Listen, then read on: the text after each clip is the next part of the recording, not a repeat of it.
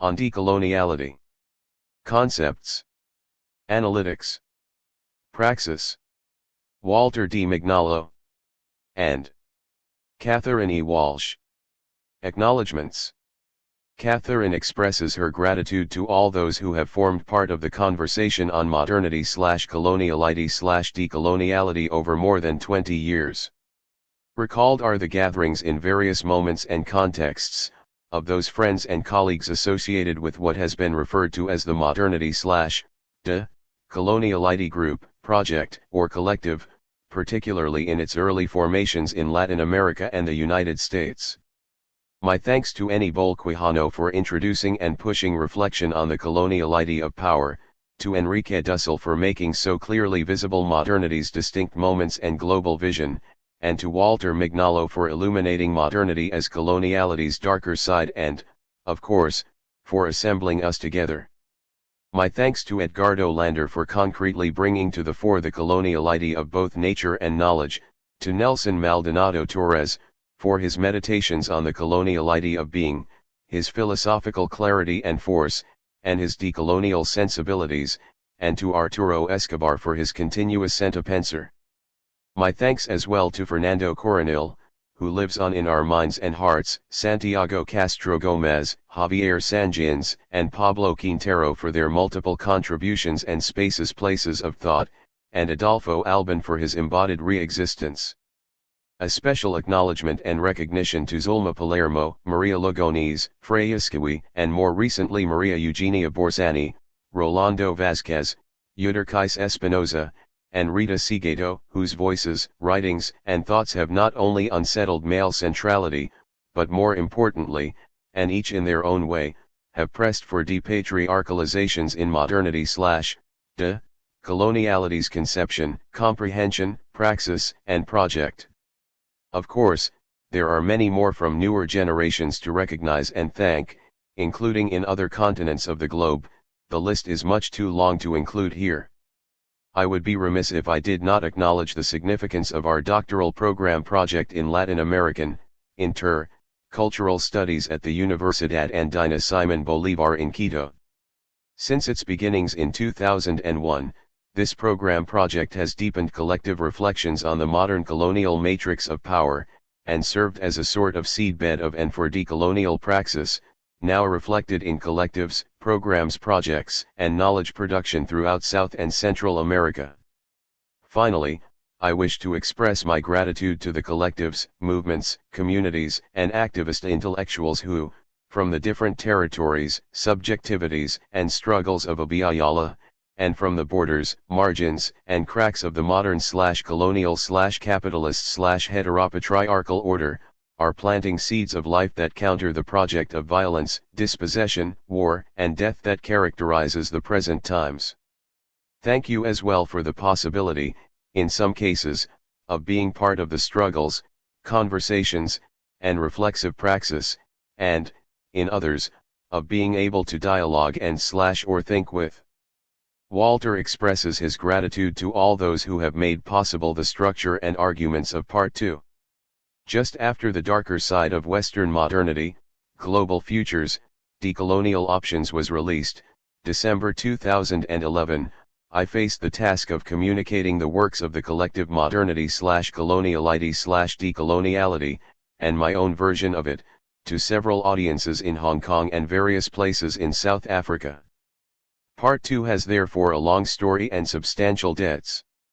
Chronologically, my first debt is to Gregory Lee, former director of the Hong Kong Advanced Institute for Cross-Disciplinary Studies, HKIX, at the City University of Hong Kong. The 4 public lectures delivered there entitled Spirit Returns to the East were a key experience in conveying the meaning of coloniality to an audience dwelling in different temporalities. My second debt is to Dilip Menon, Director of the Center for Indian Studies in South Africa, CISA, at Wits University, Johannesburg. It was a second opportunity to address, during 1 month, August 2013, and in 4 lectures titled Decolonial Thought, an audience familiar with colonialism no doubt but less familiar with the conceptual specificities of coloniality and coloniality of power unfolded after Eni Bolquijano introduced the concept in the 1990s. I owe an even larger debt to Professor H. B. Geyer, director of Stellenbosch Institute for Advanced Study, STIAS. His invitation to enjoy and take advantage of STIAS's wonderful research atmosphere, during 2 periods of 6 weeks in July, August of 2014 and 2015, allowed me to write the first and last draft of the second part as it appears here, and that were based on the previous lectures delivered at GAIX and CISA. During that period I rehearsed the main ideas of my part, presenting them to the STIAS Fellows and in a conversation with faculty and graduate studies organized by Nick Shepherd, Director of the Center for African Studies, at the University of Cape Town. Nick announced the workshop as a conversation on decoloniality. At Cape Town, I met Daniela Frankojoff, whose editorial skill and familiarity with understanding of decolonial sentiments in Southern Africa were extremely helpful in streamlining the argument. Thanks to Rolando Vasquez for his camaraderie and constant conversations to organize and run the Middelburg Decolonial Summer School since summer 2010, and to the crew of the summer school, with whom in the classroom and outside of it, conversations on modernity, coloniality, and decoloniality never stop. They are Jean Casimir, Maria Logones, Madina Tlastanova, Rosalba Icaza, Ovidio Tichindelinu, Jeanette Ellers, Patricia Kersenyout, and Fabian Barba. I did not mention Alana Lockward, who is part of the team, because my thanks to her are also, and perhaps mainly, for inviting me to be an advisor for her splendid project Black Europe Body Politics, B.Bop, running since 2012. Decolonial and African diasporic aesthetics, and coloniality in all its forms, have been, and continue to be discussed among artists, curators, activists, and journalists. While writing Part 2, I have both shared and benefited from all those encounters and activities in Europe, the Netherlands, Germany, and Denmark. Before the work that led to my part of this book began, there were 20 years of experiences with the collective modernity/coloniality/decoloniality that Catherine Walsh mentioned above and that I have already detailed in my latest books.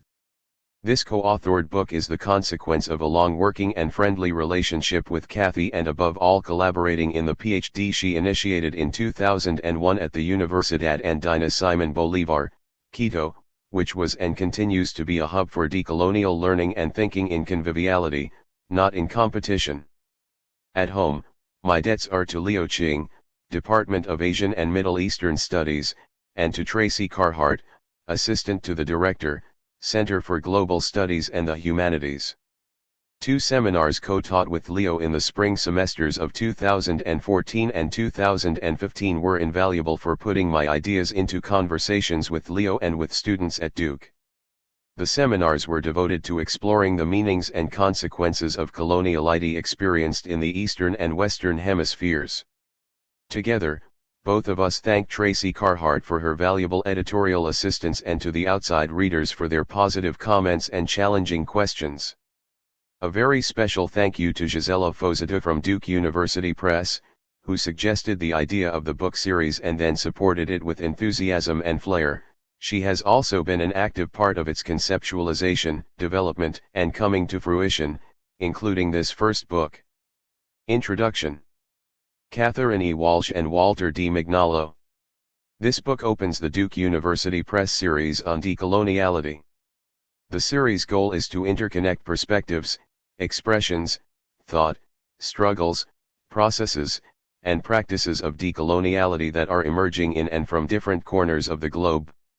Our conception and praxis of decoloniality in this book and series do not pretend to provide global answers or sketch global designs for liberation, even less to propose new abstract universals. We are interested instead in relationality.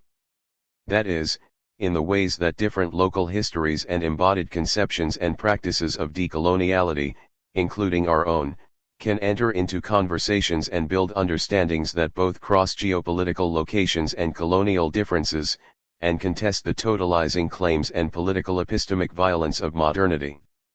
Relationality doesn't mean that there is one way to do and conceive decoloniality, and that it happens to be the way we the authors of this text do and conceive it. For us to think that we are in possession of a decolonial universal truth would not be decolonial at all but modern/colonial, and for you, the reader, to assume that this is the way we think would create misunderstandings from the very beginning. Relationality also doesn't mean simply to include other practices and concepts into our own. Its meaning references what some Andean indigenous thinkers, including Nina Pacari, Fernando Huanacuni Mamani, and Felix Patsy Paco, refer to as vincularidad. Vincularidad is the awareness of the integral relation and interdependence amongst all living organisms, in which humans are only a part, with territory or land and the cosmos. It is a relation and interdependence in search of balance and harmony of life in the planet. As such, and as we propose in this book and series, vincularidad/relationality unsettles the singular authoritativeness and universal character typically assumed and portrayed in academic thought. Relationality/vincularidad seeks connections and correlations. Point 1. Our proposal is for creating and illuminating pluriversal and interversal paths that disturb the totality from which the universal and the global are most often perceived. With this caveat in mind, we open the series with a local introduction to decoloniality's praxis, concepts, and analytics. Certainly it cannot be otherwise, since all theories and conceptual frames, including those that originate in Western Europe and the Anglo-United States, can aim at and describe the global but cannot be other than local. The proposition here and in the series is to advance the undoing of Eurocentrism's totalizing claim and frame, including the Eurocentric legacies incarnated in U.S. centrism and perpetuated in the Western geopolitics of knowledge. It is not with eliminating but reducing to size what Michel Rolf Troerlet describes as North Atlantic abstract universal fictions. Thus, while the series does not exclude the United States is not at the center of its interests, debates, and concerns. The interest more broadly is with pluriversal decoloniality and decolonial pluriversality as they are being thought and constructed outside and in the borders and fissures of the North Atlantic Western world. While the Americas of the South, Central and South America, and the Caribbean are part of our location and interests, this is not a Latin American studies book series. No one would claim that Martin Heidegger's writings were German studies. He was German, and what he thought had a lot to do with his personal history and language. But he thought what he deemed to be thought at his time and place. So it is for us. Heidegger was not a token of his culture, and neither are we. We are where we think, and our thinking is provoked by the history of the Americas, including the United States, and the Caribbean since the 16th century, when the very inception of modern/colonial patterns, i.e., coloniality, began to emerge. Yet our thinking, and the thinking of those who will follow in the series, do not end, nor are they only located here. The aim of the series is to make accessible through short, single, and/or co-authored texts, and edited collections reflections on decoloniality from different continents, territories, and geographies, from different geobody storytellings, histories, her stories, and trans stories, and from different translocal subjectivities, struggles, worldviews, and world senses, most especially of those who have lived and live the colonial difference. We hope that these books will broaden and enhance debates, and cultivate conversations among those abandoning modernity's naturalized fictions and imperatives, those in search of the relational and communal over competition, those endeavoring to move beyond the dictates and confines of government politics and uni- or mono-national state forms, and those radically opposed to the financial hunting of consumers and corporations chasing for techno-qualified workers to increase the armies of unemployed. Furthermore, the series seeks to interrupt the idea of dislocated, disembodied, and disengaged abstraction, and to disobey the universal signifier that is the rhetoric of modernity, the logic of coloniality, and the West's global model. For us, the pluriversal opens rather than closes the geographies and spheres of decolonial thinking and doing. It opens up coexisting temporalities kept hostage by the Western idea of time and the belief that there is one single temporality, Western imagined fictional temporality. Moreover, it connects and brings together in relation as both pluri and interversals local histories, subjectivities, knowledges, narratives, and struggles against the modern/colonial order and for an otherwise. This is the understanding and project of pluriversal and interversal decoloniality that orients the series and this introductory book. Such perspective does not mean a rejection or negation of Western thought. In fact, Western thought is part of the pluriversal. Western thought and Western civilization are in most/all of us, but this does not mean a blind acceptance, nor does it mean a surrendering to North Atlantic fictions. Within Western thought itself, there have always been internal critiques, Eurocentric critiques of Eurocentrism, so to speak. Bartolomé de las Casas in the 16th century and Karl Marx in the 19th century are clear examples. But these are not the critiques that we follow here. Our thinking instead is with the decolonial critiques of Eurocentrism that have been present in different moments in time, with the non-acceptances of the West and North Atlantic fictions as the only way. While not accepting could be termed resistance, our interest and proposition here, in this book and series, are, more crucially, with re-existence, understood as the redefining and resignifying of life in conditions of dignity. It is the resurgence and insurgence of re-existence today that open and engage venues and paths of decolonial conviviality, venues and paths that take us beyond, while at the same time undoing the singularity and linearity of the West. This first book introduces the perspective, concept, analytic, practice, and praxis of decoloniality that find their base and ground in the compound concept modernity/coloniality. Modernity, of course, is not a decolonial concept, but coloniality is. Coloniality is constitutive, not derivative, of modernity. That is to say, there is no modernity without coloniality, thus the compound expression, modernity/coloniality. Our intent is to help the reader understand how the colonial matrix of power, CMP, of which modernity/coloniality is a shorter expression, was constituted, managed, and transformed from its historical foundation in the 16th century to the present. But the intention is also, and more crucially, to push considerations of how decoloniality undoes, disobeys, and delinks from this matrix, constructing paths and praxis toward an otherwise of thinking, sensing, believing, doing, and living. For us, decoloniality and decolonial thought materialized at the very moment in which the CMP was being put in place, from the 16th to the 18th centuries. Decolonially speaking, modernity/coloniality are intimately, intricately, explicitly, and complicitly entwined. The end of modernity would imply the end of coloniality, and, therefore, decoloniality would no longer be an issue. This is the ultimate decolonial horizon.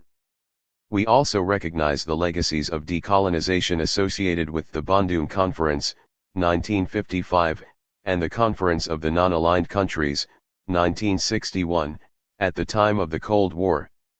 However, these legacies are not the central foundation of our project. For us, the horizon is not the political independence of nation-states, as it was for decolonization, nor is it only or primarily the confrontation with capitalism and the West, though both are central components of the modern/colonial matrix of power. Our interest and concern, reflected in this book but also in the conversations sustained since the late 1990s within what has been referred to as the modernity/coloniality shared project, are with the habits that modernity/coloniality implanted in all of us, with how modernity/coloniality has worked and continues to work to negate, disavow, distort, and deny knowledges, subjectivities, world senses, and life visions. Here we give attention to the what, why, with whom, and how of decoloniality, to the ways its concept, analytic, and praxis unravel modernity/coloniality's hold, engender liberations with respect to thinking, being, knowing, understanding, and living, encourage venues of re-existence, and build connections among regions, territories, struggles, and peoples. As mentioned above, Decoloniality as we understand it was born in responses to the promises of modernity and the realities of coloniality, in the sense that any Bolquijano introduced it. The conceptualizations and actionings of decoloniality are therefore multiple, contextual, and relational. They are not only the purview of peoples who have lived the colonial difference but, more broadly, of all of us who struggle from and within modernity/coloniality's borders and cracks, to build a radically distinct world. Decoloniality, as we argue in this book, is not a new paradigm or mode of critical thought. It is a way, option, standpoint, analytic, project, practice, and praxis. The underpinning of this text and of us, as its authors, is deep-rooted in our sensing of both Americas during the Cold War, one of the Americas, the United States, in the first, and the others, Central/South America and the Caribbean, in the Third World. When your life experience is touched and formed in and by the Third World, geopolitics matter, or when you realize that as a citizen of the First World you belong to a history that has engendered coloniality and disguised it by the promises and premises of modernity, you encounter coloniality from the two ends of the spectrum. Global politics, of course, is much more complex today than in the Cold War period, or in the 16th century when the CMP began to emerge. The election of Donald Trump, and his first 100 days as we write this introduction, and the announced shift from neoliberal globalism to national Americanism, along with the reinstallation of the extreme right in Argentina and Brazil, the escalating war in Syria, the prominence of North Korea in U.S. foreign policy, and the massive mobilizations in South Africa, among many other emerging geopolitical contexts and events, including the election of neoliberal globalist Emmanuel Macron to the French presidency, further complicate the present-day local global arena. Today the CMP is not simply controlled and managed by the West, the United States and the EU, as has been the case for more than 500 years. The turmoil is now at once domestic, transnational, interstate, and global. A return of right-wing nationalisms in the West, i.e., in the European Union plus Britain and the United States, is not worse, from a decolonial perspective, than the continuation of neoliberal globalism. However, the new world ordering of global coloniality, including the decline of the United States as worldwide leader, forces us to ask, what do decoloniality and decolonization mean in this junction? The reasons should be obvious. Decolonization during the Cold War meant the struggle for liberations of the Third World and, when successful, the formation of nation-states claiming sovereignty. By the 1990s, decolonization's failure in most nations had become clear. With state in the hands of minority elites, the patterns of colonial power continued both internally, i.e., internal colonialism, and with relation to global structures. At that moment coloniality was unveiled. Decoloniality was born in the unveiling of coloniality.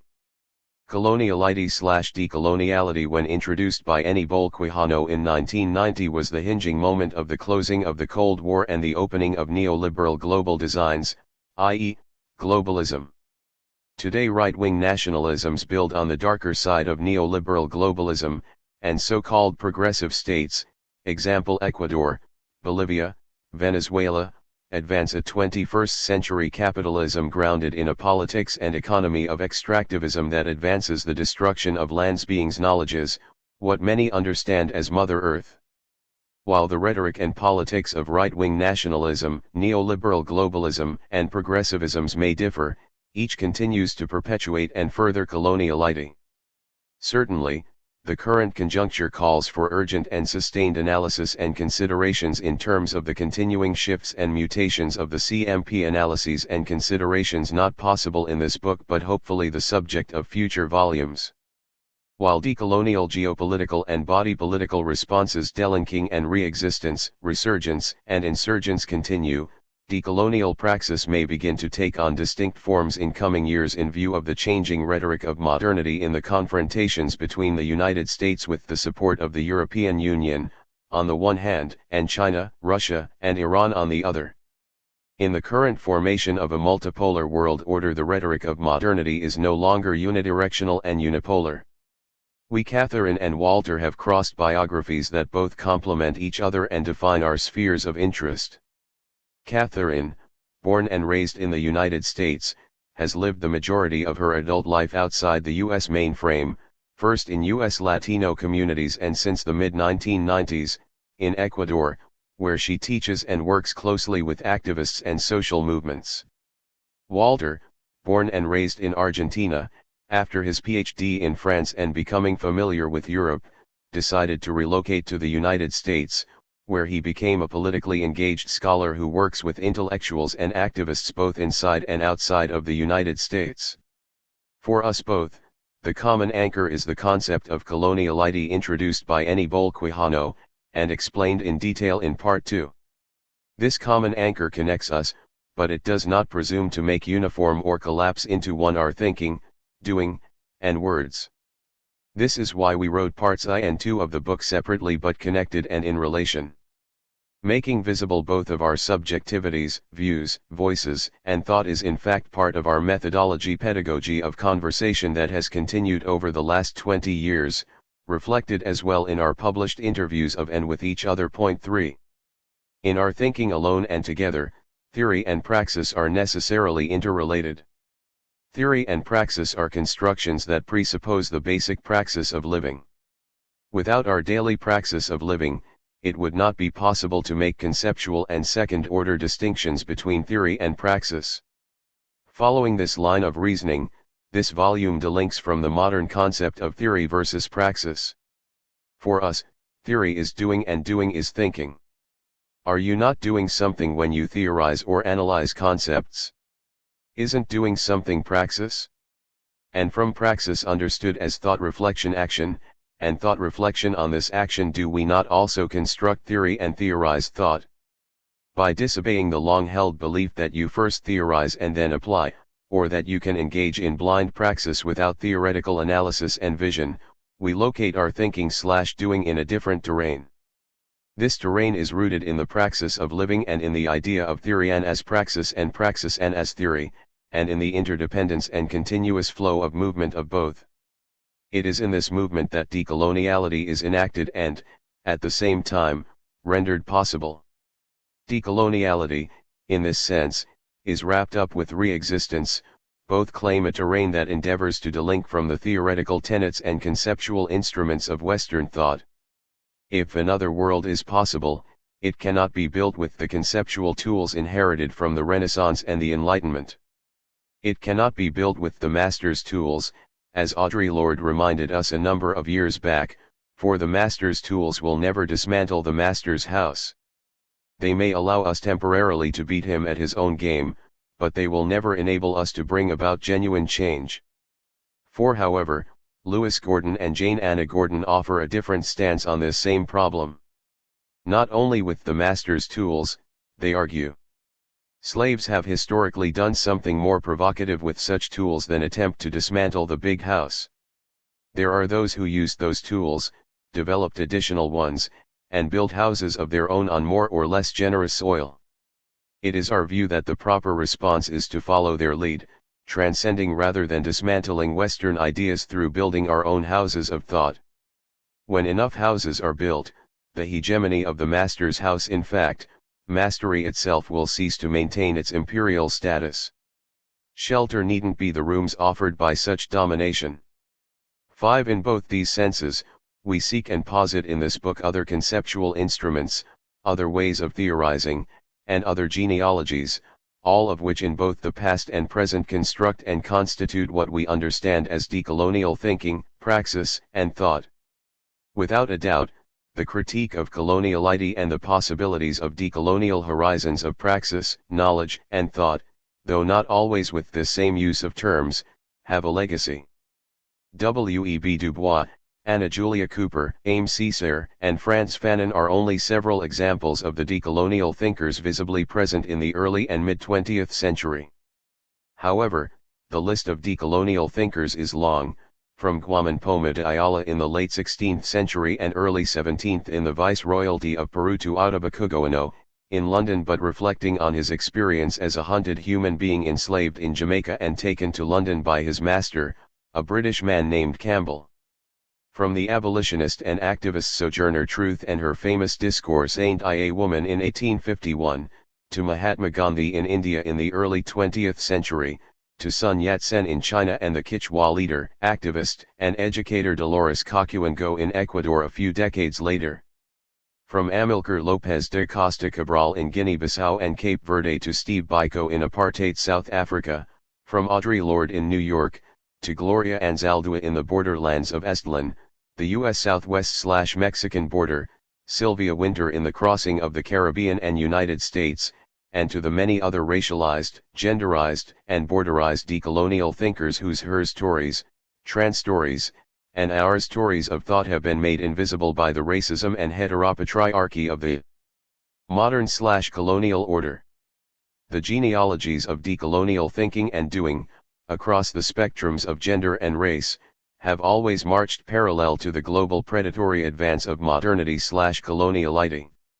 Yet it has been the work of what is known today as the modernity/coloniality/decoloniality group or project that has, since the decade of the 1990s and following Aníbal Quijano's introduction of the coloniality of power, more deeply explored the analytic dimensions of coloniality and decolonial thought. This communal project in its initial composition was primarily based in South America and the United States and included Edgardo Lander, Venezuela, Fernando Coronel, Venezuela, United States, Santiago Castro Gomez and Oscar Guardiola Rivera, Colombia, Arturo Escobar, Colombia, United States, Javier Sanjins, Bolivia, United States, Zulma Palermo, Argentina, Maria Lugones, Argentina, United States, Freya Skiwi, Germany, United States, Enrique Dussel, Argentina Mexico, Nelson Maldonado Torres, Ramon Grisfogel and Agustin Laumontes, Puerto Rico, United States, in addition to Quijano and ourselves. Much of its writing was in Spanish.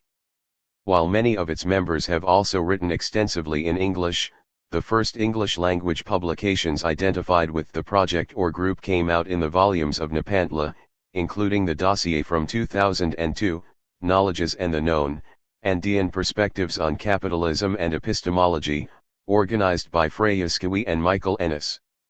Another dossier came out in Cultural Studies in 2007, and later in a book edited by Walter Mignolo and Arturo Escobar and published by Routledge. 6 Today this decolonial communal project functions as a loosely knit assemblage of socially and politically committed intellectuals with affinities that shift and move, with localizations in most, if not all, of the continents of the world, and with pluriversal perspectives and standpoints on the modern/colonial matrix of power. Engaging decoloniality as we conceive and enact it in this book, providing a frame for the book series, means to engage in two types of activities at once, the thinking-doing, and doing-thinking of decoloniality. In an earlier draft of this book, we opted to begin with the first, with the analytic of coloniality of power through conceptual elucidation, a familiar task in philosophy. The idea was to establish a conceptual foundation upon which the second activity emerges and is grounded, that is, the processes, practices, and praxis of decoloniality.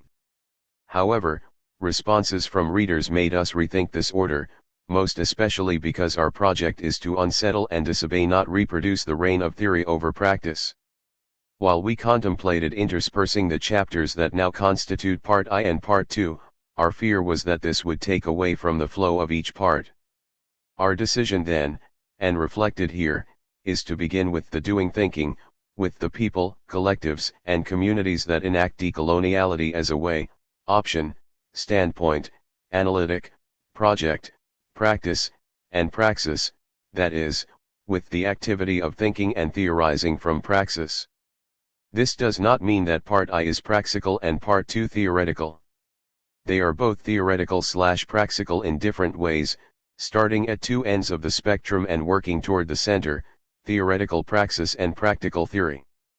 Part I, entitled Decoloniality in/as Praxis, written by Catherine, is organized around the central questions of the decolonial how and the decolonial for, that is, on the one hand, the question of how decoloniality is signified and constructed in and through praxis. Of interest here is how those who live the colonial difference think theory, theorize practice, and build, create, and enact concrete processes, struggles, and practices of resurgent and insurgent action and thought, including in the spheres of knowledge, territory, land, state, re-existences, and life itself. And, on the other hand, the question is how this praxis interrupts and cracks the modern/colonial/capitalist/heteropatriarchal matrices of power, and advances other ways of being, thinking, knowing, theorizing, analyzing, feeling, acting, and living for us all, the otherwise that is the decolonial for. The geopolitical and body political context here is a biayala, broadly understood as the Americas, and most especially as the Americas of the South, Central and South America, in relation with the Caribbean. Nevertheless, we believe that readers will find interrelation with other regions of the globe. In this first part of the book, the analytic of the coloniality of power moves in a kind of serpentine fashion, in and out of decoloniality's processes, practice, and praxis, building the connection, conversation, and relation with Part 2. In Part 2, the decolonial option, written by Walter, the order of the above-mentioned activities reverts to thinking/doing. This part is a meditation on coloniality, shorthand for coloniality of power, a concept as important as those of unconscious in Sigmund Freud and of surplus value in Karl Marx. Unconscious and surplus value were introduced to deal with and confront issues and problems affecting and afflicting Western European society. Coloniality here deals with and confronts issues and problems common to all former colonies of Western Europe in the Third World.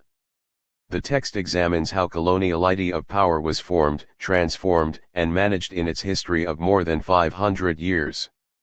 Furthermore, it explores how the coloniality of power operates today on a global scale when North Atlantic imperial states can no longer control and manage the monster, CMP, they created, being disputed by returning civilizations, commonly referred to as emerging economies. Once the colonial matrix of power is no longer managed and controlled by the so-called West, it impinges on and transforms all aspects of life, particularly with regard to two interrelated spheres, a. the coloniality of political, economic, and military power, interstate relations, and b. the coloniality of the three pillars of being in the world, racism, sexism, and the naturalization of life and the permanent regeneration of the living, example the invention of the concept of nature. Part 2 moves, then, in a kind of spiral, nonlinear, way from the analytic of the coloniality of power to the second, more forward-looking activity. Here the interest is with the variegated processes of delinking from the promises made in the name of modernity, development and growth and the prison houses of coloniality. Part 2 closes by highlighting decoloniality as interrelated processes of healing colonial wounds that originate in each of us. Each of us, endorsing and embracing decoloniality, is responsible for our own decolonial liberation. The task is not individual but communal. It means that no one should expect that someone else will decolonize him or her or decolonize X or Z, and it means that none of us, living, thinking, being, doing decolonially should expect to decolonize someone else. As such, Part 2 complements Part I and vice versa. Moreover, each part alone and both parts together evince the interweaving of concepts, analytics, and praxis.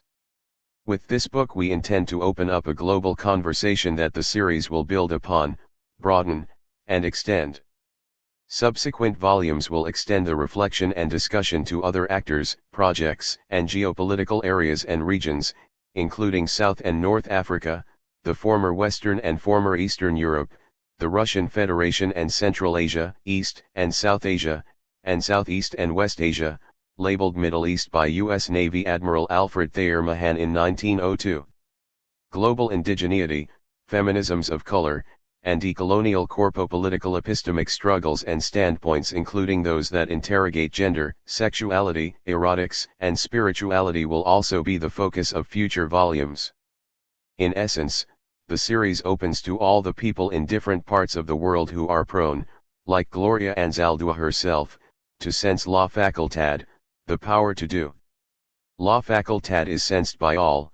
Those who are pushed out of the tribe for being different are likely to become more sensitized, when not brutalized into insensitivity. Those who do not feel psychologically or physically safe in the world are more apt to develop this sense. Those who are pounced on the most have it the strongest: the females, the homosexuals of all races, the dark-skinned, the outcast, the persecuted, the marginalized, the foreign. 7.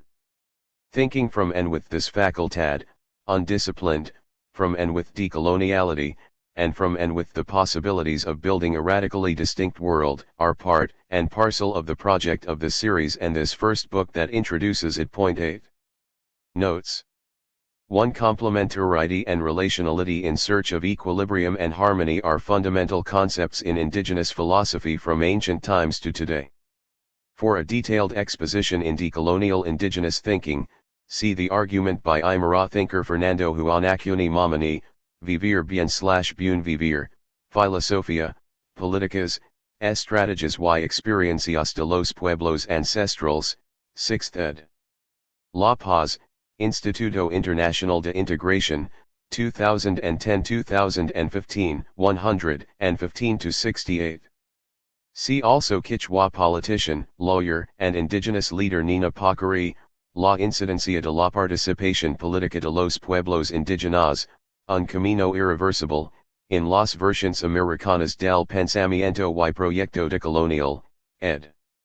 Heriberto Cairo and Walter Mignolo, Madrid, Trama Editorial, 2008, 45-58, and Aymara scholar and intellectual Felix Patsy Paco, Sistema Comunal, una propuesta alternativa al sistema liberal, in las versiones americanas, 61-84. A similar philosophy and pedagogy through the land has been powerfully articulated by the Nishnabeg scholar, activist, and artist Leanne Simpson. Land as Pedagogy, Nishnabeg Intelligence and Rebellious Transformation, in Decolonization, Indigeneity, Education, and Society 3, No. 3, 2014 1-25. For a detailed discussion of relationality from a non-indigenous decolonial perspective, see Rolando Vázquez, Towards a Decolonial Critique of Modernity, Buen Vivir, Relationality and the Task of Listening, in Capital, Poverty, Development, Denktraditionen im Dialogue, Study and zur Befreiung und die Interkulturalität 33, ed. Raoul Fornet Betancourt, 241-52, Wissenschaftsverlag Mainz, Germany, Aachen, 2012. 2. Adelo Alban Akint, Interculturalidad sin Decolonialidad. Colonialidades circulantes y prácticas de reexistencia, in diversidad, interculturalidad y construcción de ciudad, ed. Wilmer Villa and Arturo Grusso, Bogotá, Universidad Pedagógica Nacional/Alcaldía Mayor, 2008, 85-86. 3. C. Walter Mignolo, Decolonial Thinking and Doing in the Andes, an interview with Catherine Walsh, apropos of interculturalidad, Estado, Sociedad, Luchas, de, Coloniales de Nuestra Época, Rearticulacija, Slovenia, January 2011, and Catherine Walsh, Las Geopolíticas del Conocimiento y Colonialidad del Poder, entrevista a Walter Mignolo, in Indisciplinar las Ciencias Sociales, Geopolíticas del Conocimiento y Colonialidad del Poder, Perspectivas desde lo andino, ed. Catherine Walsh, Freyascawi, Santiago Castro Gomez, 17-44, Quito, UASB/Abiyala, 2002. 4. Audre Lorde, Sister Outsider, Berkeley, Crossing Press, 1984-2007, 112. 5. Lewis Gordon and Jane Anna Gordon, Introduction, Not Only the Master's Tools, African American Studies in Theory and Practice, ed. Lewis Gordon and Jane Anna Gordon, Boulder Co., Paradigm, 2006, 9. 6. Walter Mignolo and Arturo Escobar, eds, Globalization and the Decolonial Option, London, Routledge, 2010. 7. Gloria Anzaldúa, Borderlands/La Frontera, The New Mestiza, San Francisco, Antlude, 1987, 63-64.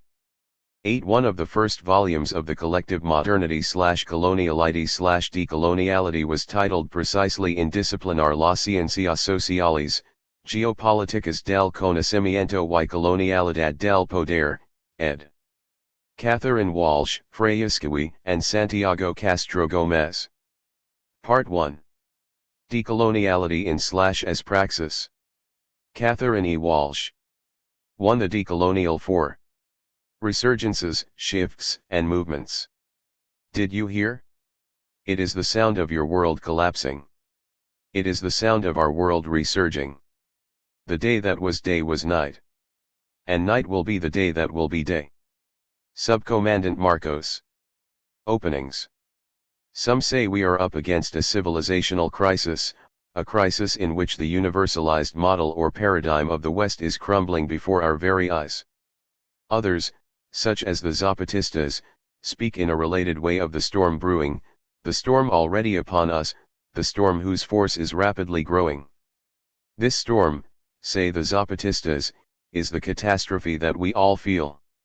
It is the war against life in all of its practices, forms, and manifestations. Point 1. Many in the Souths of the world, including the Souths in the North, know it well.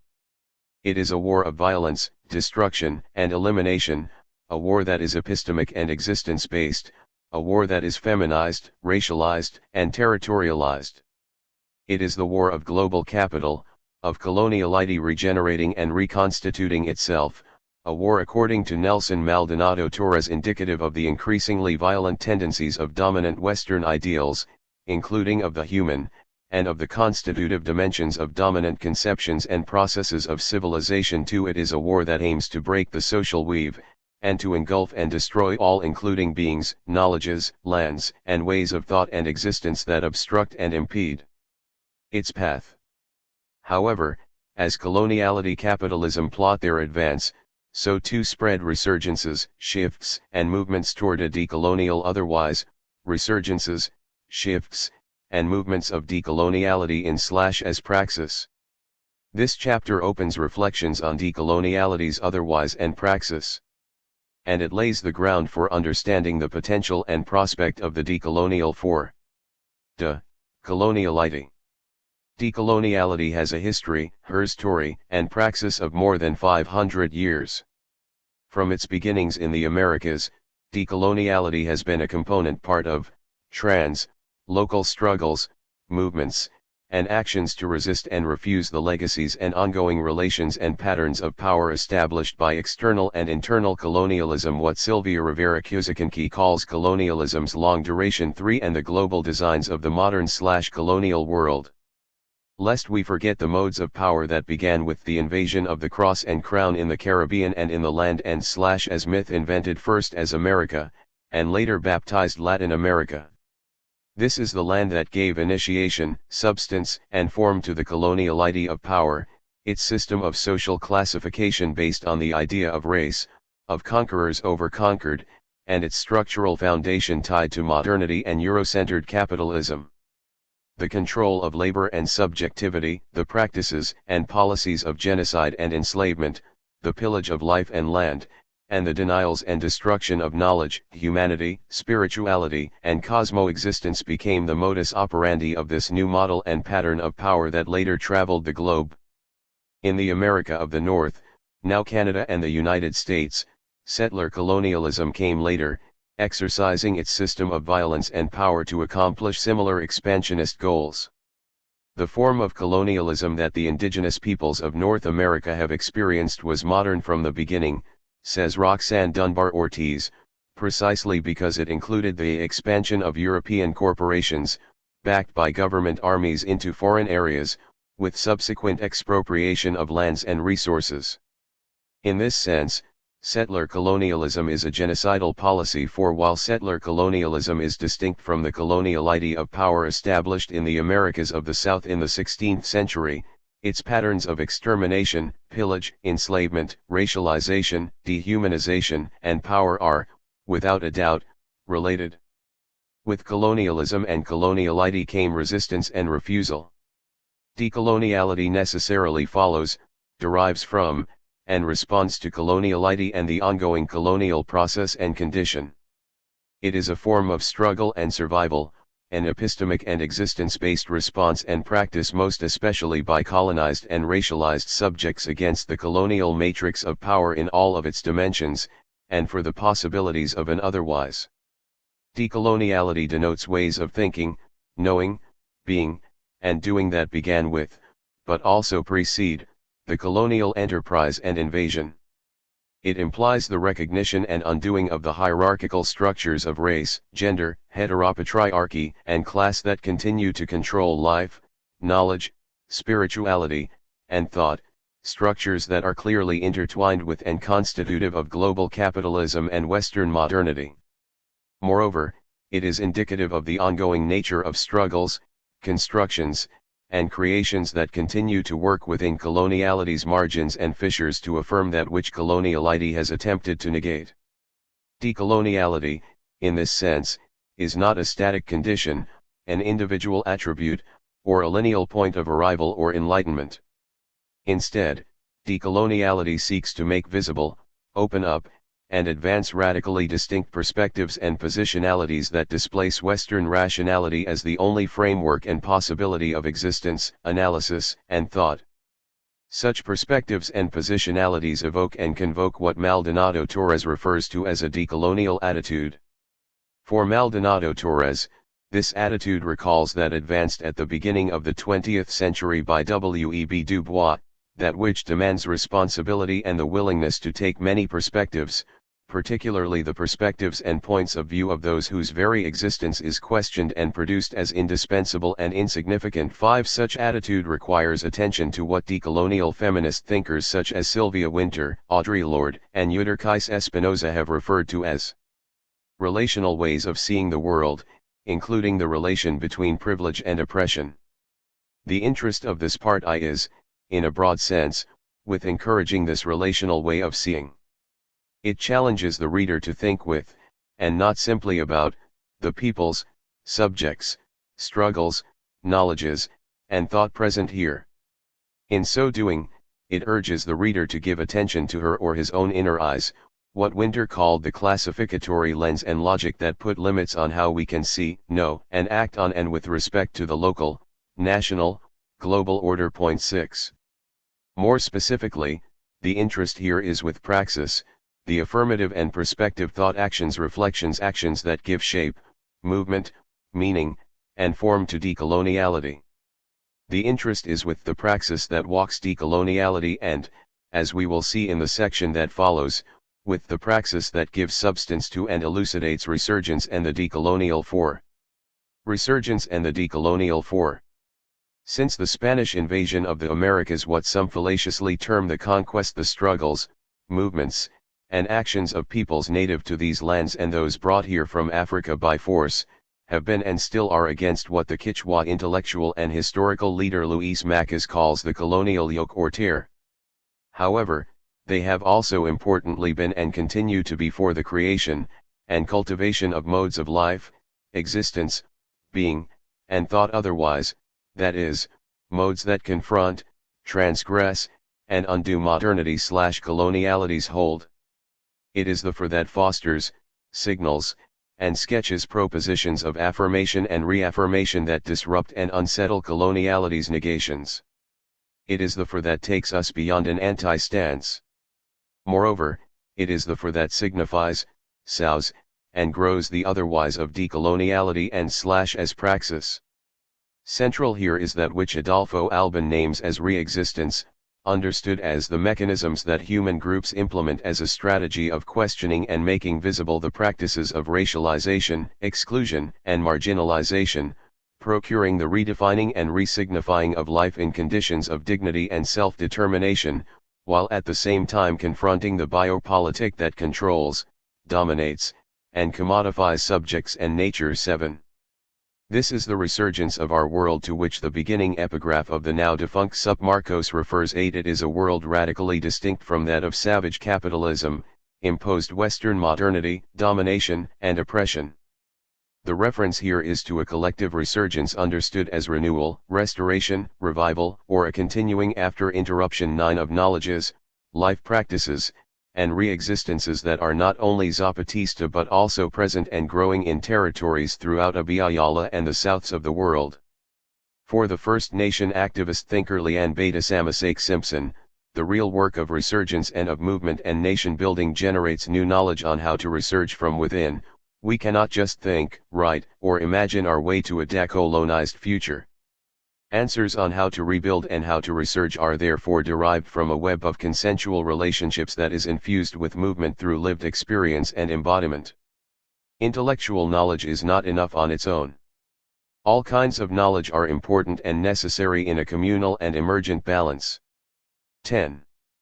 My interest in this first part of the book is with the knowledges resurging and insurging from below, that is, from the ground up, within and through embodied struggle and practice, struggles and practices that, in turn, continually generate and regenerate knowledge and theory. I find accordance here with Simpson's contention that theory is not just an intellectual pursuit, it is woven within kinetics, spiritual presence, and emotion. It is contextual and relational. 11. I also agree with Sylvia Marcos that to theorize is to live, that is, and following the words of the defunct Sup Marcos, a theory so other that it is practice. 12. Decoloniality, without a doubt, is also contextual, relational, practice-based, and lived. In addition, it is intellectually, spiritually, emotionally, and existentially entangled and interwoven.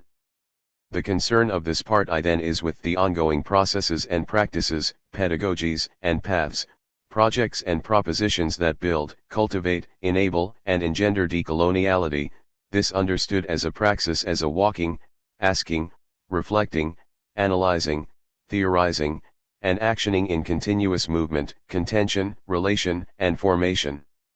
Without praxis, Enrique Dussel says, no pathway is made. It is praxis that makes the path.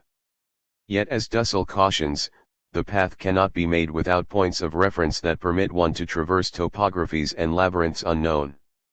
One needs a compass and to know in which direction to walk, he says. The compass gives general orientation. However, the direction is discovered only in concrete application, with the material of day-to-day, militant, and solidarity-based praxis. 13. It is this praxis, the making of decolonial paths, that is of interest here. While Part 2 will focus on the conceptual frameworks, reflections, and discussions of coloniality's what and why, the focus in this first part is on praxistical questions of the for, the how, and the with whom, and what for. With this beginning, I intend to disturb the notion that theoretical and conceptual frameworks must necessarily precede praxis, as well as the idea that meaning is only conceptually derived. To begin with praxis and the praxistical activity of thinking-doing, is to turn academia and Western modern thought upside down. Here I ask, how is decoloniality signified and constructed in and through praxis? How through what actions, processes, practice-based struggles, theory, theorizing, and thought is praxis enacted, engaged, created, and defined? How, and in what ways, do these actions, processes, practice-based struggles, and thought point to and work toward projects of social, political, epistemic, and existence-based transformation? And, how do they push, provoke, and advance other ways of being, thinking, knowing, feeling, and living? That is, other ways that interrupt, transgress, and fissure or crack modernity/coloniality's matrices of power, and make evident concrete instances and possibilities of the otherwise. Who are the individual and collective subjects involved? With whom and for what are their propositions, processes, practices, struggles, and projects? What are the aims, intentions, hopes, visions, and horizons. Moreover, how together do the peoples, struggles, propositions, processes, practices, and actions give decoloniality a lived significance and make decoloniality a lived project of / in praxis. Such questions necessarily make present and bring to the fore voices, bodies, minds, spirits, and thought other than just my own. Here the reader will encounter voices, bodies, minds, spirits, and thought that speak from and to individual and collective standpoints, struggles, projects, propositions, and practices. Voices, bodies, minds, spirits, and thought that work to loosen and undo modernity / coloniality's hold, transverse time, place, and space, and put forward an otherwise of being, feeling, thinking, knowing, doing, and living that craft hope and possibility in these increasingly desperate and violent times of global coloniality / global capitalism taken to the extreme. The intention here, and to paraphrase Gloria Anzaldúa, is to not just tell but also show how decoloniality happens. Point 14. The intention is not to write about, nor is it to develop a narrative by simply citing a plethora of authors, contexts, and texts. Rather, it is to think from and with standpoints, struggles, and practices, from and with praxical theorizings, conceptual theorizings, theoretical conceptualizings, and theory-building actionings. It is to think from and with struggles that think and thought that struggles. Thought that does not struggle is nothing more than noise, and struggles that do not think, repeat the same errors and do not get up after falling, say the Zapatistas. Point 15. Moreover, it is to think from and with subjects, actors, thinkers, collectives, and movements that are signifying, sowing, and growing decoloniality in / as praxis. This thinking from and with, and especially from and with modernity / coloniality's underside, margins, and cracks, constructs, shapes, and fashions what I understand as, and what I endeavor to assume in my own practice, as a decolonial and decolonizing methodological pedagogical praxistical stance. Such a stance, of course, maintains as constant the dilemma that Anzaldúa so poignantly described: how to write, produce, without being inscribed, reproduced, in the dominant white structure, and how to write without reinscribing and reproducing what we rebel against. 16. Recognizing this dilemma and continually struggling with it, not expecting that I will ever be able to totally surmount it, are central not only to my pedagogy method, but also to the ways I conceive, consciously address, and give praxis to my locus or place of enunciation. As a woman perceived as white, an immigrant, from the America of the North to the America of the South, that is, from the so-called First to the so-called Third World, and an intellectual associated with the university, although my militancy and engagement are most often against the institution, in its margins, borders, and cracks, I carry a privilege that I cannot negate. How to write, think, and act in ways that work to dismantle the structures of privilege and the modern / colonial matrices of power, of which privilege is part, how to assume decolonial praxis, including decolonial feminism, in practice, and how to help walk a decolonial for, i.e., a decolonial otherwise, are questions that underscore my decolonial and decolonizing intention and methodological pedagogical praxistical stance, not only here but in all aspects of my relational being becoming. By mentioning this intention and stance, I hope to challenge the reader to shift her or his posture and gaze. The challenge is to not look for theory first. It is also to move beyond a simple reading of and about, toward a thinking from and with, a thinking doing that requires contemplation of one's own place of enunciation and relation, or not, with the so-called universality of Western thought. I am referring to a thinking doing that delinks, that undoes the unified and universalizing centrality of the West as the world, and that begins to push other questions, other reflections, other considerations, and other understandings. The context that orients and grounds this part is Abiyala. Abiyala is the name that the Cunituli people, of the lands now known as Panama and Colombia, gave to the Americas before the colonial invasion. It signifies land in full maturity or land of vital blood. Its present-day use began to take form in 1992 when indigenous peoples from throughout the continent came together to counter the discovery celebrations, to reflect upon 500 years of the European invasion and to formulate alternatives for a better life, in harmony with nature and human dignity. As the then joint statement of the Confederation of Indigenous Nationalities of Ecuador, CONA, the National Indigenous Organization of Colombia, ONIC, and the California-based South and Mesoamerican Indian Information Center, SIC, went on to argue, with the European invasion and subsequent process of colonization, our peoples became isolated and cut off from each other, breaking a level of development we had attained. Today, our peoples are developing forms of political, religious, cultural, and economic interchange and interrelationships, a continental cultural identity, a civilization. 17. It was in this frame of re-establishing a continental identity, relation, and civilization, that Abiyala became a way to rename, disrupt, and counter America, a name idea imposed in, by, and through conquest. As such, it was a decolonial proposition not only for indigenous peoples, but more broadly for the continent and for the world. Brought to the fore here are the politics of naming. To name is to struggle, argues the Kichwa intellectual Armando Muyalama.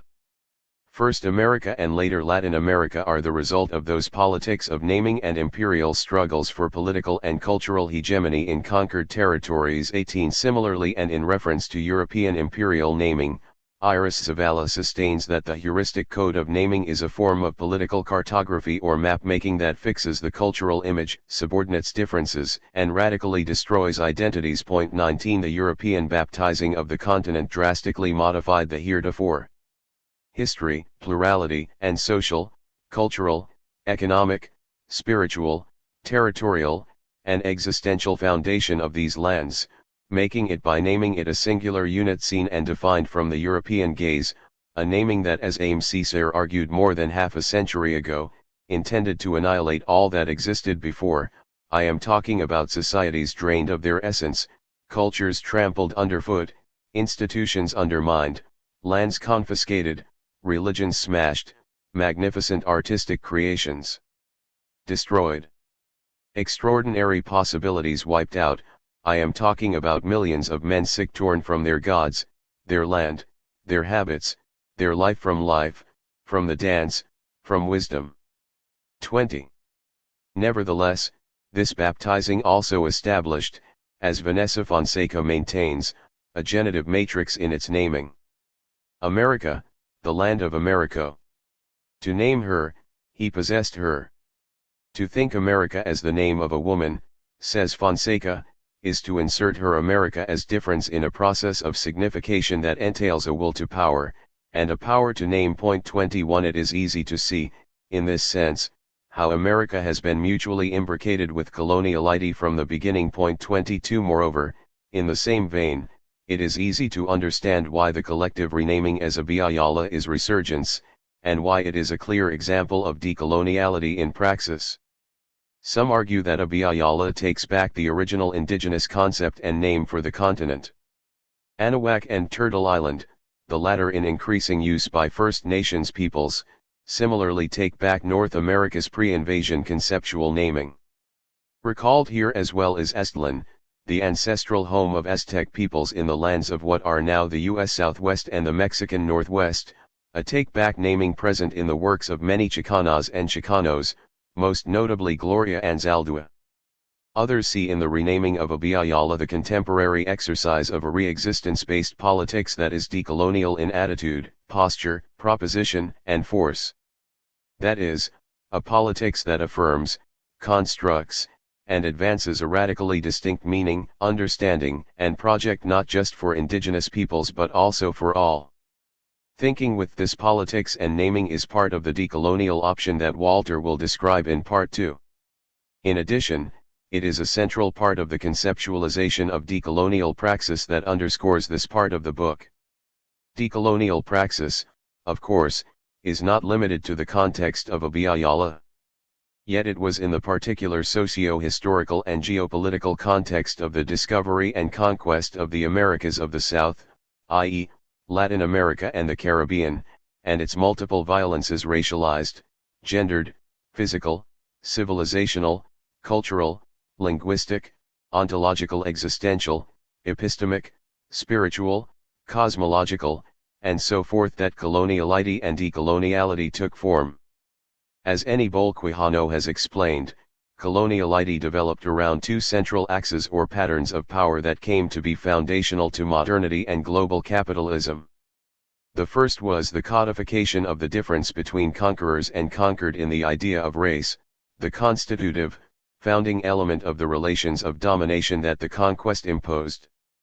The second was the constitution of a new structure of control of labor and its resources and products that articulated slavery, serfdom, small independent commodity production and reciprocity, together around and upon the basis of capital and the world market. 23 As a matrix of power, coloniality came to operate in Abiyala, and subsequently elsewhere, in multiple spheres, exercising control over humanity, subjectivity and being, gender and sexuality, spirituality, knowledge production, economy, nature, existence, and life itself.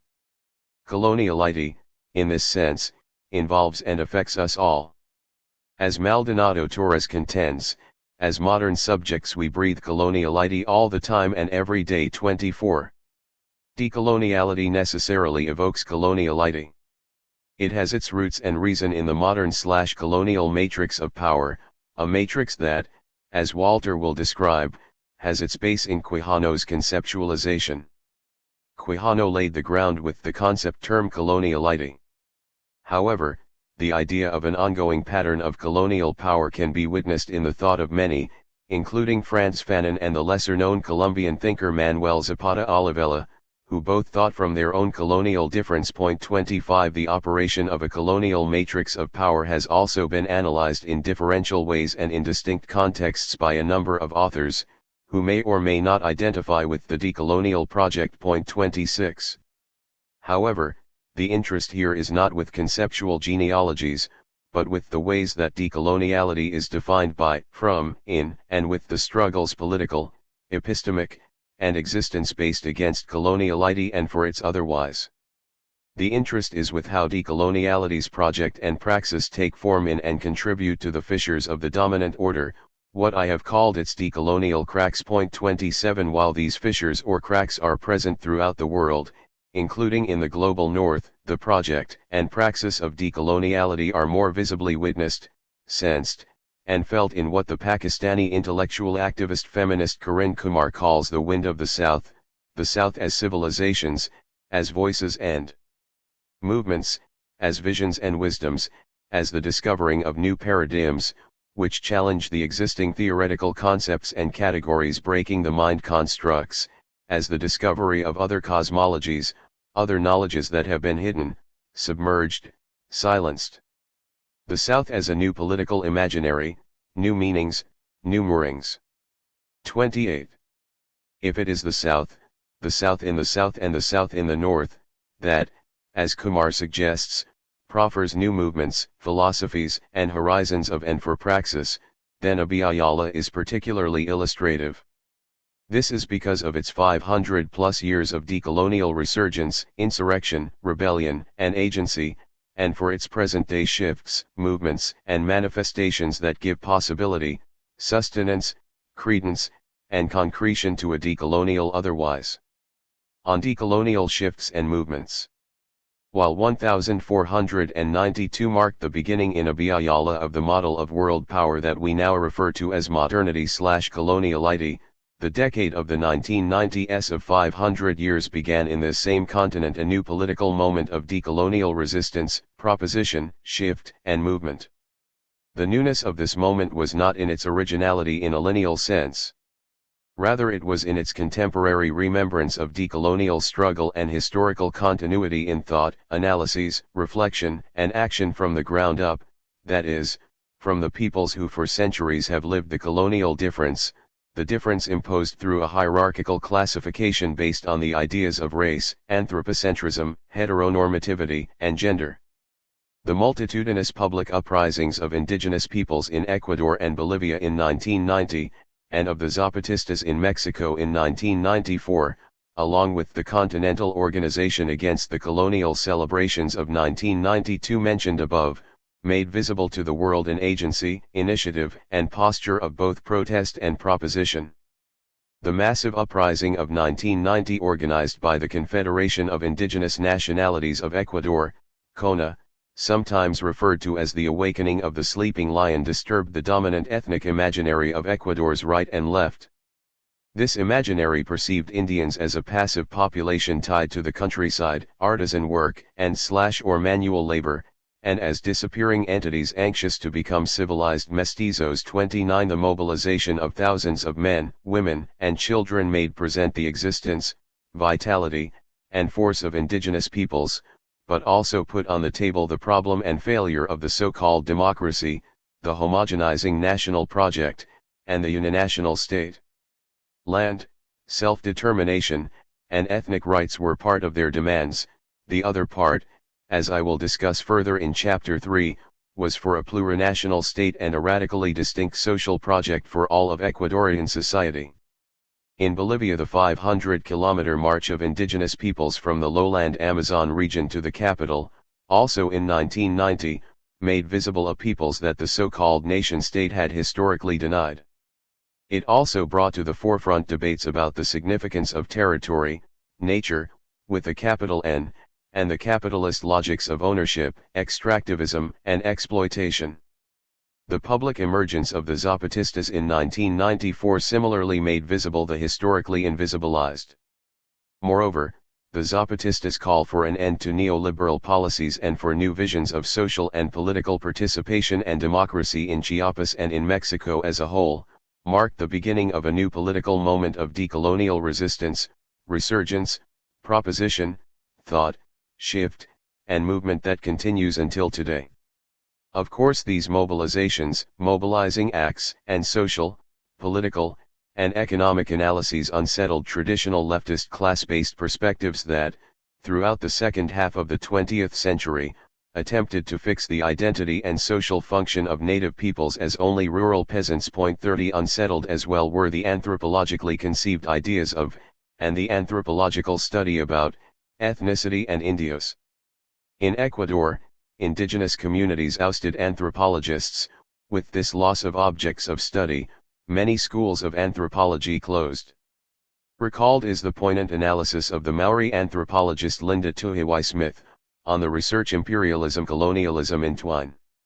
The term research is inextricably linked to European imperialism and colonialism, Smith contends. This collective memory of imperialism has been perpetuated through the ways in which knowledge about indigenous peoples was collected, classified, and then represented in various ways back to the West, and then, through the eyes of the West, back to those who have been colonized. 31. Throughout the decade of the 1990s, indigenous peoples began to ascertain their own forms of identification and self-representation.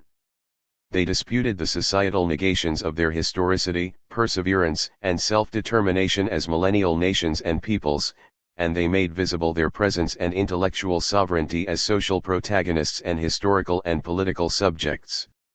In so doing, they challenged the dominant models of society, economy, governance, nation, and state and, in a related sense, their own heretofore anonymity and invisibility in the public sphere.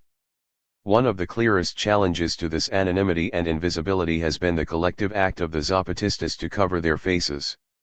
So that they could see us, we covered our faces; so that they could name us, we negated our names, reaffirming a collective identity, a movement that is Zapatista. 32. The decade of the 1990s stands out, not because indigenous resistance did not exist before, but because of the character and nature of this period of indigenous-led resurgence and struggle.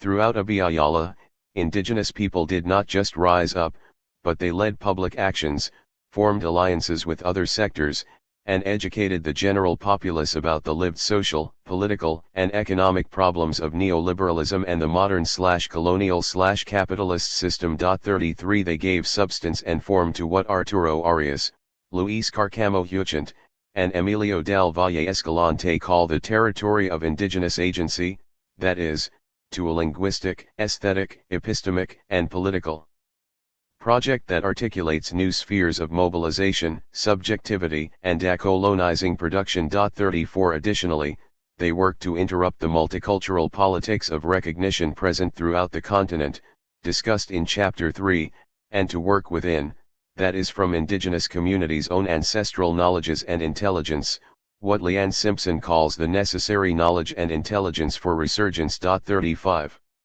For the Kichwa intellectual and lawyer Nina Pakari, it was in the decade of the 1990s that protest and prospect, theory and practice, and the struggles of land, culture, ideology, and liberation all coalesced in the Ecuadorian indigenous movement's demands, proposals, and projects for structural transformation and the building of a radically different social order. 36 Yet this is not to suggest that the challenges to coloniality and the propositions of decolonial possibility in Abiyala have come only from indigenous movements. Nor is it to simplify or idealize these movements, their propositions, worldviews, and practice, or to intimate that indigeneity necessarily implies decoloniality, something I will take up in Chapter 4. Rather, and on the one hand, it is to recognize that in Abiyala, it has been the social movements of historically excluded, subalternized, and racialized peoples that in the last decades have led and given substance and possibility to what Fernando Coronil referred to as the innovations and ruptures of El Devenir Histórico, the historical becoming. 37 The reference here is to the innovations and ruptures that signal political formations, positions, and practices that extend beyond the concerns of the traditional left.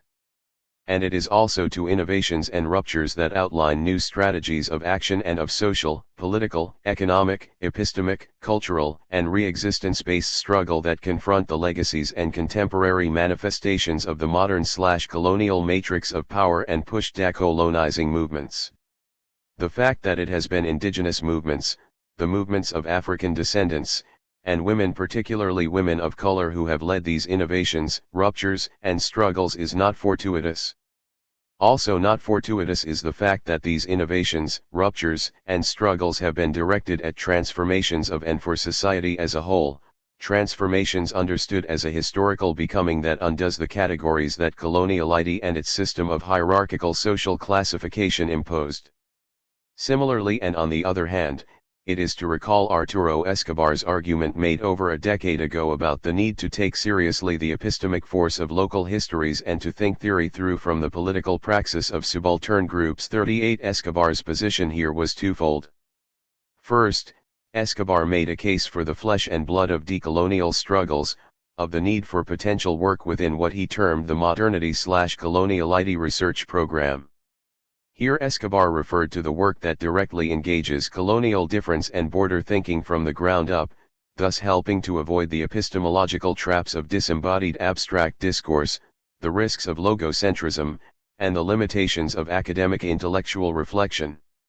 Second, Escobar argued for a decolonial shift of sorts concerning how we understand theory. Such a shift entails a rethinking of how and with whom we think, and understand, theory, and a recognition of the intertwines of local histories, knowledges, political praxis, and place. As I have argued, it also entails moving from a posture of studying about to thinking with. 39 This latter move necessarily demands the enunciation of the researcher herself or himself, and the making visible of his or her presence in this thinking. Challenged here are not only the scientific precepts of distance, neutrality, and objectivity, but also importantly the Western modern/colonial frames of theory, knowledge, research, and academic thought. As I will argue in later chapters, such shifts are important steps in individual and group work toward a decolonial perspective, but also, and more broadly, in terms of praxis itself, including in opening decolonial cracks and fracturing and fissuring modernity/coloniality's hold on knowledge, thinking, and learning within the university. The problem, however, is when theory, theorizing, knowledge, and thought are considered as only or predominantly the purview of academics and the academy. This is not to slight the worth of decolonial praxis and movement within academia, see chapters 3 and 4.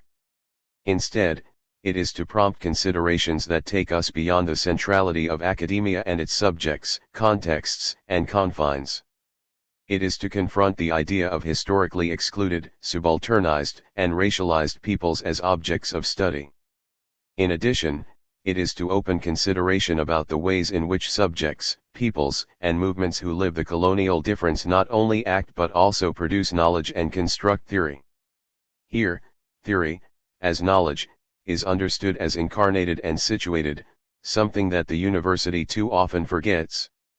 Theory as knowledge derives from and is formed, molded, and shaped in and by actors, histories, territories, and place that, whether recognized or not, are marked by the colonial horizon of modernity, and by the racialized, classed, gendered, heteronormativized, and Western Euro-U.S-centric systems of power, knowledge, being, civilization, and life that such horizon has constructed and perpetuated.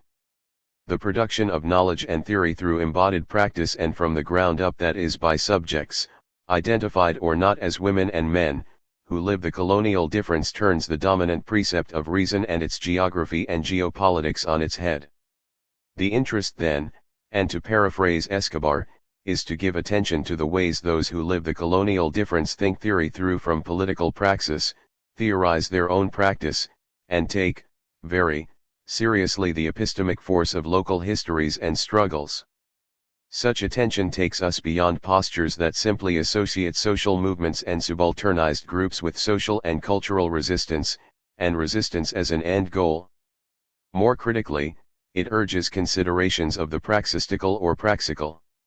Specifically, it urges considerations of insurgent political, epistemic, existence- and re-existence-based constructions, productions, creations, practices, and action reflection that generate alternatives, interpolate the instances of hegemonic power, including neoliberalism and what the Zapatistas have recently termed the capitalist hydra of 40, and give root to shifts and movements toward decolonialities otherwise. The chapter that follows explores what all this means in concrete terms. 2. Insurgency and decolonial prospect, praxis, and project. On decolonial insurgency. In his inaugural speech in January 2006, Bolivia's President Evo Morales proclaimed, "We are here to say enough with resistance. Of the resistance of 500 years to the taking of power for 500 years, Indians, workers of all the sectors, to end with this injustice, to end with this inequality, to end above all with this discrimination and oppression to which we have been subjected. Today begins a new life of justice and equality for the Bolivian people, a new millennium for all the people of the world." 1. Similarly, but in a very different context and project, the insurgent subcommandant Marcos spoke in 2008 of the movement within the Army of Zapatista National Liberation, EZLN, and Zapatista communities from a posture of resistance and a historic and emphatic no toward concrete proposals and courses of action.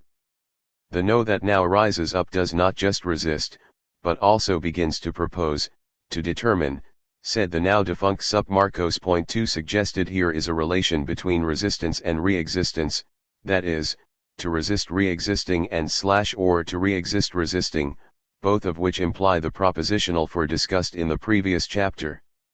Resistance has been a defining term used by social movements themselves and by those who purport to study these formations. Here both the posture and theoretical conceptual lens most often denote oppositional, defensive and reactive social action. Yet as both Marcos and Morales make clear, the emphatic no understood as defensive opposition a social, cultural, and political reaction against has moved in recent years toward a propositional and insurgent offensive for that challenges and constructs.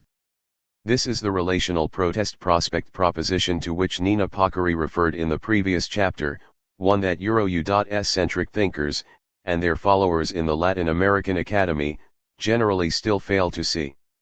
Certainly this can be observed among those associated with the study of the so-called new social movements defined by the relation of culture, identity, ideology, and politics. Alberto Melucci, Alain Touraine, Ecobedo Laca, Chantal Mouffe, Jürgen Habermas, and Manuel Castells are only some examples. It is in the in the postures, processes, and practices that disrupt, transgress, intervene and insurge in, and that mobilize, propose, provoke, activate, and construct and otherwise, that decoloniality is signified and given substance, meaning, and form. I recognize this propositive and creative force as insurgent, and refer to it in this chapter as decolonial insurgency. My conceptualization of insurgency here is simultaneously political, epistemic, and existence-based. Insurgency urges, puts forth, and advances from the ground up and from the margins, other imaginaries, visions, knowledges, modes of thought, other ways of being, becoming, and living in relation. 3. It does not negate the resurgence discussed in the last chapter but instead builds upon and extends it. More than a simple renewal, restoration, or revival, of knowledges, life practices, and re-existences, insurgency here denotes the action of creation, construction, and intervention that aims toward an otherwise. The concept of insurgency is certainly not new. It has been used to refer to insurrections and rebellions, to contestatory actions and historical initiatives that confront the structures, politics, and practices of power and domination. Point 4. Yet seldom are such references conceived with relation to knowledge and re-existence. That is, as offensive actions and proactive protagonisms of construction, creation, intervention, and affirmation that purport to intervene in and transgress, not just the social, cultural, and political terrains but also, and most importantly, the intellectual arena. Moreover, and seldom yet is insurgency understood from the composite of the political, epistemic, and existential, an amalgam conceived interrelationally, and ancestrally, and revitalized and resignified in the present-day struggles and actions of historically excluded communities, groups, peoples, and movements. Such struggles and actions have, as we will see, opened paths that lead to new arrangements of thought, knowledge, theorizing, and thinking within and toward the political, and to new constructions of life, living, and societal articulation that give significance, concretion, and substance to decoloniality's otherwise. Recalled here are both the Jamaican philosopher Sylvia Wynter's call for correlation 5 and the Chicana feminist Emma Perez's idea of the decolonial imaginary, the latter understood as a political project and an alternative model of re-conceptualization, for Perez, of history, historiography, and oppositional conscience. Point 6. Nonetheless, it is in the concrete making and doing of insurgency and insurgent praxis that is, in the multiple contexts, manifestations, and hows of political epistemic existence-based resistance, rebellion, struggle, action, and prospect in Abiyala today that this imaginary, reconceptualization, and correlation begin to take tangible form. It is in this concrete making and doing, in embodied practice, that theory is crafted and that theorizations are continually made. Moreover, it is also in this concrete making and doing particularly that which creates hope and advances projects of life against and in spite of the projects of violence, death, war, extermination, and attempted extractivism, of lands, nature, life, and knowledges, that decoloniality is constructed and unfolds. Certainly the examples are many and varied.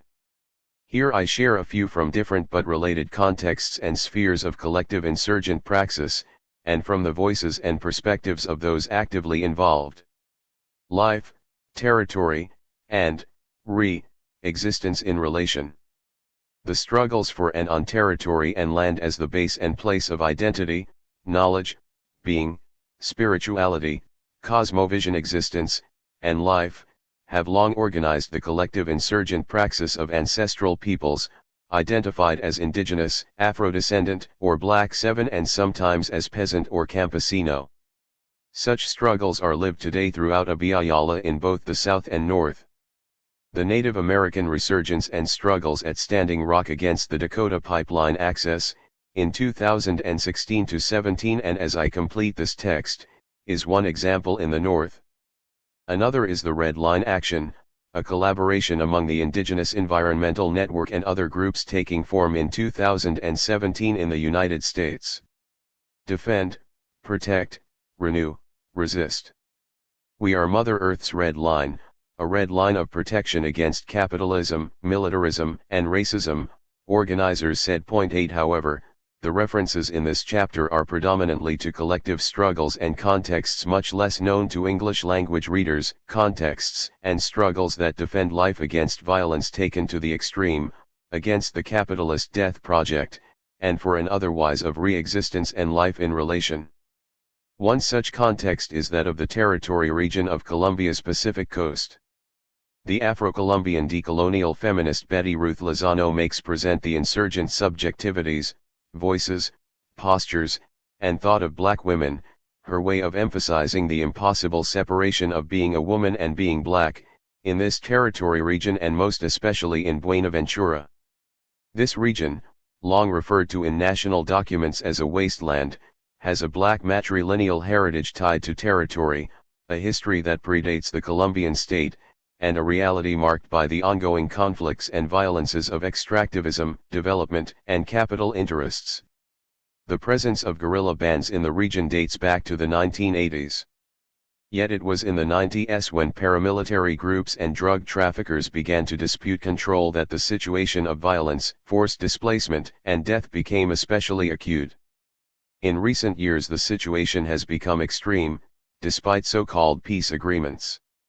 For Lozano, today the Pacific in general and Buenaventura in particular are laboratories where the new pattern of the global coloniality of power is expressed. It is not fortuitous that Buenaventura is the city with the highest level of unemployment, lowest level of educational opportunities, and the greatest levels of violence, especially against women. It is also not fortuitous that Buenaventura is the city most impacted by evangelical churches, key actors today in the capitalist/heteropatriarchal/modern/colonial project, territorial expropriations, transnational megaprojects, and a destruction of cultural codes, values, and norms. Here, and in the midst of an unstoppable avalanche of violence, the cutthroat moral is that only the most powerful survive. Point 9. In this context, Lozano argues, life becomes unsustainable up against the fear of death, sexual abuse, kidnapping, prostitution, including of young girls, disappearances, impalements that include cutting off the buttocks of women and playing football with them, and killings that include cutting women up in pieces and throwing the parts in the estuaries, rivers, or streams. 10. In concrete and lived terms, Lozano constructs the significance for her and the other Afro-Colombian or black women that make up the collective red mariposas de las nuevas construyendo futuro, the network of butterflies with new wings constructing future, of insurgency as a political, epistemic, and existence-based strategy of living of and for life itself. Insurgency here refers to those processes and possibilities of collective analysis, collective theorization, and collective practice all intertwined that help engender an otherwise of relational being, thinking, feeling, doing, and living in a place marked by the extremes of violence, racism, and patriarchy in today's matrix of global capitalism/modernity/coloniality. In this context, black women are not just impotent victims, they also exercise power beyond resistance and survival, they are insurgents, Lozano contends. Point 11.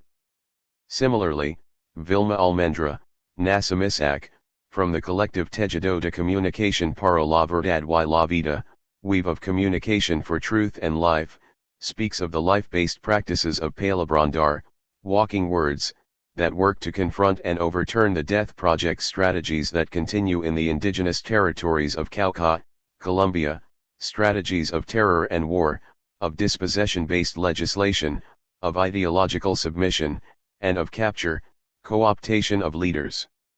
This collective walking of words without owners marks a community-based ethic grounded in the defense of dignity, territory, and life, in the revitalization of ancestral thought, and in the resurgence/insurgence of what Almendra refers to as an other communication, a communication otherwise.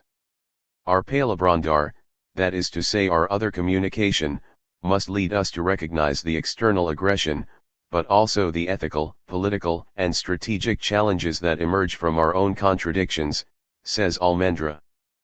Palabrandar is that communicative action analysis reflection thought action that organizes the tejido de communication in the indigenous territories of Cauca. It both names and constructs processes of consciousness raising, collective analysis, and collective action, readings from within territories from the land, elders, adults, and youth of the contexts and realities of struggle against the agents of transnational capitalism, and for strategies and actions to strengthen, recreate, and defend territory and as Mother Earth, and as life. As such, it is a concept conceived communally, from the outside and underside the below of the dominant system.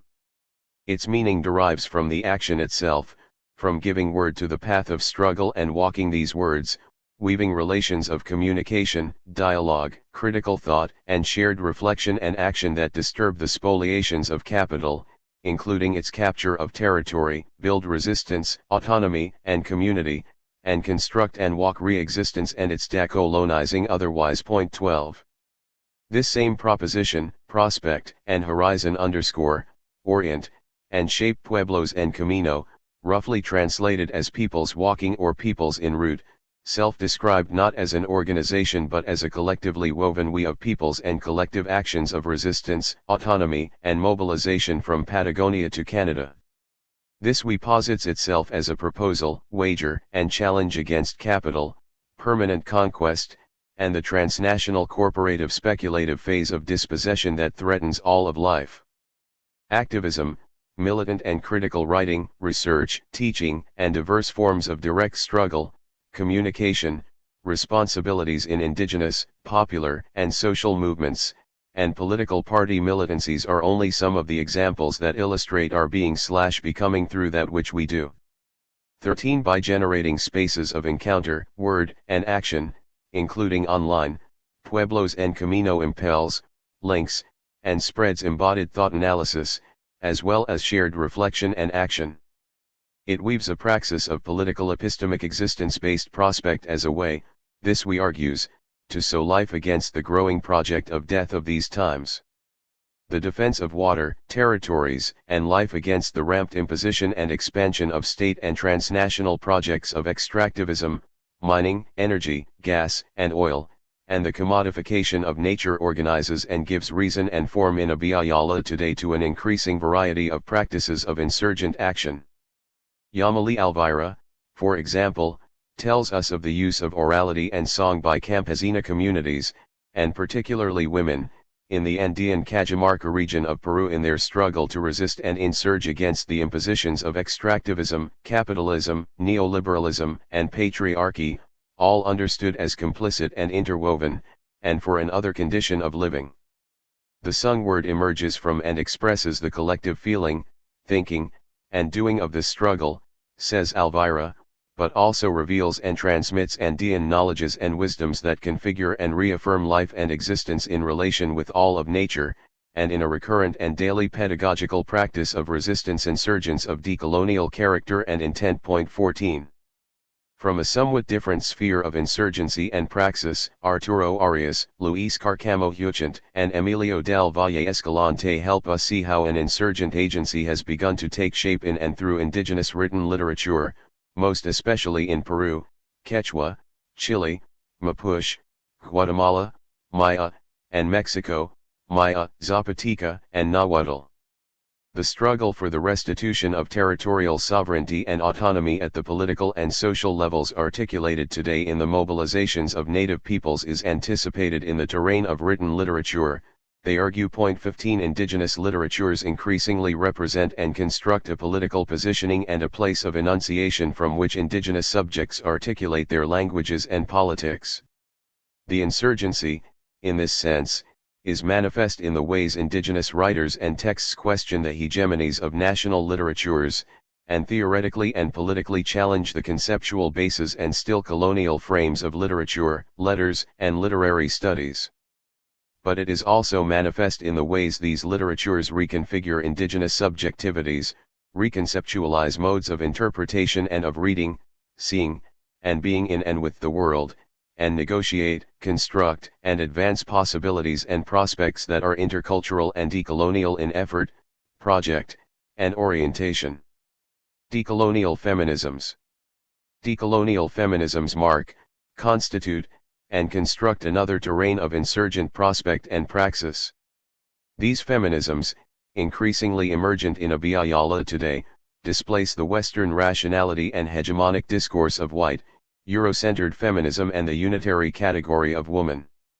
They confront, as Betty Ruth Lozano portends, the modern colonial habitus that has naturalized the Western ethnocentric idea and category of both gender and patriarchy within feminism itself, subsuming and subordinating other cosmogonies to the known, Western, universe. 16 And they situate feminisms as plural.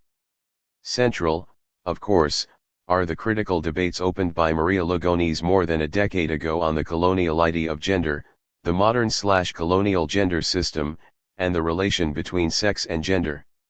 Here and in her more recent work, Lugones elucidates the subjective-intersubjective springs of colonized women's agency with respect to the racialized and capitalist oppression of gender. I want to understand, says Lugones, the resistor as being oppressed by the colonizing construction of the fractured locus of colonial difference, a process of active engagement and subjective resistance, rooted in the possibility of overcoming the coloniality of gender. 17. It is this possibility of overcoming the coloniality of gender that Lugones defines as decolonial feminism. Euderkis Espinoza, Diana Gomez, and Karina Ochoa further expand and situate decolonial feminism as the coming together of the productions of feminist thinkers, intellectuals, and activists, of lesbian feminists, Afro-descendants, indigenous, and poor mestiza women, as well as some white committed academics, with the task of the historic recuperation of our own naming of an anti-racist feminist theory and practice in Abiyala 18. Decolonial feminisms, in this sense, name, situate, and articulate the pluri and interversals of feminisms, understood as spheres not of unification, or universalization, but of pluralism, plurality, and possible interrelation. As such, decolonial feminisms disrupt and transgress the white feminist universal as they pursue insurgencies, standpoints, and propositions of decoloniality and decolonization. 19 Central here are interrogations of race, ethnicity, gender, and patriarchy, but also of the heteropatriarchal frameworks and norms that organize social structures and institutions, as well as most aspects of everyday life. In this sense, Aki Curiel's analysis of the heterosexual nation is particularly illustrative and revealing. For the Afro-Dominican Curiel, who identifies as an anti-racist and decolonial lesbo-feminist, heterosexuality is a political regimen that affects practically all social relations, including the conceptions that historically have defined Latin American and Caribbean nations, and these nations others. 20. Indigenous feminists in both the North and South have questioned in recent years the heteropatriarchal norms that operate within indigenous communities, and within the contexts and practices of indigenous organizations and decolonizing struggles. The Nishnabeg decolonial feminist Leanne Simpson, for instance, challenges the perpetuation of heteropatriarchy and heteronormative exclusions in First Nation movements, and calls for a queering resurgence as a necessary component of nation-building work. Her astute analysis and critique draw from a number of First Nation feminists and LGBTQ2 thinkers challenging the still colonial exclusions within indigenous communities, nations, and leadership. 21. Recalled are the multiple ways that Native peoples, in both the North and South, have always transgressed the imposed binaries, gender categories, and sexual norms of Christianity and the West, institutions whose logics and projects are undoubtedly entwined.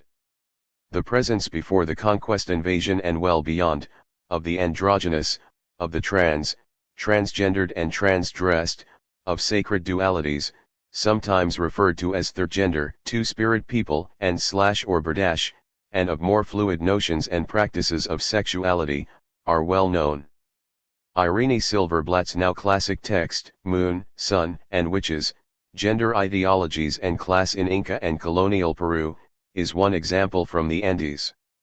Black feminists such as Lozano maintain that in African-descended communities, sexuality and gender have also often gone against the imposed norms, obeying instead other cultural, ancestral, cosmo-existential, and spiritual beliefs, philosophies, and practices, as well as other concepts of seduction, pleasure, erotics, and sexuality. However, this is not to contend or suggest that heteropatriarchy is simply a Western colonial invention. Similar to Simpson, the indigenous communitarian feminists Julieta Paredes and Lorena Cabnal also question the heteropatriarchal norms within indigenous communities, this time in Abiyala's South. Their questioning illuminates the ethnocentricity and homogeneity of the gender and patriarchy categories, the historical origins of these categories, and the complex ways they have been used over time. The Bolivian Aymara Paredes speaks of the historical structures of oppression created by patriarchies, in plural, understood as an entroque, link, relationship, or juncture, of patriarchies of ancestral origin and of the West. Gender oppression did not only begin with the Spanish colonizers, Paredes contends. It also had its own version in pre-colonial societies and cultures. When the Spanish arrived, both visions came together, to the misfortune of we women that inhabit Bolivia. This is the patriarchal entroque or junction. 22. Akin to Paredes, Lorena Cabnal, my Azinca communitarian feminist from Guatemala, describes the construction and presence of a communitarian feminist epistemology in Abiyala that affirms the existence of an ancestral origin patriarchy that is a millennial structural system of oppression against native or indigenous women. This system, says Cabnal, establishes its base of oppression from its philosophy that norms cosmogonic heteroreality as a mandate, so much for the life of women and men and for both in relation with the cosmos. 23. With the penetration of Western patriarchy, ancestral origin patriarchy was refunctionalized, Cabnal contends. Paredes and Cabnal not only complicate and deepen debates about patriarchy and gender, something that the Argentinian decolonial feminist Rita Laura Segato has also done, but they also, and more crucially, push critical debate within indigenous communities about ancestral cosmologies. By challenging the idealization of gender duality, parity, and complementarity, making visible the present-day simplification and recuperation of these principles by men as mandates to control, order, define, and subordinate women, and recuperating what Cabnal calls the femiology of our female ancestors.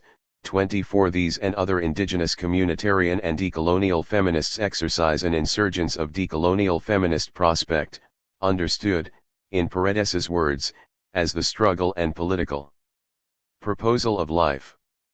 25. Such struggle crosses the indigenous territories of Abiyala North and South.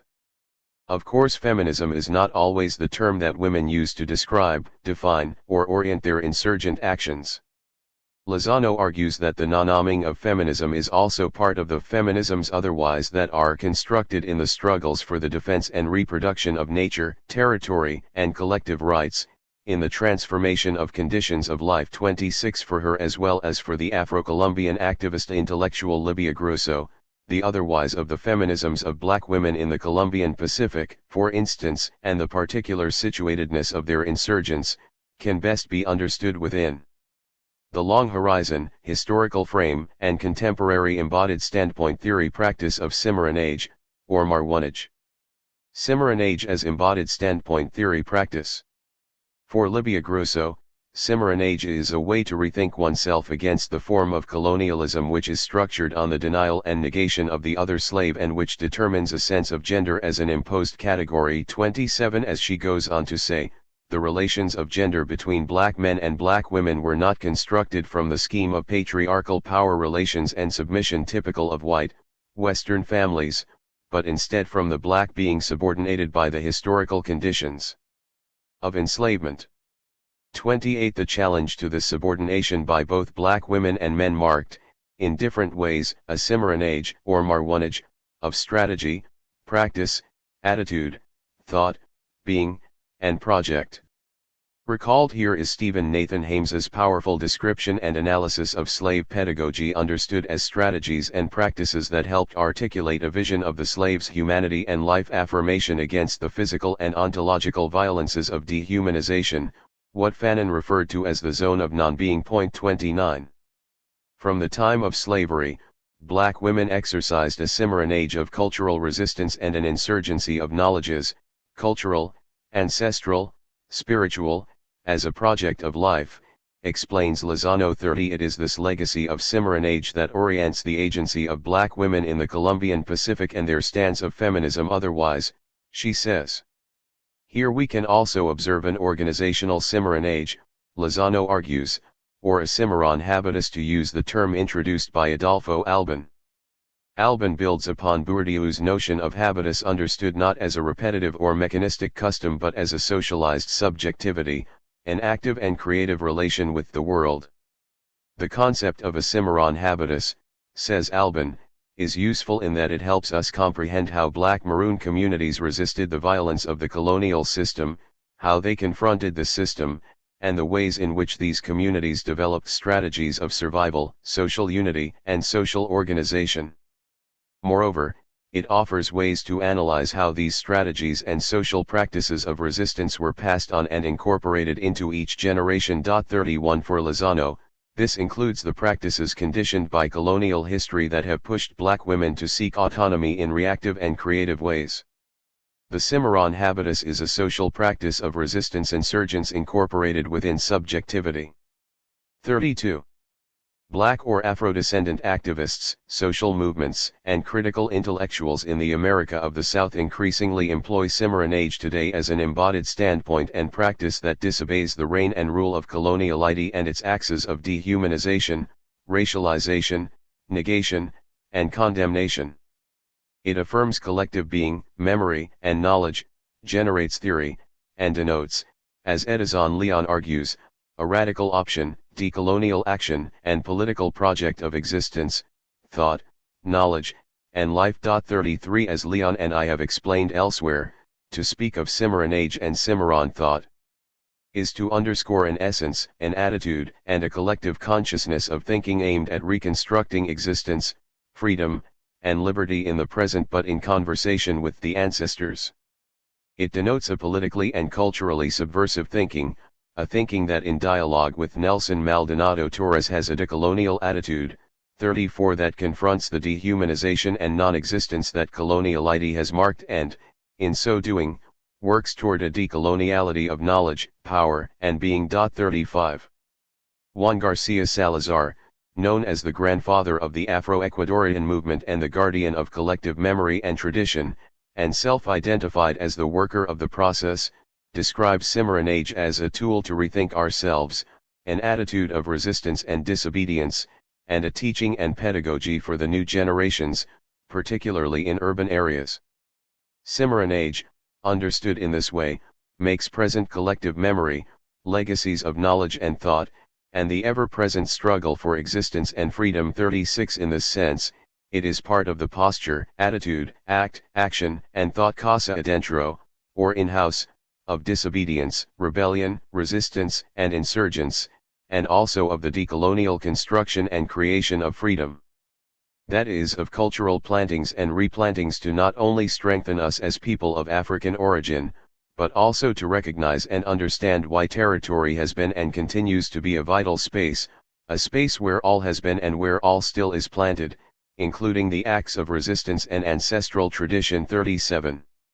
The notion of casa adentro is not simply a signifier of identity politics or of Afrocentrism as it has been understood in U.S. terms. To learn casa adentro means to learn from the elders, Garcia says.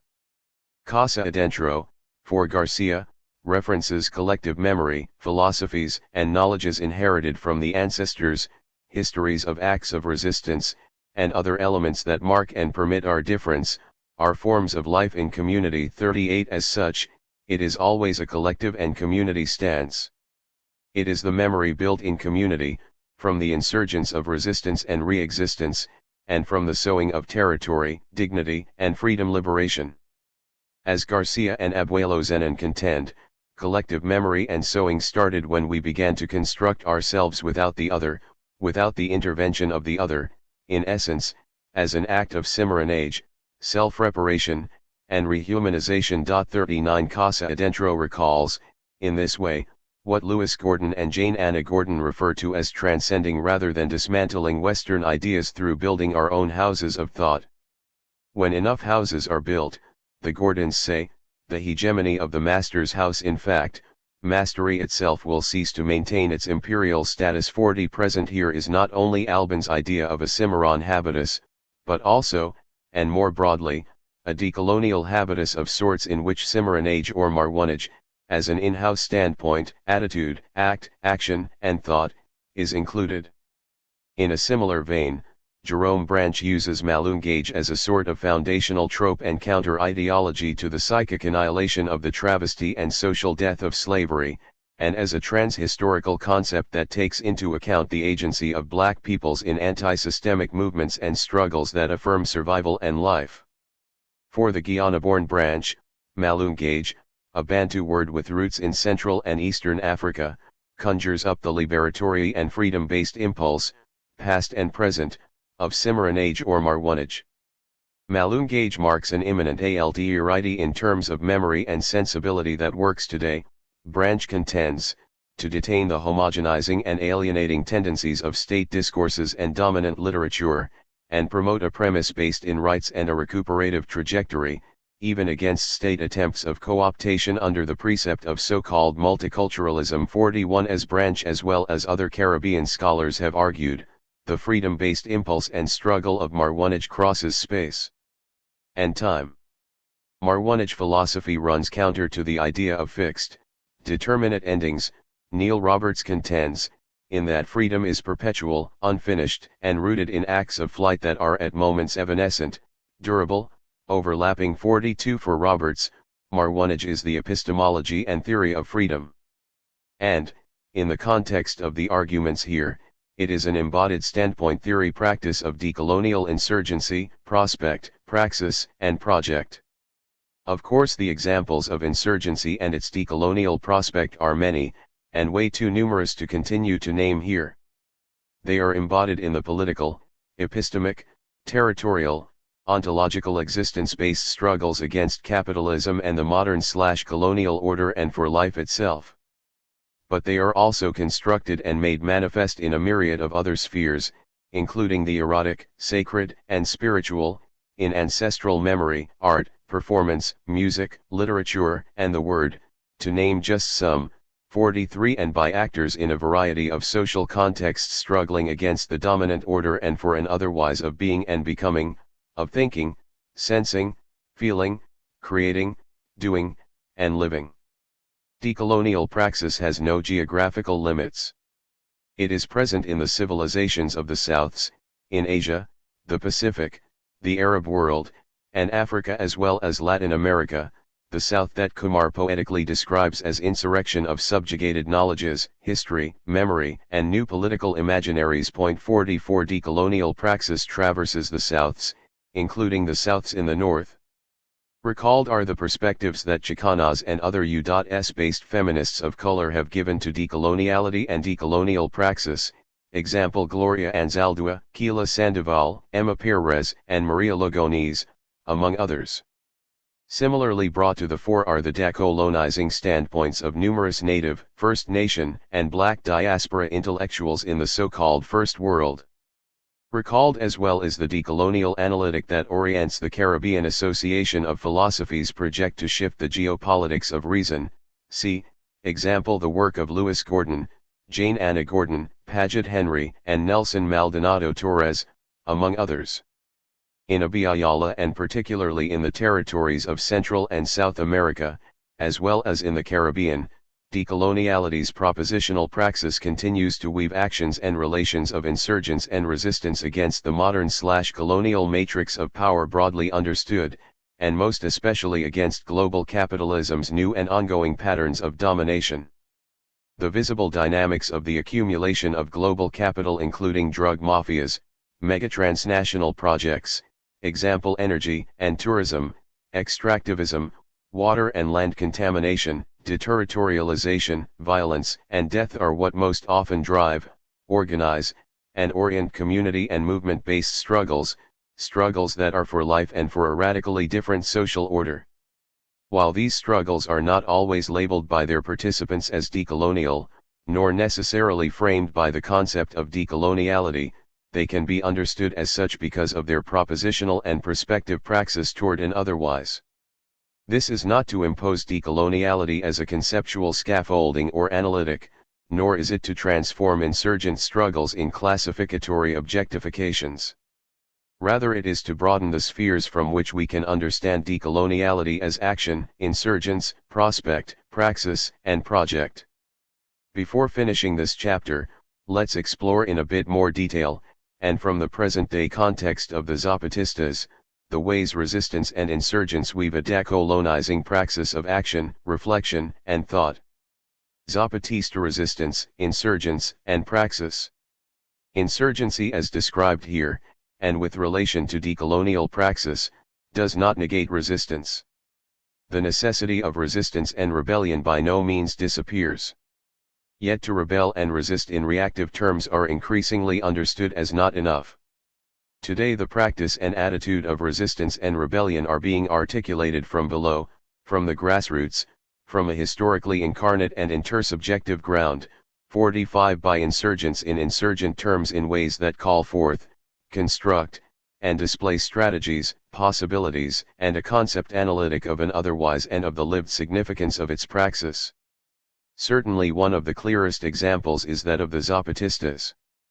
In their more than 30 years of organized struggle, more than 20 years in the public eye, the Zapatista Army of National Liberation, AZLN, and Zapatista communities, organized since 2003 in 5 caracoles, or autonomous municipalities each with their own buen gobierno or good, just, government, have shown to Mexico and the world a lived proposition, practice, and praxis of insurgent resistance toward an anti-capitalist and decolonizing otherwise. 46 However, as capitalism has changed, so too have the forms, practice, and praxis of Zapatista struggle.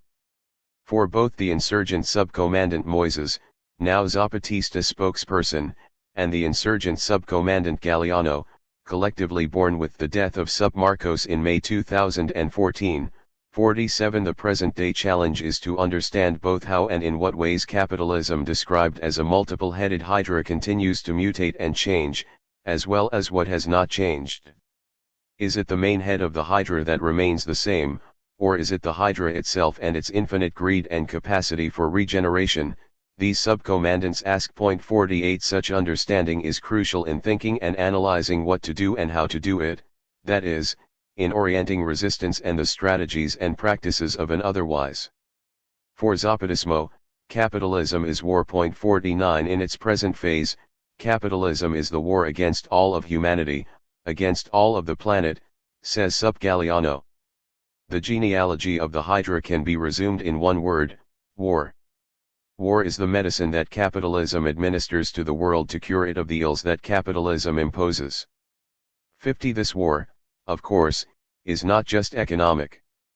The war also comes in the batons and shields of police in evictions, in the Israeli missiles dropped on Palestinian schools, hospitals, and neighborhoods, in the media campaigns that precede and later justify invasions, in the patriarchal violence that invades the most intimate corners, in the heterosexual intolerance that stigmatizes difference, in religious fanaticism, in the modern markets of live human flesh and organs, in the chemical invasion of the countryside, in the contents of the press and media, in organized and disorganized crime, in forced disappearances, in government impositions, in the masked dispossession of progress.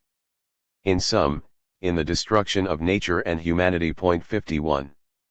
In May 2015, the EZLN organized with the participation of the 6th Commission, part of a national effort begun in 2006 to build an other way of doing politics, a seminar, or seedbed, as they called it, entitled Critical Thought Against the Capitalist Hydra.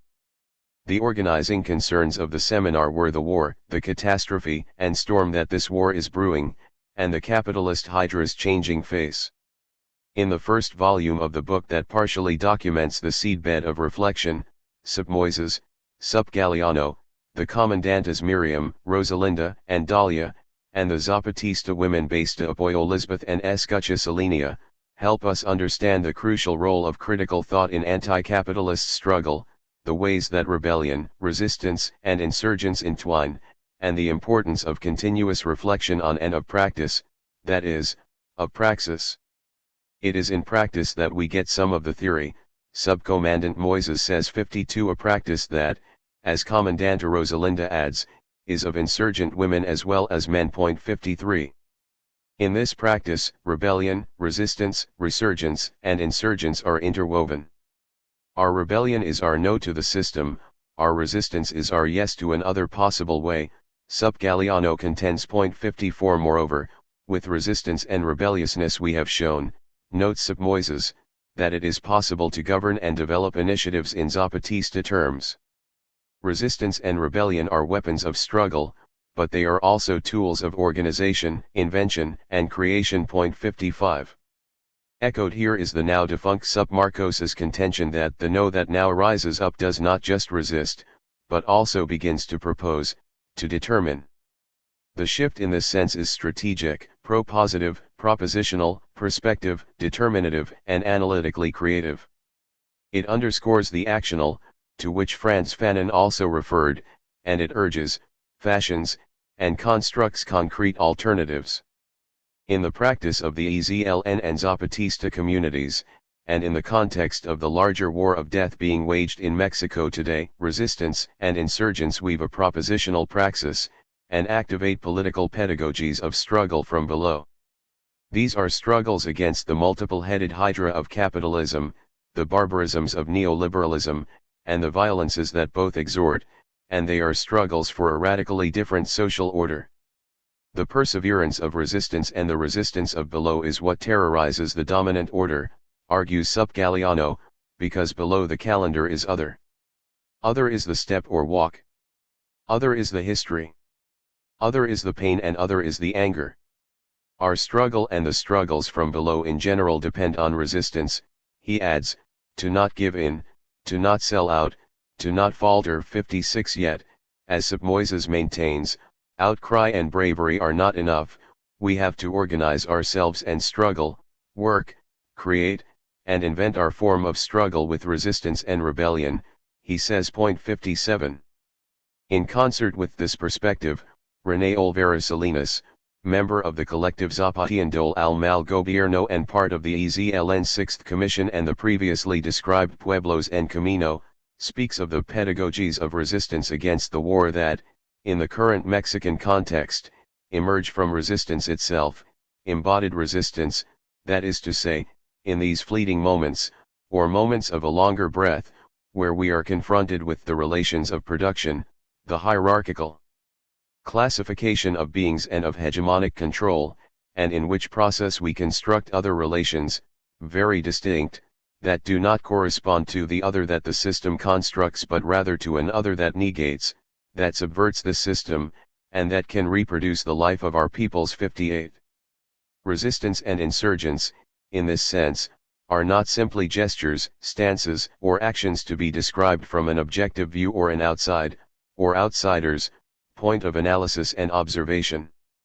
Their power and potential, as Olvera points out, are in the insurgent prospect and agency of the how, the praxistical questions that Moises asks of how to rebel, how to resist so that the evil of capitalism does not destroy, how to once again construct that which is destroyed so that it is not the same but better, how to build democracy, justice, and freedom. 59. Such questions, of course, are not limited to Mexico. More broadly, they voice the concern of peoples, movements, and collectives throughout Abiyala and the other Souths of the world engaged in decolonial struggle. For Olvera, the questions of the how exhort and give substance, reason, and direction to what he describes as pedagogies of enactment.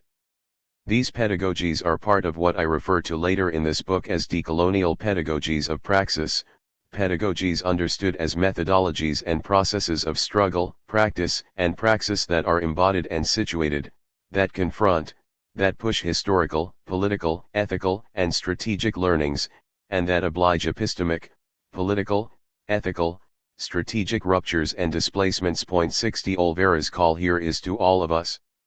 To make concretely visible the machinery of war and death, to scrutinize from shame our active participation in this machinery, to highlight the historic, political, ethical, strategic learning of distinct peoples in struggle against the colonial, capitalist, patriarchal system, does not put us in a distinct situation from where we began unless there exists, at the same time, a collective rupture and displacement of our own epistemic, political, ethical, and strategic place, a collective rupture and displacement that resounds in each concrete everyday activity, each person in his or her own way, time, and place, but with the concrete objective of sowing life where there is death. This is just barely a starting point. 61.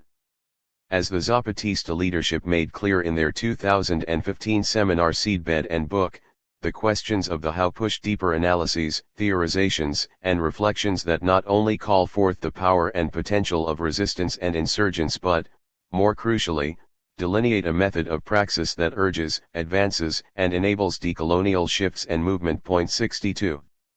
Decoloniality is not the word the Zapatistas use to describe their praxis, proposition, and struggle. The modern/colonial matrix of power is also not the named problem, target, or analytic. However, it is not the use of words that matters here. What matters are the perspectives, processes, perspectives, actions, and thought, that is, the thinking and doing of in praxis, insurgent resistance, and struggle. For social movements, communities, and collectives that identify their struggles as from below or from the ground up, decoloniality is often not the referent.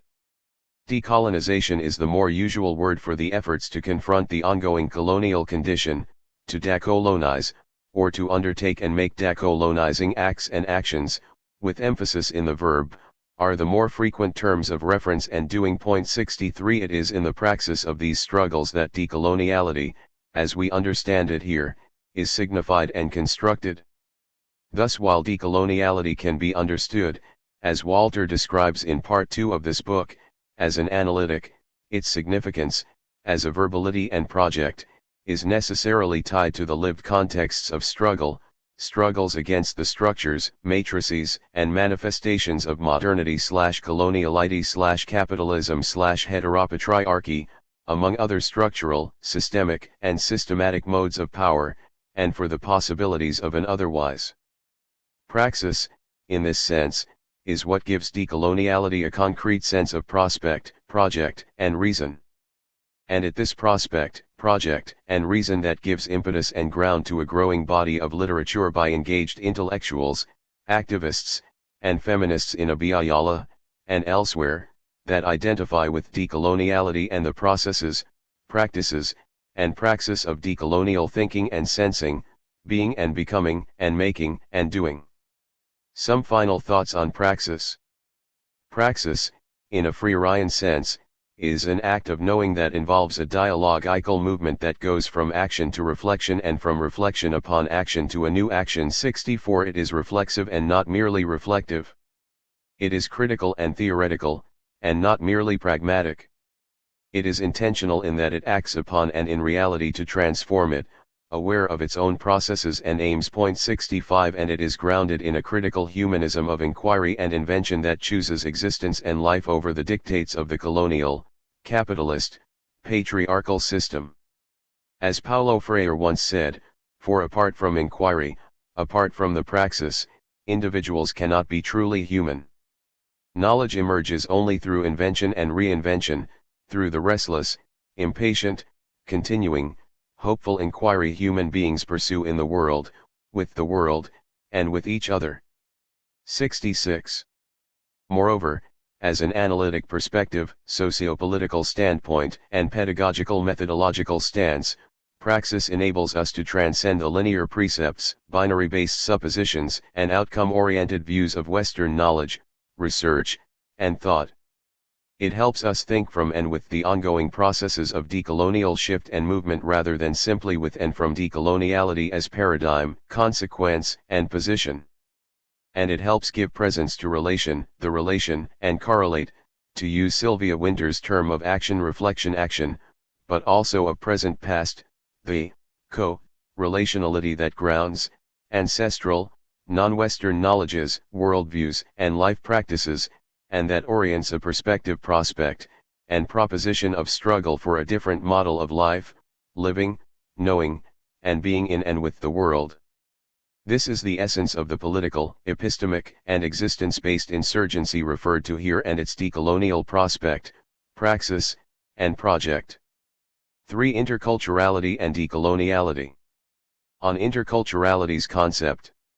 If decoloniality is the process and project of building, shaping, and enabling colonialities otherwise, interculturality as defined by social movements in Abiyala is both a complementary political, epistemic, and existence-based project and an instrument and tool of decoloniality's praxis.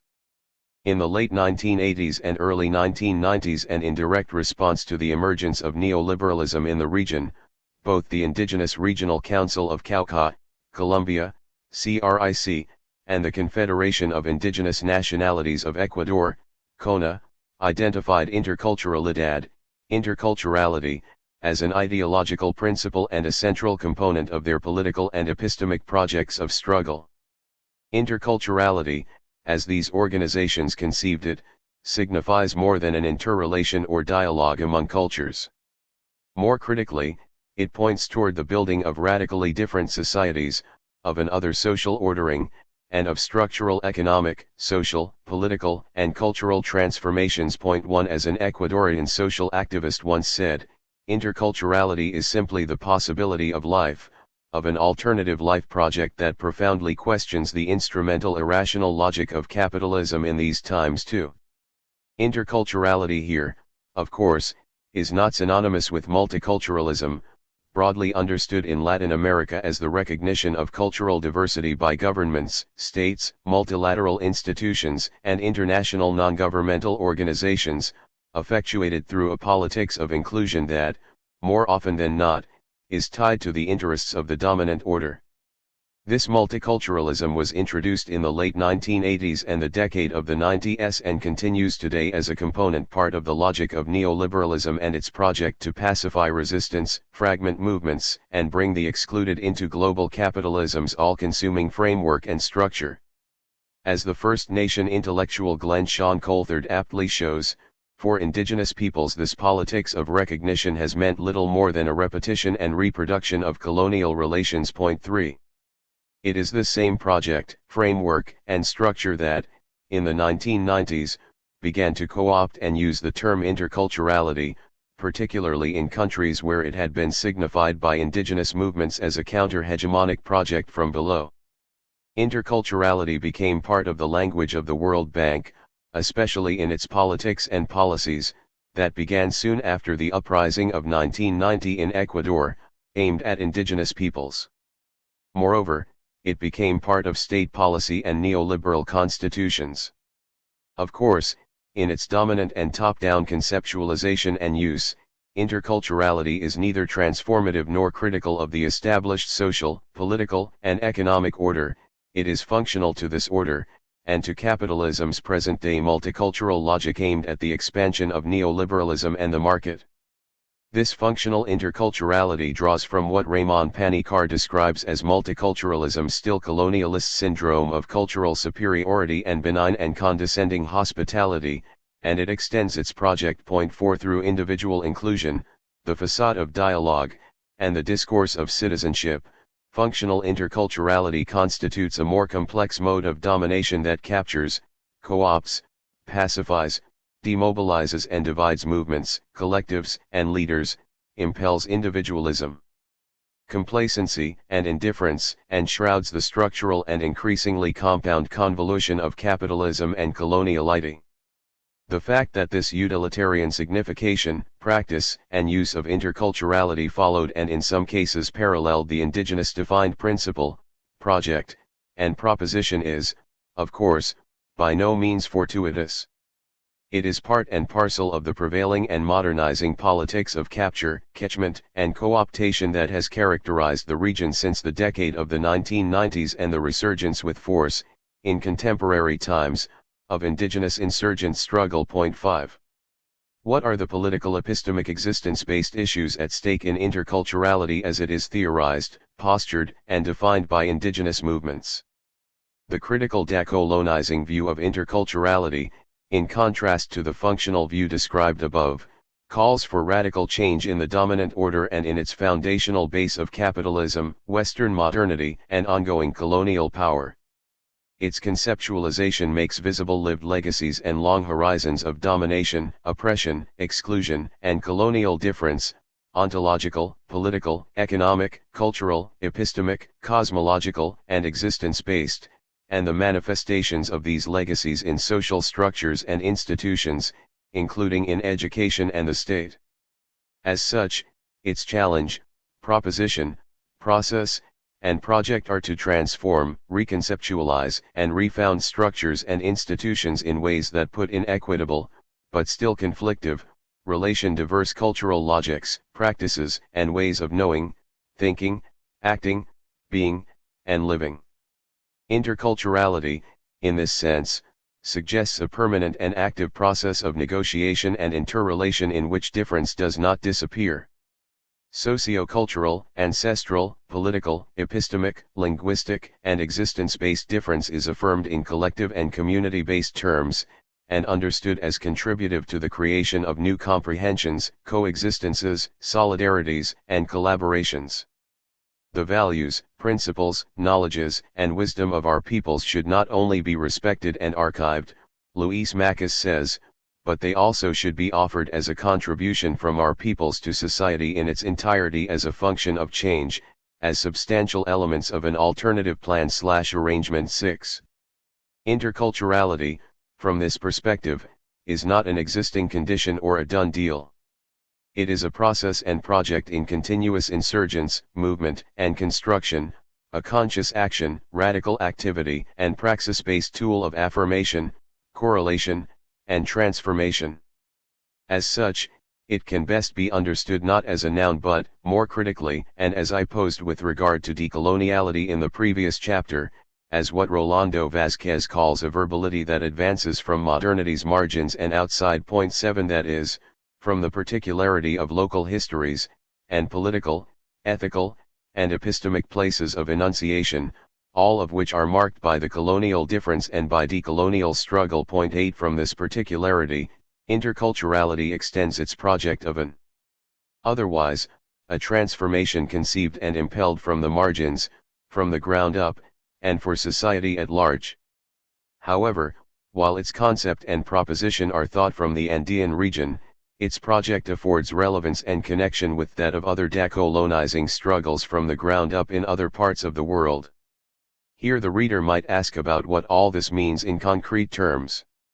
How has interculturality been signified, constructed, thought, struggled, practiced, and proposed, and through what actions, processes, and propositions, and with what project of social, political, epistemic, and existence-based transformation?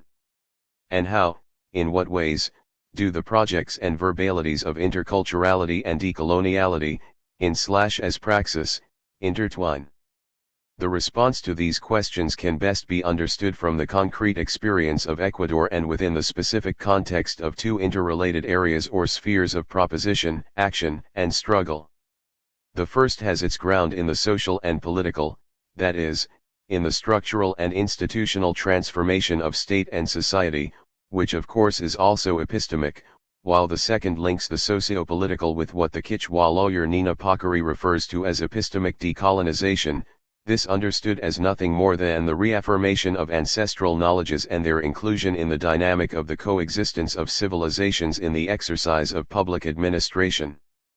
Epistemic decolonization is part of a broader project aimed, as we will see here, at the construction of a new social condition of knowledge. 9. Interculturality, decoloniality, society, and state. In Chapter 1, I briefly mentioned the massive uprising of 1990 in Ecuador, and its significance as a milestone marker of resurgence against the social, economic, and political marginalization of indigenous peoples in this country and in Abiyala as a whole. As Mark Becker describes, the protest altered the political landscape of Ecuador and gave that country a reputation as home to some of the strongest and best organized social movements in South America. It was in the context of this uprising led by CONA and the subsequent diffusion of this organization's political project that the critical, decolonizing proposition and project of interculturality began to take form. In this political project, published in different versions throughout the decade of the 1990s, Kona named interculturality as one of 9 ideological and organizing principles. The principle of interculturalidad, interculturality, respects the diversity of indigenous nationalities and peoples as well as Ecuadorians from other social sectors. But at the same time, it demands the unity of these in the economic, social, cultural, and political fields, with eyes towards transforming the present structures and building a new plurinational state, in the frame of equality of rights, mutual respect, peace, and harmony among nationalities and peoples. 11. Throughout the decade of the 1990s and up until the Constitutional Assembly of 2007-8, the principle of interculturality guided the demands, actions, and proposals of the Ecuadorian indigenous movement, which was aimed, in large part, at rethinking and refounding the state. These demands, actions, and proposals established the socio-political significance and foundation of interculturality in Ecuador and the Andean region. In so doing, they also made clear that the difference between indigenous and other peoples is not just cultural, but also historic, civilizational, philosophical, or cosmogonic, epistemic, political, and economic, that is, at the same time colonial.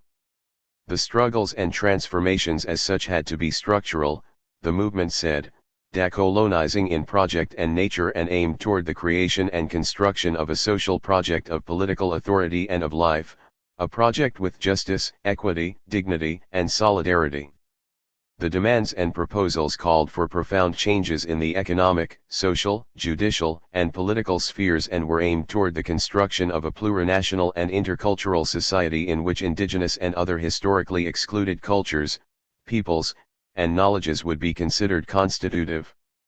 The proposal of interculturality for us is profound, argued Macas in 2004, in that it touches the essence of dominant power and the economic system in force 12. During the last decade of the 20th century and the first decade of the 21st, interculturality was the central axis of Ecuador's indigenous movement's historical project, and a constitutive component of their proposal for a plurinational state. For Kona, interculturality was key in the construction of a new democracy anti-colonialist, anti-capitalist, anti-imperialist, and anti-segregationist in nature, one that would guarantee the full and permanent participation of the indigenous peoples and nationalities in decision-making and in the exercise of political power in the plurinational state. 13. Of course, the idea of a plurinational state is not Ecuador's alone, nor is it always and necessarily a decolonizing project. In its most basic definition, a multi- or plurinational state implies the political recognition of the presence and coexistence of 2 or more ethnically distinct nations or peoples. Canada, New Zealand, Finland, Belgium, and Sweden, in this sense and each in their own way, can be considered multi- or plurinational states. However, in none of these contexts, has the multi- or plurinational meant a radical alteration of historical conflicts, of power relations, or of the dominant, modern, colonial, and Western state model. In all of these countries, the recognition or consideration of the multi- or plurinational has come from the state itself and, as such, has been a multiculturalist, top-down proposition. Coulthard's analysis of Canada's multicultural politics of recognition with regard to the so-called Indian problem is useful here. As he states, the politics of recognition in its contemporary liberal form promises to reproduce the very configuration of colonialist, racist, patriarchal state power that indigenous peoples' demands for recognition have historically sought to transcend. 14. In Abiyala's South, in contrast, the plurinational has been postured from the ground up, within the frame of indigenous movements' demands and decolonial struggles. Bolivia was the first to make this posture and demand beginning in the late 1960s in the context of the Aymara-based Qatarist movement, a movement of indigenous resurgence that challenged the cultural ancestral blindness of the trade union-based national revolution of 1952. The interest of the Qataristas was not with the state per se. Rather, it was more specifically focused on the recuperation of memory in relation to the regional organization of ILIS, a dynamic communal system and a form of social, political, economic, and territorial organization and governance native to the Andes. The ILAS, the Qatarist movement argued, offered a way to think the state project without the state. Such thinking, while divergent in focus from Kona's proposal of a plurinational state, was not dissimilar in political intent. 15. Both countries' movements in the decade of the 1990s and the first half of the decade of 2000 were engaged in political projects thought from the lived experience of colonial difference, not from state ideology. 16. Such projects challenged the foundational ambiguity of the homogeneous and monocultural nation and its reductionist mestizage, racial mixing, what Javier Sanjins calls mestizage's discourse of power and what Silvia Rivera Cusicanqui names as mestizage's colonial matrix. 17. They also put on the table the logocentric and reductionist thinking that, in these countries as well as in South America in general, has given form and meaning to the national. By disputing and contradicting the monopoly of the national state that demands an exclusive loyalty, and by bringing into consideration the existence of multiple loyalties within a decentralized social, the plurinational marks and other agenda, thought from the subjects historically excluded in the unitary vision of state, nation, and society, and for the country at large. In this sense, the plurinational calls into question the colonial and exclusionary character of the uninational. It calls for a rethinking, refounding, and reconstruction of nation and state from the axes of plurality, decoloniality, and ancestrally lived difference.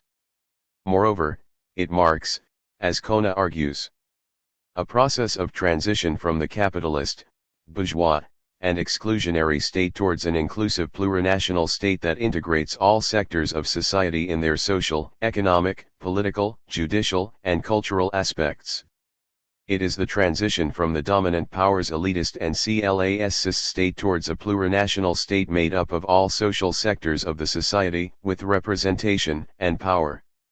The purpose of the plurinational state is to gradually resolve such inherited social scars as illiteracy, poverty, unemployment, racism, incipient production, etc., working to satisfy basic material, spiritual, and cultural needs, guaranteeing the exercise of individual and collective rights. 18.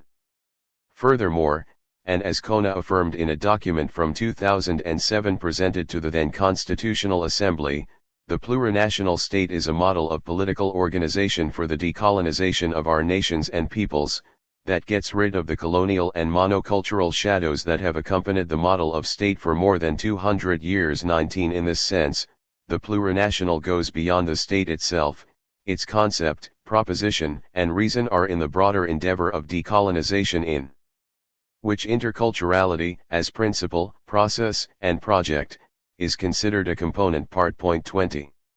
Together, plurinationality and interculturality have been constitutive elements of Ecuador's indigenous movements, insurgency, and decolonial praxis. Over the course of almost 2 decades, this insurgency and praxis began to filter into the social psyche and consciousness of other social sectors, thus making possible the debates and discussions that led to the formulation of the Constitution of 2008, considered by some as the most radical in the world. 21. Besides naming Ecuador as a plurinational and intercultural state, this political charter evidences 3 fundamental and far-reaching transformations that can also be broadly observed in Bolivia's Constitution of 2009. The first transformation can be witnessed in the destabilization of the hegemony and dominion of Western logics and rationalities set from the outset in the Constitution's preamble. This preamble begins with "we women and we men" and goes on to recognize the millennial roots of the country's diverse peoples, to celebrate Pachamama, of which we are all part, to appeal to cultural wisdoms, and to evoke the social struggles of liberation against all forms of colonialism and domination. The second transformation has to do with the ways the Constitution transgresses and overcomes the multicultural constitutional reforms characteristic of the 1990s, generally present throughout the region, that recognize diversity and collective rights while strengthening neoliberalism and the uninational and monocultural state structure. The third transformation is in the Charter's thinking with other logics, rationalities, and socio-cultural ontological cosmo-existence-based modes of life and living. As I have commented elsewhere, together these transformations disturb and disorder the uninational and monocultural foundations of state and society, and the neoliberal capitalist frame and model. In a refounding and not simply a reforming of state, the Constitution Ecuador's as well as Bolivia's works to reconfigure the political map, institutional structures, and the relation of state-society, and confront injustices and inequalities not just of peoples but also of their logics and rationalities, knowledge systems, and systems of life/living.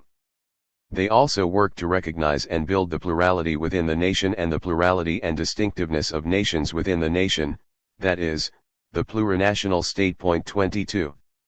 3 examples from the Ecuadorian Charter suffice to demonstrate the influence of social movements, most especially the indigenous movement but also, and relatedly, Afro-Ecuadorians, in the Charter. More important, they also show the ways the movement's actions, processes, and propositions of interculturality and social, political, epistemic, and existence-based transformation have filtered into and radically altered the sphere of the national in decolonial terms. The first example is the ancestral principle of sumac cause in Quechua, buen vivir in Spanish, or what we might translate as living well or life and living in plentitude. 23 Afro-Ecuadorians understand this principle as el estar bien colectivo, to be collectively well, or collective well-being. Point 24 As the Constitution's preamble states, we have decided to construct a new form of citizen coexistence in diversity and harmony with nature to reach el buen vivir, el sumac cause. This principle is the transversal axis of the Charter. It is a momentous milestone in that it questions and transgresses the previous foundational models and practices of the state, the heretofore modernist visions of development, and more recent neoliberal policies focused on individual welfare and consumption. In the Charter, buen vivir is understood as the harmonious interrelation or correlation of and among all beings, human and otherwise, and with their surroundings. Included in this relation are water and food, culture and science, education, housing and habitat, health, work, community, nature, territory and land, economy, and individual and collective rights, among other areas of interrelation. Evident here is an interculturalization that affords a conception and negotiation of life thought from and with the complementarity and relationality constitutive of Andean, Amazonian, and Afro-descendant ancestral philosophies, principles, and difference. This interculturalization indicates a distancing from the universalizing and totalizing claims of Western modernity. Western modernity here is no longer the only framework or possibility.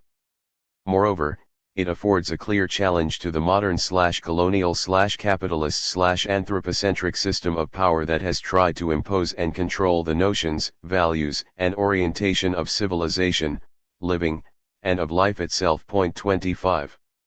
The second example is in terms of the rights of nature. As the Constitution states, nature or Pachamama, where life is materialized and reproduced, has the right to an integral respect of its existence and the right to the maintenance and regenerations of its life cycles, structure, functions, and evolutionary processes. Nature also has the right to its reparation and restoration. 26. The understanding of nature, with a capital N, counters the Western logic of Francis Bacon and Comte de Buffon among others, a logic which, as Walter will make clear in Chapter 7, separated nature from man/human. Nature in the Ecuadorian Constitution is Mother Nature. It is that which indigenous communities refer to as Pachamama, or Pachamama, and which Afro-Pacific communities typically name as Mother Mountain, Madre Montana. Its meaning is rooted in ancestral philosophies, cosmologies, and cosmo-existence. Nature is a living being with intelligence, feelings, and spirituality of which humans are part. Point 27 It is a composite of intersubjectivity, of beings in relation. Such view, of course, interrupts the human-defined subject of law and with it the Western, colonial, and Cartesian logic that separates humans and nature. Here nature is neither an object nor a use-based exploitable good controlled and dominated by humans, it is an integral part of life and society that cannot be divorced from women and men, from humanity and society. It is this integration conceived from the perspective of interdependence and equilibrium that also calls forth the frame of bien vivre. Together, Pachamama and bien vivre are concrete examples of an interculturalized, interculturalizing, and interversalizing constitutionalism that, for the first time in Ecuador and the world, endeavors to think with ancestral millennial cultures and their cosmo-existential and life-based philosophies and principles as philosophies and principles that can govern society. This thinking with is part of the processes and path of decoloniality and decolonization. The third example references science and knowledge. As I have explained elsewhere, by highlighting science and knowledge as integral to the philosophy of living well, pluralizing their meaning to include ancestral knowledge defined as also scientific and technological, and requiring that these knowledges and sciences be part of the educational system from elementary school to higher education, the new Ecuadorian constitution turns on its head the dominant geopolitics of knowledge. Moreover, by linking ancestral knowledges with sumak kase, or living well, and giving the state the responsibility of potentializing these knowledges, Art 387, the Constitution takes on and considers a logic radically distinct from that of the modern, Western, individual, instrumental, and rational means, and here knowledge is interwoven with life. 28. As these three examples make clear, Ecuador's constitution reflects a thinking with indigenous and Afro-descendant conceptualizations, cosmogonies, and philosophies. The examples, however, also help reveal how interculturality as a political, epistemic, ethical, and existence-based process and project conceived, postured, and transacted/enacted/impelled from the social movements of historically excluded peoples has interrupted and intervened in the Western modern, capitalist, colonial design and helped usher in decolonial shifts and movements. In this sense, we can begin to comprehend not only interculturality's significance in Ecuador but also, and more broadly, the implication, possibility, and project of decoloniality in/as Praxis. With the passage in popular vote of the Constitution in September 2008, it seemed as if a new era were about to begin, an era to be characterized and defined by the work of transformation and change necessary to make the charters otherwise a reality, not just in discourse but in policy, politics, and practice.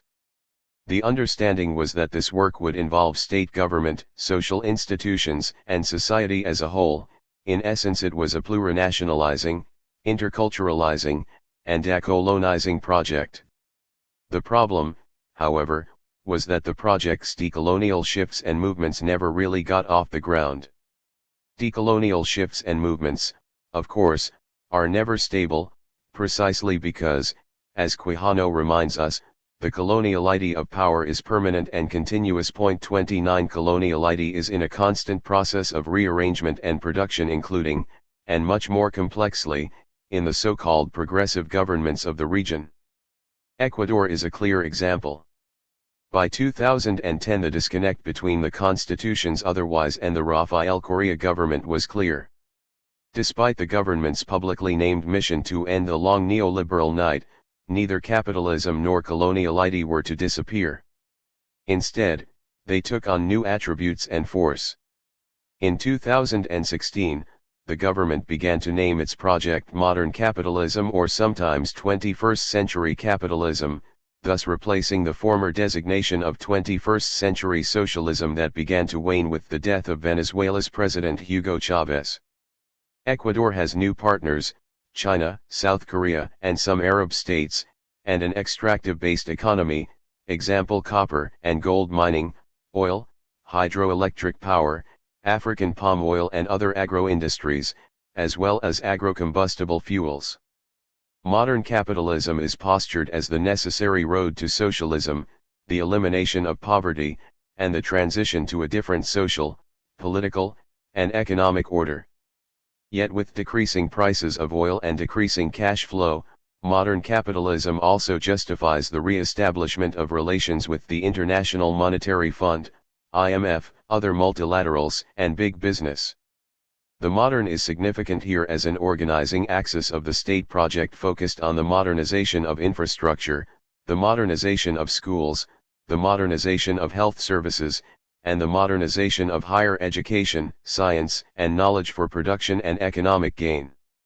In all of this, the centralized structure and authority of state are fundamental. Illustrative is the replacement of community-based education with new large, modern, and standardized millennial schools. More than 10,000 community-based schools were closed in 2013-14, doing away with local, socio-culturally and linguistically appropriate schooling, including indigenous bilingual education, a collective right re-established in the Constitution, and officially recognized since 1988. Point 30 In many rural communities, the school is not only the place of government-sponsored schooling but also of community-based intergenerational education and socio-political organization. With the closing of schools, the social fabric and survival of the communities themselves are put in danger. Families are increasingly forced to abandon communities and relocate close to the schools, thus recalling the policies in the 1950s of missionary groups such as the Summer Institute of Linguistics, whose ties to the CIA and to Rockefeller oil interests have been well documented. 31 For those that choose to stay in the community, the option, in a growing number of cases, is to not send their children to school. Alternatively, it is to re-establish education outside the state structure. Of similar concern is the construction of millennial cities in the Amazon and in zones of oil exploitation and mining. Families and communities are made to leave their habitat and move to these new modern urban spaces, with paved roads and a wall to keep the jungle out. Here the subsistence lifestyle of agriculture and hunting are prohibited, deemed as not modern, and the alternative offered is employment with the company. In higher education, a massive program of scholarships sends students to study in Western universities in careers functional to the government's need. In 2014, the social and human sciences were eliminated from this scholarship program. At home, new state-run strategic universities populated with faculty from the global north work to replace and eliminate public higher education. A centralized state and a centralization of authority in the president himself consolidated, during the years of the Rafael Correa government, 2007-17, an authoritative, top-down, patriarchal structure that has endeavored to control not only politics, but also people and their everyday lives. Protest and resistance have been criminalized, described as state terrorism, and the heretofore insurgency of social movements has been increasingly fragmented and debilitated. New state-formed, funded, and sponsored indigenous and Afro-Ecuadorian organizations have aimed to replace the historic organizations formed from community ranks and that made possible the decolonizing and interculturalizing shifts in the Constitution, in the idea and structure of state, and in the new orientating and transversal principles of living, society, and correlation. In all of this, the otherwise of the Constitution of 2008, loses meaning, application, and force. As Boaventura de Sousa Santos has said, today the primacy of law pleasantly coexists with the primacy of illegality. It is the norm to deconstitutionalize constitutions in the Constitution's name. 32. The actual condition and circumstance are much too vast and complex to detail here, nor is this the intent. Moreover, with a new president in power as this book goes to press, and efforts begun to re-establish dialogue with the social movements and sectors that made possible the Constitution's otherwise, the future still remains to be seen. Suffice it to say that the case of Ecuador offers important learnings about the, still, problematic of state. It also prompts critical questions about the directionality, the proposition, and the how, where, and with whom of interculturality and decoloniality and their political projects, particularly concerning the spheres of state and society.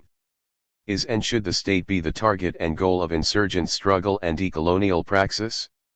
Alternatively, and asked differently, how should the state be interrogated and thought about from decoloniality's perspective and praxis? How are we to read, understand, and analyze today the ideas originally proposed by social movements in Ecuador and in Bolivia, of state refounding, state transformation, and state decolonization? Similarly, how should we read, understand, and analyze the otherwise of both countries' constitutions? Moreover, if the state is not the proposition of struggle, as the Zapatistas have clearly argued, should and can the state simply be ignored? Such questions are also relevant for the second interrelated area of Ecuador's indigenous movements proposition and struggle aimed at the decolonization of knowledge. A new social condition of knowledge. The examples of Ecuador's constitution described above evidence the infiltration of ancestral knowledge, cosmology, and thought into the broader social imaginary of other possible futures. This infiltration is the result of the movement's prolonged agency, influence, and praxis that has helped other sectors also see the need to interrupt what the Bolivian Rafael Bautista has called the monologue of modern Western reason, 33, and to seek other logics of thought, knowledge, and living in correlation. This infiltration is intercultural and interepistemic. It is also decolonial in shift, movement, and orientation. Moreover, it recalls the interversally and pluriversality to which we referred in this book's introduction. At the beginning of the 21st century, the historical indigenous leader Luis Macas began to refer to the movement's agency and struggle as both political and epistemic. Such enunciation reflected the need, identified by the movement at this time, to both intercede in and transform the existent social structures and institutions, and to construct a new social condition of knowledge. 34.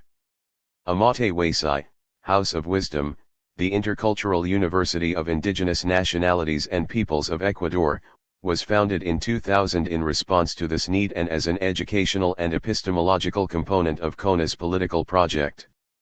This higher educational project has come to be a reference not only for Ecuador and the Andean region but, more broadly, for the global South.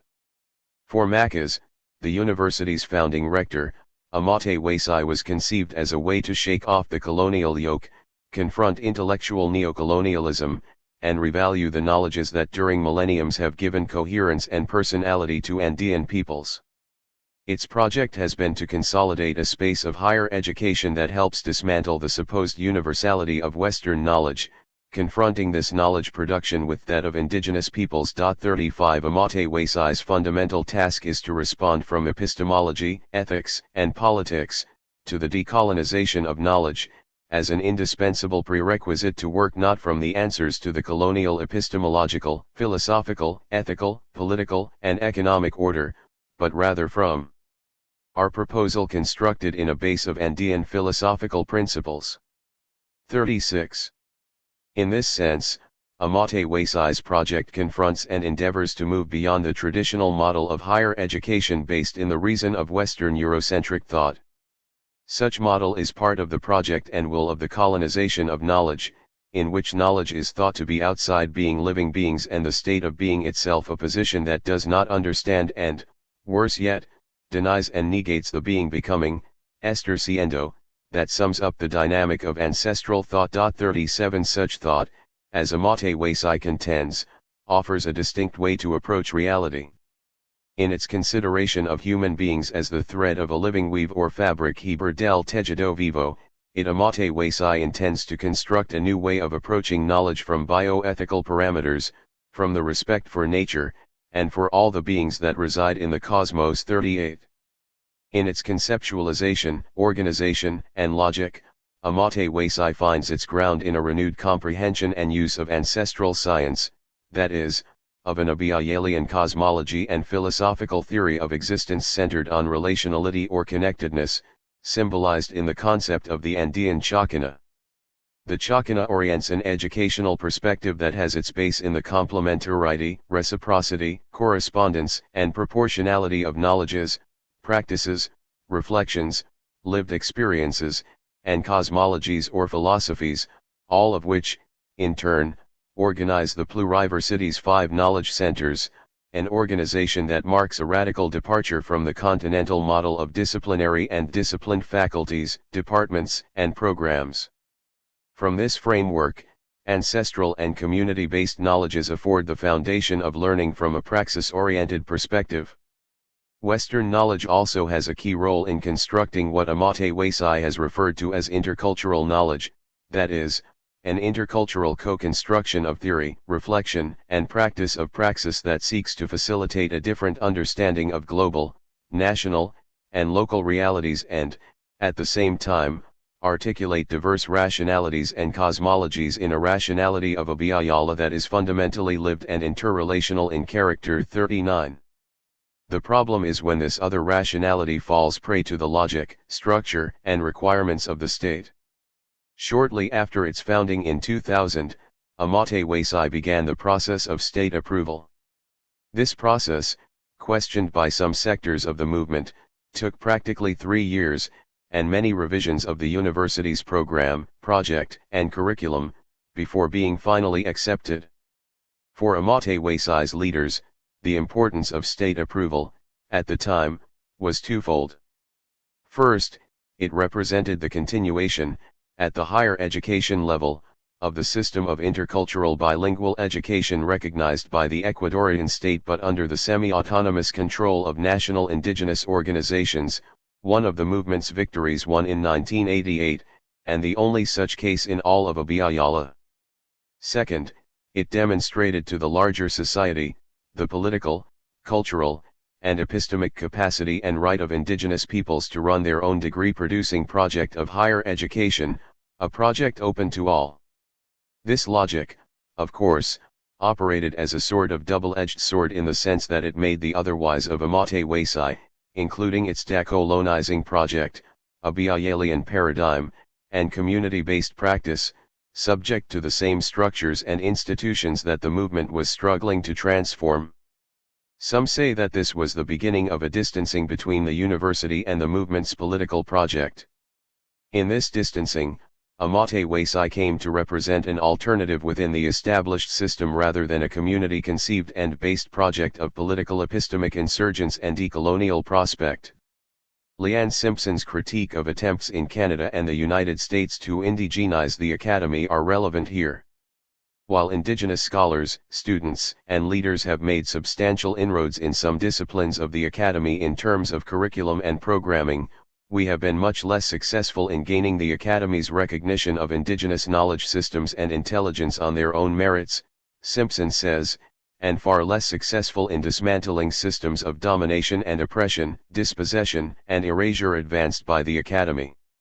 While there are sites of decolonization within academic institutions, they still remain a colonizing force upholding the values of heteropatriarchy, settler colonialism, and capitalism. 40 indigenous universities throughout the Americas are necessary spaces in this regard, as have been U.S. historically black colleges, not as simple alternatives within academia, but as places that embody, enable, engage, and support a distinct project of existence and as life, and as knowledge. In November 2013, the Ecuadorian government officially closed Amathe Weisai. The argument was that the university did not meet the minimum quality standards established by the National Council of Evaluation, Accreditation, and Assurance of Quality in Higher Education, CIES. This State Office of Higher Education evaluated Amathe Weisai on 2 occasions. The first evaluation employed the same instrument used to evaluate all public and private universities in 2011-12. The results found the intercultural university to be below minimum standards. Some of the reasons included the lack of academic departments, Amathe Weisai's organization was around knowledge centers, and the lack of a centralized campus and faculty. Amathe Weisai operated within a decentralized and community-based model, in which professors university-trained and community-formed, including those considered as wise women and men, offered classes in selected community-based centers. The second evaluation came as a response to Amathe Weisai's argument about the inappropriateness of the Western standards and framework of the evaluative instrument and process. This evaluation, defined by the government as intercultural, followed the same criteria and standards with the simple add-on of cultural diversity.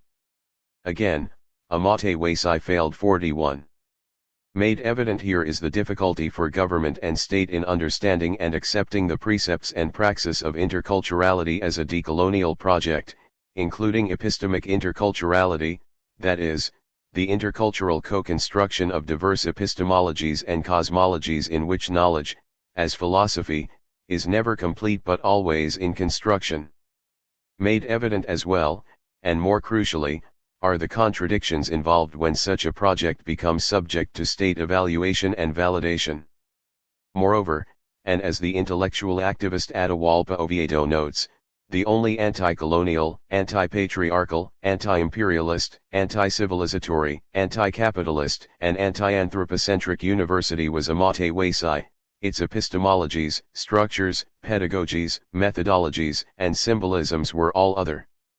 It will go down in history that it was a government self-named as left that eliminated it, he adds, while at the same time instituting the multimillion-dollar state-conceived Yacha University focused on technology, productivism, and an economistic capital model. 42.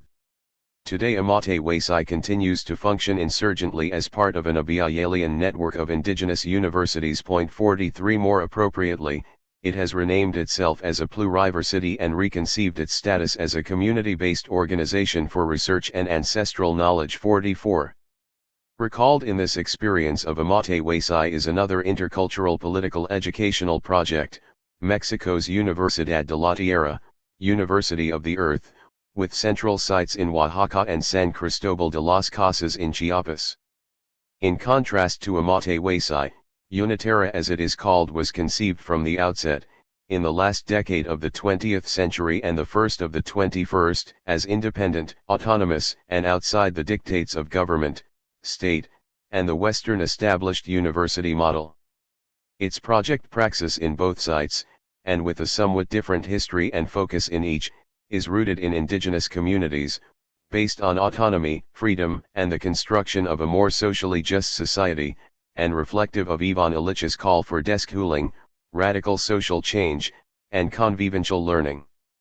Uniterra is distinct from Amate Waisai in this sense, in that its conceptualization and foundation are thought not from, but with indigenous struggles and postulates of knowledge, in conversation with other forms of critical thought and liberation-based theory and praxis. Such is Uniterra's intercultural political educational proposition and project. For Uniterra, education and study are not the means to climb the meritocratic pyramid of formative cycles, academic courses, certificates of attendance, and degrees. In its installations, in principle one learns without the necessity of professors, curriculum, students, textbooks, and degrees. 45. Gustavo Esteva, the founding rector of Uniterra in Oaxaca, refers to this as reclaiming our freedom to learn. By deschooling our lives, in this real world, where the school still dominates minds, hearts, and institutions, and by building conditions of apprenticeship, of decent living, social fabric, and of the regeneration of community, we are shaping and enabling an internal and social structure that is a fundamental condition for real freedom, and for learning. What we are doing is highly subversive, Esteva says. In a sense, we are subverting all the institutions of the modern, economic society. In packaging our activities as one of the most respected sacred cows of modernity education, we protect our freedom from the attacks of the system. 46. Similarly, and as I discuss in more detail in Chapter 4, the Escuelita Zapatista, the Zapatista Little School, organized in 2013 by the EZLN and in collaboration with Uniterra Chiapas, has opened another ethical, epistemic, political, and educational space, another decolonizing praxis, and another social condition of knowledge that turns capitalism/modernity/coloniality on its head. The Escuelita invites people of all ages to learn to unlearn in order to relearn, from the collective lived practice, experience, thought, and knowledge of Zapatista communities and from these communities' ongoing struggle for autonomy and liberation. These examples, along with many others that space does not permit me to elaborate on here, give presence to educations that are radically distinct from those that most of us know, and study or teach in. They confront the increasingly corporate, dehumanized, at once anthropocentric, and disconnected realities of education, theory, knowledge, and thought in today's institutions of so-called learning. These institutions, as is generally true in both the North and South, have little or no idea of, or interest in, peoples, the world as such, or the otherwise of thinking, sensing, feeling, and being present and emergent in modernity/coloniality's cracks, fissures, and borders. The examples of Amate Waisai and Unitera, in contrast, bring to the fore the pluriversality and interversality of decoloniality and of interculturality postured from below, including the intertwining of both in building, assembling, and remembering, putting and pulling together anew and again, other conditions of knowledge, s. As such, they give concrete substance to the possibilities and praxis of an otherwise. On the dilemma of outside, inside, and against, some final questions and thoughts. Taken together, the experiences detailed here raise important questions about the how, where, and with whom of decolonial praxis. How are we to consider decoloniality, its stance, project, practice, and praxis with regard to, and in the concrete context of, the dominant system, the state, and its social institutions, structures, and spheres of power, control, and operation?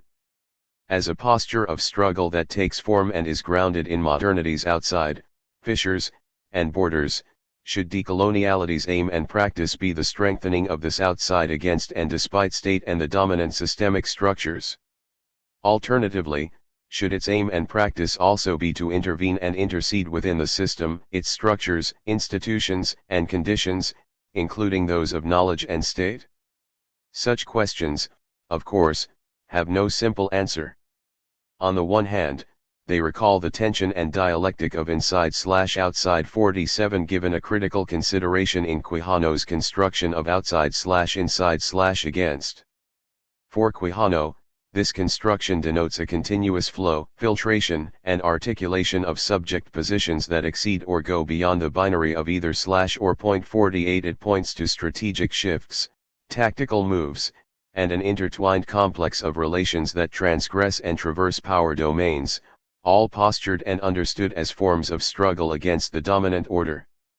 Thinking with Quijano, I asked in 2002, can a social movement continue to be considered as such once it enters the state structure and institution and begins to assume more than just an outside position? Can it be inside and at the same time against? How can an outside and against position and perspective operate simultaneously with an inside reality? 49. In a similar sense, and following Anzaldúa, we can ask whether it is possible to be simultaneously insiders, outsiders, and othersiders. 50. These questions remain pertinent today, most especially in Ecuador. The Ecuadorian Constitution of 2008 and its radical rethinking of society, law, and state, including the recognition of racism, reparation, affirmative action, collective rights, and aspects of indigenous and Afro-life visions, i.e., ancestral knowledges, collective well-being, and nature's rights, ushered in a new era of visibility and inclusionary politics. The interrogatives that seem to naturally follow are, what happens when the historic concerns of indigenous and African origin peoples become part of or assumed by and within the state? How is inclusion functional to the state, including in its more progressive positioning and construction? Does the inside denote and mark a succumbing to state capture, i.e., the state's capture of social movements and their resistance insurgents? Moreover, could and should the naming of a plurinational and intercultural state be understood as a Pyrrhic victory in this sense, since it is not necessarily transformative of the state's historical relation, or non-relation, with indigenous and African-descended peoples? Recalled are the collective memory, based words of both Juan Garcia and the real and symbolic figure of Grandfather Zenon regarding the problematic inherent in the very idea and practice of state, preceding and current. For both thinkers, such problematic is grounded in, among other concerns, the dismemory that inclusion and the inside engender, especially for African origin peoples, peoples who predate state understood as the imposed referent through which domination, subjugation, regulation, and exclusion have been proffered. We cannot forget that our right to live in these territories is born in the historic reparation of the damage/harm that meant the dispersion of our African blood through America, dispersion that through the will of others we had to live these hundreds of years before the configuring of the states, which now order/regulate us. What we are today as people is what we never wanted to be, because what we are today does not depend solely on our will or desires to be. Today we are what the laws of the state direct and dictate that we will be. 51. Made evident here is not only the problematic of state but also, and more crucially, the processes, practices, and perspectives that spite state, that is, that which goes on despite state, and in the borders, margins, and cracks of societal structures and institutions. As the experiences and reflections detailed in this chapter suggest, decoloniality and interculturality are neither given facts or conditions, nor are they idealist states of arrival. They are also not policies to be legislated, managed, or administered from above. In such cases, and as we have learned in the recent experiences of Ecuador described, with similar parallels in Bolivia, their meaning and use become functional to the systems of domination and the matrices of modern/colonial/capitalist power. These are the systems and matrices that regenerate and persist in all governments of the region, regardless of their definition as conservative, neoliberal, progressive, or left. Of course, the situation becomes more complex with the capture of subjects and the co-optation and functionalization of terms signified and conceived in struggle, including interculturality and decoloniality. In response to this functionalization and increasing co-optation, Marcus argues that the task at hand is not to drop the terms but to take back their processes and projects of struggle, and learn with and from this action. Experience and history have made us realize that we live a colonized interculturality, seen and created from a Western and colonial logic. As such, we have the huge task of decolonizing interculturality, undoing Eurocentrism and demonopolizing life, a task that follows from our resistances and our projects, and that follows the paths of our tatas, mamas, amatakunas wise people. It is a task that necessarily begins with unlearning. It then passes through a relearning, until getting to the reconstitution of peoples, of society, and of life. 52. Decoloniality and interculturality are, in this way, interwoven projects and entwined verbalities. Understood from and within the context of past and present struggles, they are wagers, proactive propositions, and political, economic, social, epistemic, and existence-based processes and projects in perennial action and continuous movement, actions and movement that purport to fissure and crack, and to construct, create, and walk in otherwise. Of course, the danger here, and as we will see in the next chapter, is to idealize and simplify the actions and terms. Similarly, it is to perceive decoloniality as a point of arrival or an end in and of itself, a perception that works to negate and or minimize the power of coloniality and its continual regeneration, and shroud the ever-constant struggles, actions, and constructions, the decolonial pedagogies that fissure or crack the modern/colonial matrix of power. 4 on decolonial dangers, decolonial cracks, and decolonial pedagogies rising. Decolonial dangers. Decoloniality, as I am posing it here, does not imply the absence of coloniality but rather the ongoing serpentine movement toward possibilities of other modes of being, thinking, knowing, sensing, and living, that is, and otherwise in plural. 1 In this sense, decoloniality is not a condition to be achieved in a linear sense, since coloniality as we know it will probably never disappear. Decoloniality is also not a condition of illumination or enlightenment that some possess and others do not. Such assumption sets the stage for intellectual disputes over who is more decolonial.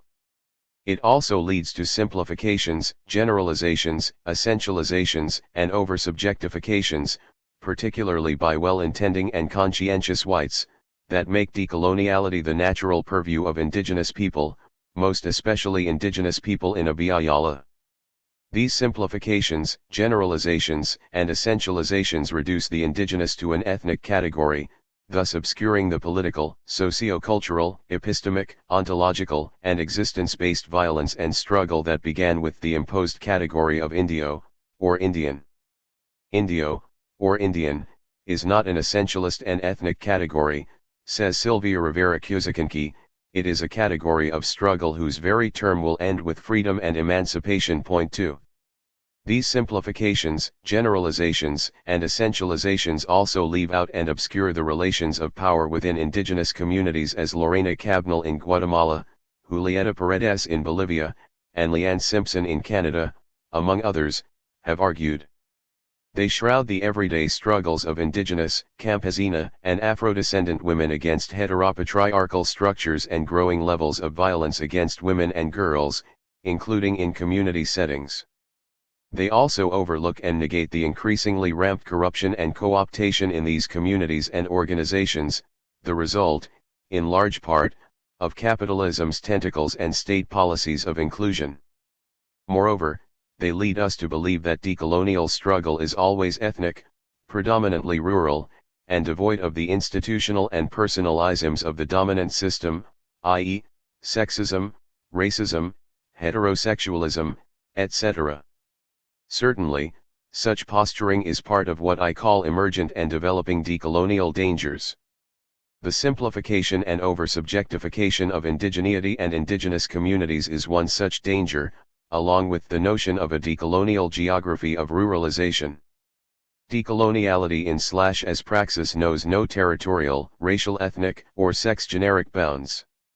Another danger is the commodification of decoloniality as the property of a group of individuals, i.e., the modernity/decoloniality project, and as a new canon of sorts, both of which erase and shroud decoloniality's terrain of political project, praxis, and struggle.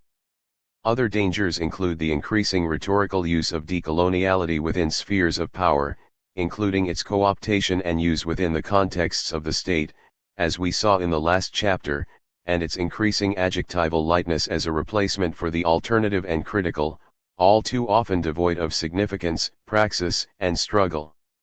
The proposition of this first part of the book is to make evident and think from this praxis and struggle that signify decoloniality, its prospect and project.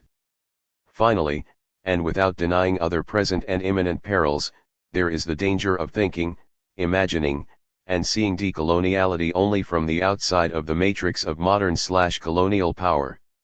Such thought and visioning not only limit the spheres of action, but they also blind eyesight of the decolonial cracks that exist within this matrix and system and that, in essence, complement and push toward the edges and borders. For many of us, these cracks are the place of our location, agency, and everyday struggle. On decolonial cracks and the praxis of Fisher.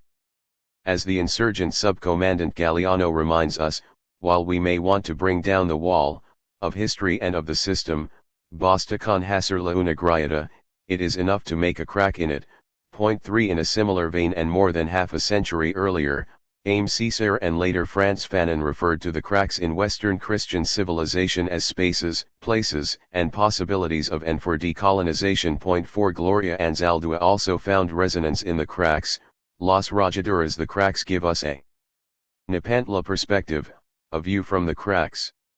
That enables us to reconfigure ourselves as subjects outside the us/them binary, to construct alternative roads, create new topographies and geographies, look at the world with new eyes, use competing systems of knowledge, and rewrite identities. Navigating the cracks is the process of reconstructing life anew. 5. It thus seems relevant to bring up once again the question of the how. How do we, and can we, move within the cracks, open cracks, and extend the fissures?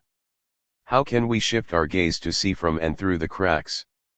How can we remain vigilant that the cracks do not close or that the dominant order does not simply patch them over? Such questions take us beyond discussions about decoloniality per se. They also require considerations of our own explicit locations, of the questions of from where, with whom, and how we the authors of this text, you the readers, and those, living and in spirit, with whom we walk, the relational eye of which Edouard Glissant speaks, 6 act and move within, from, and with respect to the cracks. Similarly, they push reflections of our own cognizance of the cracks and our own participation in the crack making. The cracks, in this sense, enunciate, reflect, and construct another place and postulate of decoloniality in/as praxis. The best way to introduce the idea of this place and postulate is in terms of my own practice. As I have argued elsewhere, the fissures and cracks are part of my localization and place. 7 They are a component part of how and where I position myself. Moreover, they are constitutive of how I conceive, construct, and assume my praxis. Although I work in the university, I seldom identify as an academic per se. My identification is as a militant intellectual, and always as a pedagogue, the latter understood not in the formal educational sense of a teacher who transmits or imparts knowledge, but as a facilitator, as someone who endeavors to provoke, encourage, construct, generate, and advance, with others, critical questionings, understandings, knowledges, and actionings, other ways of thinking and of doing with. For me, this notion of pedagogy and of the pedagogical intertwines with intellectual militancy, activism, and action, forming an inseparable whole constitutive of and constituted in praxis, a praxis that I construct and assume both outside the university and within. Such posture began in the United States in my engagement with activist organizations and groups, and with Boricua, Latino, Black, Asian, and Haitian collectives and communities. It was consolidated in the years spent working with Paulo Freire while he was in exile in the United States, and it deepened and matured with my permanent move in the mid-1990s to Ecuador.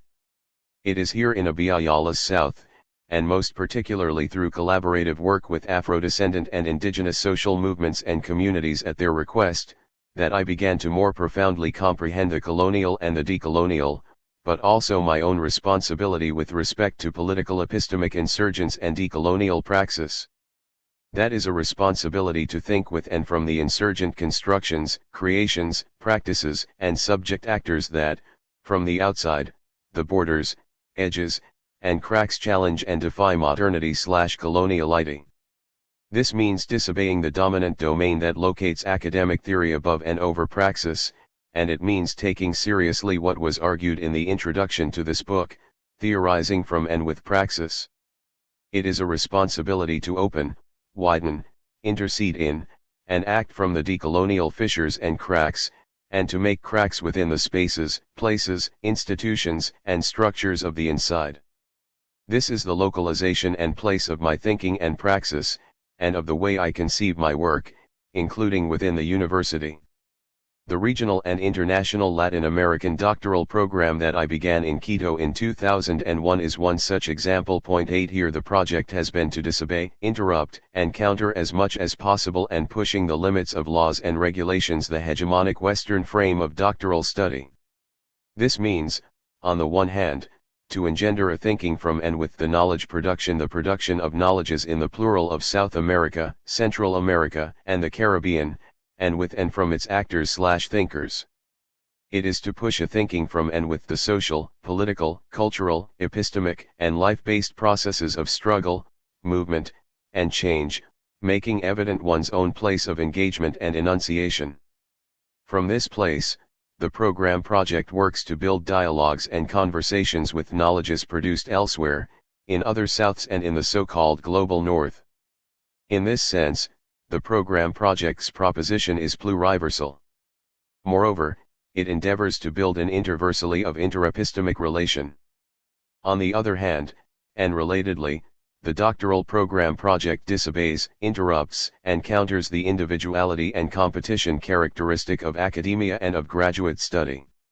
It builds the possibility of relationality and correlation, a space and place of dialoguing, thinking, analyzing, theorizing, and doing in community and in concert with, that encourage alliances, commitments, collaborations, and interculturalizations that cross disciplinary, formations, investigative interests, national borders, and racial, ethnic, sexual, and gendered identifications, and that extend beyond the classroom and the period of doctoral study. In this sense, decolonial praxis is part of the program/project of the doctorate itself, in which Walter is also part. It is a praxis shared by those involved students, professors, and interlocutors from social movements and from other places outside the university, all colleagues and companeras and companeros of a process that aims to deepen the fissures in the modern/colonial order. In this sense, and on repeated occasions, the doctorate has served as a base from which to build contacts and conversations with the growing number of collectives from Mexico to Patagonia that define themselves with regard to decolonial thought, praxis, and struggle. It also has worked to build dialogues with collective processes of the Souths in the North. In my writing, I also endeavor to maintain this praxis and stance. My proposition has never been to study or report about social movements, actors, and thinkers, but rather to think with, and, at the same time, to theorize from the political moments in which I am also engaged. This has meant, in some instances, constructing texts in conversation, writing with, and writing for and from the charges of collaboration and collabor that I have received and assumed from movement leaders. 9 writings targeted for use casa adentro, in-house, casa afuera, out of house, and between houses. This praxis of fissure, of course, is not limited to the university or to the writing of texts. For me, the political epistemic responsibility has meant an involvement and engagement with the ongoing and emergent processes of struggle and change in ways that help fracture and fissure the modern/colonial order, and help walk an otherwise. Such processes have at times meant moving within the inside/outside/against articulations discussed in the last chapter, in order to open other conceptualizations, other practices, and other possibilities of reflection, action, and thought. This is how I postured and conceived, for example, my collaborations with Afro and indigenous leaders and Constitutional Assembly members in the collective making of Ecuador's Constitution of 2008. This collaboration as a praxis of fissure focused on the conceptualization of interculturality, plurinationalism, and collective rights, and on the practical significance of these concepts, including as postulates, propositions, and actions that intervene in and crack the dominant monocultural and uninational frames of constitutionalism, law, and state. Similarly, the work with Juan Garcia Salazar, together with other Black community members, youth, and elders, to document, position, and give lived presence to collective memory and ancestral knowledges, as contemporary, evolving, and in continuous use and construction, has entailed a praxis of fissure inside and outside the institutional frames of both nation and education. This in a country that did not recognize the presence of Afro-Ecuadorians until 1998, a presence calculated today as at least 8% of the population, and where music, dance, and food continue to be used as the principal signifiers and representational markers of cultural, colonial, difference. The Afro-Andean Document and Archival Project that Juan Garcia and I established in 2002, as a co-agreement between the collective Procesos de Comunidades Negras, Black Community Processes, and the Universidad Andina Simon Bolívar in Quito, is one instance of this shared, collaborative, and collective praxis that both fissures and constructs. The project here has been to preserve, classify, catalog, and digitize the more than 3,000 hours of oral testimonies compiled by Juan and other community-based intellectuals activists in rural Afro-Ecuadorian communities over a period of more than 30 years, and more than 10,000 photographs. This material is now open to use by the public. However, the project is not just this. It has also been to continue to add to this archive of collective memory and to return this memory to communities in usable form, including in print, visual, and multimedia formats and in educational materials. Together these examples are part of a pedagogical praxis of accompaniment and engagement that endeavors to move within and connect the cracks while looking toward and pushing to foster, build, and enable decolonial horizons. Yet what these examples do not clearly show are my own processes of unlearning. Illustrative is the following excerpt, taken from a small book of mine organized and published by the Mexican collective Zapatiendo el Mal Gobierno and translated here into English. In November 2013, I received in an email a personal letter of invitation from the subcommandants Marcos and Moises, it was a letter inviting me to be a first-grade student in the Escuelita Zapatista. This experience, lived intensely during the last week of December 2013 in the Caracol of Morelia, left an imprint that I still cannot totally capture, describe, or process. Its significance and profoundness are still becoming. And in this becoming I feel the presence of Viejo Antonio, for Marcos and the Zapatistas, a real and symbolic elder, along with my own ancestors' guides, appearing from time to time, as occurred that cold, rainy, foggy, and muddy night, the first in the Caracol. With a need to go to the latrine, I got up from my bed, several pieces of wood pushed together on the dirt and cement floor shared with many other students, including children, adolescents, and adults. It was in the solitude and darkness of the night that I felt a soft, warm, and affectionate wind coming close. It was almost as if a hand was taking mine. At first, I thought, how great someone has come to help me get quickly to the latrine, to alleviate the growing urge. However, when I turned to look, I saw only, and for a splitting second, a star that seemed to open a small hole, a crack of light in the thick brume. Was this not a signal? I asked. Now I interpret it as an accompaniment and as an admonition of the path unknown on which the Escuelita was about to take me. The path and experience, of course, were not easy. They were made more complicated by the particularity of the community that I was assigned to, a community with only a small number of Zapatista families who face on a daily basis the conflicts caused by the anti-Zapatista majority, i.e., pro-government, paramilitary, and evangelicals, among others. The relative isolation of my living conditions, the difficulties of translation, and my own health problems made the learning ever more difficult. The brume, metaphoric and real, seemed to swallow me. However, the experience served to evidence in real life the strength and grandeur of Zapatista communities, the depth of the fissure that they have opened in the Western civilizatory and capitalist logic and project. It evidenced this muy otra, very other, way that has its base in autonomy, freedom, and community as vital praxis, lived praxis. And it evidenced a praxis that effectively undoes the supposedly single order of market, greed, and capital.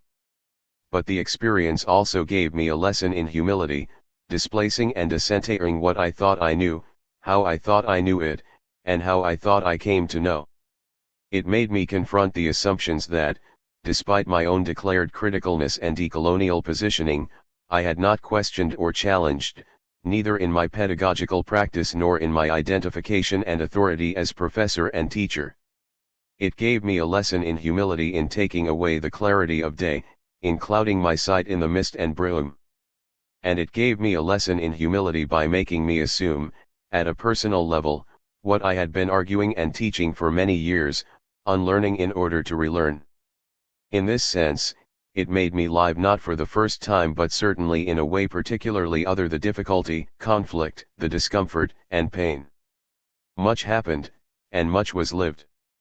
I feel in me the political pedagogical imperative to not only share this experience and learning but, and more significantly, to make it walk asking. This was one of the first lessons that I learned in the Escuelita Zapatista.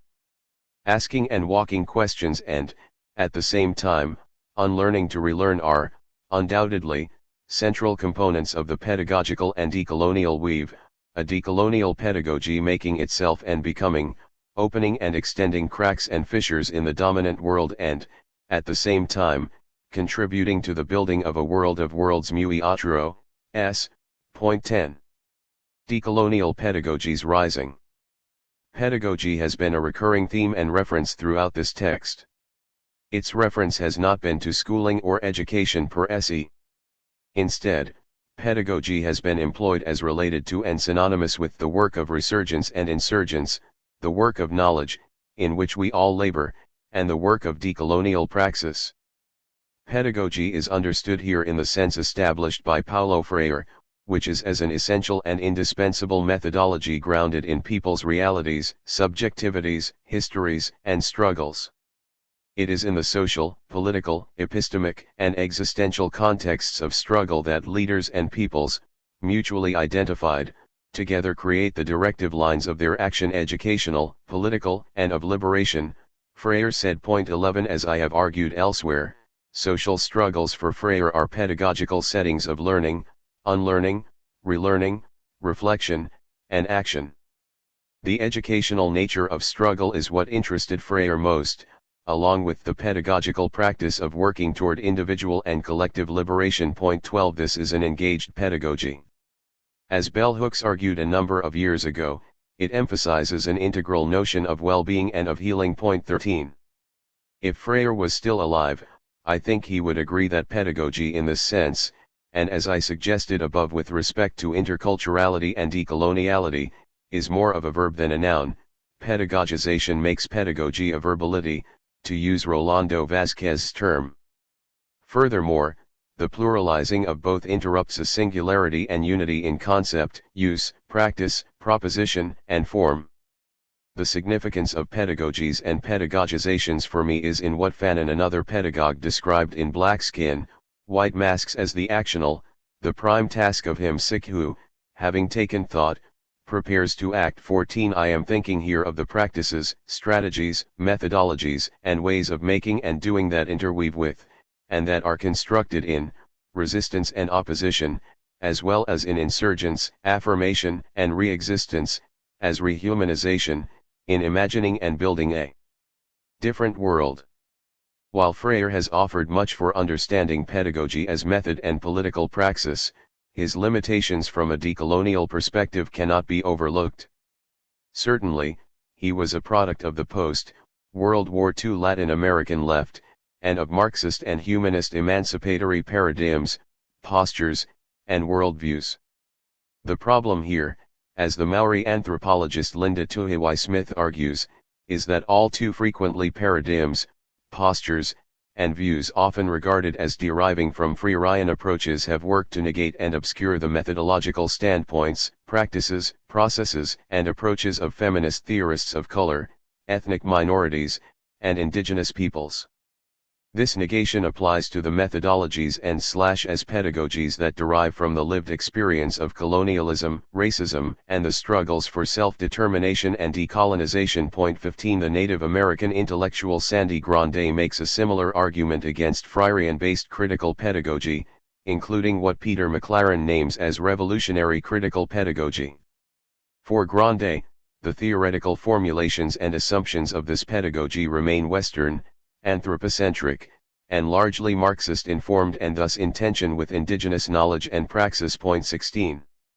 Still, and despite Freire's limitations with regard to the modern/colonial matrix of power, something he himself began to recognize in his last years, much of his praxistical liberation-based thought remains relevant. This relevance is, in fact, the subject of attack by Latin America's recently emergent extreme right, led largely by evangelical movements and transnational interests. Brazil is a case in point. On June 28, 2016, Paulo Freire's biographical page on Wikipedia was altered, allegedly by SERPRO, the communicative and technology-based network of Brazil's ultra-right-wing federal government. Among the alterations made were those, for example, that associated his pedagogy of liberation with Marxist indoctrination, with the formation of soldiers willing to defend Marxism, tooth and nail, in the academic sphere. 17. Similarly, the alterations lay blame on Freire for the educational reforms of 1996, the period in which he was Minister of Education. The claim is that his indoctrination is the reason for and the base of what these attackers conceive as Brazil's still backward and still politicized and ideologized education system.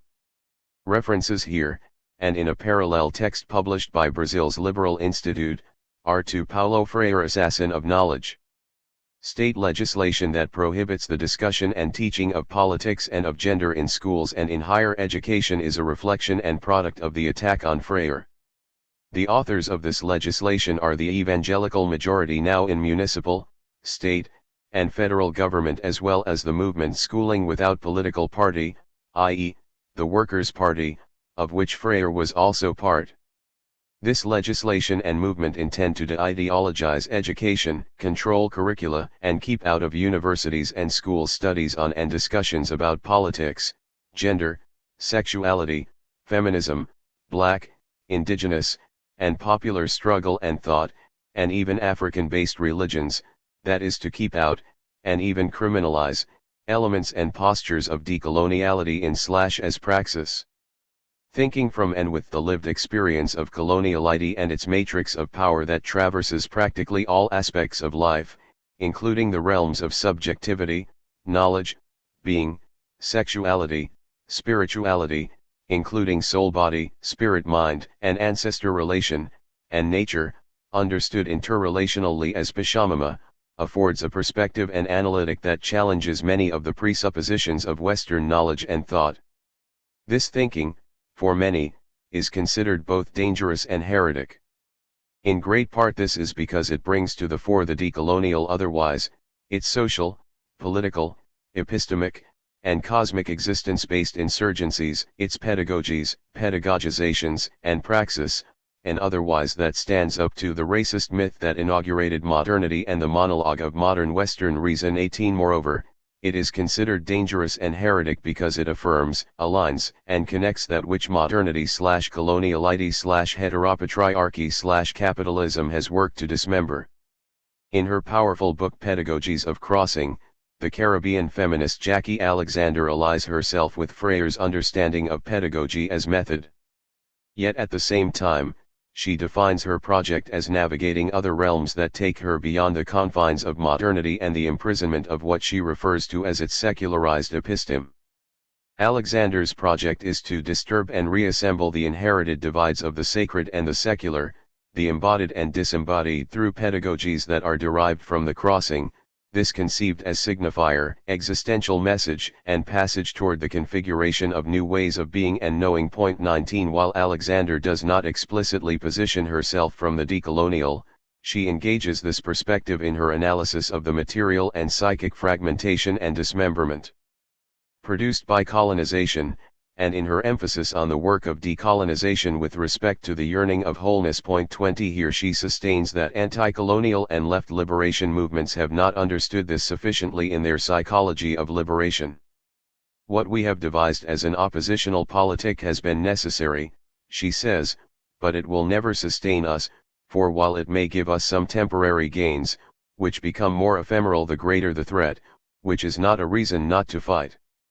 It can never ultimately feed that deep place within us, that space of the erotic, the soul, the divine. 21 For this author, pedagogies must be conceived in this sense, called forth is the decolonial otherwise of which I have been speaking. Here Alexander's multiple understanding of pedagogies is particularly relevant.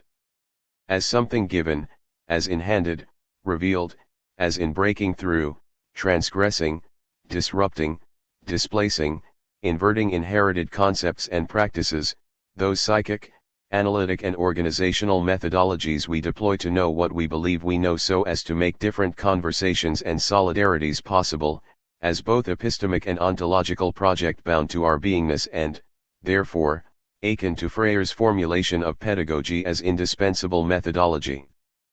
Pedagogies that summon subordinated knowledges that are produced in the context of the practices of marginalization in order that we might destabilize existing practices of knowing and thus cross the fictive boundaries of exclusion and marginalization. 22. Alexander, it seems, is both thinking with and beyond Freire. She locates her perspective of pedagogies as akin to his, that is, of pedagogies as indispensable methodologies of and for transformation. Yet at the same time, she reveals the limits of the psychology of liberation that, of course, was constitutive of Freire's work. However, in so doing, she does not reject Freire. He is part of the crossroads she evokes and invokes, of the cross-currents of genealogies, theorizings, politics, and practice that she fashions.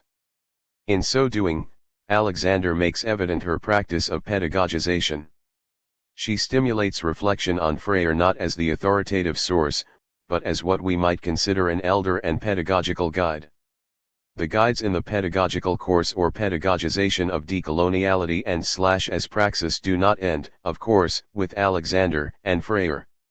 Nelson Maldonado Torres, Louis Gordon, Sylvia Winter, Walter Mignolo, and I, as well as others, have highlighted the decolonial and pedagogical contribution of Frantz Fanon, particularly in Black Skin, White Masks, but also in Wretched of the Earth. 23 In the former text, Fanon speaks from the lived experience of the black man, analyzing the structures that contribute to his dehumanization, and posing sociogeny as a kind of decolonizing pedagogy for humanity.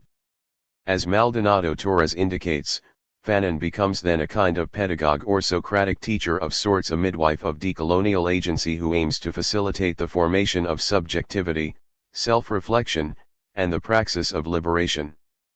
And it is precisely in enabling the sub-other to take a position in which he or she can recognize and do things for himself or herself, that is, to act, that the teaching consists. 24. Another less-known guide is the Colombian writer, novelist, medical doctor, anthropologist, researcher, folklorist, and educator Manuel Zapata Olivella, called by some as the Obrador de Caminos, opener of pathways, and Ecobio Mayor, wise elder. In his work, which traverses more than 50 years, crosses the fields of literature, art, journalism, history, philosophy, anthropology, culture, and medicine, and connects the lived realities, spirituality, and thought of the African diaspora in the Caribbean and Americas, Zapata Olivella struggled to make visible and confront both the racism and epidermization of his native Colombia, and the broader human and colonial condition. Dehumanization and alienation were constant problem themes that gave impulse and orientation to his insurgent, actional, and pedagogical project. As was the case with Freire, Zapata Olivella was greatly influenced by Fanon. Until his passing to the other side in 2004, Zapata Olivella struggled with the tenacity of a pedagogue for the vindication of humanity, the epistemic capacity of Afro-descendants, and the horizons of decolonial relation. While his contributions were many, one that particularly stands out is the positioning of the insurgent, ancestral, and living force of Muntu, understood as the sum of the deceased, ancestors, and the living, united by the word to the animals, trees, minerals in an indissoluble knot, the conception of humanity that the most exploited peoples of the world, the Africans, give back to the European colonizers without bitterness or resentment. 25. Together Fanon and Zapata Olivella recall another present-day African descendant pedagogue long engaged in decolonial praxis, Juan Garcia Salazar, who on July 18, 2017, also passed to the other side, beginning the journey to reunite with his ancestors. Popularly known as the grandfather of the Afro-Ecuadorian movement, the worker of the process, and the guardian of the word and the tradition, Garcia has kept alive, over the last more than 50 years, the generational charge to register, document, and circulate Casa Adentro and Casa Afuera, the ancestral knowledges and oral tradition of Afro-Ecuadorian peoples. His conceptualization of this charge was and is, since in collective memory his words, thought, and practice continue to live, both decolonial and pedagogical, his practice constructs a pedagogy of decolonial attitude and intent. For example, in his conception of Cimarronage, or Marwanage, as a pedagogy for the new urban generations, see Chapter 2, Garcia underscores the ways that Marwanage can be used as a sort of theoretical and memory-based anchor, conceptual analytic and decolonial code and tool to reread official history and to contribute to it with a new and other reading. This is a Cimarron attitude, to always distrust the word written by the dominant other, to closely go over this word and history and compare it with our own, to recuperate elements of the memory of resistance that is born in the Cimarron being, and to reconstruct a new memory, that is, a history otherwise. 26 entailed here as well is a learning to unlearn in order to relearn, a central component of decoloniality in as praxis. Similarly, in his community-based work with and through oral tradition, Garcia gives life to collective memory and the word. He crafts a pedagogy and pedagogization grounded in the realities and struggles of the present, including the deterritorialization, plundering, and dispossession of ancestral lands, the extraction of natural resources and knowledges, the capture and co-optation of leaders, and the policies and politics of state-sponsored inclusion, among others. Point 27. As Garcia describes it, it is a pedagogy of sowing seeds. All those who assume the role of guardian and cultivator of collective memory, says Garcia, become sowers. Their task is to update the words of the ancestors for the new generations, to make them accessible to children, in stories, tales, riddles, and other forms, and to continue the work of the elders by planting seeds of ancestral knowledge and collective memory. That is, to put into practice methods and pedagogies of sowing that plant and nurture a shared and collective decolonial otherwise of cultural affirmation, and of life, living, knowing, and being in relation.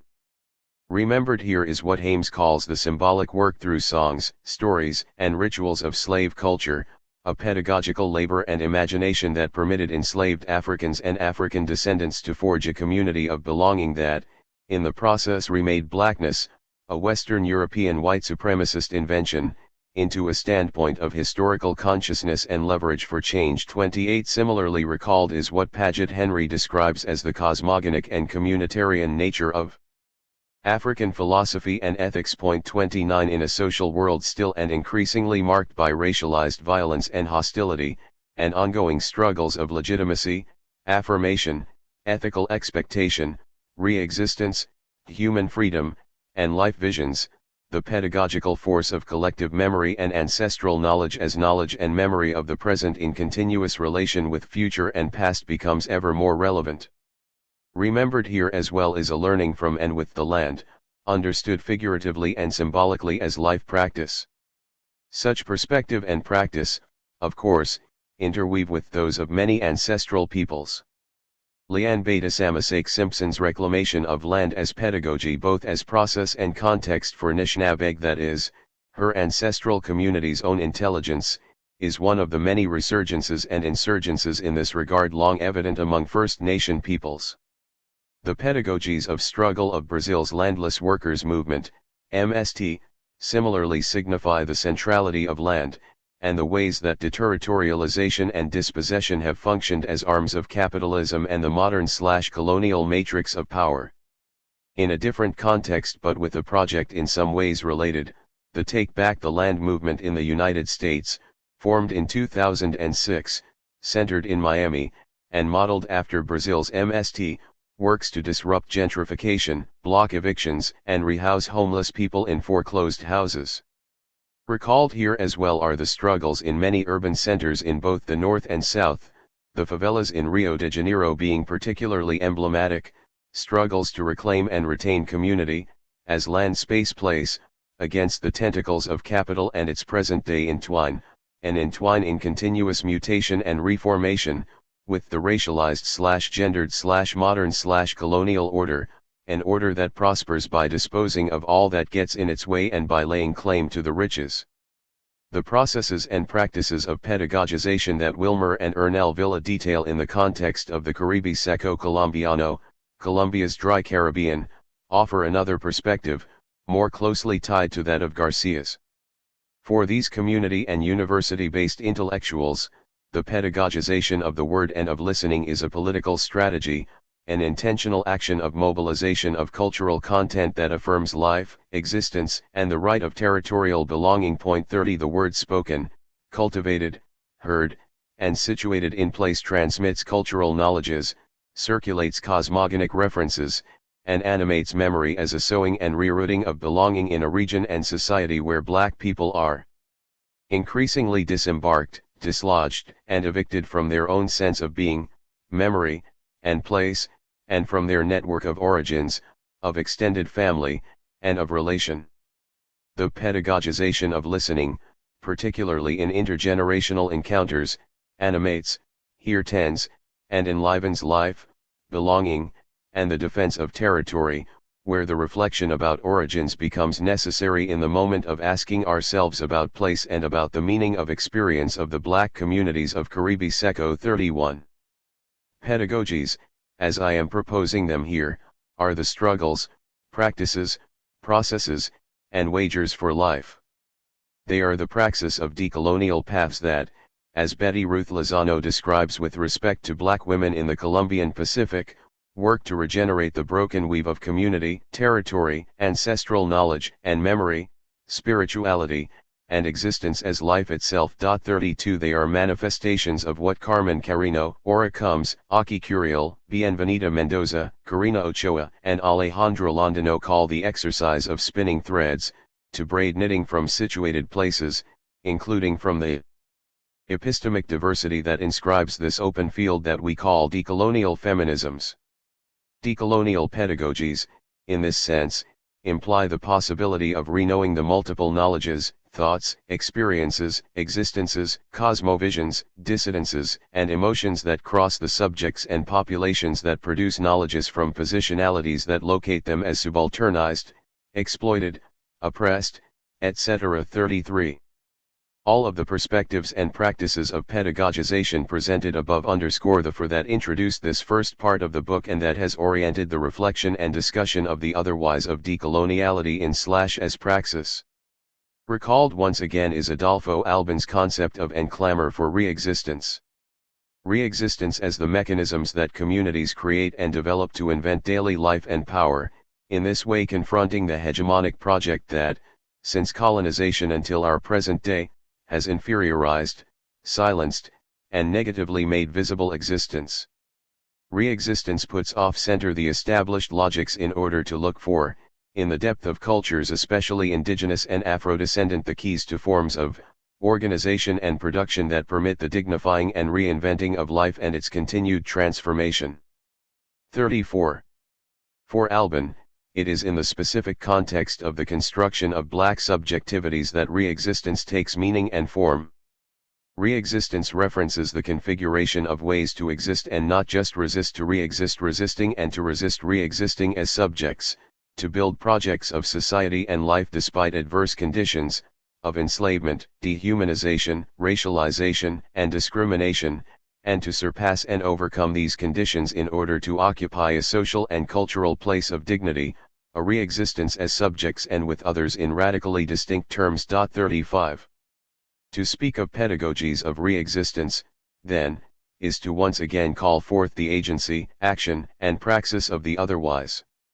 It is to raise the existential, philosophic, and lived concerns and pedagogical imperatives of freedom, anguish, responsibility, embodied agency, sociality, and liberation to which Lewis Gordon refers. 36 It is to signal affirmation and hope in spite of and in the midst of conditions of negation, violence, and despair, part of the war of capitalism and the reorganization of modernity / coloniality / heteropatriarchy. It is to recognize that decolonial re-existence in the circumstances of the present times requires creative pedagogies, methodologies of struggle.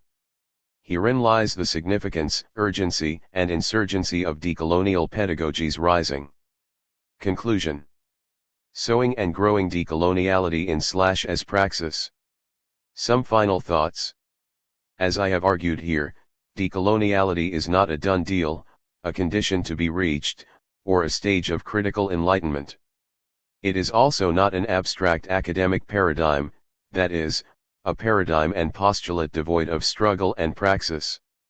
Sylvia Rivera Cusicanqui's argument that decoloniality is part of a multiculturalist discourse and a new academic canon with its own gurus, in which, according to Rivera, both Walter and I are included, negates the broad range of decolonizing practice that, as this part I has shown, gives substance, significance, and form to decoloniality in / as praxis. 1.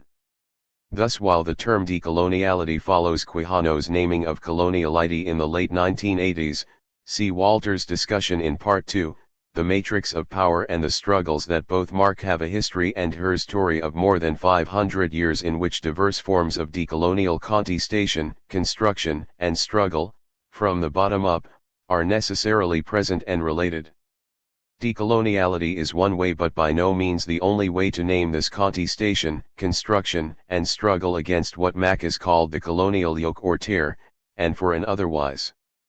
This against and for obviously call forth what social movements in Abiyala often continue to refer to as decolonization, that is, decolonizing struggles, postures, and actions that seek to undo the ongoing and complexly intertwined structures of local national global power, and foster, assemble, and support radically other modes of collective re-existence.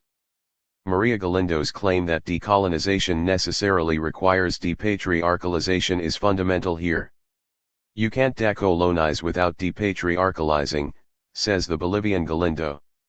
This phrase, central to the work, struggle, and public declarations of the autonomous feminist collective Mujeres Creando, founded by Galindo, Julieta Paredes, and others, gives credence to the ongoing relation of patriarchy and colonialism. And it also signals the complexity of the transformative work to be done. Point 2 recalled here, as well as Maria Lugones's analysis of patriarchy as a component part of the coloniality of gender, as well as Rita Segato's study of the relation of patriarchy, coloniality, and violence against women in Latin America today. Point 3. The crucial point here, and as I have argued throughout this part I, is in the action, labor, struggle, and toil of decolonizing, that is, in decolonial praxis, in the plural, that continues within the cracks, margins, and borders of the dominant order. Walter's argument in the chapter that follows for the difference between decolonization and decoloniality does not deny this bridging from below. Instead, it points to the dominance of the top-down conceptualization of decolonization constructed with the Cold War, a meaning primarily indicative of and associated with states' political independence. It is in this context that Walter highlights the differential concept, analytic, and significance of decoloniality.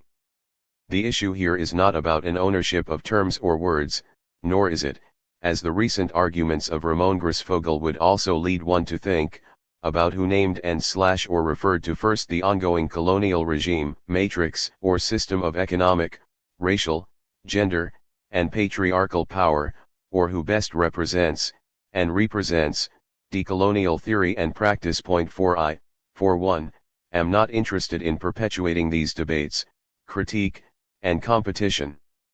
For me, and as I have detailed in this part I, decoloniality is a perspective, stance, and proposition of thought, analysis, sensing, making, doing, feeling, and being that is actional, in the Fanonian sense, praxistical, and continuing.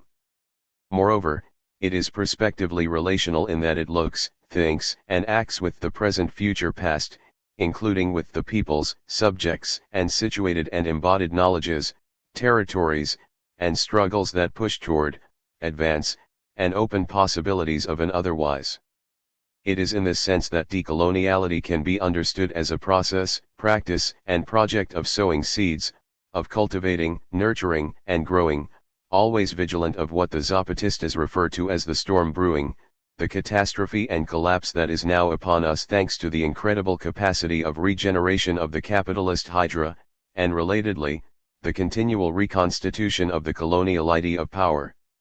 In the EZLN seminar in May 2015, or Seedbed of Critical Thought, the insurgent subcommandant Galeano asked participants for the seed that questions, provokes, encourages, pushes us to continue to think and analyze, a seed so that other seeds listen, that they have to grow, in their own way, according to their own calendar and geography. 5 Likewise, Submoises called for attention to the seeds themselves, to the ones that will germinate, grow, and give fruit, and for the need for attention, practice, and vigilance in this regard.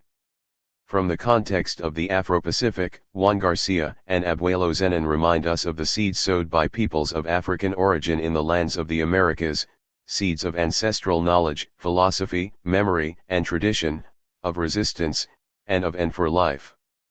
These are seeds, they say, that need to not just be remembered but also resown in contemporary times and with attention to the present-day reality of deterritorializations, dispossessions, expropriations, co-optations, and false inclusions, and the recoloniality of power, being, knowledge, and nature. Point 6. Similarly, and from the context of Cauca, Colombia, Vilma Almendra speaks of the Camino de Sembrar, of the walk to permanently sow, fertilize, feed, nurture, and harvest, pedagogical actions to palabrandar life, a sowing and pedagogical actioning that goes beyond the category that defines us as indigenous, in that it convokes all involved in and committed to transforming the dominant system. Point 7.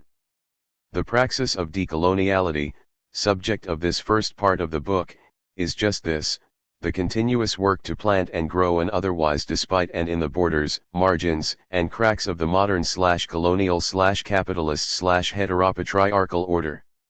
The pedagogies of this praxis are multiple. They are sown and grown in the contexts of decolonial struggle, wherever and however this struggle is conceived, situated, and takes form. And they are sown and grown in the methodologies and as pedagogies of struggle itself. I am thinking of the struggles in indigenous, black, and peasant communities, the struggles of racialized subjects, struggles in urban spaces, struggles within feminisms, and struggles in the educational sphere. I am thinking of the struggles of youth, of those who identify as women, men, or as both or neither of the two. And I am thinking of the struggles that challenge and move beyond anthropocentric frames, of struggles that challenge the dominant spheres of reason and thought, of being, becoming, and of existence itself. I am thinking of struggles that walk asking and that ask as they walk, and of struggles that bring to the fore the forces of the sacred, ancestral, erotic, spiritual, and creative. I am thinking of all those struggles against the modern/colonial matrices of power in their myriad manifestations and faces. And I am thinking of all those struggles and all those efforts, strategies, processes, and practices to push, enable, create, and construct a decolonizing otherwise. It is praxis, as Dussel reminds us, 9, which makes the path. And it is the sowing and growing that give root to praxis, a sowing and growing that herald life in an era of death, and that give cause to decoloniality as a process, practice, project, and praxis of radically other thinking, feeling, sensing, being, knowing, doing, and living. In closing this part, it seems appropriate to ask what all this means for the readers here. If we can understand decoloniality not as a new paradigm but as a way, an option, a standpoint, and a practice, and praxis, of analyzing but also of being, becoming, sensing, feeling, thinking, and doing, how does decoloniality challenge, interrogate, and or interpellate you? Such a question, I believe, and I am sure Walter would agree, gets at the proposition of this book and our series on decoloniality. Part 2. The Decolonial Option. Walter D. Mignolo. 5. What does it mean to decolonize? Emancipate yourselves from mental slavery. None but ourselves can free our minds. Bob Marley. In the Western culture in which modern science and technology has arisen, we speak in daily life of reality and of the real as a domain of entities that exist independently from what we do as observers. Furthermore, we act and speak, both colloquially and technically, as if we knew we were able to make reference to such independent entities. The flow of normal daily life and experience, in which things appear to us as if they were there independently of what we do, seems to confirm this. Furthermore, the use that we make of the operational coherences of daily life for successful cognitive predictions of the consequences of our operations in it with objects also contributes to support this implicit view. This I want to change by reflecting further on the consequences of accepting the operational separation of the experience and the explanation of the experience in the explanation of the biology of observing. Umberto Maturana, Reality, the Search for Objectivity or the Quest for Compelling Arguments. I start here from where Catherine left off in the previous chapter. I would argue throughout Part 2 that each of us is responsible for our decolonial liberation, which Bob Marley clearly expressed in Redemption Song. Part 2 moves between popular music philosophy, of which Bob Marley is a master, and the irreverent scientific thinking of Umberto Maturana. Parallel to Maturana's in the hard sciences, nomothetic in the traditional division between human and natural sciences, I take an undisciplinary stance in the ideographic field of knowing and understanding, humanities, social sciences, philosophy, and the arts. The epistemology creates ontology. Point 1. Hence, Decolonial thinking and doing aim to delink from the epistemic assumptions common to all the areas of knowledge established in the Western world since the European Renaissance and through the European Enlightenment. Re-existence follows up on delinking. Re-existence means the sustained effort to reorient our human communal praxis of living. Decoloniality is not an academic discipline, which doesn't mean that it cannot be enacted in the academy. It comes from decolonization, and decolonization was not a known disciplinary trend or a new method. By enacting it in the academy, Kathy and I work in the academy. The book is published by Duke University Press. We attempt to reverse the trend and take decoloniality as a disruptor in the academy. For example, if you apply to get grants or fellowships to engage in decolonial praxis, be sure that you will not get them. And to disguise it with the name of decolonial studies will be to keep decoloniality hostage of modern epistemology. Decolonial studies could not be decolonial. It's as simple as that. For what would decolonial studies be, and above all in what political, ethical, and epistemic frame would it be enacted? As Catherine highlights in the first chapters, as I understand it, decolonial studies what for?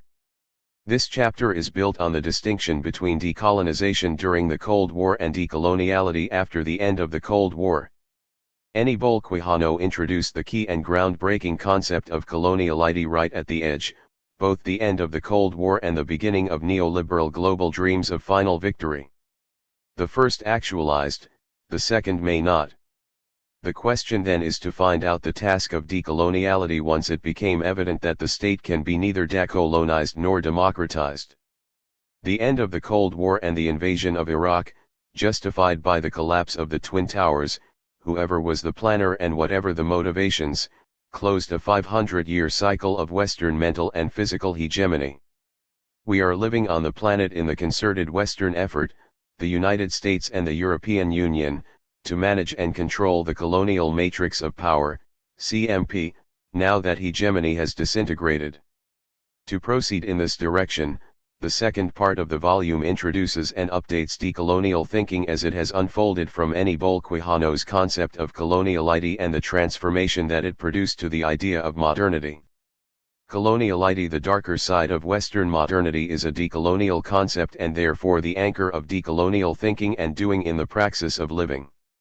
It is not intended to be an ethnographic report of who is doing and who has done decolonial work, nor is it meant to be a modern theoretical proposal pretending to be universal and to dictate to everyone what decoloniality is or should be. It is an introduction for readers not yet familiar with it, and an update for readers already familiar, to the specific vision and practice within the frame modernity/coloniality/decoloniality. It is not a postmodern conceptual introduction, in the sense of rejecting macro-narratives. On the contrary, it claims the necessity of 500 years macro-narratives of the colonial matrix of power that modern macro-narratives disguised and postmodern philosophy ignored. If you just look into macro-narratives in the Americas and the Caribbean, you will notice that indigenous narratives have two beginnings, the memories of the creation of the world and the creation of the ethnic group that tells the story of the creation of the world, i.e., Popolva, Leyenda de los Soles, narratives of Turtle Islands. The other macro-narratives would be the moment of the Spanish invasion, between the end of the 15th century and the first half of the 16th. The disseminated African diaspora, through the Americas, begins instead with the Middle Passage. The population of European descent in South America and the Caribbean start also from 1500, but while for some that was a moment of salvation and civilization, for others it was the beginning of the historical crimes justified by the narratives of modernity, salvation, progress, development. This is precisely the trajectory that frames the project modernity/coloniality/decoloniality as pursued here. On the other hand, for the population of British and French descent in the United States and Canada, the story will begin by the 17th century, with the arrival of the first pilgrims and the establishment of the first settlements. It is beyond the scope of this book for me to continue around the planet and point out how different regions of the world tell the story from their own millenarian memories and from the moment of the disruption of their respective local histories by Spanish, Dutch, Portuguese, French, or British invasion, and how each of us has related and experienced the continuation of modernity/coloniality under the leadership of the United States since 1945. The many faces of decolonization. The usages of decolonization, and its verb, to decolonize, have been growing exponentially over the past 5 years. This is, of course, a very good thing. The volume is an introduction to a particular school of thought on decoloniality, and it exposes the different venues that the project has taken. It is not a comprehensive review of various decolonial trajectories based on particular local histories, memories, body politics, and conceptual frames. Point 2. The answer to the question what does it mean to decolonize, cannot be an abstract universal. It has to be answered by looking at other questions: who is doing it, where, why, and how. The book is also one answer to the question from the shared works of a collective, who, which emerged in South America and expanded to other regions of the world, where, to understand the formation and mutation of the rhetoric of modernity and the logic of coloniality to orient decolonial work, why, by working academically on conceptual analysis and shifting away, delinking, from Western epistemology and engaging in non-academic work where Western epistemology has trickled down, framing subjectivities, education, ways of eating, health, and destroyed conviviality. How? More specifically, I explain how I understand and enact the analytic of coloniality and envision decolonial venues. Therefore, what I intend to do is to explain one particular meaning of coloniality, the meaning it has acquired in the works of the members of a collective identified by 3 key words: modernity/coloniality/decoloniality. When necessary, I will refer to other decolonial projects grounded on different assumptions, needs, and experiences. In my own decolonial conception, there is no proprietor or privileged master plan for decoloniality. Ours, Catherine and myself, is certainly not, and we will not take seriously any decolonial project that postulates itself, implicitly or explicitly, to be the guiding light of decoloniality. We, and by we I mean here the human species, are all today in the colonial matrix of power. There is no outside of it, and there is no privileged location, ethnic or sexual, from which to confront coloniality. For this reason, border-dwelling, thinking, doing is the decolonial direction this introduction is taking. As I have mentioned already, we are not providing here an ethnographic global report on decoloniality. The book series is open to other decolonial projects to be presented by their own leaders, in their own specific local histories, and specific decolonial projects. It is not the aim of this book to represent anything or anybody. Representing is a toxic word in the vocabulary of modernity and modern epistemology. Why? Because representation presupposes a constituted world or reality that is somehow represented, and then different schools or people in daily life provide different interpretations of something that is objective and real. If the decolonial is argued as an option, it is because life is lived among options, and options are built by people and institutions according to their own assumptions and interests. Interests are not bad in and of themselves. Being interested and acting in favor of conviviality, harmony, creativity, and plenitude are some of the ideals and interests that decoloniality promotes, being aware, nonetheless, that this is not the direction that states, corporations, finances are taking and mass media promoting. Having said that, the 3 key words, modernity/coloniality/decoloniality, and the slash that unite and separate them at the same time, are in fact one complex concept, articulated by the movements that embed the concept in people praxis of living. Each keyword or concept is divided while at the same time connected to the previous one. Decoloniality is at once one of the 3 concepts, but it is the concept that made visible coloniality as the darker side of modernity. The triad is, using any Bolquijano's felicitous expression, a heterogeneous historical structural node. 3 It departs, delinks, from the dyad signifier/signified profusely discussed during the 1960s and 1970s, as well as from the dyad sign/reference, in analytic philosophy, and from the dyad word/think critiqued by Michel Foucault. The triad places signification on different grounds, decolonial grounds. Therefore, decoloniality argued here cannot be understood without understanding modernity/coloniality that engendered it. Without modernity/coloniality, there would be no need for decoloniality, because there would be nothing to decolonize. Theories, like cosmologies, aim the totality, but they are not necessarily totalitarian. That is, there is room for other trajectories of engaging decoloniality. Nothing to decolonize means here beyond the conceptual frame modernity/coloniality. Hence, if coloniality is engendered by modernity, there cannot be modernity without coloniality, and there would be no coloniality without modernity. To end coloniality, it is necessary to end the fictions of modernity. Point 4. You cannot dispense with coloniality and maintain the principles, assumptions, and belief laid out in the macro-narratives of modernity.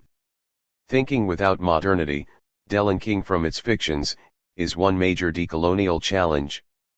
The idea of modernity, CFR modernity, is neither an entity nor an ontological historical period, but a set of self-serving narratives. 5 gained currency in the second half of the 20th century. It was the abstract companion of two more concrete signifiers, modernization and development. Modernity was built as the imaginary of itself and of a world of which modernization and development were the engines. Modernity came to signify a horizon, the horizon toward which modernization and development were driving us, all of us, that is, on the planet. The concept of modernity in the second half of the 20th century, and post-modernity at the end of the century, recast a horizon of life and history that was devised long before. In its previous guises, it had other names: Renaissance, Progress, and the Civilizing Mission. The catch-22 was to make believe that modernity is something beyond the narratives that invented the word and the imaginary the word invokes. Decolonially speaking, it is a fiction, a construction made by actors, institutions, and languages that benefit those who built the imaginary and sustain it, through knowledge and war, military and financial means. Development was another key and new concept in the second half of the 20th century that replaced the ideas of progress and civilizing mission. Development replaced progress and modernization replaced civilizing mission.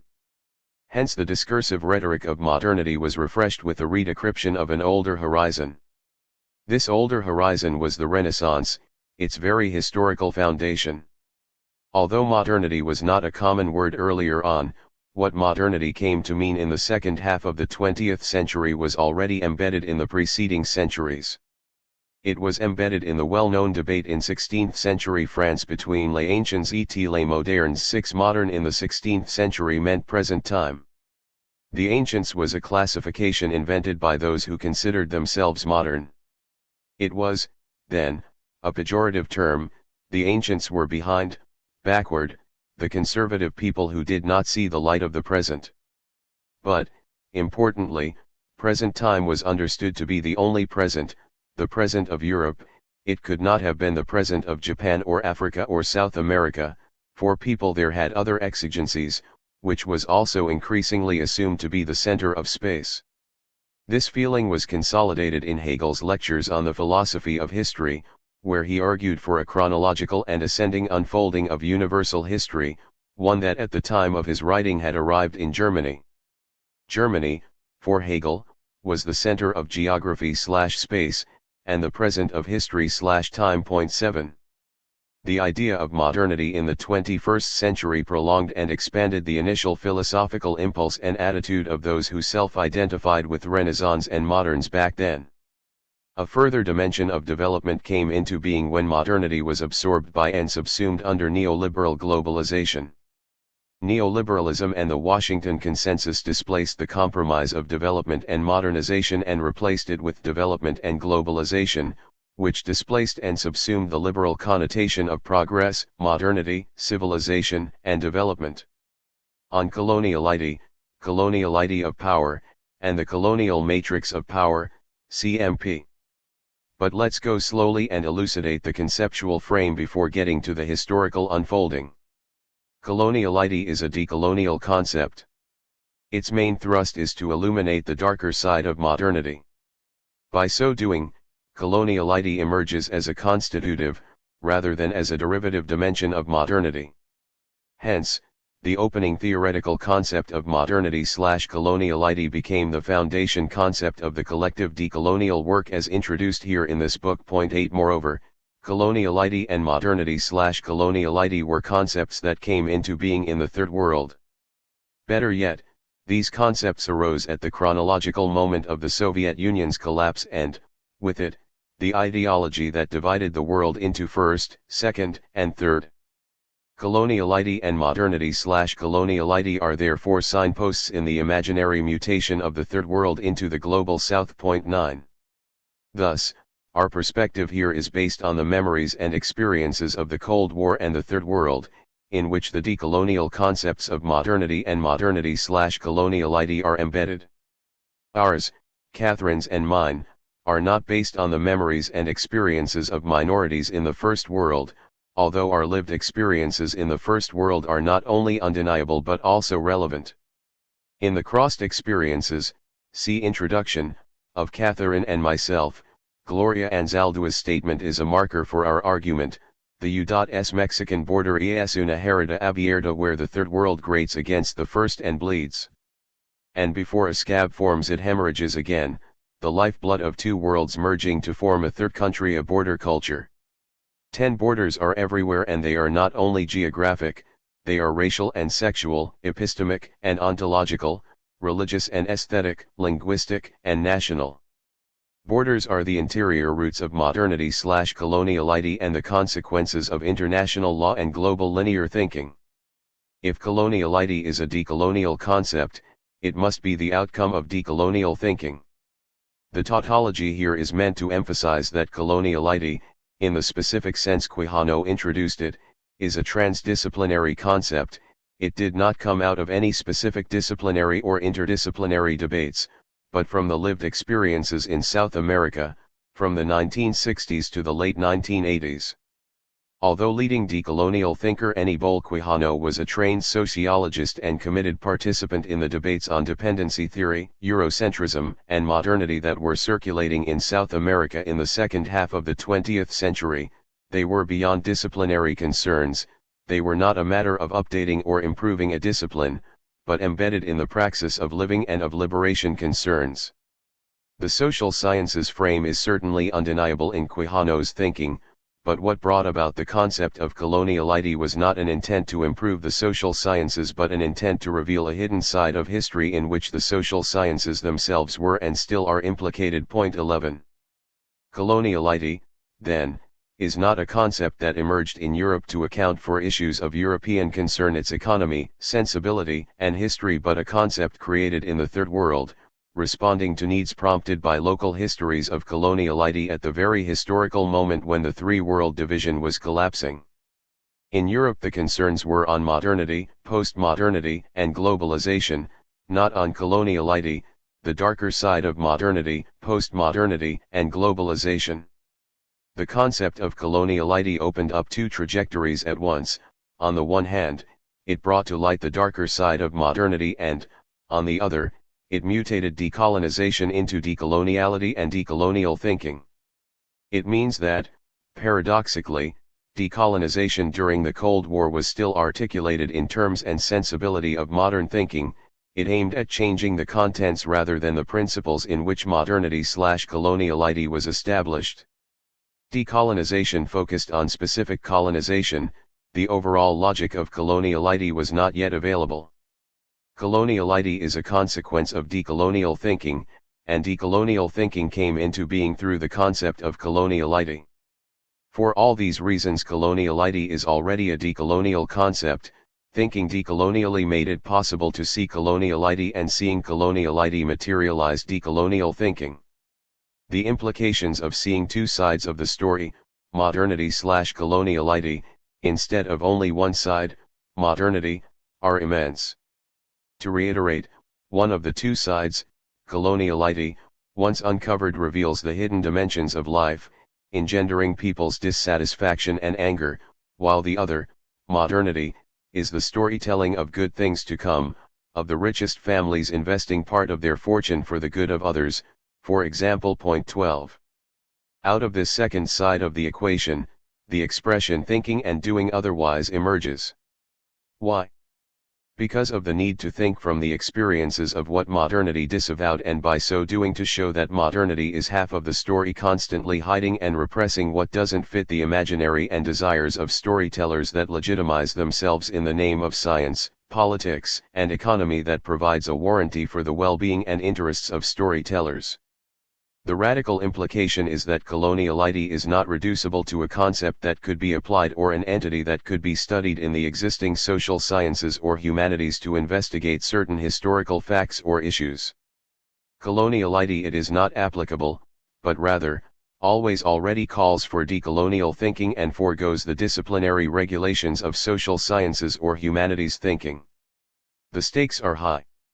It means to change the terms, assumptions, principles, rules, of the conversation and to dispense with the disciplines, rather than updating the disciplines by including coloniality. The vocabulary of any of the existing disciplines, words that denote the field of investigation or are concepts you use to approach the field, have two semantic dimensions. You will find, first, that most of the words/concepts you are using belong to European modern/imperial and vernacular languages, and they have been derived from Greek and Latin. You will find, secondly, that most, if not all, of the words/concepts you use in your discipline and even in everyday conversation were translated and redefined around the 16th and 17th centuries in Europe. The fact that none of the existing civilizational languages at the time, Mandarin, Hindi, Urdu, Persian, Arabic, Russian, etc., are relevant in any of the disciplinary formations confirms that Eurocentered knowledge asserts itself at the same time that it disqualifies the vocabulary, and logic, of other knowing praxis and knowledge and belief systems. The trivium and the quadrivium, framing Renaissance science and scholarship and, later on, Enlightenment science, philosophy, and social sciences, all founded their conceptual vocabulary on the Greek and Latin languages, work together to disqualify any and all coexisting frames of knowledge and understanding in non-European and Western civilizational languages. Point 13. I would like to add at this point some further comments requested by one of the outside evaluators. What does Quijano mean by power in the expression coloniality of power? Coloniality and coloniality of power are shorthand for patron colonial de poder, which I have translated as colonial matrix of power. Matrix, derived from Old French matrice, means uterus. Other derivations followed through the century, all related to regeneration of life and to a substance from which something else originates. By the second half of the 20th century, its meaning had expanded. The one I highlight here in the translation of patron is a set of structural relations and flows constitutive of an entity, conceptual and mechanic, like in the film The Matrix. In the film, machines have created a cyber world making believe that the fabricated illusion is what human beings believe is their reality. Neo, the main character, realizes what is happening and rebels, attempting to end the computer program producing the illusion of reality and using human bodies' energy and heat to feed the machines that create the fantasies in which human bodies live. The analogy with the colonial matrix of power is almost one-to-one. The exception is that the creators of the illusion are, in the film, not human beings but machines that humans have created. In the colonial matrix of power, the creators of the illusions, modernity, using human bodies, labor, energies as well as energy from the biosphere, water, land and oxygen, and the cosmos, sunlight and moonlight, are human beings inside the colonial matrix of power but believing, or making believe, that there is an instance outside the colonial matrix from which it can be observed. That instance was the Christian God and the secular human scientific/philosophical observer. Decolonially speaking, there is no outside and, therefore, decolonial thinking doesn't pretend to be a modern, or postmodern, version of God or of scientific/philosophical observer. The matrix, colonial, created by a minority of the human species rules the life of the majority of the human species. Power is that instance of the colonial matrix in which all of us, human beings, are being ruled, and the ruling includes of course the creators and gatekeepers of the rule. The ruler is ruled by its own desire and compulsion to rule. Decoloniality is the exercise of power within the colonial matrix to undermine the mechanism that keeps it in place, requiring obeisance. Such a mechanism is epistemic, and so decolonial liberation implies epistemic disobedience. The awareness of the illusion of modernity/matrix is no longer in the consciousness of one modern hero, Neo, but in the growing planetary political society taking their/our destiny in their/our own hands. Decoloniality can no longer be thought out as enacted by a hero, the privileged figure in the individualistic imaginary of Western modernity. The equivalent of Neo in the Matrix, the movie, are the globally dispersed decolonial planetary energies becoming interconnected in our diverse local histories, in the present. Decolonial analytics aims at understanding the formation and transformation of the colonial matrix of power, of understanding the past to speak the present, as explained in the introduction of The Darker Side of the Renaissance. Point 14. To delink requires to know from what and how to delink. That is the power struggle within the colonial matrix of power. The future doesn't exist, and neither does the past. We all, on the planet, live in a constant and always fluctuating present, carrying the burden of the past and the hopes for the future. The future would be what we human beings are doing in the present all over the planet, not only in the North Atlantic, where universal fictions dwell. Decoloniality is one among other options in the present. Some of the options intend to dominate and regulate, and there are conflicts and differences among different ideas of what re-westernization should and could do, and what de-westernization should and have to do to prevent re-westernization from ruling unilaterally. Both options are state-led. They both actualize the current dispute for the control and management of the colonial matrix of power. Decoloniality is not, cannot be, state-led projects. They are projects by the people organizing themselves in their local histories and needs to delink from the colonial matrix.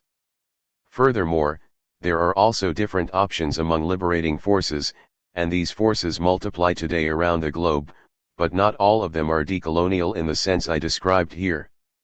And of course they do not have to be. Decoloniality, as introduced here, let me repeat, is not claiming truth without parentheses. On the contrary, it is revealing that without truth in parentheses there are no solutions to the problems created by modern/colonial truth without parentheses. Decoloniality, as introduced here, is one option among many. Each option, regulatory or liberating, has its own imperatives. Imperatives are not universal. They are relevant to the option in and for which imperatives emerge and are enacted. I will return to these issues in chapters 6 and 7. Let's explore further the distinction between colonialism and coloniality, and subsequently decolonization and decoloniality. Coloniality doesn't equal colonialism. Coloniality shall not be confused with colonialism. The distinction between the two is fundamental to understanding what we mean, in this volume, by decoloniality within the triad of modernity/coloniality/decoloniality. Let's start by elucidating the meaning of colonialism. Not much information is available on the word colonialism. The online etymological dictionary tells us that the word was introduced in 1886 and means the system of colonial rule. 15. The Stanford Encyclopedia of Philosophy is more generous. It framed colonialism as follows. Colonialism is a practice of domination, which involves the subjugation of one people by another. One of the difficulties in defining colonialism is that it is hard to distinguish it from imperialism. Frequently the two concepts are treated as synonyms. Like colonialism, imperialism also involves political and economic control over a dependent territory. The etymology of the two terms, however, provides some clues about how they differ. The term colony comes from the Latin word colonus, meaning farmer.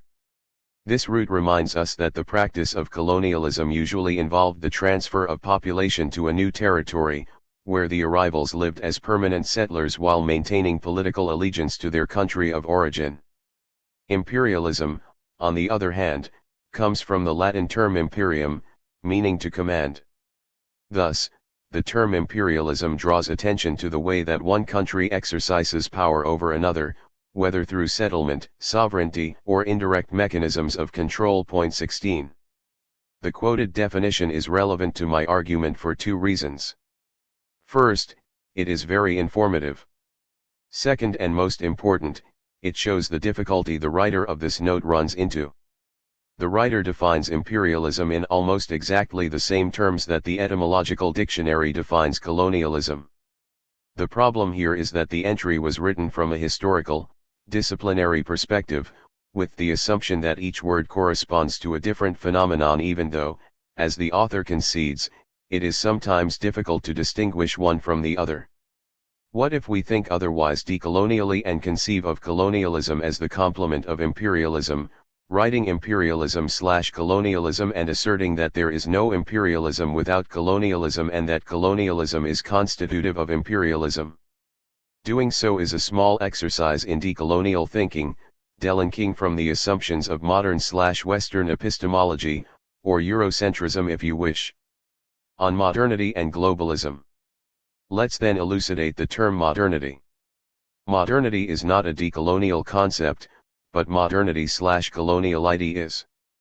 Coloniality shows that all the narratives and celebrations of modernity are only half of the story. Modernity is an unfinished project, in Jürgen Habermas's expression. And we see it today in the efforts to conquer the Middle East, to control the enormous natural resources of Russia, and to contain China from committing the heresy of developing on its own, are all instances of the unfinished project of modernity in its Ruse-turnizing stage. Since modernity has been conceived in one line of time, and universal history, the concept needed the historical moment before, the pre-modern, and it generated also the critical moment after, the post-modern. Decolonially speaking, the non-modern is a necessary concept to illuminate the coexistence of temporalities and modes of living and thinking that are neither pre-modern nor post-modern. The non-modern is a flexible concept not always mentioned but presupposed and necessary for the invention, in the present, of underdeveloped, uncivilized people, all that has to catch up to become modern or post-modern.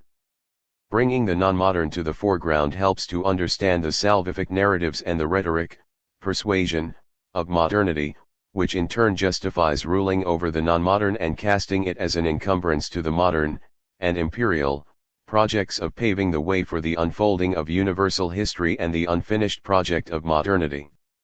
Decolonially, however, the casting of modernity as the unfolding of universal history is staged as if it were an entity or a historical period detached outside and independent of the narrative that legitimizes actions and decision-making to maintain the march of history, when decolonially speaking it is an illusion created by the very modern concept of modernity, redundant necessary. Modernity is a modern concept. The Aztecs, it is often alluded and condemned, sacrificed human bodies to keep the sun ongoing. Western modernity sacrifices, and it is accepted, whatever is needed to keep civilization ongoing. The consequences of the word, and the narratives weaved around it, results in the invention of an ontology of history that extends from the origin of humanity to its modern, and postmodern, times and forms. The new recently defined era, the Anthropocene, is nothing other than a scientific narrative fiction of the unilineal universal history of humankind. Hence, derived from the imaginary created around the concept of modernity. When exactly the word modernity was introduced as a descriptor of the spirit of Western civilization is not clear, though the idea and the feeling of it can be traced back to the Renaissance and the sense of newness. Its first use is attributed to Charles Baudelaire, specifically, to his 1864 essay The Painter of Modern Life. Baudelaire obviously writes around his own European experience only. In section 4 of the essay, titled Modernity, Baudelaire tries to capture with his prose the nature of a figure that can no longer be called an artist, or a dandy, or even a flaneur, because his sensibility surpasses these categories. Baudelaire suggests that this more modern man be called a lover of life and writes this of him. And so, walking or quickening his pace, he goes his way, forever in search of what? We may rest assured that this man, such as I have described him, This solitary mortal endowed with an active imagination, always roaming the great desert of men, has a nobler aim than that of the pure idler, a more general aim, other than the fleeting pleasure of circumstance. He is looking for that indefinable something we may be allowed to call modernity, for want of a better term to express the idea in question. The aim for him is to extract from fashion the poetry that resides in its historical envelope, to distill the eternal from the transitory. Point 17. At some point, modernity was imagined in contradistinction with tradition. Modernity and tradition are two modern concepts, not two ontologies, one modern and the other pre-modern. As modernity was construed by means of fictional narratives in which modernity itself is the main character, the word names a historical period and a set of norms that define socio-economic organization as well as particular subjects and subjectivities. Fiction becomes reality. In these narratives, tradition is construed as a period preceding the advent of modernity. In these narratives, coloniality is always absent and therefore tradition materializes the hidden logic of coloniality, which is how the rhetoric of modernity operates. When these constructions are decolonially analyzed, which is one way of decolonizing knowledge and subjectivities, that is, seeing modernity through the logic of coloniality, tradition appears in all its clarity as a term invented in the process of building the very idea and the imaginary of modernity. On the other hand, when it comes to make believe that it consists of historical periods and good, modern, ways of life, modernity has always been figured as if it were universal and therefore shall be extended globally. It was assumed that the rest of the planet was going through a similar unfolding of history in the inexorable march toward modernity, and that at some point it would go through the same periodization as Europe. Western Europe and more recently the US were the point of arrival for the rest of the planet. Society would be organized the same way, and subjects and subjectivities would all be European clones. Absurd narratives indeed, but they are still with us. Coloniality is not over, it is all over. Point 18. For some, the historical point of origination of modernity is located in the European Enlightenment. For others, its point of origination is located in the European Renaissance. Renaissance is in itself a concept and an idea that underlines a change in time, either that or rebirth and moving forward. Both are subsumed in our argument in the modern/colonial world order and its two key concepts, modernity/coloniality. The trope of moving forward, from the creation to the end of the world, to final judgment and ultimate salvation, was already a Christian teleology.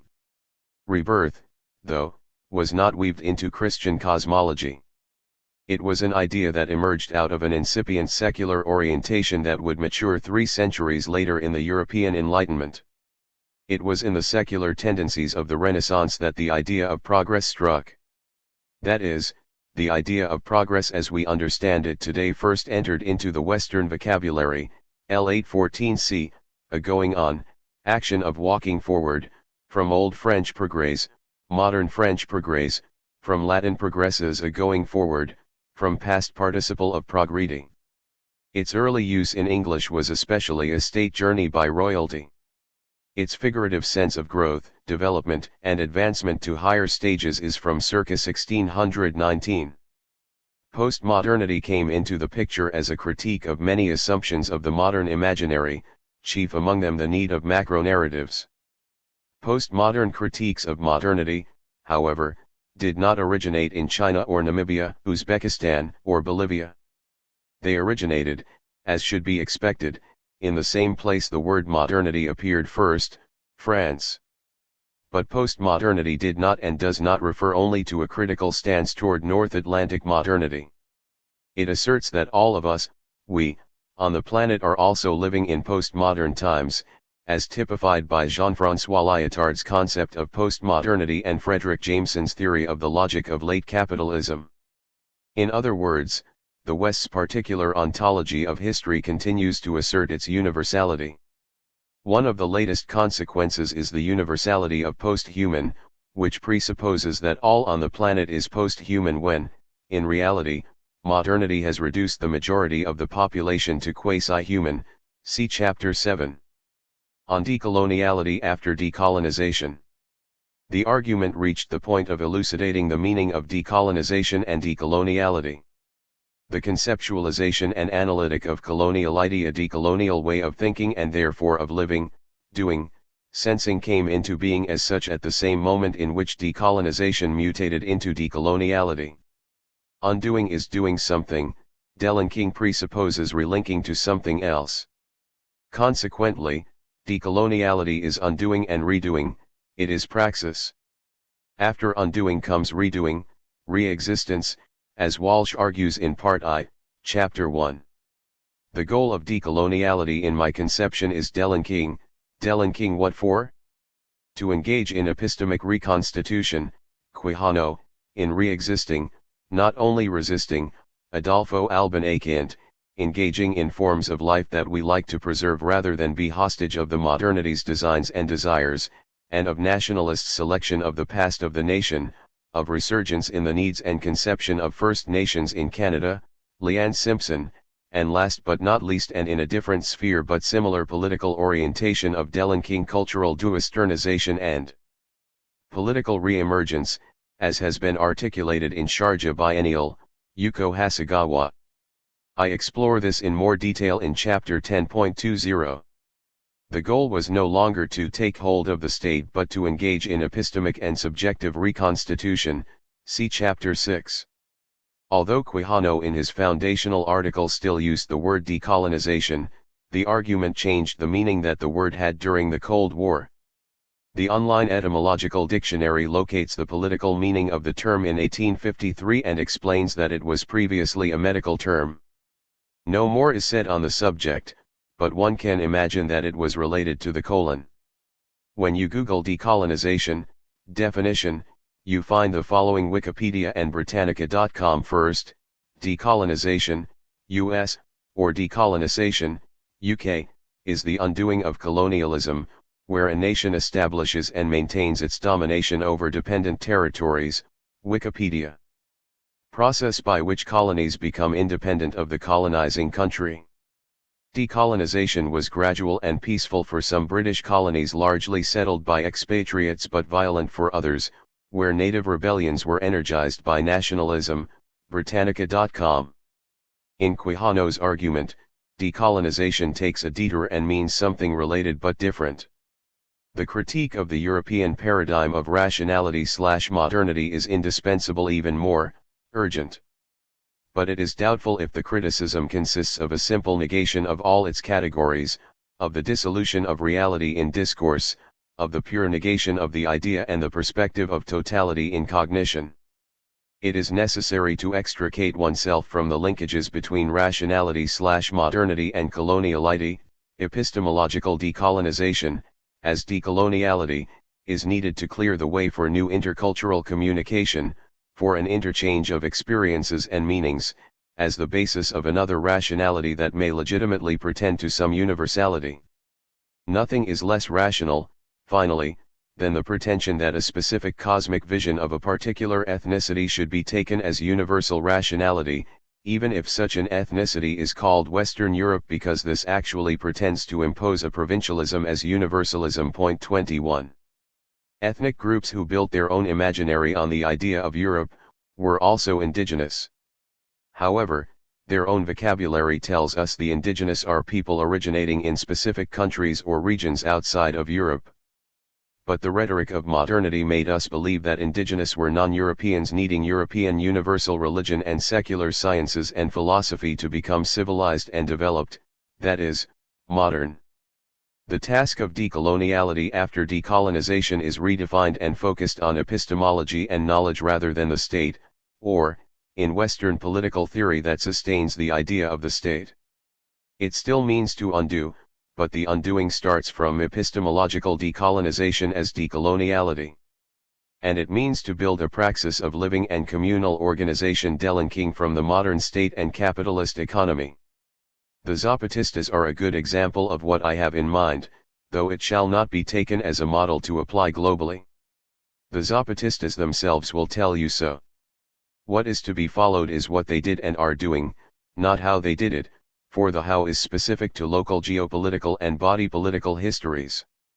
Decolonization originally meant freeing a colony to allow it to become self-governing or independent, to build the former colonized own nation-state. The latent question was, who was/is the agent of decolonization? It was assumed that it was not the colonizers themselves, say, France decolonizing Algeria, that were ending colonialism, but the indigenous or Algerians themselves who were putting an end to French and British imperial/colonial domination. What happened after is the matter of a different argument. In this sense, decolonization was widespread and connected with liberation struggles in Asia and Africa. Decolonization and liberation expressed an experience distinct from that expressed by emancipation and freedom, the preferred vocabulary of the 18th century rhetoric of modernity. The former are the expressions for the emerging global political society, the latter the expression of the emerging European ethno-class, the bourgeoisie, in 18th century Europe. The 18th century saw the secular emancipation of an emerging bourgeois ethno-class that, by the first half of the 20th century, became the global/imperial bourgeoisie colonizing half of the planet, human and natural resources 22. After Quijano, it is possible to see that the cursory description of decolonization that I quoted above provides an understanding of decolonization as the undoing of colonialism, and colonialism described as one nation-state establishing and maintaining its domination over dependent territories. There are many ambiguities in this description. It does not specify what kind of nations, which territories, when and where. However, since the concept of decolonization began to be commonly used after 1945, it seems the nations in question were not the Spanish or British monarchies but the secular nation-states that emerged after the Glorious and the French revolutions. More recently, decolonization has been applied to earlier events called revolutions, example the American and Haitian revolutions, and independence struggles, example South and Central American countries' independence from Spain and Portugal in the 19th century, showing, once more, the constant need for the conceptual elucidation of words, events, and phenomena. Thus conceived, decolonization is redefined from the perspective of decoloniality. Which leads us to the word revolution. The word is used to refer to both the American and the Haitian revolutions in the European colonies and to the Glorious and French revolutions in Europe. 23 The revolutions in Europe and the colonies abroad do not have the same lineage. It makes more sense, consequently, to give the name decolonization, in the sense the word acquired during the Cold War, to the Haitian and U.S. uprisings and to view them in confrontation with the outcome of European colonialism. Instead, it would not make sense to describe the Glorious and French revolutions as decolonization events. Thus, revolution is also redefined decolonially. Homogenizing these first waves of revolution/decolonization and reordering the world order that emerged in 1500, show only half of the story that passes for the totality, the half of the story that self-builds the idea of modernity. By homogenizing them in this way, the differences and entanglements between imperial and colonial historical lineages are confused. Once a distinction is made, the separate lineages of imperialism and colonialism can come to light. And so thus coloniality, the hidden and darker side of modernity, revolutions and independence struggles in the colonies transformed outward coloniality, European direct control over the colonies, into internal colonialism, local elites managing the building of colonial nation-states according to the script of the European idea of modernity. The word decolonization was established, if not necessarily invented, after World War II. Once the word was established, it was retrospectively applied to similar phenomena in the past. Cases in point are that the revolutions and independence struggles in the Americas and the Caribbean, or the first wave of decolonization, have a different and inverse trajectory to revolution. Revolution, in modern vernacular languages, comes from the Latin revolutio, to turn around, like the planets orbiting the sun, which was then applied to social history to mean a fundamental change in political economic organization and cultural and subjectivity transformations. The first wave of decolonization, originally called revolutions and independences, happened in the Americas, North, South, Central, and Caribbean, and was led by Creole/Mestizo actors of European descent, Thomas Jefferson, Simon Bolivar, José de San Martín, Francisco de Miranda. The exception was the Haitian Revolution, whose actors were of African descent, and some African themselves, not born in Haiti. The uprisings of Tupac Amaru and Tupac Kateri in the Viceroyalty of Peru were suppressed, but they did not escape the attention of the Haitian revolutionaries. These revolts were no doubt struggles for decolonization in the sense in which the word acquires during the Cold War. However, contrary to the Haitian Revolution, they were stopped before control of the government could be seized. Both struggles were connected, as evidenced by the fact that the island's name of Saint-Domingue was changed after the Haitian Revolution to the indigenous name of Haiti. The common ground between the first and second wave of decolonization is the creation of nation-states after independence. 24. The first wave of decolonization in the Americas responded to the same logic that motivated the second wave in Asia and in Africa, both series of decolonial struggles engendered at different historical moments and, consequently, different rhetoric of modernity and implementation of the logic of coloniality. The first wave corresponded with the imperial changes of hand in Europe, from Spain and Portugal to Holland, France, England, and Germany. The rhetoric of modernity was based on progress and civilization. The second wave corresponded with the imperial change of hands from France and England to the US. The rhetoric of modernity was grounded on development and modernization. In between, the Russian Revolution was neither a revolution based on liberal ideas of the previous ones, nor corresponded with the ideals of decolonization after World War II, rejecting both liberalism and communism. 25 There were obvious differences, though, between the first and second waves of decolonization, and the differences correspond with the specific transformations of the colonial matrix of power, CMP. The differences were not just local but global.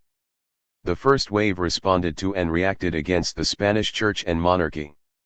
And in this sense it was parallel to the Glorious Revolution in Britain and the French Revolution against the Church and the monarchy, but also against the Spanish Church and the monarchy. The first wave of decolonization ran parallel to the imperial ones. Parallel, but dependent. The second wave of decolonization, in Africa and Asia, was a response to the already existing coloniality enacted by the modern bourgeois and European nation-states, mainly England, France, and Holland, but it was activated by the indigenous population and not by Creoles and Mestizos of European descent, as was the case in the Americas, with the exception of Haiti. While the first wave was to some extent parallel to the European revolutions, Glorious and French, in their confrontations with the Church and monarchy, the second wave was directed against the European imperial and bourgeois nation-states that emerged from the Glorious and French revolutions. The Glorious and French revolutions created the conditions for the emergence of European nation-states, at the same time that facilitated the historical foundations of the first modern colonial nation-states in the Americas, and in the long run motivated the second wave of colonization in Asia and Africa. Decolonization, both first wave in the Americas and second waves in Asia and Africa, has left the logic of coloniality intact. The changes were in the content, not in the terms of the conversation. Decoloniality emerged from the shortcoming of decolonization. The historical detour I've just taken was necessary for understanding the mutation from decolonization to decoloniality and the distinction between the de and the post dash. Coloniality of knowledge remained in place in all those cases, although transformed in their content and regulations, by means in the Americas of institutions like universities, museums, convents, and monasteries. The institutions that generated and transmitted the wisdom of ancient civilizations, Mayas, Incas, and Aztecs, were destroyed. What remains today is the survival mainly of oral conversations through generations and the recent emergence of indigenous scholars, intellectuals, and activists educated in Western institutions without knowing the knowledge and wisdom of their own languages and communities. In Africa and Asia was a different story. In China and India, in many regions where Islam was instituted, Western institutions had to coexist, then and now, with existing local instituted knowledge, local languages, belief systems, and forms of life. Westernization was always half a way, then and now. Westernization and decoloniality emerged from the energies, knowledges, and beliefs and praxis of living that were never destroyed. Decoloniality is possible, and border thinking necessary for both Westernization and decoloniality, in spite of their differences already pointed out.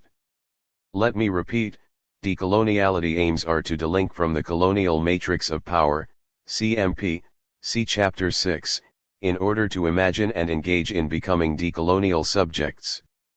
But decoloniality is only the first step. What follows is living decolonially, that is, assuming and engaging decolonial options. Westernization is an interstate-led project that disputes the control and management of the colonial matrix of power but doesn't question its very foundation. The point is that decoloniality has changed the terrain from aiming at forming sovereign nation-states, decolonization, out of the ruins of the colonies to aiming at decolonial horizons of liberation, decoloniality, beyond state designs, and corporate and financial desires. The Zapatistas had through the years engaged praxis of living and knowing that did precisely what I am talking about. Point 26 There is no master plan and no privileged actors for decoloniality. There are, certainly, scales in the intensity of colonial wounds. Decoloniality is a multifaceted global enterprise in the hands of the people who act and organize themselves/ourselves as decolonial thinkers, actors, and doers. If coloniality is all over, decolonial praxis shall be over as well. Consequently, no experience of privilege could be claimed in the complexity of global decoloniality. By conceiving of coloniality, CMP, see Chapter 6, as a complex structure of management and control, one grasps that it is the underlying structure of Western civilization and of Eurocentrism, and that fully understanding how it works is a necessary condition for delinking from coloniality. Eurocentrism is not a geographical issue, but an epistemic and aesthetic one, example control of knowledge and subjectivities. In order to do so, it is necessary to think and act, doing, praxis, decolonially, both in the analysis of the colonial matrix of power delinking subjectively and programmatically from it, and by engaging with projects and organizations that run parallel and in the same direction. Decolonial delinking cannot be done all at once but shall focus on specific domains, levels, and flows of the CMP and their relations with the rest. There is no master plan led by a privileged elite, avant-garde intellectuals, or ego-identity politics that could do the job.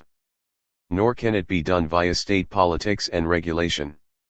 Instead, it requires a political structure of governance, not the current nation-state, that rules and obeys at the same time. The Zapatistas have been doing it, that supports people's organizations and creativity, that could be thought of as part of a communal decolonial horizon. In the second decade of the 21st century, the number of organizations denying the authority of the colonial matrix of power and the empty promises of the rhetoric of modernity is growing around the planet. The horizon of doing needs horizons of thinking, which at the same time requires the actuality of doing. Indeed, delinking today follows two routes, decoloniality and Westernization. In both cases, although to different ends, epistemic and emotional, and aesthetic, delinking means conceiving of and creating institutional organizations that are at the service of life and do not, as in the current state of affairs, put people at the service of institutions. The recent conflict between Greece and the European Union is a clear example of what I mean. The officers of the European Union opted to defend and preserve the rules and institutions, and so to sacrifice the well-being of the Greek people. Putting life at the service of institutions is the basic principle of modernity/coloniality, of Eurocentrism, and of the colonial matrix of power. Decolonial being, thinking, and doing begin with such assumptions. This book series is a publication of a university press written by two scholars, teachers, and intellectuals who believe in the importance of practical, conceptual, and analytic work. We assume the potential as well as the limit of a book series and do not pretend to make it be and do what it cannot. We are aware that organizations are being reimagined and reinvented in many places and in different ways. Some of them have a decolonial import and dimension, though they might not define themselves as decolonial, and are remodeling knowledge, being, and communal relations in the following spheres of coloniality. 1. Racism and sexism, controlled by patriarchal/masculine, backed by Christian cosmology and white ethnicity, knowing, believing, and sensing. 2. Political and economic imperial designs, also controlled by a patriarchal/masculine conception of the world and society. 3. Knowledge and understanding, controlled by a local imaginary that poses as universal, and that includes sciences, philosophy, ethics, aesthetics, religion, and, of course, economics and politics, example Eurocentrism. 4. Life in all its aspects, from human life to the life of the planet, controlled also by a patriarchal/masculine imaginary entrenched in politics and economy. The decolonial option offers a particular frame and orientation for research, arguing, doing, and the praxis of living. A caveat is necessary: there is no safe place, even in decolonial praxis. Decoloniality could be invoked for personal gains in any domain of the CMP. Accusations could be used within the sphere of decolonial conversations, to disqualify a decolonial praxis that is not the one I think is the true decolonial praxis because it is how a singular I understands it. Decolonial egos shall not yet be ruled out, and personal gains playing victim could be a temptation.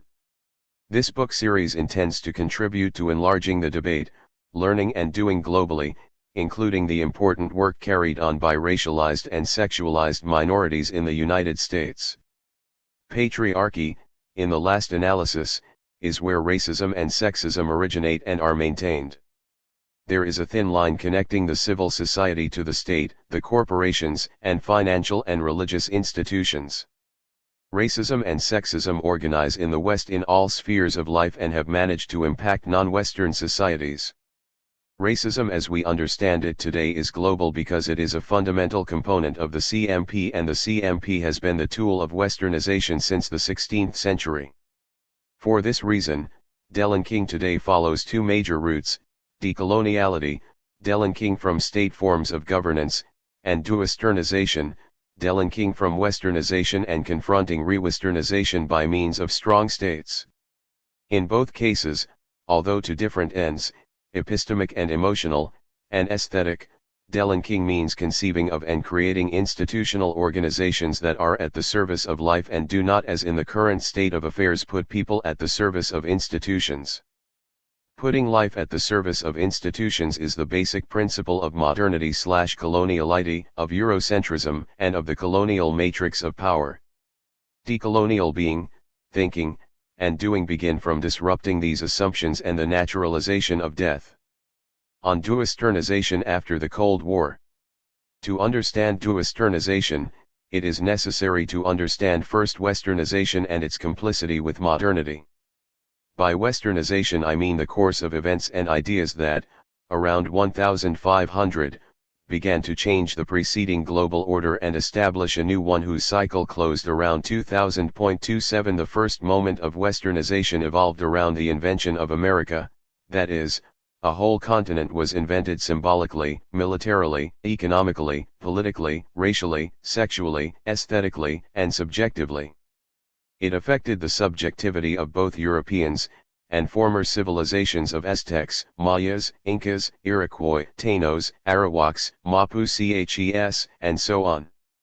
With time, its effects were extended to Asia and Africa.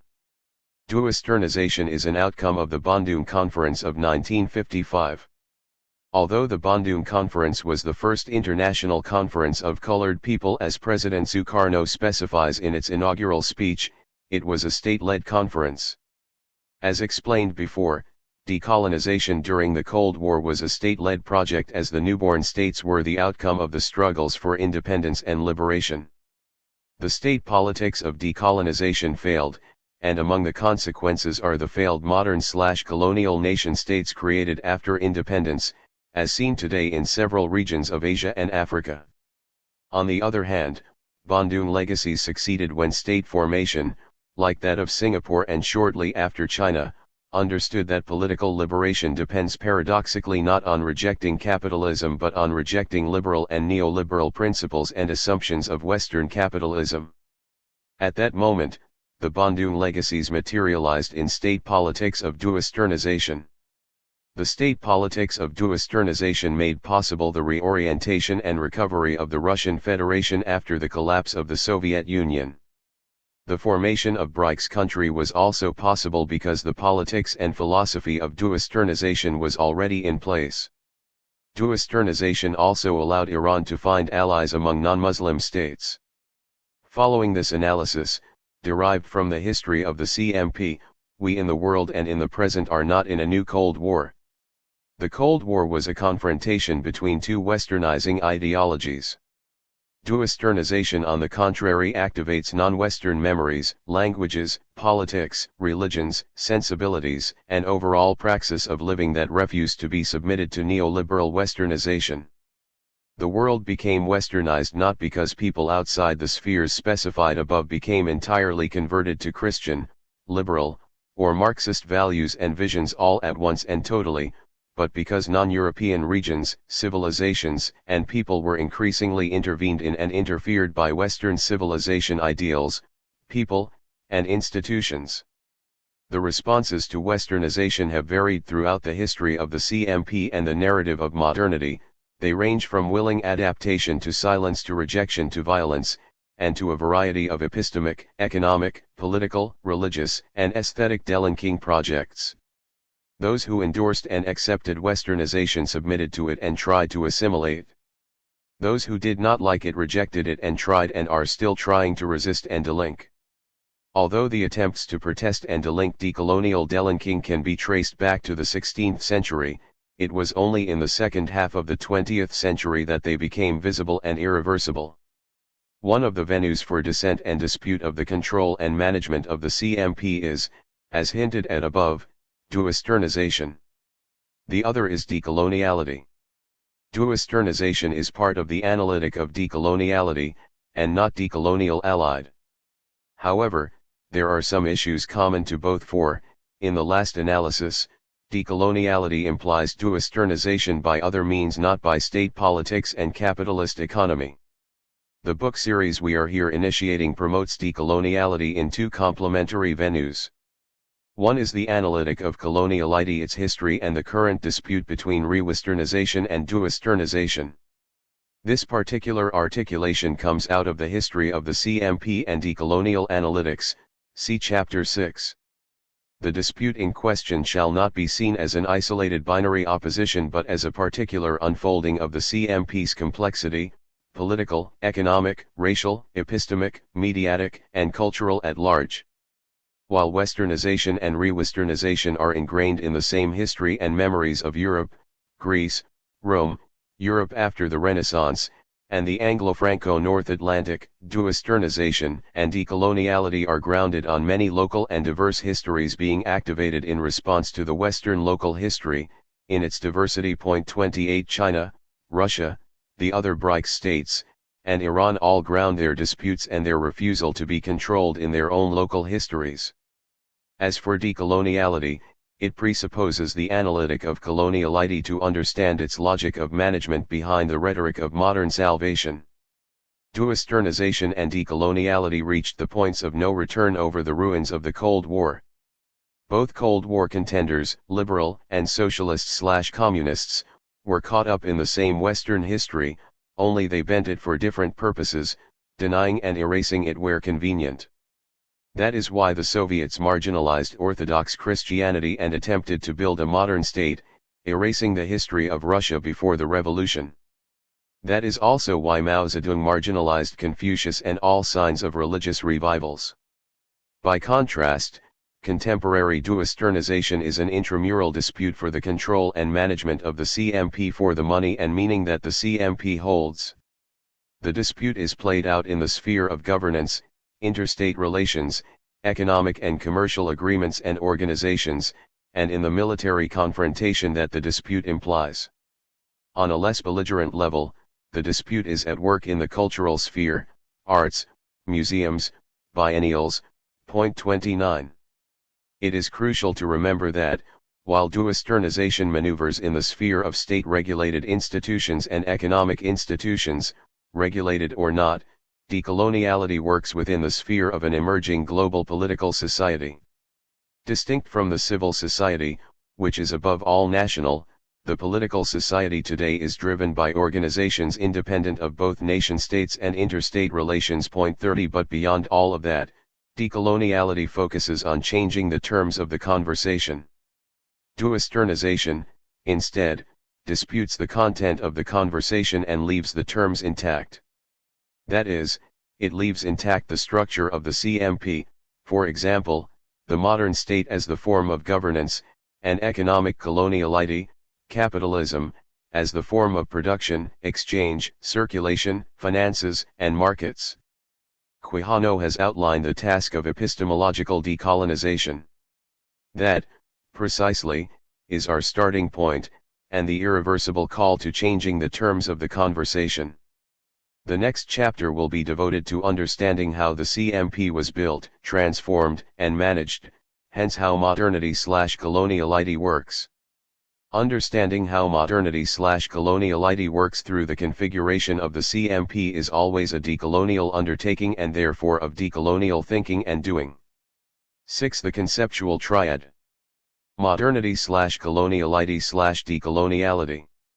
The question of knowledge and its institutions. What matters is not economics, or politics, or history, but knowledge. Better yet, what matters is history, politics, economics, race, gender, sexuality, but it is above all the knowledge that is intertwined in all these praxical spheres that entangles us to the point of making us believe that it is not knowledge that matters but really history, economy, politics, etc. Ontology is made of epistemology. That is, ontology is an epistemological concept, it is not inscribed in the entities the grammatical noun's name. If we could say today that beyond Western world sense that privileges entities and beings, ontology, Martin Heidegger's being, there are world senses that privilege relations. A world sense that privileges relations cannot be understood ontologically because relations are not entities, they are relations among entities. To name ontology a world sense constituted by relations and not by entities, objects, is a Western misnomer equivalent to Hernan Cortés naming mosques the buildings where the Aztec carry out their rituals. Western civilization was built on entities and denotation, not in relations and fluidity. The concept of representation is subservient to ontology. Decolonially speaking, ontologies are cosmologic/epistemic creations, storytelling about the creation of the world, cosmologies, and principles of knowing within a given cosmology. Epistemology it is through knowledge that entities and relations are conceived, perceived, sensed, and described. In this specific sense there are as many ontologies and relationologies as there are cosmologies. Epistemologies are always derived from cosmologies.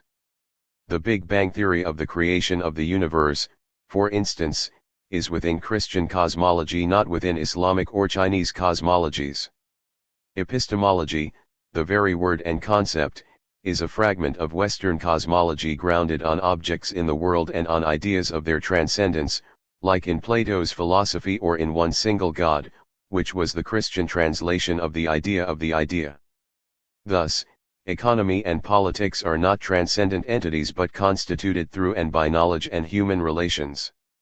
It is knowledge weaved around concepts such as politics and economy that is crucial for decolonial thinking, and not politics and economy as transcendental entities. It follows then that decolonizing knowledge and being, entity, to liberate knowing and becoming what coloniality of knowledge and being prevents to know and become, is at this point the fundamental task of decoloniality, while taking hold of the state was the fundamental task of decolonization. What has to be done is very clear, albeit the means of doing it and what to do after doing it are another matter. But now the questions are, if the fundamental task of decoloniality is to decolonize knowledge and being, how do you do it? You cannot take knowledge as the state was taken by armies of national liberation during the Cold War. You cannot decolonize knowledge if you do not question the very foundation of Western epistemology. And you cannot decolonize being if you do not question the very foundation of Western ontology. How do you decolonize Western political economy if you do not question and change the epistemic assumptions from which the edifice of political economy has been built since Adam Smith? Etc., etc. I do not see another praxis than changing the terms, assumptions, regulations, of epistemic, ontological, and economic conversations. How do you decolonize the state and political theory if you do not open up your thinking to forms of governance beyond the nation-state? If you do not question the principles upon which Western political theory built its edifice and maintained it? In other words, the goal of decolonization of taking hold of the state did not prove to be sufficient, neither in the Soviet Union nor through decolonization in Asia and Africa during the Cold War.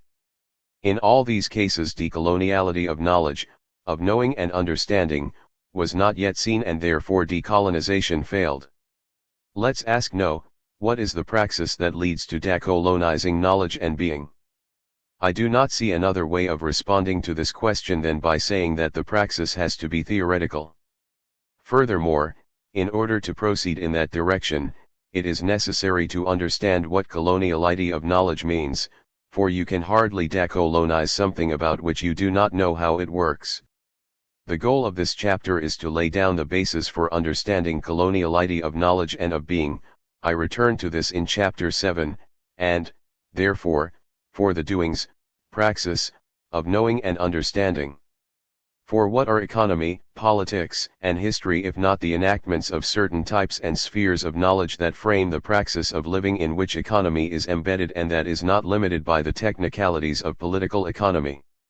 Economy, politics, and history, and we could add more to this list, become such only once a discourse that conceives of certain forms of doing and living, manufacturing, cultivating, producing, exchanging, organizing life among people, and telling stories about the creation of the world and the origination of the people, who in turn tell their own stories, gives meaning to a mix of interrelated activities within the praxis of living in conversation around taken for granted entities, economy, politics, art, religion, etc.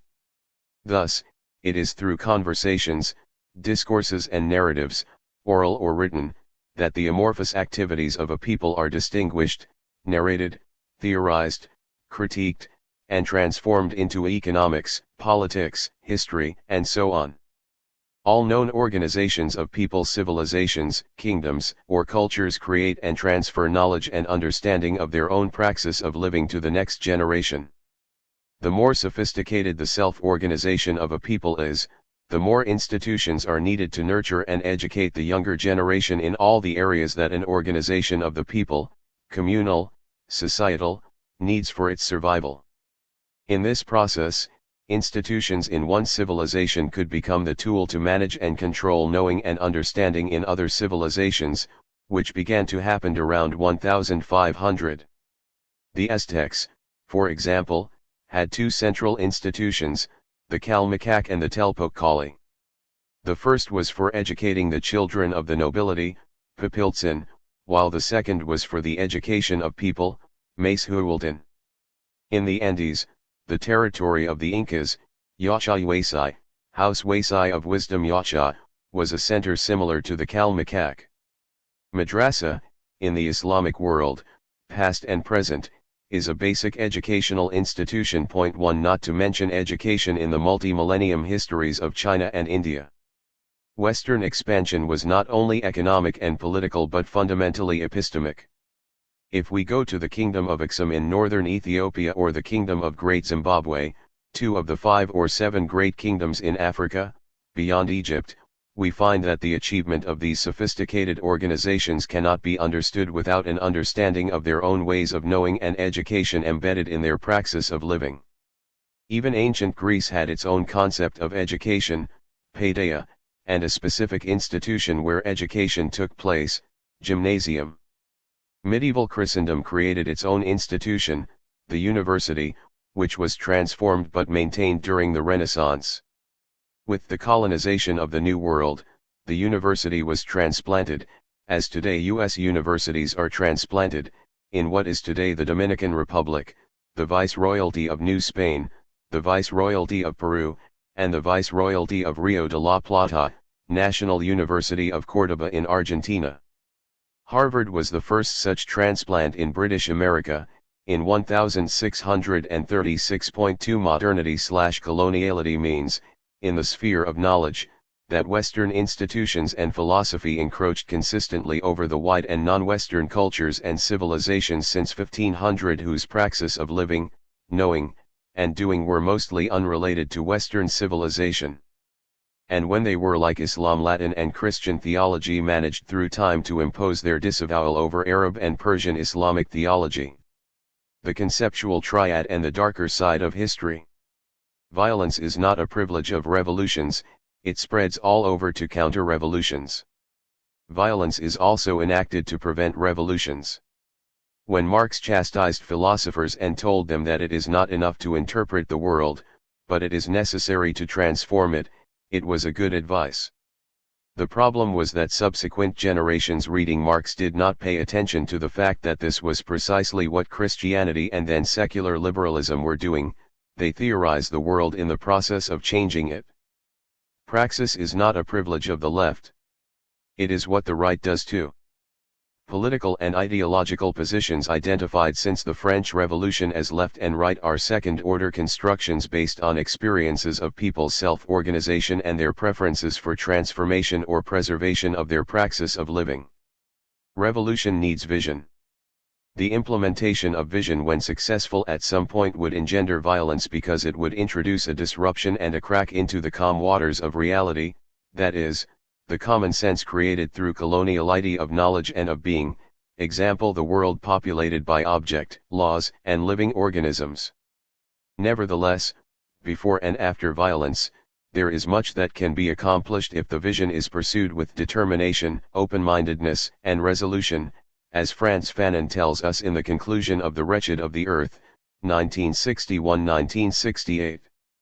Vision in this case is tantamount to theory, and theory is a fundamental component of revolutionary praxis. There cannot be revolutionary praxis without theory. Praxis without theory is blind, theory without praxis is sequestered. Both join forces in that long-lasting horizon we can call vision and, in this case, decolonial visions. With this provisos in mind, what is the place of decoloniality in a world order at the limit of nuclear catastrophe? To oppose and confront the modern/colonial world order of today, it is not necessary to be decolonial, Marxist, or an adherent to the theology of liberation. It requires an ethical commitment of the people who are not controlling and managing but are being managed and controlled. The rhetoric of modernity that aims to persuade you through promises of progress, growth, development, and newness of objects, composed of three interrelated domains: first, a field of representation, which grounds its power in the very idea that signs represent something existing, and, second, a set of rhetorical discourses aimed at persuading you that the world is as the field of representation tells you it is. The belief that signs represent something existing is based on the presupposition of universal naming. He who has the privilege of naming and implanting his naming is able to manage knowledge, understanding, and subjectivity. Accordingly, and in third place, the system of representation and the rhetoric conveying the promises of modernity support a set of global designs whose implementation would secure well-being and happiness for everyone on Earth. If you were to translate these words into a diagram, the three domains would fall under the heading of modernity. The three domains constitute what we might call, following Sibagrovogui, the instituted point 3. Let's approach the conceptual triad closely. Imagine yourself in front of a blackboard. You write the triad modernity/coloniality/decoloniality. The / between modernity and coloniality and between coloniality and decoloniality means that the three terms are simultaneously, since the 16th century, divided and united. They are indeed entangled, modernity/coloniality/decoloniality.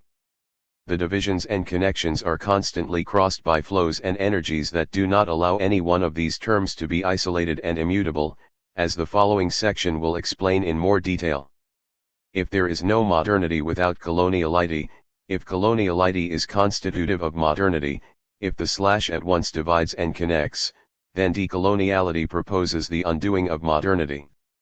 That is, decoloniality implies demodernity. 4 At the same time, modernity/coloniality engender decoloniality. So there would be no decoloniality, and decoloniality would not be necessary if modernity/coloniality had not created the need to delink from the rhetoric of modernity and the logic of coloniality. Modernity names a set of diverse but coherent narratives, since they belong to the same cosmology. That cosmology is the Western Christian version of humanity, complemented by secular decoding narratives of science, economic progress, political democracy, and lately globalization. Reason displaced God. 5 That narrative originated during the European Renaissance, and manifested itself in two complementary trajectories. One trajectory narrated the renaissance of Europe, the colonization of time, and the invention of antiquity and the Middle Ages as the two previous periods upon which the rebirth was founded. This trajectory materialized the explicit celebration of the inward history of Europe. The other trajectory was the invention of the New World and the colonization of space. In the first trajectory, the narratives of modernity are regenerated in a nonlinear appropriation of time that today is manifested by the prefix post-. Colonization of space and time were not military, financial, or state politics activities, they were conceptual, that is, epistemic. Immanuel Kant couldn't have theorized space and time as he did without the colonization of time and space during the Renaissance. 6 In the second trajectory, the narratives of modernity are constantly regenerated through the celebrated idea of newness, and the keywords associated with it: revolution, innovation. Newness and post are the two pillars with which the mythology of modernity captures the feelings and the imaginary of the population. I call this the rhetoric of modernity, rhetoric in the sense of discourse aimed at persuading an audience, as we all learned from Aristotle and Cicero. The rhetoric of modernity invented and regenerated the instituted, the world as it presumably is. Coloniality names the unintended consequences of the narratives of modernity. Anthony Giddens's missing chapters. It is the darker and hidden side of modernity. Coloniality names the destitute and the logic and processes of destitution. It is the task of decoloniality to unveil this logic and these processes. Coloniality is to decoloniality what the unconscious is to psychoanalysis, what surplus value is to Marxist political economy, and what biopolitics is to Foucauldian archaeology. The difference between coloniality and surplus value or biopolitics is that the latter concepts belong to the inward trajectory of European history and culture and originated in Europe. Coloniality, by contrast, originated in the Third World and belongs to the outward history of Europe. Coloniality is sensed in the trajectories of colonial histories, is inscribed in our bodies and sensibilities. Coloniality is shorthand for coloniality of power. The expression suggests that what is imprinted in colonial cultures is the effect of the imperiality of power. And the imperiality of power in the modern/colonial world, i.e., not in the Roman Empire or in the Islamic Caliphate, is written not by guns and armies but by the words that justify the use of guns and armies, convincing you that it is for the good, the salvation, and the happiness of humanity. Such is the task of the rhetoric of modernity. What is at stake in the final analysis is the power of imperiality/coloniality, that is, the logic that underlines the differences, manifestations, and enactments of modern imperial/colonial formations, Spanish, Portuguese, Dutch, French, British, German, United States, and all its dimensions: knowledge, epistemic, economic, political, military, aesthetic, ethical, subjective, race, sex, spiritual, religious. There is an implied complexity in the expression modernity/coloniality. On the one hand, this is because it could be written imperiality/coloniality, assuming that modernity is the discourse of Western imperialism since the 16th century. On the other hand, if modernity is a narrative, or, better still, a set of narratives, coloniality is what the narratives hide or disguise, because it cannot be said explicitly. To say it explicitly would be to run against the very promises of modernity. It cannot be said explicitly that slavery is the exploitation of human beings for the benefit of other human beings. It cannot be said explicitly that the war in the Middle East or West Asia is for the control of territory and natural resources and not for the liberation or well-being of people. Slavery was justified via narratives that figured Africans as less than human so they could be treated like animals. The invasion of Iraq could not have been explained as the need to depose the Iraqi leader, Saddam Hussein, for not following the dictates of the United States, coloniality. Therefore it was explained instead as due to Hussein being an undemocratic leader in possession of weapons of mass destruction. Once weapons were fabricated to implement wars, the neoliberal inversion of the rhetoric of modernity consists in fabricating wars to implement and sell weapons. This inversion affects the entire sphere of life, from food to medicine, pharmacy and medical instruments. It was instigated by a minority at that time, now it is widespread. It was a global lie that shows the consequences of coloniality disguised by narratives of modernity.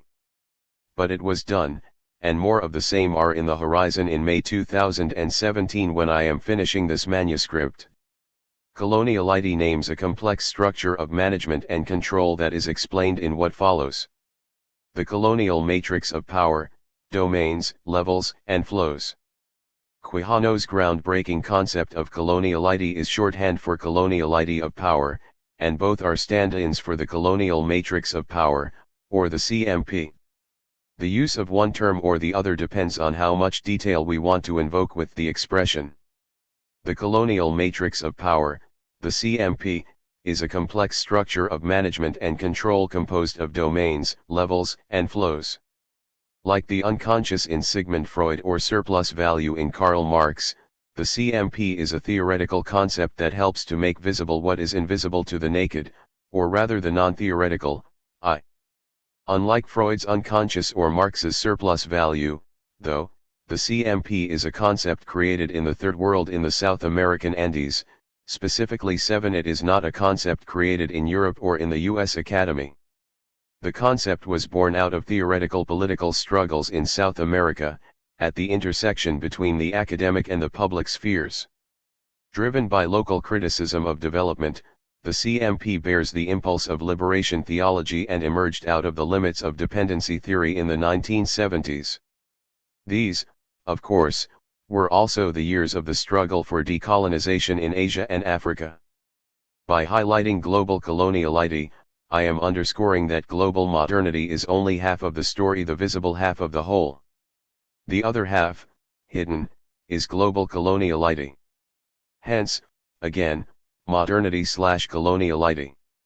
Surrounding the idea of modernity, in the period 1500 to 2000, is a discourse that promises happiness and salvation through conversion, progress, civilization, modernization, development, and market democracy.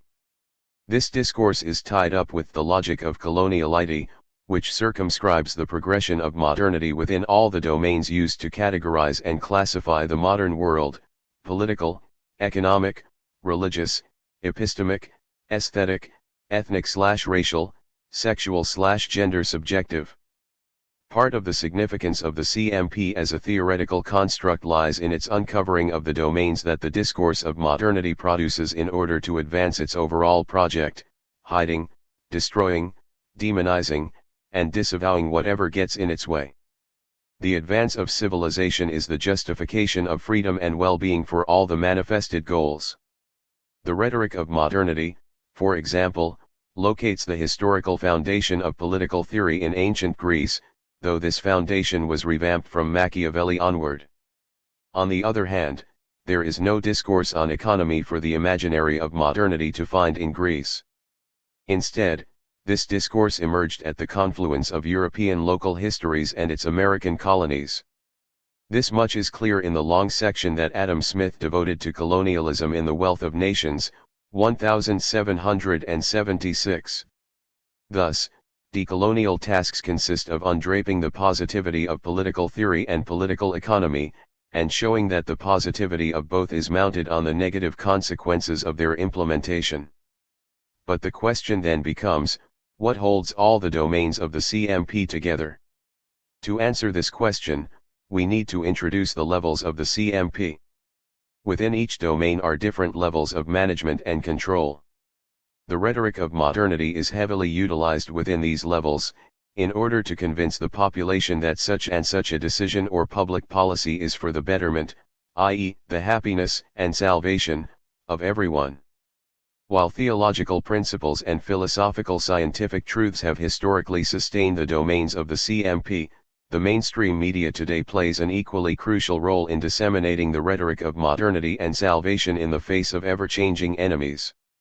The actors and institutions that create, pronounce, and transform the designs that drive the idea of modernity are the same actors and institutions that, intentionally or not, keep all the domains interrelated and also keep these interrelations invisible.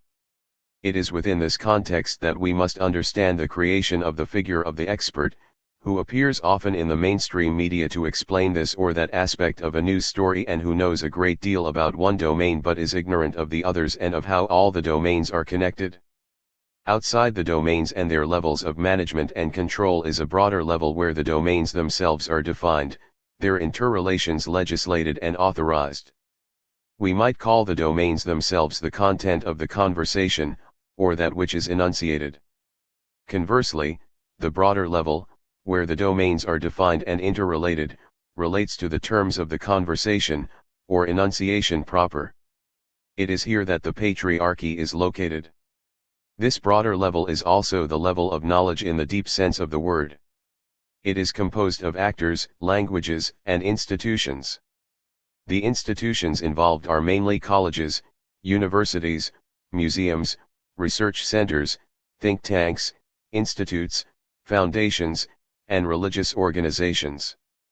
At the same time, the enormous visibility of generous donors hides the detail that generosity is a fact of life for billions of people in the world, practiced on a much larger scale than elite/institutionalized philanthropy and its actors. The actors involved in the CMP's domains are trained and experienced politicians, CEOs of banks and corporations, university presidents, museums directors, and so on.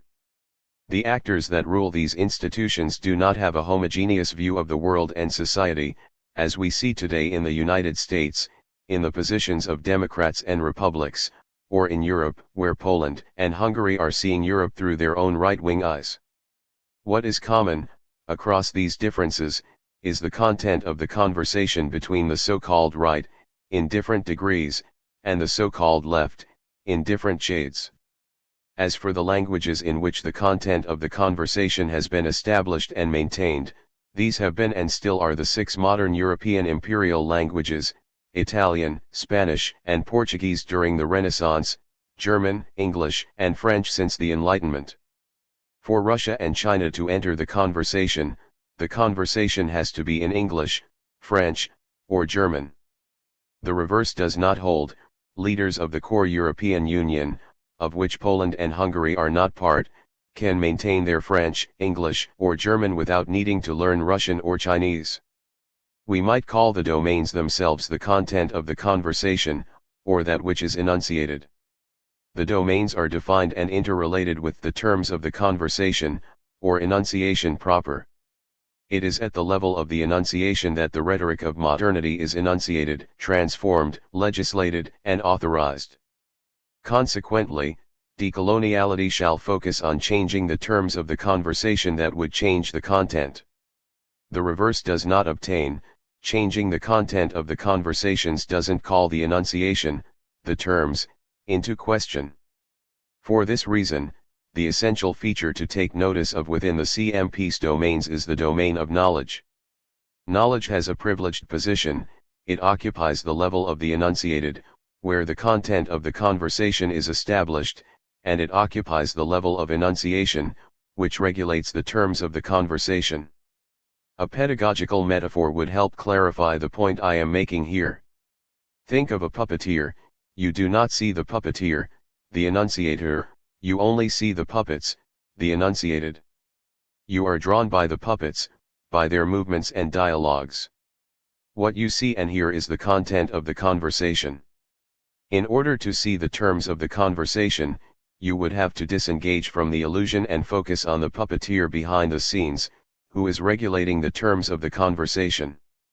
Knowledge in the CMP occupies two positions. Knowledge is one of the puppets, one domain, and the domains are the content of the conversation, the enunciated, and knowledge also refers to the designs, the enunciation, that the puppeteer creates to enchant the audience. Coloniality of knowledge is enacted in that zone in which what you see and hear from the puppets that enchant you distracts you from the tricks and designs of the enunciator. Decoloniality of knowledge demands changing the terms of the conversations and making visible the tricks and the designs of the puppeteer. It aims at altering the principles and assumptions of knowledge creation, transformation, and dissemination. Duisternization, by contrast, disputes the content of the conversation. It aims to change the puppets and the content of their conversation, not the terms. It disputes the place of the puppeteer, not to replace it but to coexist next to the existing puppeteer. The apparent paradox is that the domains of the CMP seem to be isolated and independent of one another, and knowledge seems to be separated from politics and economy. For example, while decolonially speaking, there cannot be economy and politics without knowledge.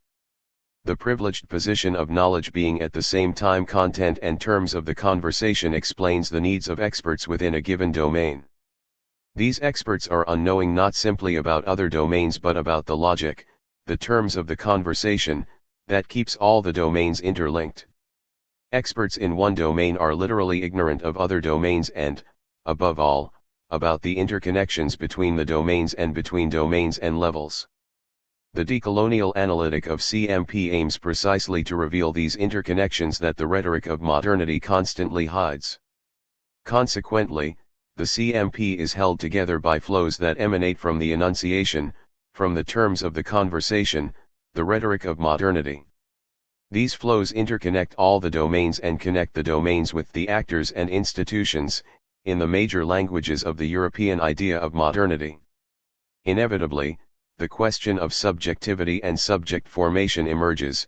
The CMP is involved in the creation of particular persons/subjects and institutions, but the CMP also takes on a life of its own, shaping and contorting the subjectivity, the reasoning and emotioning, of the person managing it. Because of coloniality, control of the terms of enunciation, i.e., control of knowledge, is necessary for controlling the domains, and controlling the domains means managing the people whose lives are shaped by the domains. Decoloniality, delinking, and border thinking. There is no necessity for decoloniality without modernity/coloniality. Modernity/coloniality engendered decoloniality.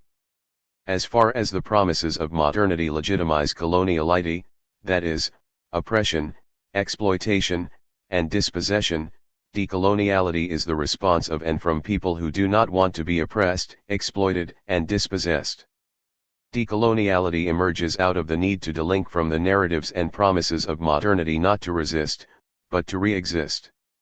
In this sense, decoloniality is both an analytic of modernity/coloniality, its constitution, transformation, and a set of creative processes leading to decolonial narratives legitimizing decolonial ways of doing and living. Seen as a complex structure of domains and levels, the CMP is spatial. However, Quijano has added the energies that keep the CMP in constant movement, domination/exploitation/conflict.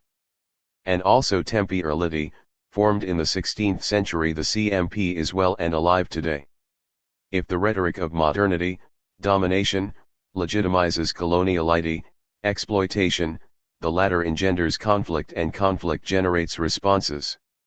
However, Quijano has added the energies that keep the CMP in constant movement, domination/exploitation/conflict.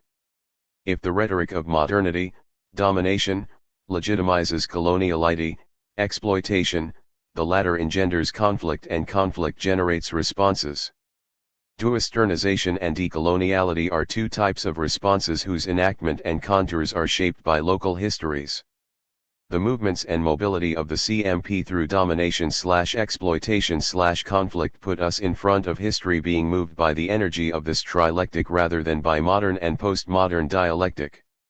The movement of the conceptual triad is then trilectic rather than dialectic, and this conceptualization is always already decolonial, delinking from the good, the bad, and the ugly of modernity and postmodernity. Westernization, like decoloniality, is one manifestation of the trilectic. However, as explained above, Westernization disputes the control and management of the CMP but doesn't question its very existence. Decoloniality is first and foremost liberation of knowledge, for what I said above on the double location of knowledge, in the enunciation and the enunciated, of understanding and affirming subjectivities that have been devalued by narratives of modernity that are constitutive of the CMP. Its main goal is the transformation of colonial subjects and subjectivities into decolonial subjects and subjectivities. The expectation is not to convert the actors running the IMF, the World Bank, and the United Nations, nor expect them to run those institutions decolonially, which would in turn push every single state existing on the planet today to govern decolonially, nor is the expectation that the presidents and CEOs of all the global banks and corporations will run their finances and corporate designs decolonially. The aim is to create rather than to be dependent on the creativity of the actors and institutions that produce and maintain the narratives of modernity. Re-existing means using the imaginary of modernity rather than being used by it. Being used by modernity means that coloniality operates upon you, controls you, forms your emotions, your subjectivity, your desires. Delinking entails a shift toward using instead of being used. It proposes to delink from the decolonial entanglement with modernity/coloniality. The decolonial, in contradistinction to Christianity, liberalism, Marxism, and neoliberalism, is not another option for global design led by states, economic, financial, technological, and military institutions, but it is an option to delink from all global designs promoting local resurgences and reemergence, confronting and rejecting, unmasking their fundamentalism and pretense of chosen people to arrogate themselves the right to run the world. Decoloniality names the vision and energy of delinking, disconnect, to relink, reconnect, with praxis of living, thinking, doing that we, decolonially speaking, want to preserve. Thus, re-existence, re-emergence and reconstitution, resurgence are already populating the vocabulary of numerous and diverse decolonial projects. Decoloniality as conceived here therefore consists of two movements: 1. Its affirmation as an option among options, diverse and heterogeneous but grounded as any coexisting options, from Christianity, to neoliberalism to Marxism, Islamism, and 2. The conception and enactment of the decolonial option, as an option among options in conflict or collaboration.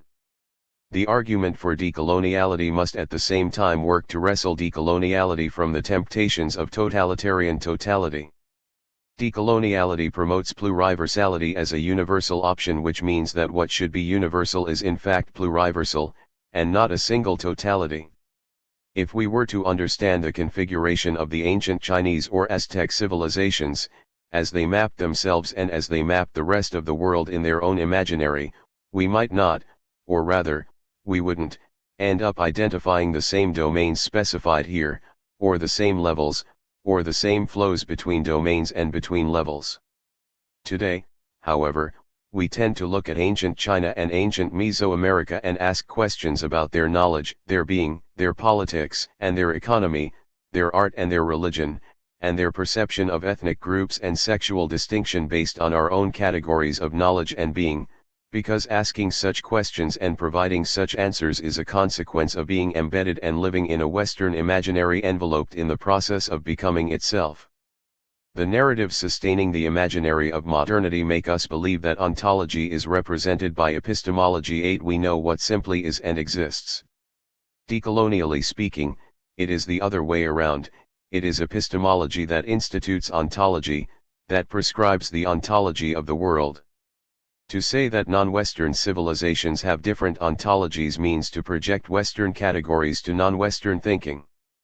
Most of culture and civilizations on the planet see relations, while in the West we are taught to see entities, things. Relations could not be called ontological. If the vocabulary wants to be preserved, then one needs to talk about relationology, discourses on/about relationality of the living universe. What there is depends on how we have been programmed to name what we know. Hence, the coloniality of knowledge implies the coloniality of being. They move in two simultaneous directions. The coloniality of being is instituted by racism and sexism. However, if ontology is instituted by an epistemology that devalues certain human beings in terms of race and sexuality, there must be some force that sanctions the devaluation, since the devaluation is not itself ontological. The sanctioning comes from human beings who place themselves above those human beings who are devalued and dehumanized. Coloniality of being therefore entangles both the enunciator and the enunciated. 9 Decoloniality of knowledge and of being, therefore, aims at the liberation of both, for if there is no enunciation instituting racial and sexual hierarchies, racism and sexism, then there is no racism and sexism. The battlefield for overcoming racism and sexism is, then, at the level of the enunciation, diverting the flows that hold together and sustain the four domains of the enunciated. Liberation is through thinking and being otherwise. Liberation is not something to be attained, it is a process of letting something go, namely, the flows of energy that keep you attached to the colonial matrix of power, whether you are in the camp of those who sanction or the camp of those sanctioned. One outside evaluator of this manuscript wondered at this point, based on Note 9, why Maria Lugones and Nelson Maldonado Torres are mentioned, and not, for example, Enrique Dussel and Santiago Castro Gomez. The reader thought it of interest to explain or account for different positionalities within the project. I have done this already in another publication. 10 The same reader also conjectured, noting that Lugones, Maldonado Torres, and Anzaldúa were rather Latinx than Latin American. This introduction is about concepts and arguments, not about people. We could have added to the reader's list of Native American decolonial thinkers Canadian peoples and said more about Mayan, Aymaras, Quechuas, Quichuas, Mapuches, and so forth. We could have also extended our analysis to Australia and New Zealand, which I bring to the conversation in the conclusion. But, as we, Catherine and I, say in the introduction, we have not written an ethnography of who does decoloniality where and how, but a conceptual and political introduction derived from Quijano's concept of coloniality. Consequently, it is not about Latin American, coloniality or, decoloniality, in Latin America. It is just about if aboutness is necessary to be explicit modernity/coloniality/decoloniality in the praxis of living of the two of us who wrote the book, Catherine born and educated with English being her language of upbringing, Spanish a learned language, and Walter, who is the reverse, born and educated in Spanish, English being a learned language. At this point I have arrived at a key juncture of the argument for understanding the relevance of the two levels, the level of the enunciated and the level of the enunciation, and the flows, on the one hand, between the domains and, on the other hand, between levels and domains, while the level of the instituted, the domains, consists of conceptual abstractions that posit an ontology in which there is no emotion. The level of the enunciation is where emotioning and reasoning take place and flow to the domains of the enunciated/instituted. The domains do not have their own emotions. Emotions lie within the actors of the enunciation who shape the enunciated, its domination, exploitation, conflicts. And it is the enunciation of these actors that makes the conflict appear. Conflict is not a given. For it to be visible, someone has to speak, with words or deeds, to mobilize the enunciation, be it by submitting, adapting, or confronting. Decoloniality is one type of confrontation, or speaking to, that delinks from the dictates of imperial enunciations. Uncovering the level of the enunciation within the colonial matrix of power is always already a decolonial task and a contribution to the decoloniality of knowledge and of being. The analytic of the enunciation is not in itself a decolonial concept. It was first brought to light by French linguist Émile Benveniste. 11 But disclosing the level of the enunciation within the colonial matrix, hidden from the imaginary of modernity, is indeed a decolonial move. 12 The semiotic apparatus of enunciation, of any enunciation, has three components: actors, languages, and institutions. The question is, at what point has enunciation become the engine of modernity/coloniality?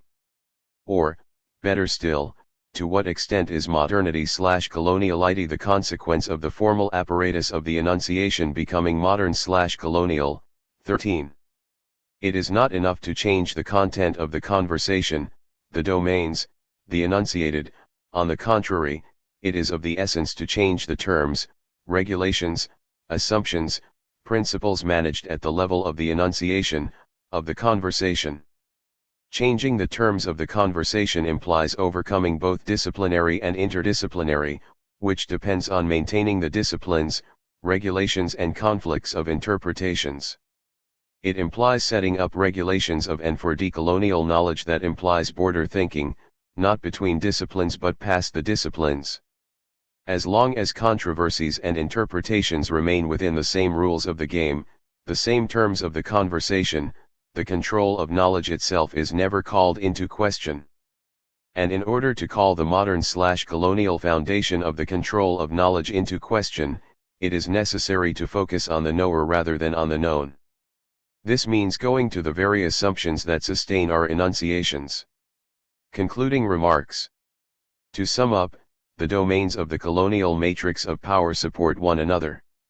For instance, the flows that run from the domain of political authority, example the state, to the economy, capitalism, enforce racial and sexual classifications and rankings.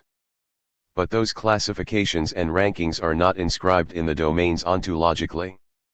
The domains do not exist independently, with tags saying I am knowledge, I am nature, I am black, I am heterosexual, I am gay, I am politics, I am finances, and so forth. All these domains have been invented by the rhetoric, the narratives, of modernity. They have come into existence through the various flows of the enunciation, scientific and media discourses, education and pedagogy from kindergarten to the university, etc. All domains are therefore interconnected by the logic of coloniality, the practical activations of state politics, economic organization, subjective social expectations, aesthetic regulated taste, and religious belief, while remaining hidden or disguised from and by the rhetoric of modernity, the imaginary discourse from institutions regulating social organization. You cannot grasp racial and sexual issues without grasping the underlying logic that activates the economy.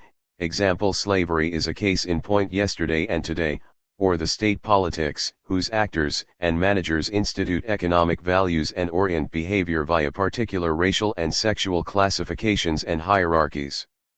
And, in all such cases, everything goes back to knowledge, for it is through knowledge that the domains are instituted as worlds, ontologies, while the enunciation institutes itself as the renderings, description, explanation, representation, interpretation, of existing worlds, and by so doing hides the fact that the worlds that the enunciation renders are not representations of existing worlds but instituted in and by the doing of the enunciation. The enunciation is a praxis that institutes the domains, without distinguishing the levels and hiding the flows. Modern/colonial apparatus of enunciation confound description and explanations of worlds with the worlds described and explained. For that reason, representation is a crucial concept of the rhetoric of modernity, makes us believe that there is a world out there that can be described independently of the enunciation that describes it. Removing the mask of the modern/colonial enunciation, the heart of the CMP, is a fundamental and basic task of delinking and decolonial thinking. That is, removing the mask can only be done by thinking, arguing, doing in communal conversations wherever and whenever we can engage and help to create what the rhetoric of modernity and the logic of coloniality prevent us from doing. Instituting management, which most of the time doesn't feel like we are managed, takes place at the very moment of enunciating the configuration of the domains and of deinstituting whatever doesn't fit the model and the expectation of people's feeling, doing, and thinking. Dissenting within the CMP is one thing, example Eurocentric critique of Eurocentrism, but what decoloniality means is to delink from both Eurocentric regulations and dissent within Eurocentrism. The rhetoric of modernity builds fields of representation to legitimize the instituted and justify the global designs that bulldoze, by diplomacy, debt, or war, whatever impedes their march, which is the march of coloniality. Domination presupposes exploitation, and both generate conflicts. The three spheres of influence operate in two dimensions, within European imperial states and in the European colonies. Therefore, the tasks of undoing and departing from Eurocentrism cannot be reduced to Eurocentric critic of Eurocentrism, example demodernity, which is necessary but highly insufficient. What is essential at this point is the non-Eurocentric critic of Eurocentrism, which is decoloniality in its planetary diversity of local histories that have been disrupted by North Atlantic global expansions. I will return to these issues in Chapter 9. The next chapter is devoted to the Eurocentered image of the world resulting from the constitution, transformation, and management of the CMP. 7. The invention of the human and the three pillars of the colonial matrix of power. Racism, sexism, and nature. The previous section outlined the CMP, the apparatus that was built by a selected community of humans of a given religion, Christianity, in a continent called Europe and around the 15th century, in the process of defining themselves as humans. The question is not what is human and humanity but rather who defined themselves as humans in their praxis of living and applied their self-definition to distinguish and classify and rank lesser humans. The self-definition became, subsequently, the self-identification of living organisms that used their two upper extremities to build instruments, that is, the extension of the hands, and cultivate their own food, build shelters, and have a global impact on Earth. The description and explanation of the human species, a species of living organism, in recent history and specific languages, Greek anthropo, Latin humanus, shall not be confused with the point of origination, dates and places, which is the starting point in the past invented in the present of the storytellers, whatever the present was when the words anthropo and humanus were introduced.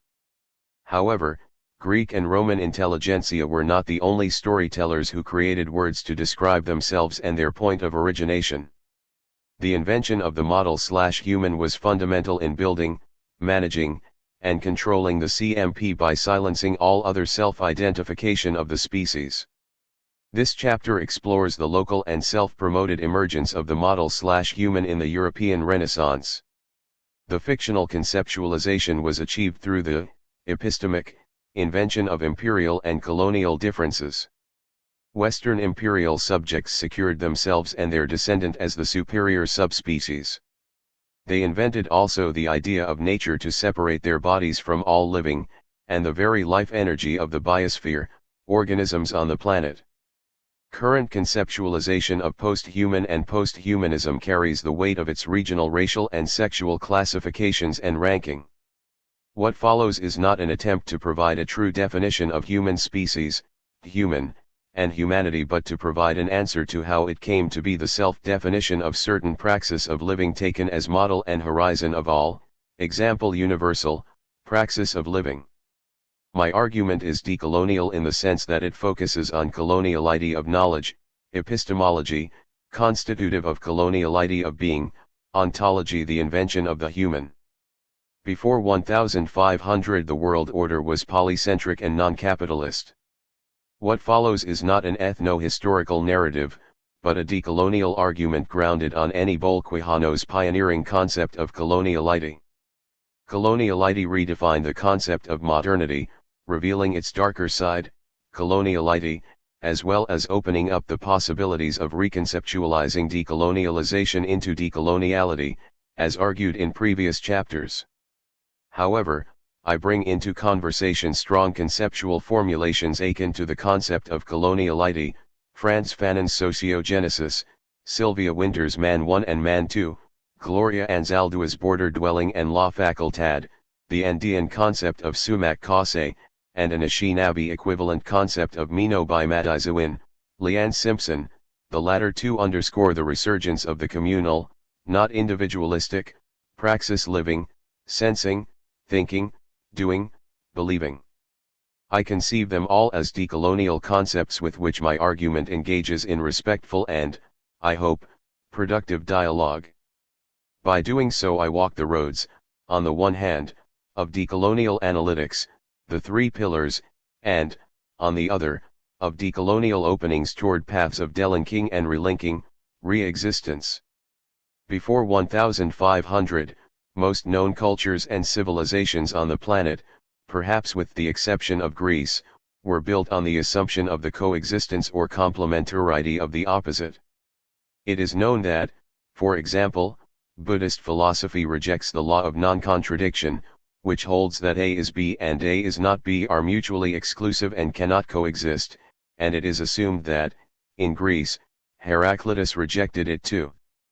But Plato and Aristotle argued in favor of it. 1 On the contrary, all the inheritors today of the many cultures and civilizations in the territory named America, from the Mapuches in southern Chile to the Crees in Canada, conceived complementarity and not opposition. The law of contradiction or of non-contradiction, both terms are used to refer to it, seems to be the seed for the semantic construction of binary opposition in Western thoughts. The story is well known, and this is not the place to repeat it. 2 What is necessary here is to understand how the narratives built around the idea of modernity, its rhetoric and goals, assumed the logic of non-contradiction and the semantic of binary opposition. It is this assumption that made and still makes it possible to tell stories and brand promises and build hopes of salvation, progress, development, democracy, growth, and so on, stories that hide and silences coloniality, the darker side of Western modernity. Decolonial thinking is akin to non-modern ways of thinking grounded on cosmologies of complementary dualities, and, rather than on dichotomies or contradictory dualities, either/or. In Mesoamerican and Andean civilizations, the consecration of the sun and the moon was a consecration of the necessary complementarity for the regeneration of life, of all life, the life of organisms that can tell stories and the life of organisms that are not telling stories but belong to the same world. I argue that in the 16th century of the Christian era, many civilizations were organized and living within cosmologies that, in contradistinction with Greek cosmology reframed by Christian theology and the European Renaissance, did not operate in accordance with the logic of contradiction and even less with the logic of binary opposition. The idea of human and humanity was built upon this logic disguised as denotation of an existing entity. Human was a fictional noun pretending to be its ontological representation. The system of oppositions and the logic of non-contradiction were set up, since the European Renaissance, antiquity, medieval, and since the Enlightenment, primitives, traditional, by chronology and by geography, Saracens, barbarians, uncivilized, underdeveloped, communists, terrorists. Human was the classifying entity in the process of defining itself as such. Since the Renaissance, the rhetoric of modernity was and continues to be built on the logic of coloniality, the denial and disavowal of non-European local times and spaces and non-European ways of life. The rhetoric of modernity was built on the opposition between Christians and non-Christians, masculine and feminine, white and non-white, progress and stagnation, developed and underdeveloped, first and second/third world. The chronology and geography of these denials are the constitutive act of coloniality, legitimized by the rhetoric, narratives, of modernity. In the next section, we will explore the constitutive acts of coloniality, the invention, transformation, and management of colonial and imperial epistemic and ontological differences. The idea of the human and humanity, exclusionary logic and the advent of a monocentric world order. Although Aristotle apparently thought that the law of contradiction was an ontological law and that binary oppositions were ontological oppositions, decolonially speaking, oppositions are both imaginary entities created by the enunciator and the apparatus of enunciation, that is, actors, institutions, and languages, sustaining and building images of the world through storytelling, including logical and mathematical storytelling. Example: Maya's mathematics continued to be ignored in the history of Western mathematics. The enunciation, actors, institutions, and languages, that created, transformed, and managed the colonial matrix of power, CMP, has hosted since its foundation and through the centuries many people.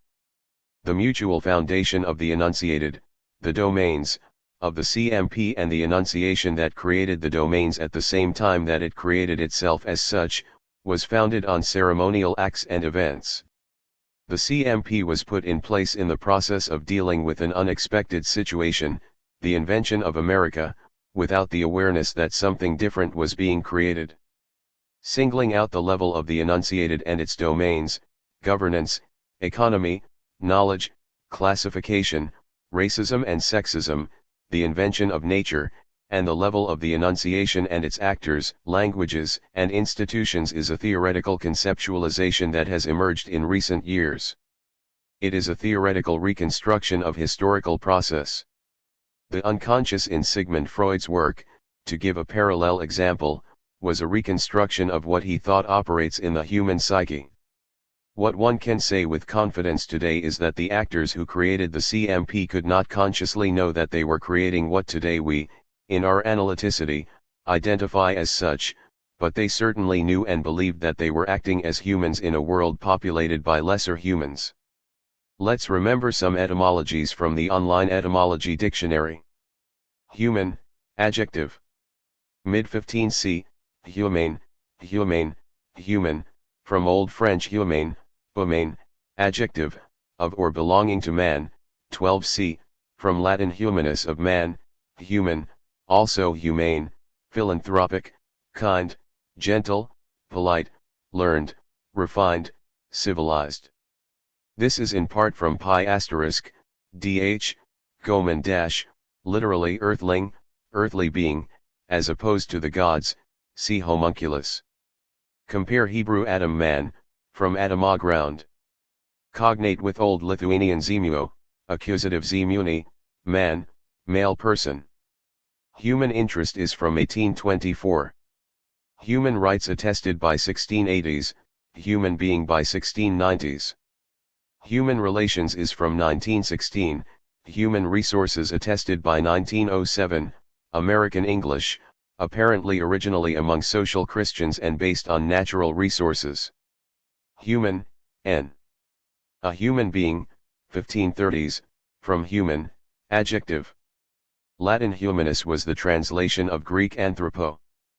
But there is another noun in the languages of Western civilization, Greek, Latin, and modern vernacular and imperial European languages, that is relevant for the argument. Man, n. Old English man, man human being, person, male or female, brave man, hero, servant, vassal, from Proto-Germanic asterisk manwas, cognates, Old Saxon, Swedish, Dutch, Old High German man, Old Norse mar, Danish mand, Gothic mana man, from pi root asterisk man, one, man, cognates, Sanskrit mana, Avestan manu dash, Old Church Slavonic matzi, Russian mujman, male. Point 3. Human doesn't represent a given entity, it was an invention. Who invented it? What was the purpose?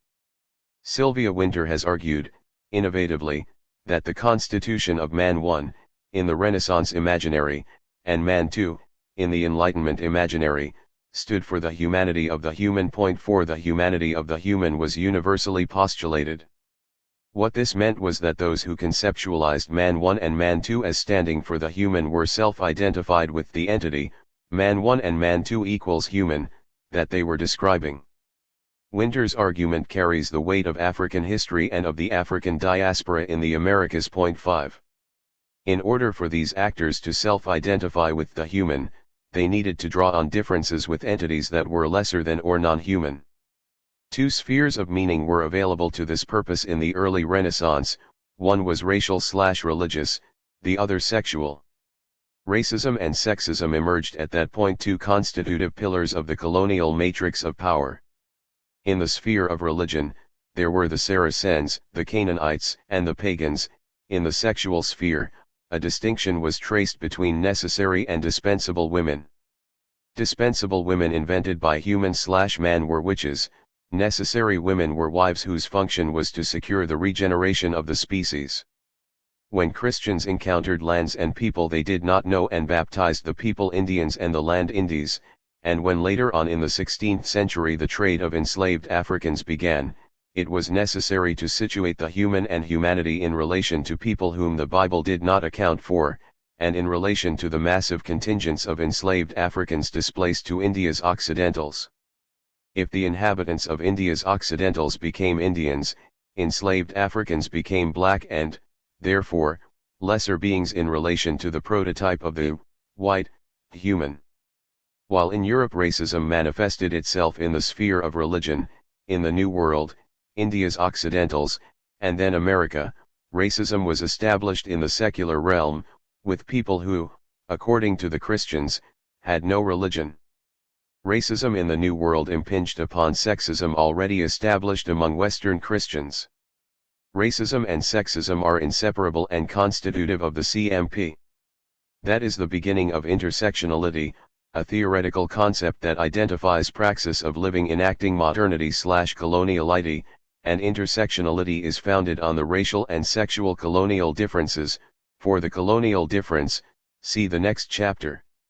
If witches continued to be targeted in the New World, a significant difference in their categorization could not have gone unnoticed. Witches in Europe belonged to the same cosmology as women. The difference between the ideas of women and witches lay in the behavior man attributed to them, the former complacent, the latter disobedient. In the New World, however, neither Indian women nor African women belonged in the same cosmology as European women. Indian and African women were not properly considered women by Christian men, so that the women versus witches opposition that applied in Europe did not pertain in the New World. Indian and African females could be witches, but they could never be women. And that was the result of the ascendancy of racism over sexism, which has persisted to the present day and around the world. With Western expansion, colonial racial differences encroached upon colonial sexual differences. But that was not all. There is one more facet in the procedural constitution of the human, the invention of nature and the degradation of life. Nature doesn't exist, or it exists as an ontological fiction. What there is the relentless generation and the regeneration of life in the solar system, from which processes emerged a species of living/languaging organisms. A limited sector of these creatures were able to define themselves as human and impose their self-referential description as standard for all living organisms of the same species. From life on planet Earth to the other planets touring around the Sun, there is no single entity that could correspond to the noun nature. There is no such concept in other, non-Western, languages, from Aymara and Quechua to Tojolabal and Mandarin. If there is no such concept, it is because there was no conceptualization corresponding to what Europeans understood as nature. Indigenous peoples do not make this distinction. Six and Runa in Quechua or He in Mandarin or Bashar/Insan in Persian means that living organisms who can describe themselves and the rest of the living system of the universe have a different way of conceptualizing than do the living organisms who dwelled in Greece and the outposts of the Roman Empire and spoke Greek and Latin. Thus, as Winter explains it, man/human, more than an existing entity, is an entity that exists, like Don Quixote or Madame Bovary, because those who named it defined themselves by looking at their image in the mirror. Decolonially, man/human must be located in the act of enunciation rather than in the entity that is enunciated. Focusing on the enunciation allows us to see who is behind the scene, who is manipulating the marionettes. Decolonially, we shall not be drawn by the mirage of the marionettes. The fictional ontology of nature, classifying and shattering the whole diversity of the living. Extractivism, possession, and dispossession have a long history in the formation and transformation of the CMP. From the 16th century through the 19th, extractivism targeted New World gold, exploiting and enslaving indigenous and African peoples. After the Industrial Revolution, extractivism concentrated on those natural resources needed to feed the machines. And from the second half of the 20th century to the present, extractivism has fueled the so-called Fourth Industrial, Technological, Revolution. What extractivism couldn't do was to extract the knowledge and the soul of the people. That is why, today, we are witnessing the powerful resurgence of indigenous knowledges, philosophies of life, and ways of helping the world to realize how vicious and devilish the concept of nature and its proxy, natural resources, was and continue to be. The point I want to make is that the CMP has been created by actors, languages and institutions, who saw and felt themselves as man/human, and upon that belief built the colonial differences, racial, sexual, and the separation from nature. Philippe de Scola published an important book in 2013 titled Beyond Nature and Culture. He argues strongly that nature and culture are two concepts that make no sense beyond Western civilization and, I would add, beyond westernized anthropologists and educated persons outside of Europe and Anglo-United States tamed by Western education. Briefly, nature and culture are two Western fictions. Many of us in South and Central America and, of course, the Caribbean began to understand that in ancient civilizations in Mesoamerica and the Andes, the binary opposition nature/culture made no sense. There was no equivalent for such words. If there had been, it would mean something similar to "it is the nature of our human organism that generates culture." For ancient Mesoamerican and Andean people, and for those who survived until today, nature and culture are two meaningless concepts. Point 7 How to get out of them is a decolonial question. Proyecto Andino de Tecnologías Campesinas, PRETEC, began in Urubamba, Cuzco in November of 1986. It was led, and still is, by scholarly trained persons in collaboration with the know-how of indigenous and peasant communities. At that time, it was very common to see PRETEC as a romantic, New Age, irrelevant project to satisfy the non-indigenous. One of the key points of PRETEC was to tell non-indigenous readers that, among other things, nature and culture were irrelevant concepts in indigenous philosophy, thinking. For PRETEC non-indigenous leaders, Eduardo Grillo, Rengifo Vázquez, Valladolid Rivera, learning to think in and from not about indigenous concepts and engaging in their indigenous praxis of living means a radical shift in their thinking and subjectivities. Point 8 I am aware that counterfactuals are inconsequential for the trajectory that factually followed. Nevertheless, imagine that PRETEC would have had some strong support and funding institution using their financial privileges to appropriate their initiative. In that case, PRETEC would have ended enacting coloniality covered by the rhetoric of generosity of the founding institutions. However, since PRETEC did not enroll in modern global designs to enact coloniality, it remains less visible to the public eye, although decolonially effective in the sphere of its operation. Decoloniality to be defended cannot be funded. What are we learning from PRETEC, and what have its leaders learned from indigenous philosophy and praxis of living? To nurture a chakra is not merely to domesticate plants and animals, it is to nurture lovingly and respectfully, in other words, to nurture ritually, together with the plants and animals, the soils, waters, microclimates and, in general, the whole land. Point 9.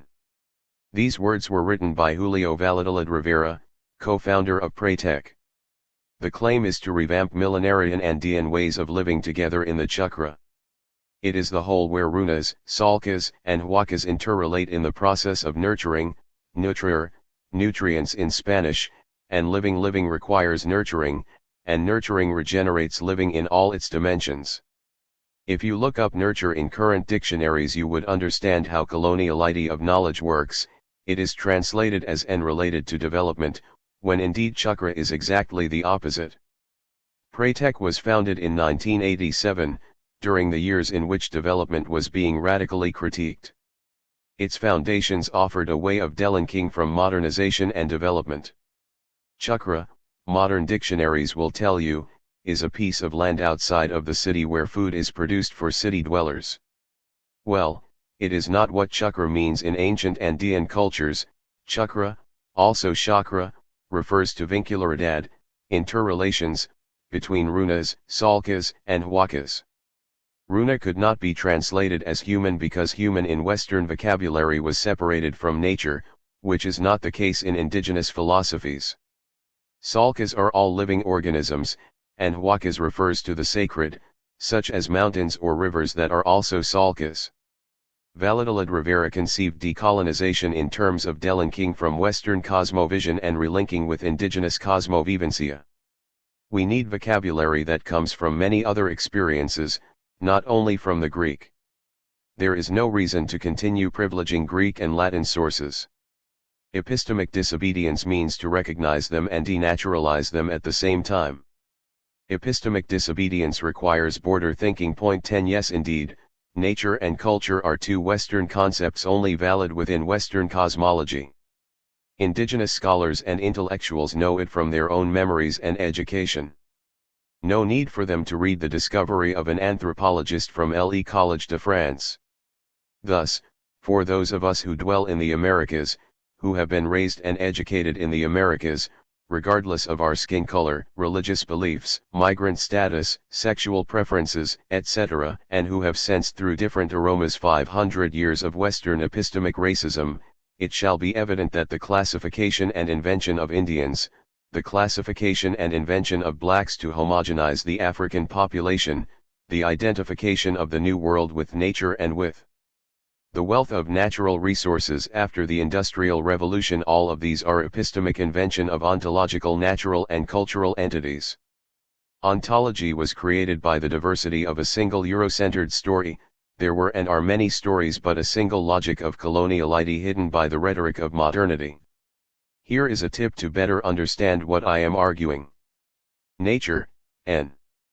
Late 13c, restorative powers of the body, bodily processes, powers of growth, from Old French nature, nature, being, principle of life, character, essence, from Latin natura, course of things, natural character, constitution, quality, the universe, literally birth, from natus born, past participle of nasi to be born, from pi asterisk gene to give birth, beget, see genus. From late 14c as creation, the universe, also heredity, birth, hereditary circumstance, essential qualities, innate disposition, as in human nature, nature personified, Mother Nature. Specifically as material world beyond human civilization or society from 1660s. Nature and nurture have been contrasted since 1874.11. Restorative powers of the body. But not only man/human has a body, plants have bodies, fish have bodies, birds have bodies, vegetables have bodies, fruit have bodies. I will take body to be living organisms. Living organisms deontologize the entity body, molecular self-regenerative system, and restore it to the irreducible processes in the praxis of living. Point 12. That is, every living organism and their regenerative processes have a body, that lives and dies. It is the materiality of the living that constitutes the body. The second definition of nature refers to creation, the universe. Man/human molecular organisms have been also created, along with the universe, but a great deal of the time he, man/human, acts as if he is only observing, with telescopes or experiments, the creation of the living. For Acosta, as a good Jesuit, knowing and understanding nature had moral dimensions, and sacred dimensions as well. Knowing and understanding nature, energy of living and regeneration, not an object or entity, meant understanding and worshipping its creator, the creator of the universe, and of life, of course. Point 13. About 20 years later, Francis Bacon, an English philosopher, statesman, scientist, jurist, orator, and Viscount of St. Alban, was much less interested in understanding nature and in admiring and understanding its creator like Acosta did. Bacon was the kiss of death for the living reduced to what became natural resources and more recently human resources. He was riding a different wave, that of the secular humanists, man too. Nature, for Francis Bacon, was out there, separated from him something to be dominated and exploited. Francis Bacon's injunction took hold in the secular scientific minds of the 18th century. This time, Georges Louis Leclerc, Comte de Buffon, wrote the voluminous Histoire naturelle, générale et particulière, second half of the 18th century. Buffon assumed not only that nature was something separate from man/human, but also that she was subject to the chronological laws of human history, as narrated by man/human. He took literally the expression New World and argued that the New World was so young that not only its people but also its nature were behind the stages of history that Europe had already reached. Nature, for Buffon, and particularly the history of the New World, had the same status that the history of the state would have for G.W.F. Hegel, some 50 years later. Responses from non-European indigenous people. I am assuming here that European are indigenous and are precisely the indigenous Europeans who have problems with immigrants and refugees. 14 arose in different times, places, and vocabularies and political projects. In the South American Andes, Pachamama, Mother Earth, was always invoked by indigenous people in spite and in front of the European idea of nature. Pachamama became increasingly meaningful to confronting the destruction of nature and its recent version, the environment, by transnational corporations exploiting and extracting natural resources. It acquired also a significant political meaning when it made its way into the Ecuadorian constitution. This man/human who created and managed the CMP, posited himself as master of the universe and succeeded in setting himself apart from other men/humans, racism, from women/humans, sexism, from nature, humanism, from non-Europe, Eurocentrism, and from past and traditional civilizations, modernity. Nature, in the domains of the colonial matrix of power, lies between the domains of economics and politics. It was invented by man/human in the process of him setting himself up in the locus of the enunciations, institutions, actors, and languages, that created, transformed, and managed the rhetoric, narratives, of modernity, and the necessary and concomitant logic of coloniality. He who governs does not obey, became the assumption in the growing affirmation of the secular ego in Western civilization. In indigenous cosmologies, as I mentioned before, there is no such divide between nature and culture, a misleading formula, for nature is a cultural concept, and the ego is disseminated in the communal. That is, nature and culture are both cultural Western concepts that were established as ontologies. For that reason, current urgencies among Western scholars and intellectuals of moving beyond nature and culture is a regional and provincial Western urgency. 15 It is welcome of course, but it is not universal. Indigenous cosmologies do not present us with such urgency, for the simple reason that in this cosmology there are neither nature nor culture and even less a cultural structure of knowledge that needed to invent the concept of nature to highlight man/human as maker of culture. Stories of the creation of the cosmos and of the living species that tell the story of the creation of the ethnicity of the storytellers. All known storytelling about the creation of the world, including scientific ones, like the Big Bang, and about the creation of the living species, including recent storytelling about the Anthropocene, to which the narrators telling stories about the origin of the world belong, aim at and claim totality. It could not be otherwise. The narrators of the Popol Vuh, of the legend of the fifth sun, as well as sacred books such as the Bible and the Quran, as well as of the many cosmological narratives of ancient China or ancient India, or of any other non-Western texts we might consider, would aim at the totality. Western Christian philosophers of the European Middle Ages formulated their own local totality in terms of universals. Universals, then, are a philosophical formulation within one specific cosmology, Christian, of the totality, for which this cosmology, as any other cosmology, aims. 16 The problem with universals is that, in aiming at the totality, they became totalitarian. What this means is that totalities are totalitarian if they succeed in overpowering or disavowing similar claims in other cosmologies. When that happened in the historical period we here describe as modern/colonial, a totalitarian totality provides a frame for coloniality of knowledge. From being a local totality, Christian cosmology became a universal totality, as redundant as this may sound. In 18th century Europe it was translated into Western secular cosmology having science and philosophy as its two pillars.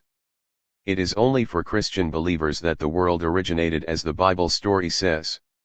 And that is valid for any other cosmology, with the exception that Christianity became the leading story in the historical foundation of the CMP and its aftermath. I would surmise that, for speakers of Aymara, Anishinaabe, Osage, and Zapotec, as well as Chinese, Indonesian, Urdu, Bengali, Hindi, and so on, the above might sound a little strange or at least as something that belongs to those people, over there, to the west of Athens and to the west of Rome. To illustrate what I am arguing, I provide here one example from Persian and another from Quechua. Why do they have to surrender to the 6 modern European imperial languages and the knowledge built into them? In Ali Shariati's discussions of the Holy Quran, he makes a distinction between Bashar and Insan. By using Bashar, the Quran is talking about the two-footed creature that emerged at the end of the evolutionary chain. Bashar is that particular being that contains physiological, biological, and psychological characteristics which are shared by all men.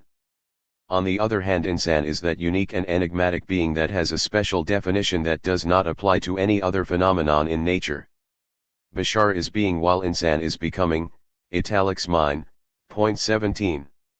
I double-checked Shariati's definition of both terms, since I speak neither Arabic nor Persian, with Hamid Dabashi, Persian scholar and intellectual. Dabashi confirmed the definition through an email conversation. Bashar and Insan both mean human in slightly different senses. They are both Arabic/Quranic that have entered Persian too. One might also add Adam to it. Adam is the first human being God created according to Quran. Bashar is the generic name for the corporeal body of the person. Insan is the generic name for the humanistic disposition of the person. July 29, 13, italics mine. Notice that the translation of Persian to Western languages requires the uses of human and humanistic, which doesn't mean that Western theology and epistemology got it right. It means that Western theology and epistemology became hegemonic, then dominant, and now are losing both, hegemony and domination. The decolonial option is contributing to such demise. In fact, it is a fundamental task of decolonial politics of scholarship. If we move from Persian to Quechua, we find that the noun runa is often translated in modern European vernacular languages as human or human being. But runa is quite different from man/human.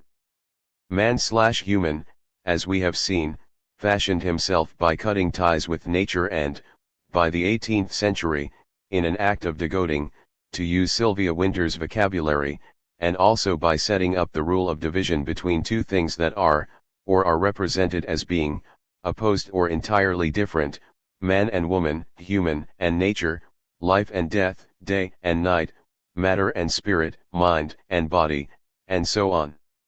Runa cannot be flatly translated into man/human, and vice versa, for reasons that have to do more with power differential, and the entanglement the CMP generated, than with the problems of the incommensurability of translation.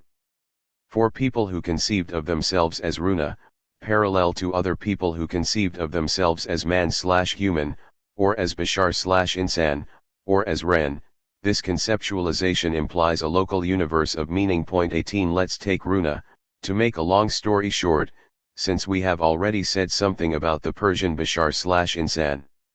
Runa was and still is conceived in relation to and in convivencia. A literal translation would be living with other living organisms, but the term is generally translated as coexistence or conviviality. 19. With wakas, deities, entities of the sacred sphere, salka, all living organisms, and the apu, the tutelary spirit that inhabits the snowed peaks of the mountains.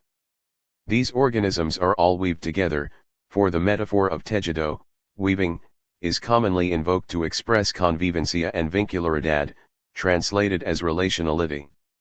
Convivencia, furthermore, is convivencia in the Ilu, equivalent to oikos in ancient Greek, a fluid structure of kinship not only among runas, but also among huacas, salka, and apu.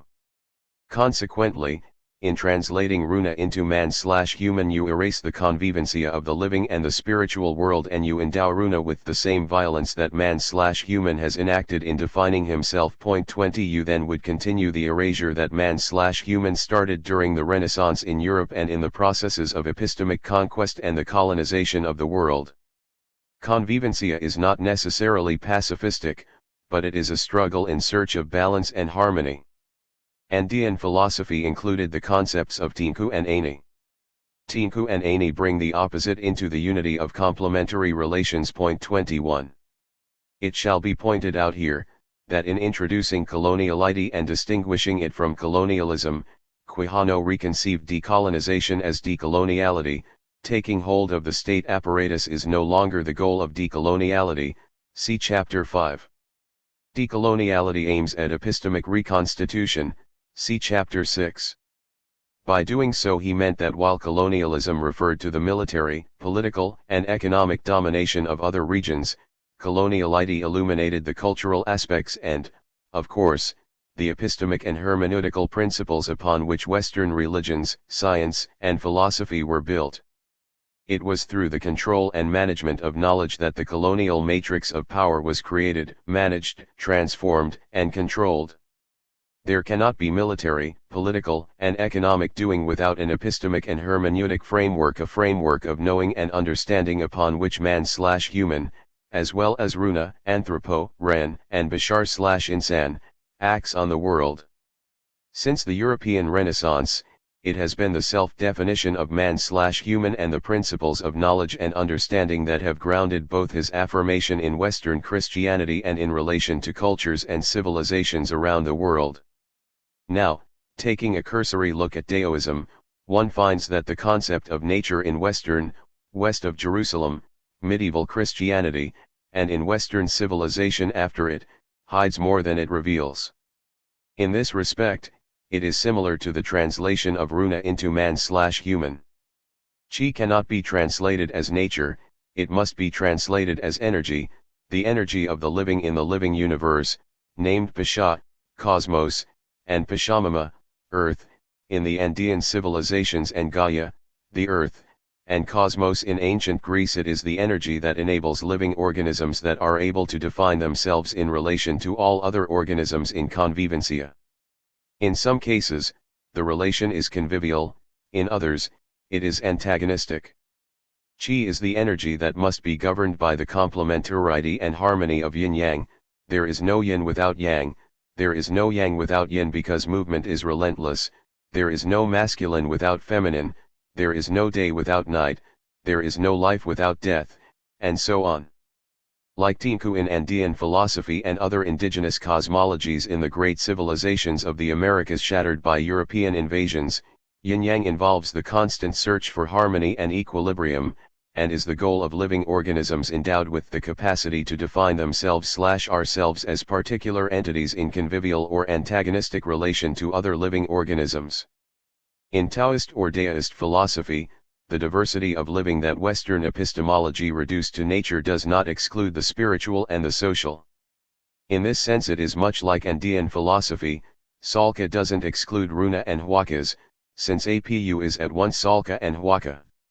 In more familiar terms, apu is both materially living entity and spiritual. Convivial and/or antagonistic relations should not be understood universally, through Western notions of dichotomy and war. Struggle, example the struggle between yin and yang, between day and night, is not synonymous with war.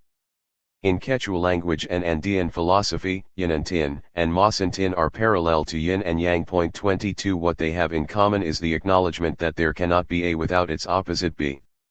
Once you acknowledge that these entities are inseparable, two moieties in movement, you have at least two options: either you can try to eliminate what you declare to be opposite, or you can recognize that you cannot forever eliminate or dominate your opposite. You can eliminate some of its manifestations but not its energy and living force. If you try to eliminate and control the opposite, you enter the realm of war. If you seek harmony and balance, you enter the realm of struggle, weaving relations, convivencia, vincularidad, with all that exists, rocks and mountains, spirits and plants and mountains that are spirits, animals who do not speak Quechua, Hebrew, Latin, or any other of the known languages, and animals who do speak one or more languages. Changing the terms, principles, assumptions, regulations, by changing the questions holding up Western-led conversations. What does it mean to be human is no doubt a fundamental question for the 21st century. Why? For several reasons, but mainly for the argument I am unfolding, because the very concept of human is called into question by scholars and intellectuals who carry in their own bodies the traces of racialization and sexualization. I have identified myself with the anthropo, and have engaged in barbarian theorizing. This is what I do, this is my praxis of thinking in my praxis of living. Point 23. Both racialization and sexualization are systems of social classification that presuppose, on the one hand, a standard and superior idea of race and, on the other, a normal code of sexual relations between men and women. This normal code of sexual relations is established along the power differential between men and women. Crucially, both racial and sexual classifications presuppose a concept of the human that is both racially and sexually superior. Human and humanity are not only concepts, they are concepts created by agents who considered themselves humans and who were in a position to project their own image of themselves as humanity. Racial and sexual norms excluded from this territory all those entities that were less human or not quite human. We can perhaps now begin to grasp what it means to be human and what it means to be man as overrepresentation of man/human, in Winter's powerful argument. Human is a noun we can pedagogically accept when referring to a living organism who can speak any of the thousands of spoken languages on the planet. This organism could equally be named Runa or Ren or Bashar/Insan, or any of the other existing nouns that I haven't listed here, and also human. Regional humans have the right to exist next to the previous ones. But keep in mind that I am more interested in logic than in ethnography of naming. Naming in the CMP has been a parallel activity next to building statues, which are torn down for political inside fights, example Stalin or Saddam Hussein, or for decolonial reclaiming, roads in Cape Town, South Africa, Robert Edward Lee in Virginia, the U.S. Accordingly, we can begin to grasp the role of the level of enunciation in building, transforming, and managing the CMP. Let's recall from Chapter 6, the levels of CMP, the level of the enunciation and the level of the enunciated.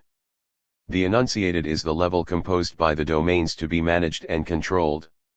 The domains form the level ontologically constituted by the level of the enunciation.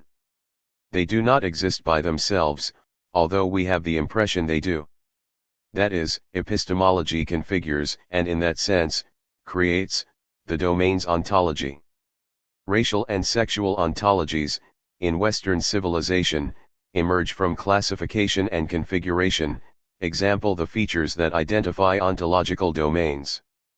Economy and politics, and of course nature, are constituted and configured by knowledge and the principles and assumptions upon which knowledge is a machine of world-making.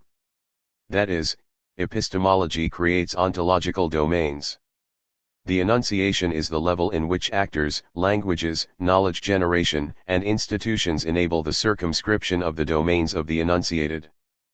Power of decision takes place in the enunciation, though there would never be consensual or homogeneous agreements between actors and institutions operating at the level of the enunciation. Democrats and Republicans control the enunciation, and though they do not agree on every policy and disagreements are common, the state enunciation is both Democratic and Republican. Nothing else. They share control of the enunciation since the state is a crucial institution controlling the political domain of the enunciated. Both levels, the enunciated and the enunciation, are connected by flows of energy in the sphere's knowledge, subjectivities, and interests. The flows between the levels permeate the flows between the domains. Consequently, the separate domains economics, politics, knowledge, and subjectivity, racism and sexism, the domain of the living, or nature, cannot be grasped in isolation, for they are all interconnected. The flows from the enunciation to the enunciated secure management, transformation, and control of the CMP. The flows from the enunciated to the enunciation, in turn, secure benefits and self-interest for all persons, institutions, and languages embedded in the enunciation. For instance, when in 2008 the media and other publications underscored the need to save capitalism, it meant saving institutions rather than saving the people who were thrown into the crisis. In terms of language use, if English is today the international language of communication, it is because the language of enunciation is always the language of the leading imperial state shaping the management and control of the CMP. At one point the leading language was Spanish, then French, then British English, and now US English. Latin was never a global language, it was the language spoken in all the extensions of the Roman Empire but not in Asia. Sanskrit was the equivalent in Asia, but it was not known or spoken in Europe. As already mentioned, problems arise when a concept belonging to one civilization is taken as a point of reference for similar concepts in all civilizations. That is truth without parentheses. Thus, once human and humanity were established as both the universality of the enunciated, the ontology of the human and of humanity, and the universality of the enunciation, the epistemology that invented the concepts of the human and humanity, all other equivalent concepts became subordinated to the human and humanity. Managing and controlling the idea of human and humanity allowed those who define and are allowed to identify as such, to establish a hierarchy among humans. Racism and sexism served that purpose. Human and humanity are today under attack from two perspectives. One is the postmodern conceptualization of the post-human, and the endowment of a new history, the Anthropocene, the era of the Anthropo. The other arises from decolonial questioning. The aim of this chapter is precisely to show how man/human as a concept is embedded in the CMP and is the reference point in every domain. For example, Homo economicus, Homo politicus, man is by nature a political animal, as Aristotle is often quoted as saying. Man/human is the regulator of racial and sexual classification, the regulator of aesthetics and of spirituality through religious institutions, the regulator of knowledge and understanding through theology, science, and philosophy. Winter's Man 1 and Man 2 as well as Fanon's sociogenesis are outstanding contributions toward changing the terms of the conversation, reducing the pretended ontology of man/human to size. This is one of the crucial tasks of decoloniality, to decolonize man/human, to liberate pluriversal humanity. Exposing the analytic of the CMP is always already a decolonial task, aimed at the restitution, epistemic reconstitution, see Chapter 10, of every aspect of life that man/human has displaced, negated, and destroyed through the manipulation of the CMP, and the covering up of this manipulation with the promises and the blinding lights of the narratives promoting modernity, conversion, progress, development. By asking what it means to be human, decolonial thinking rejects the ontology and the epistemology of the human and of humanity. As decolonial thinker, once I know what human/man means, I do not want to be human. But instead of simply rejecting its content and adding a prefix, post-human, decolonial thinkers start by asking how these concepts came into being, when, why, who, and what for. And then moving toward molecular nervous system organisms who in their/our praxis of living liberated our hands and engaged in languaging and conversations to name and describe ourselves and, when possible, impose our descriptions on other organisms we want to control and dominate. The CMP emerged at a particular junction of the history of our ancestors, living biological cultural organisms, that redirected praxis of living on the planet. What, then, is the post-human, Once we have reduced man/human to size and stripped him of his universality by showing that it is merely the universalization of a regional vocabulary and a regional concept of unilinear time to name a certain species of organism for which every existing language and civilization has its own name, concept, and storytelling. Reading and reflecting on Winter's argument on towards the human, after man alongside, not in comparison to, Rossi Bradotti's argument on the post-human might help in understanding the broad spectrum of two epistemic, intellectual, political, and ethical trajectories of our time. 24 Winter's and Bradotti's concerns to a certain extent overlap. Two women confronting Western hegemony, overrepresentation would be Winter's term, of the idea of human and of its bodyguard, humanism. Post-human is a Eurocentric critique of European humanism, while Winter and Fanon open up for a decolonial critique of both the concepts of human and post-human. Humanism, as mentioned, is a set of discourses enunciated by agents who identify themselves as human and who project their self-fashioning ontology to a universal scale. Needless to say, the universal claim that universalized human in the European Renaissance had its genealogy in the European Middle Ages. The question that Sylvia Wynter posed when she dismantled the invention of Man 1 in the Renaissance and its transformation into Man 2 during the Enlightenment could be extended to Man 3, the post-human. What does the post-human mean today, beyond the regional and limited concerns of Eurocentrism? If today it is meaningless to universalize the man/human, it is equally limiting to conceptualize post-human beyond the regional scope of actors, institutions, and languages managing the CMP. Human, man/human, and post-human are three moments in the history of the CMP attempting to maintain control of epistemic meaning in the sphere of culture, parallel to the control of meaning and power in the sphere of economics and politics. The question of universality runs through the history of Man 1, Man 2, and Man 3, post-human.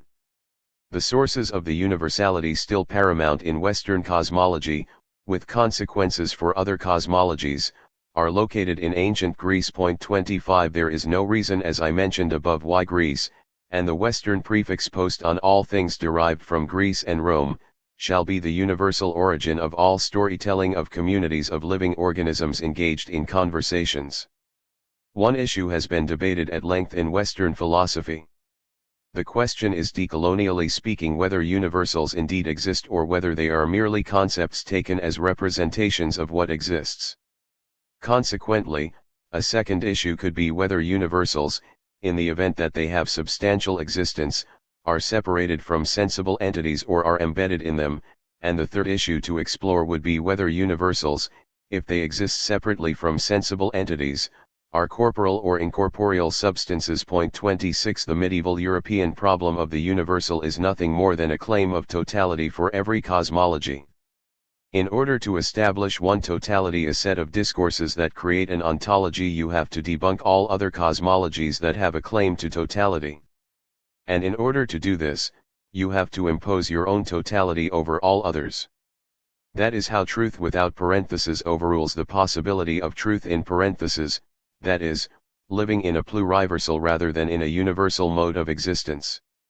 You have then not only to assert your own totality, but also to devaluate, demonize, and silence coexisting ones. The course of action leading to the historical foundations of the CMP in the 16th century was not merely a question of physical actions, discovering, setting up institutions, managing indigenous civilizations, appropriating lands, exploiting labor, etc. It was above all a massive conceptual, epistemic, machine, building and managing knowledge that the actors ruling institutions believed was superior or truer than others. Such beliefs authorized actors and institutions to promote their universality and to demonize and devalue praxis of living and knowledges, though they could not be destroyed. And they are re-emerging today. Decoloniality and duwesternization, see Chapter 5, rely on knowledges that are embedded in praxis of living that generated such knowledges, before self-defined Westerners began to impose, since the 16th century, their narratives of their praxis of living, that they felt was the true one, around the planet.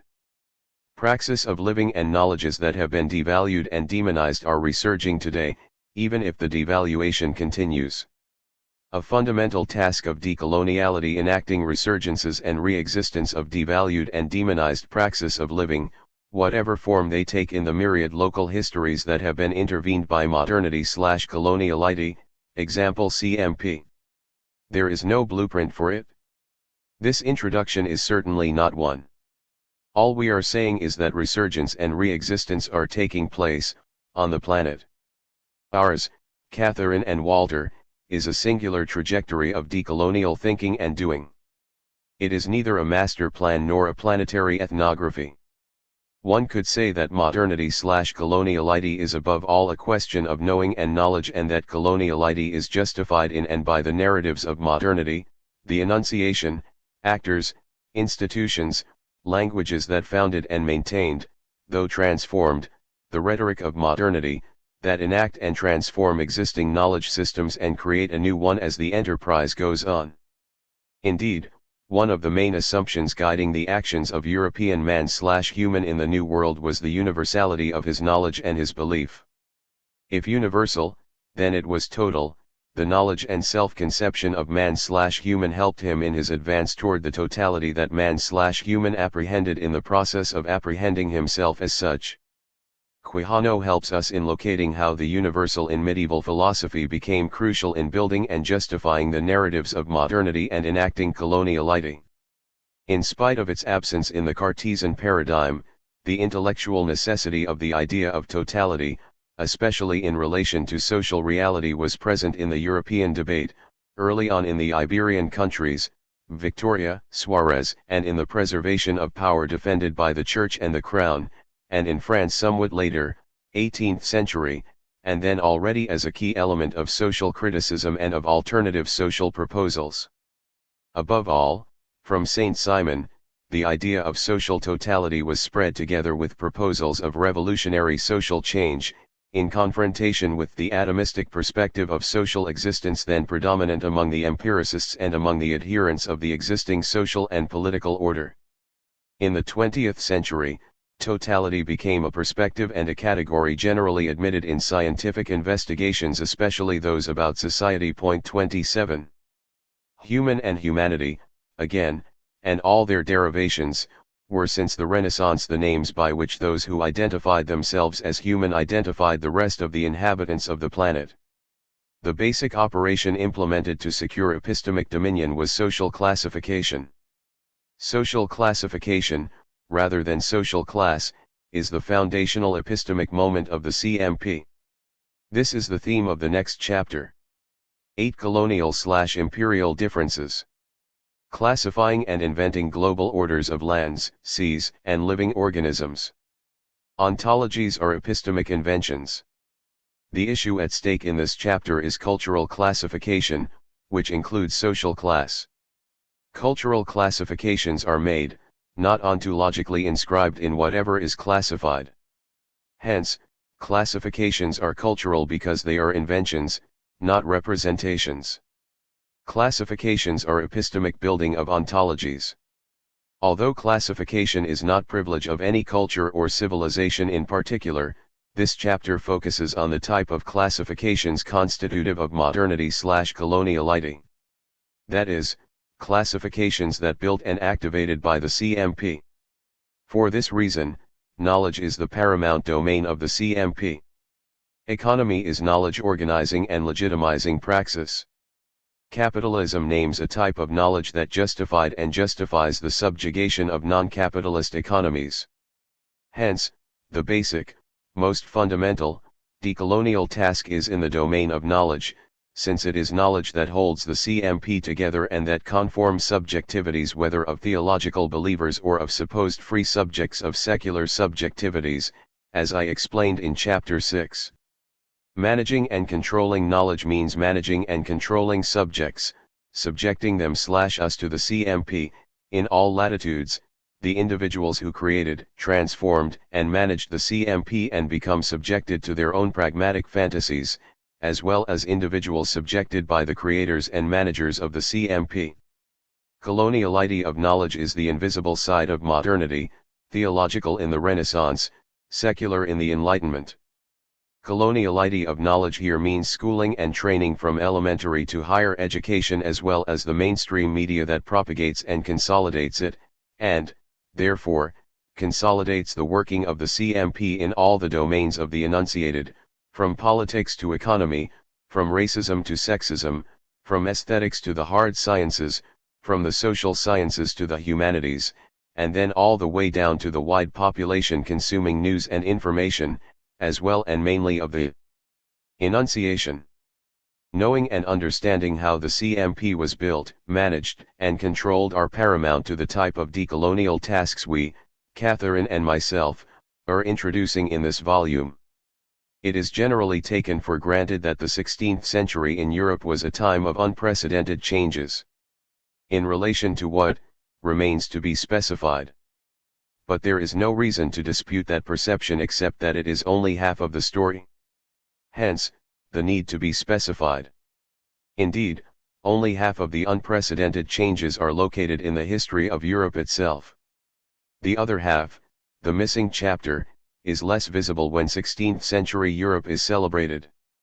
It involves the invention of America, the massive slave trade, the massive appropriation of land, the pulling to pieces of the great civilizations of Mesoamerica and the Andes, the two foundational genocides of Western civilization, of indigenous people and enslaved Africans, and the historical foundation in the Atlantic, the Americas, South and North, the Caribbean, Africa, and Europe, of a new type of economy, economic coloniality, also known as capitalism.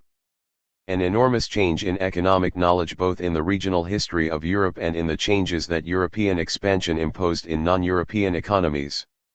Colonial and imperial differences were two major strategies that remain in place until today, enacted by the United States, in a discourse that at once celebrated European achievements and hid and downplayed European crimes, justified because they were committed against lesser human beings. The turmoil of the EU and the decay of the European role in the world order shall not deviate our attention from the strength of its legacies, in Europe as well as around the world. Eurocentrism is not limited to the geography of former Western Europe. The point of origination and management is Europe. But Eurocentrism has infected subjectivities all over the planet. The problem of Eurocentrism is not its right to exist next to other geopolitical centrisms, Pan-Africanism, Pan-Asianism, US Americanism, it is neither to deny its contribution to the histories of human species on the planet. The problem and the aberration were and are the arrogance and the self-legitimized right, passed into and appropriated by the Anglo-US, to violate its own principles of sovereignty, its own declaration of human rights, its own defense of freedom, and its own promotion of democracy. To change the world, as Karl Marx stated, it is imperative to change the hegemonic knowledge that holds the interpretation of the world, in all dimensions of knowledge, from physics and biology to philosophy and theology, from political economy to political theory, from the hegemonic conception of the human, and its derivation, post-human, to racism and sexism. The world cannot be changed if the knowledge and the knower of the world do not change. Let's walk into the hardwired model that makes us believe the world is like epistemic and hermeneutic hegemony said it is. Point 1. As it is well known, since 1945 the United States took the baton from Western Europe to maintain and update the logic of cultural classifications. In the past, enslaved Africans were as human as the Europeans who invented the term, as were the inhabitants of the great civilizations of Mesoamerica and the Andes. But they became lesser humans, see Chapter 7. Why? Because they were classified and ranked, they were not ontologically inferior. Who classified them? What made them inferior was knowledge. And who were in control of knowledge to place knowledge holders as the model and the rest as deficient to the model? Lesser humans did not classify as such themselves, in the same way that third world people did not decide that they were in third place. When Mao Zedong gave his own version of three-world distribution, he was already accepting the logic. He changed the content, not the terms of the classification. Cultural classifications and ranking is a strategy of the rhetoric of modernity enacting coloniality by disguising colonial differences, that we do not see, into cultural difference, that we are taught to see. Colonial differences established and still establish hierarchy and a power differential from the Moors and the Jews in Europe to the blacks and the Indians in the New World, from witches in medieval Europe to the invisibility of non-European women. But not only people were classified, regions were classified as well. From the medieval TO map to the Three Worlds division that obtained from 1952 to the end of the Cold War, colonial and imperial differences have been the invisible mechanism of ontological configurations. Classification is knowledge, epistemology, not representation of existing ranked and organized partition, ontologies. Colonial and imperial differences are fundamental tools of Western global designs. Knowing is making distinctions in our praxis of living. Cultural classifications are second-order distinctions. Classification is something that living organisms do in the very course of their/our living. I am not referring here to scientific classifications of whatever is classified. I am referring to the vital needs of any living organism, plants, mammals, vertebrates, reptiles, to classify and make distinctions. Otherwise no living organism could survive. Human beings, in the sense I outlined in the previous chapters, classify and make distinctions in languaging. These are first-order distinctions. Scientists who before becoming scientists are human beings making first-order distinction, classify following rules scientists have established to invent second-order classifications. Through the act of classifying, each organism, the ant in the colony, the oak in the field, the fish in water, and the human on earth, creates its own niche. Point 2 To create our niche as a living organism means to classify what allows us to live and protect ourselves against what causes us harm. Humans are the only living organisms that not only classify, first order, but also reflect on and set rules for our own processes of classifying and living, second order. Colonial and imperial differences are classificatory devices shaped by the actors who put in place, transformed, and managed the CMP. Both were built and operated as first and second order classification. Classifications are enacted mainly through and by conversations, oral and written, ascertained as empirical truth and legal regulations. But classifications are fictions, neither true nor legal beyond the belief of the community that accepts them as truth and legal. The act of classifying, therefore, demands actors and means of classification. Without classifying and distinguishing what is biologically beneficial and detrimental for the organism will die. When it comes to cultural organization among humans, the most effective means of classification are discourses, oral conversations and visual discourses imprinted in some sign system, for example, ideograms, forms of alphabetic writings, discourses based on concepts and concepts based on assumptions, systems of beliefs, both religious and scientific, diagrams, visual narratives in moving or static images, and conceptual structures, religions, and theories, science, philosophy. In a first foundational article, Ennibal Quijano brought to light the implications of race/racism in the formation, and transformation, of the CMP. For someone like Quijano, who came from Marxism, to introduce race/racism over class/classism was a radical move. But, given the economic and cultural history of the South American Andes, it was not unexpected. Quijano drew on insights introduced by José Carlos Mariátegui in 1928. Mariátegui, a self-proclaimed Marxist despised by orthodox Marxists of his time, argued unequivocally that the problem of the Indian was economic and based on land, not industrial exploitation. He also argued that it presupposed racism. The assumption that the Indian problem is ethnic is sustained by the most outmoded repertory of imperialist ideas. The concept of inferior races was useful to the white man's West for purposes of expansion and conquest. To expect that the Indian will be emancipated through a steady crossing of the aboriginal race with white immigrants is an anti-sociological naivete that could only occur to the primitive mentality of an importer of merino sheep. The people of Asia, who are in no way superior to the Indians, have not needed any transfusion of European blood in order to assimilate the most dynamic and creative aspects of Western culture. The degeneration of the Peruvian Indian is a cheap invention of sophists who serve feudal interests. Point 3. Elaborating on Mariátegui's steps, Quijano stated that the specific colonial structure of power that emerged out of Europe with the invasion of America was justified by specific social discriminations which later were codified as racial, ethnic, anthropological, or national, according to the times, agents, and populations involved. For the key term here is for Quijano social classification, distinguished from social class. Quijano was a trained sociologist, so he sees social classifications. I was trained as a semiotician with an inclination of the biological foundation of language, culture.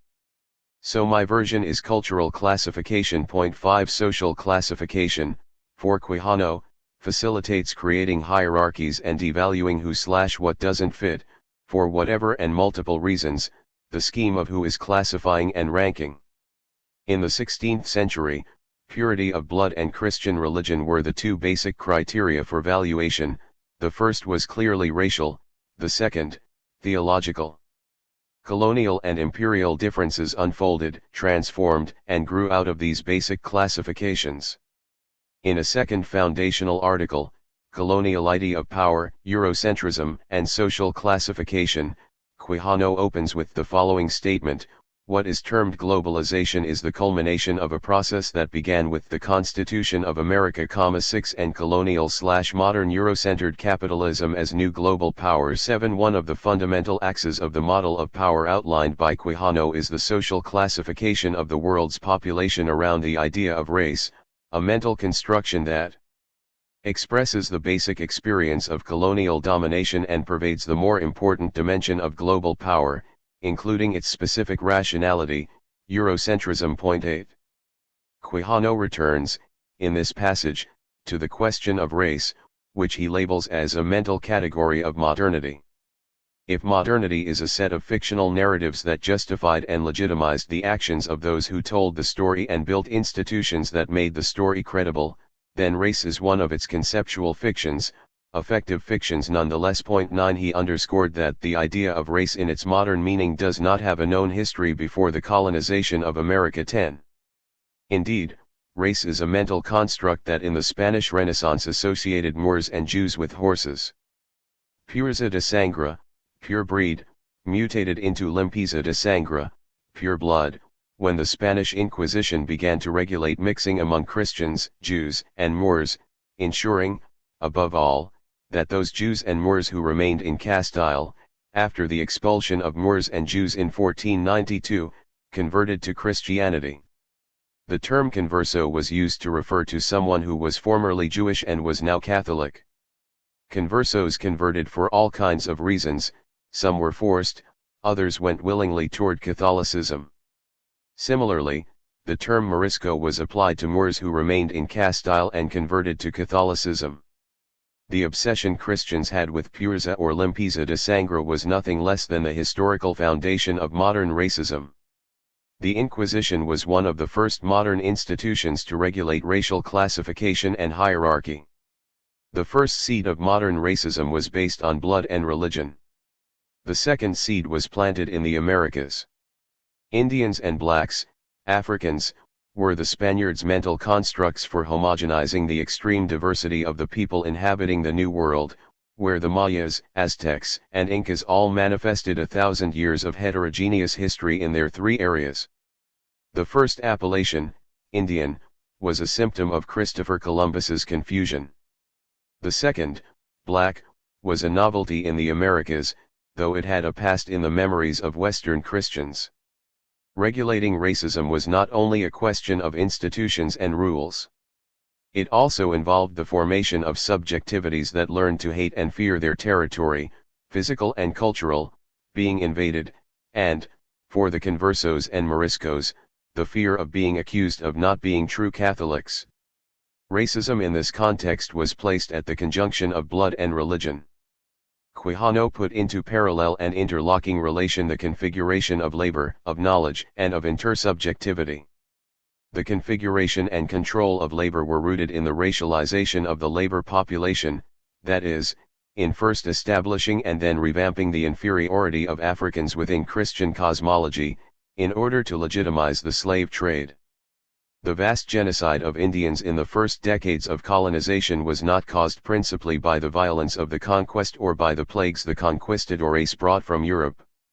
It occurred because so many American Indians were used as disposable manual labor and forced to work until death.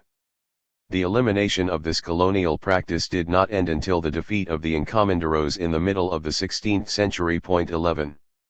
Quijano sees in the New World the formation of a new pattern of labor management that involved the confluence of slavery, serfdom, petty commodity production, reciprocity, and wages, all labor-centered and managed according to the interests of the holder of capital, and the opening of a global, a truly planetary commerce unknown until then began to be established connecting the Atlantic and the Pacific, marketplace for New World commodities.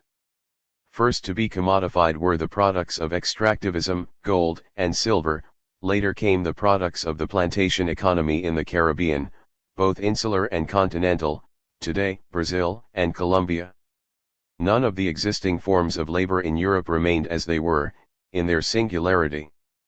The vast opportunities for land appropriation/expropriation that the New World offered, combined with the new pattern of management of labor, created the conditions for a radical transformation in 16th century Europe. 12 But also in China, with gold and silver from the colonies reaching China through Manila. 13.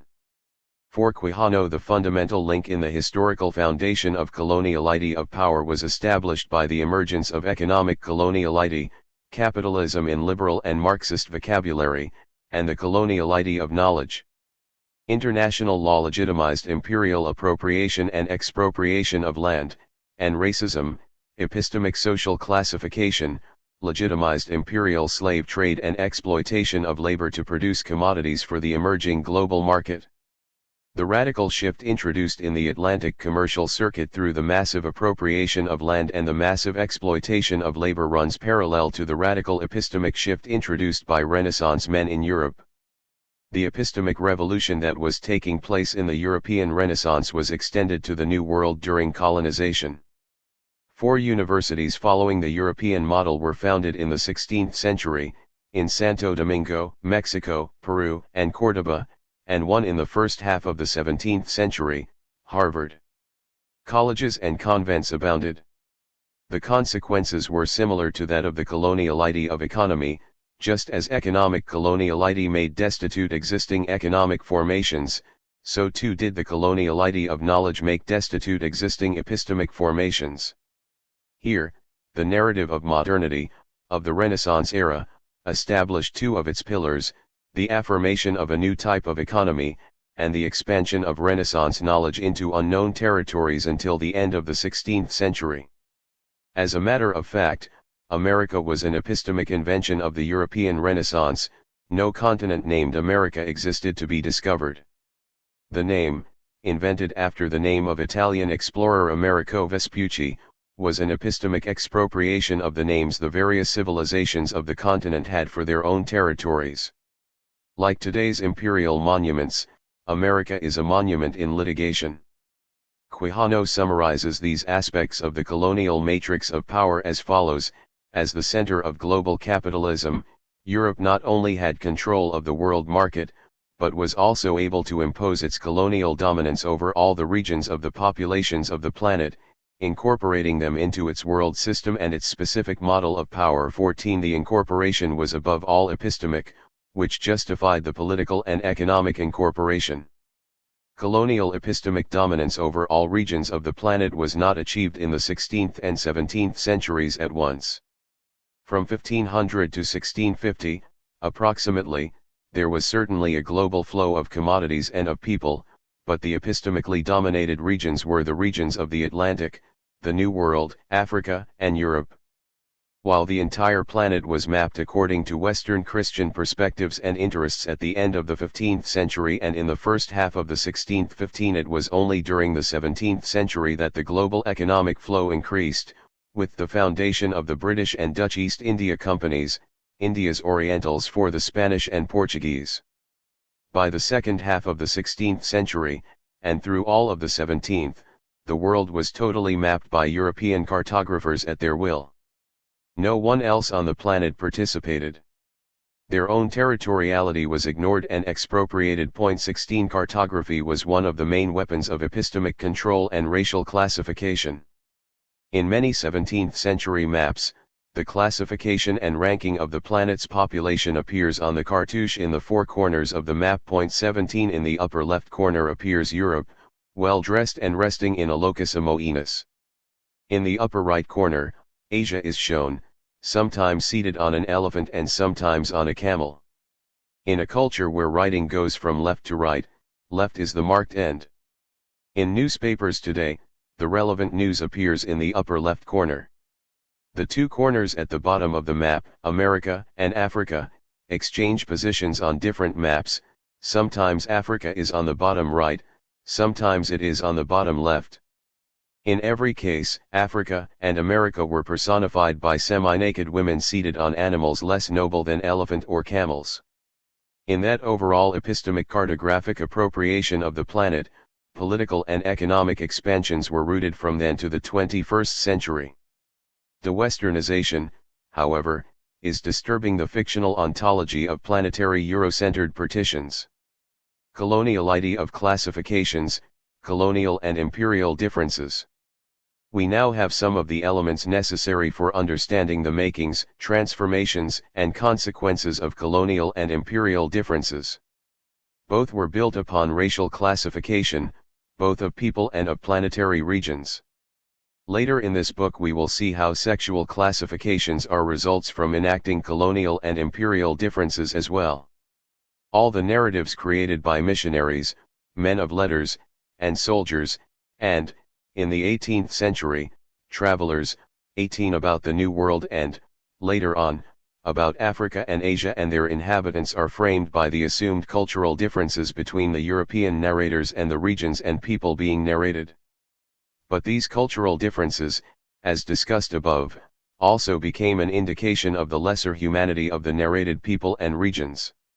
In 18th century Europe, it was assumed that the New World was indeed younger than the Old World, as revealed by the term natural world, see Chapter 7 on the invention of nature. 19 This mode of ranking and classifying the planet and its people was translated into map-making practices. What was really being created here was the colonial difference in epistemic mechanism with ontological consequences. Nature was severed from man/human and existing knowledge in the great civilizations that Europe reduced to Indians was ignored. Recently, biologists, anthropologists, and botanists are discovering that Gaia is a living system, but Pachamama was ignored. They are discovering now that plants know which pueblos originarios, First Nations, of the Americas knew forever, but it was ignored by missionaries, explorers, and 18th and 19th century European scientists. 20. One such ontological consequence was embedded in the beliefs and assumptions of the languages and actors enacting the colonial difference.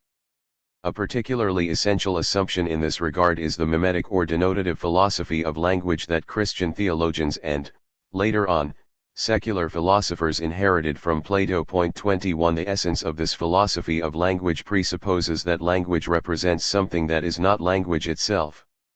Thus, the colonial difference makes us believe that the differences set up between the narrator, the narration, and the events and entities described and narrated exist outside the narrative that describes and tells the stories. Western philosophy of language is based on the belief and assumption of the mimetic or denotative function of language. Decolonial thinking assumes that it is through language and sign systems that colonial differences are created and hidden at the same time. The rhetoric of modernity operates on denotation, and since there is no visible colonial difference to be denoted, then the colonial difference ontologically doesn't exist. Decolonial thinking looks for what denotation and representations hide. Consequently, the concept of the colonial difference is a decolonial concept that brings to the surface what the rhetoric of modernity blurs. The colonial differences I've been describing here are hidden strategies in the constitution of the CMP. They are located at the junction of knowledge, subjectivity, and racial classification.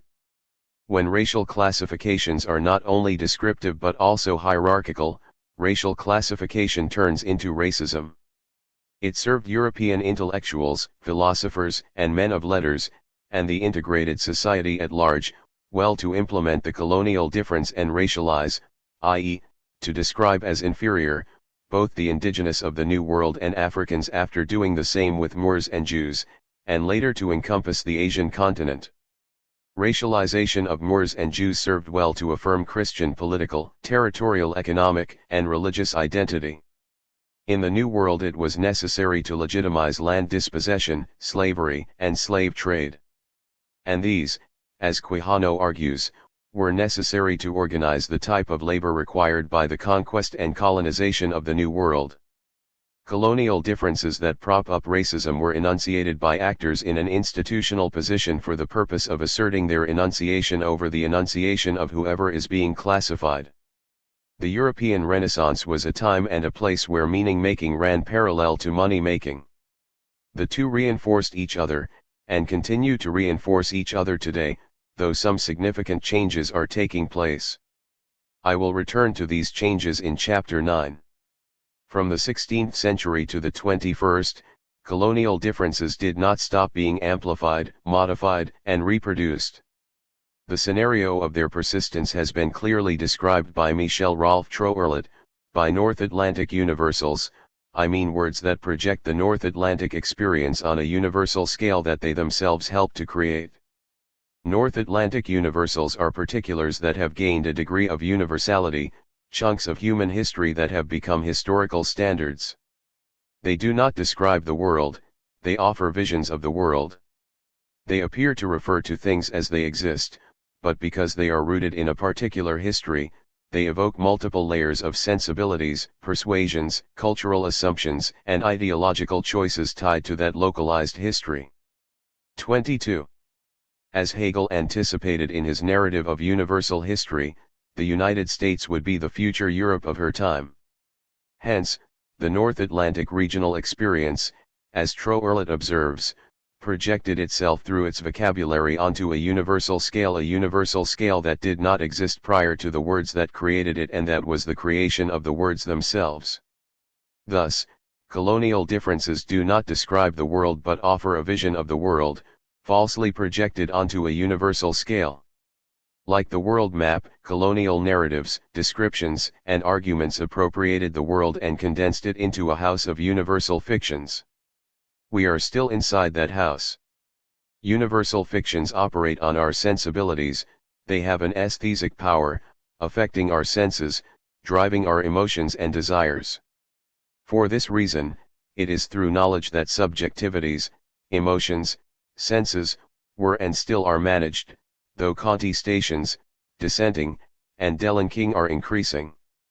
It is this increase that opened up to westernization and decolonization/decoloniality, see Chapter 5, Modernity and Globalism. Troerlet continues. They come to us loaded with aesthetic and stylistic sensibilities, religious and philosophical persuasions, cultural assumptions ranging from what it means to be a human being to the proper relationship between humans and the natural world, ideological choices ranging from the nature of the political to its possibilities of transformation. There is no unanimity within the North Atlantic itself on any of these issues, but there is a shared history of how these issues have been and should be debated, and these words carry that history. And yet, since they are projected as universals, they deny their localization, the sensibilities, and the history from which they spring. Point 23. Epistemic colonial differences projected to a universal scale disguise the locality of their enunciation. For that reason, the geopolitics of knowing and understanding, and its corollary, the geopolitics of knowledge, is another helpful decolonial concept that serves to unveil the geohistorical location of abstract universals. But once universal fictions have been installed in the imagination of the people, in Europe and outside of Europe, they operate as realities, that is, as ontologies that are described and represented through and in language. Colonial differences mutate in their content, all the while keeping their enunciation hidden. If, in the 16th century, purity of blood was one criterion for racialization, The bodies, actors, that enunciated this criterion were the bodies who wanted to keep their blood pure. However, the principles of limpieza de sangre to be defended had two different trajectories, one in the Iberian Peninsula and the other in the New World. The first trajectory, already mentioned, is the origin of both colonial and imperial differences. If the Moors and the Jews were both communities expelled from the Iberian Peninsula, or forced to convert, they were not equal at the social level. The Moors were heirs of powerful Muslim caliphates, while the Jews were nomadic people without a central governing institution. In 711, Muslim forces invaded the Iberian Peninsula and in 7 years had fully conquered it. The peninsula became one of the great Muslim civilizations, reaching its summit with the Umayyad Caliphate of Córdoba in the 10th century. Muslim rule gradually declined, however, and ended in 1492, when Granada was conquered. The Jews had a long history in the Iberian Peninsula but had no organization similar to the Umayyad Caliphate. Purity of blood connected to religion, as seen above, was a fiction effective in tracing dividing lines between those who traced the lines and those who didn't, those who were traced. It was not only a question of the physical expulsion of the Moors and the Jews. It involved the kind of reasoning that justified the expulsion, a reasoning based on a hierarchical division, the colonial difference. The dismantling of the Umayyad Caliphate of Córdoba was similar to the dismantling of the Tladoanate and the Incanate in the New World, except that the first occurred in the Iberian Peninsula, while the second occurred in the New World. Colonial differences were established within Europe, against Muslims and Jews, and outside of Europe, Africa and the invented America. We might call them inward and outward colonial differences, respectively. The outward colonial difference projected on enslaved Africans had its own history, though, for enslaved Africans were not colonized. They were enslaved and brought into European imperial projects, by Portugal, Spain, Holland, France, and England. Africans were already cast out of Christian cosmology, for Africans were considered to be descendants of Ham, Noah's cursed son, while Shem was related to Asia, and Japheth to Europe. Of course, this cosmology was only meaningful for Christians, it had no meaning or relevance for Africans, or anyone else who was not Christian. That Africa was the place that provided a massive enslavement market for European Christians in the 16th century was not only a result of its distance from the New World but also a result of the aesthesia, the sensibility of modern subjects and subjectivity. In other words, the making of colonial differences works in two directions. It makes the racialized person inferior to the person racializing, and it allows the racializing person to confirm him or herself in his or her belief.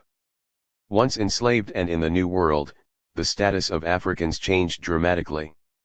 It was as if the Middle Passage had stripped them of Ham's stigma and converted them into ontological slaves, that is, slaves by nature. Africans in the New World became black, and were marginalized alongside Indians.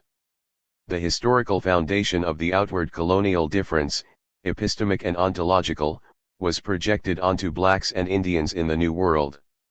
The imperial difference, epistemic and ontological, was another creation of the Renaissance man/human. It was projected on the Ottoman Sultanate, the inheritor of the earlier Muslim caliphates. How does the imperial difference work? For one, it is projected onto people and civilizations that were not colonized. However, from the perspective of the emerging universal fictions, the Ottoman Sultanate was degraded in the narratives of the emerging Christian empire of the Iberian Peninsula, centered mainly in Castile. The imperial difference meant that the Roman Empire's legacies and emperors, such as Charles V, Emperor of the Holy Roman Empire of the German nations, were construed, by its own intellectual caste, as being above Suleiman the Magnificent, the Ottoman Sultan. Once the colonial and imperial differences were established, they would remain in place and become distinctive features of the history of the modern/colonial world order. The 18th century witnessed interesting mutations of imperial and colonial differences.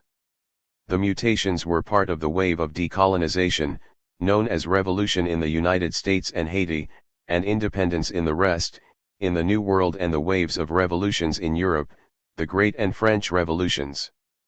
First of all, as Edward said has shown, European philologists mainly, but also travelers and writers, engaged in the construction of the Orient. 24 The Orient was a mixture of colonial and imperial differences, for these differences are not ontologically fixed entities but rather changing contents of the rhetoric of modernity and the logic of coloniality. Colonial and imperial differences are strategies, not ontologies. Orientalism did well to rebuild the rhetoric of modernity around a civilizing mission that displaced, but did not replace, the Christian mission of conversion of the previous centuries.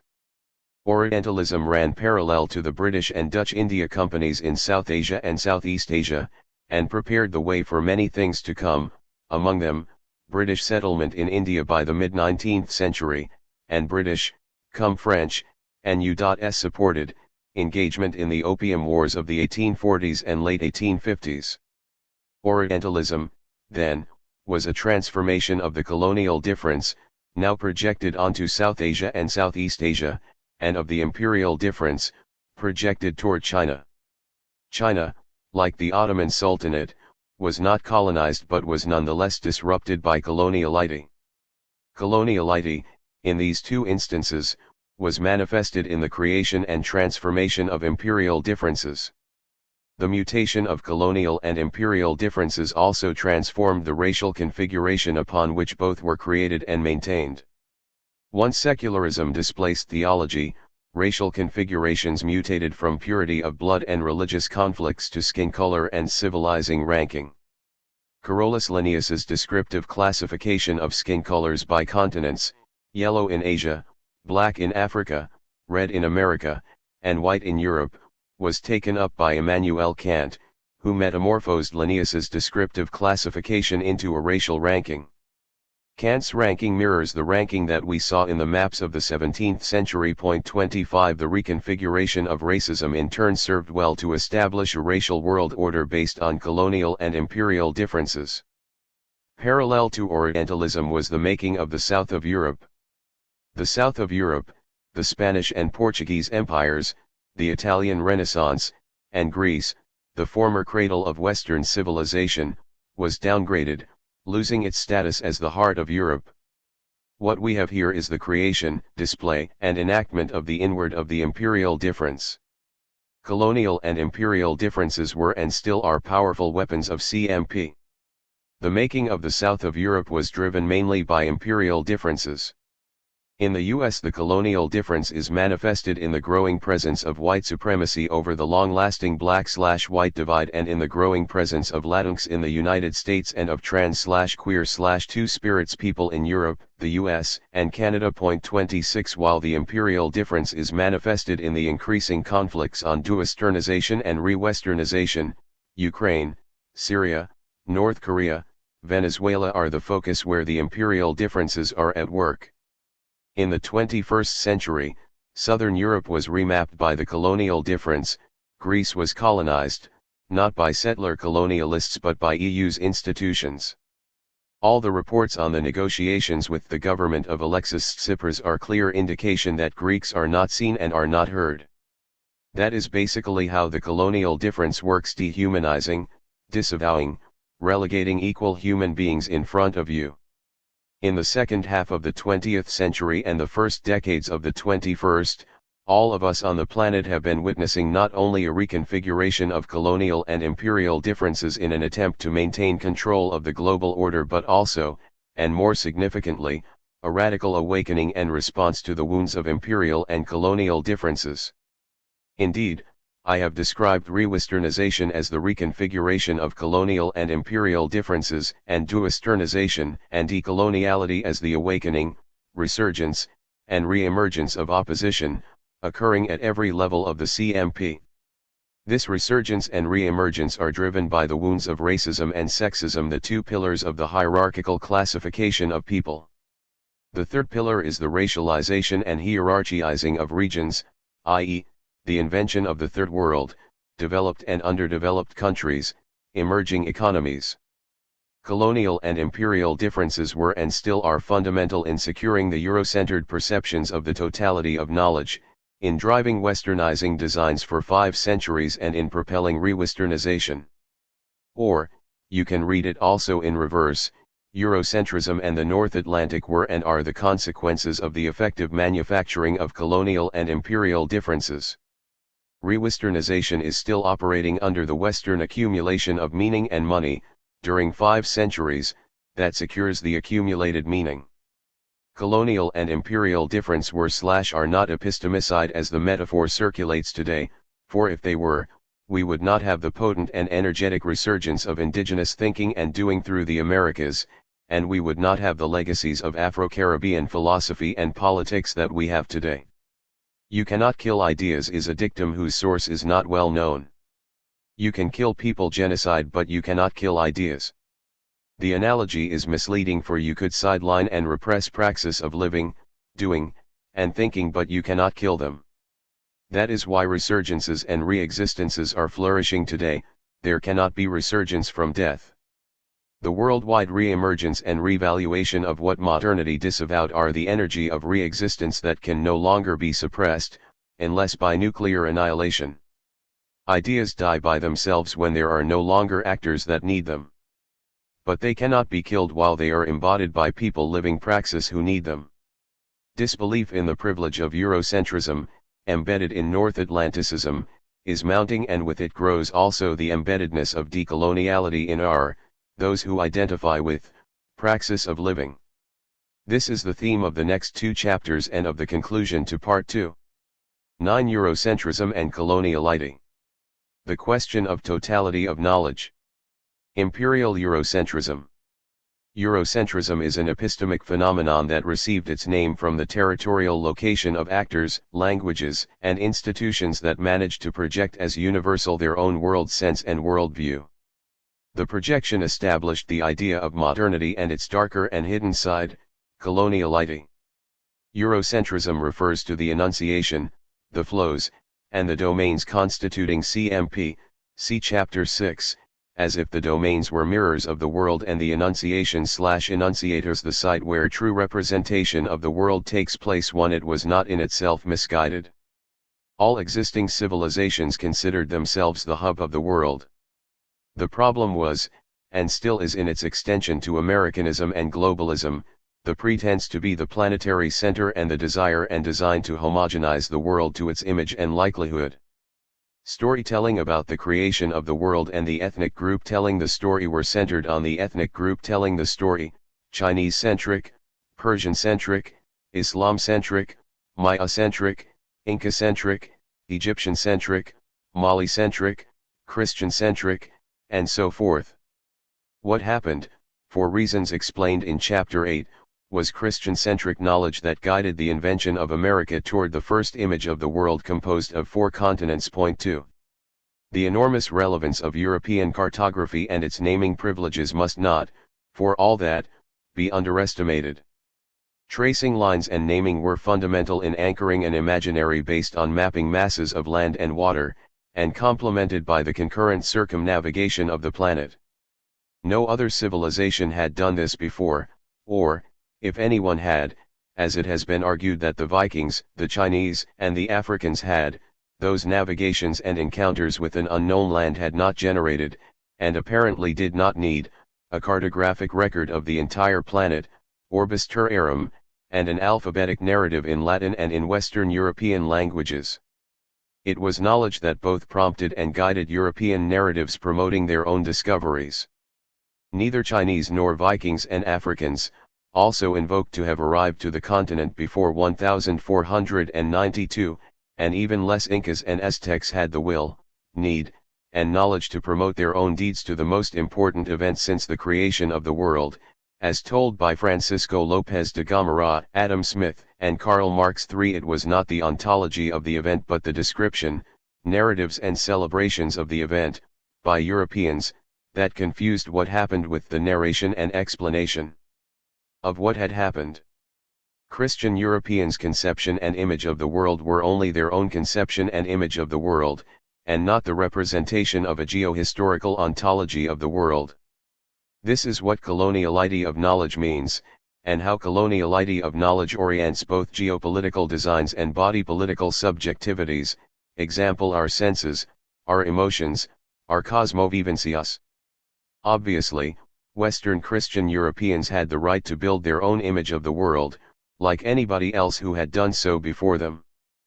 But it was an aberration to pretend and act accordingly as if their specific image of the world and their own sense of totality was the same for any and everybody else on the planet.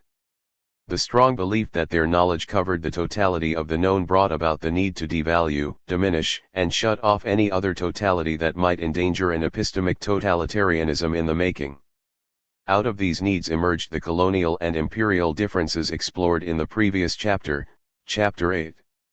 It was from the Eurocentered epistemic assumptions that their new world or their America was the continent inhabited, according to their beliefs, by people without knowledge of God. Which was true, but it really did not matter at all, except for Europeans' coloniality of knowledge. In addition, the slave trade forcefully brought to the new continent the descendants of Ham, who was for Christians and for Christians only, Noah's willful son. Africa had already been devalued in the Christian imaginary, now it became entangled in the planetary imaginary slowly implanted by the colonial difference at work. The Christian continental imaginary was the necessary theological condition for the emergence of coloniality, and therefore of the colonial difference. The colonial difference tied up with the narrative of Renaissance modernity. This particular narrative of modernity presupposed a world that was new, or the New World, a name that introduced into the Christian trilogy, Asia, Africa, and Europe, the fourth continent created by God, but previously unknown to Christians. The colonial difference built upon the devaluation of enslaved Africans and ancient civilizations in Anahuac, Tawantinsuyu, Mayub, Turtle Island was projected over Asia as soon as the Spanish, the Portuguese, and, at the beginning of the 17th century, the Dutch and the British began their incursions into South and Southeast Asia. Europe, Rome, became the center of the Annunciation, and Eurocentrism was well on its way to existence. Euro-American centrism and the North Atlantic, when London and the Greenwich Meridian replaced Rome as the center, are specifications that register superficial changes in the management and control of the Annunciation and the Annunciated, in the maneuvering of the flows of the CMP. Eurocentrism, the colonial matrix of power, and Western civilization. The geohistorical territory known as Europe was not an existing entity in which knowledge was produced, but one of the results of knowledge-making itself. The enunciated is always invented by the enunciators, actors, institutions, languages, rather than the other way around. Umberto Maturana's dictum here acquires its full meaning: we do not see what there is, we see what we see. Point 4. For that reason, the materiality of the world, its ontology, is shaped by epistemology, world sense projected into storytelling and argument logos, coded, in every culture and or civilization, as knowledge, epistemology. If I am not careful, I can break my nose running into a standing piece of living wood, ontology, but a tree is another story. It is a particular name given to the standing piece of living wood that occupies a particular place in human imagination. Who invented the concept of nature? When it comes to democracy, being, art, and religion, the same principle applies. Though the circumstances change, they depend on how universes of meaning are built. The CMP is one such powerful universe of meaning.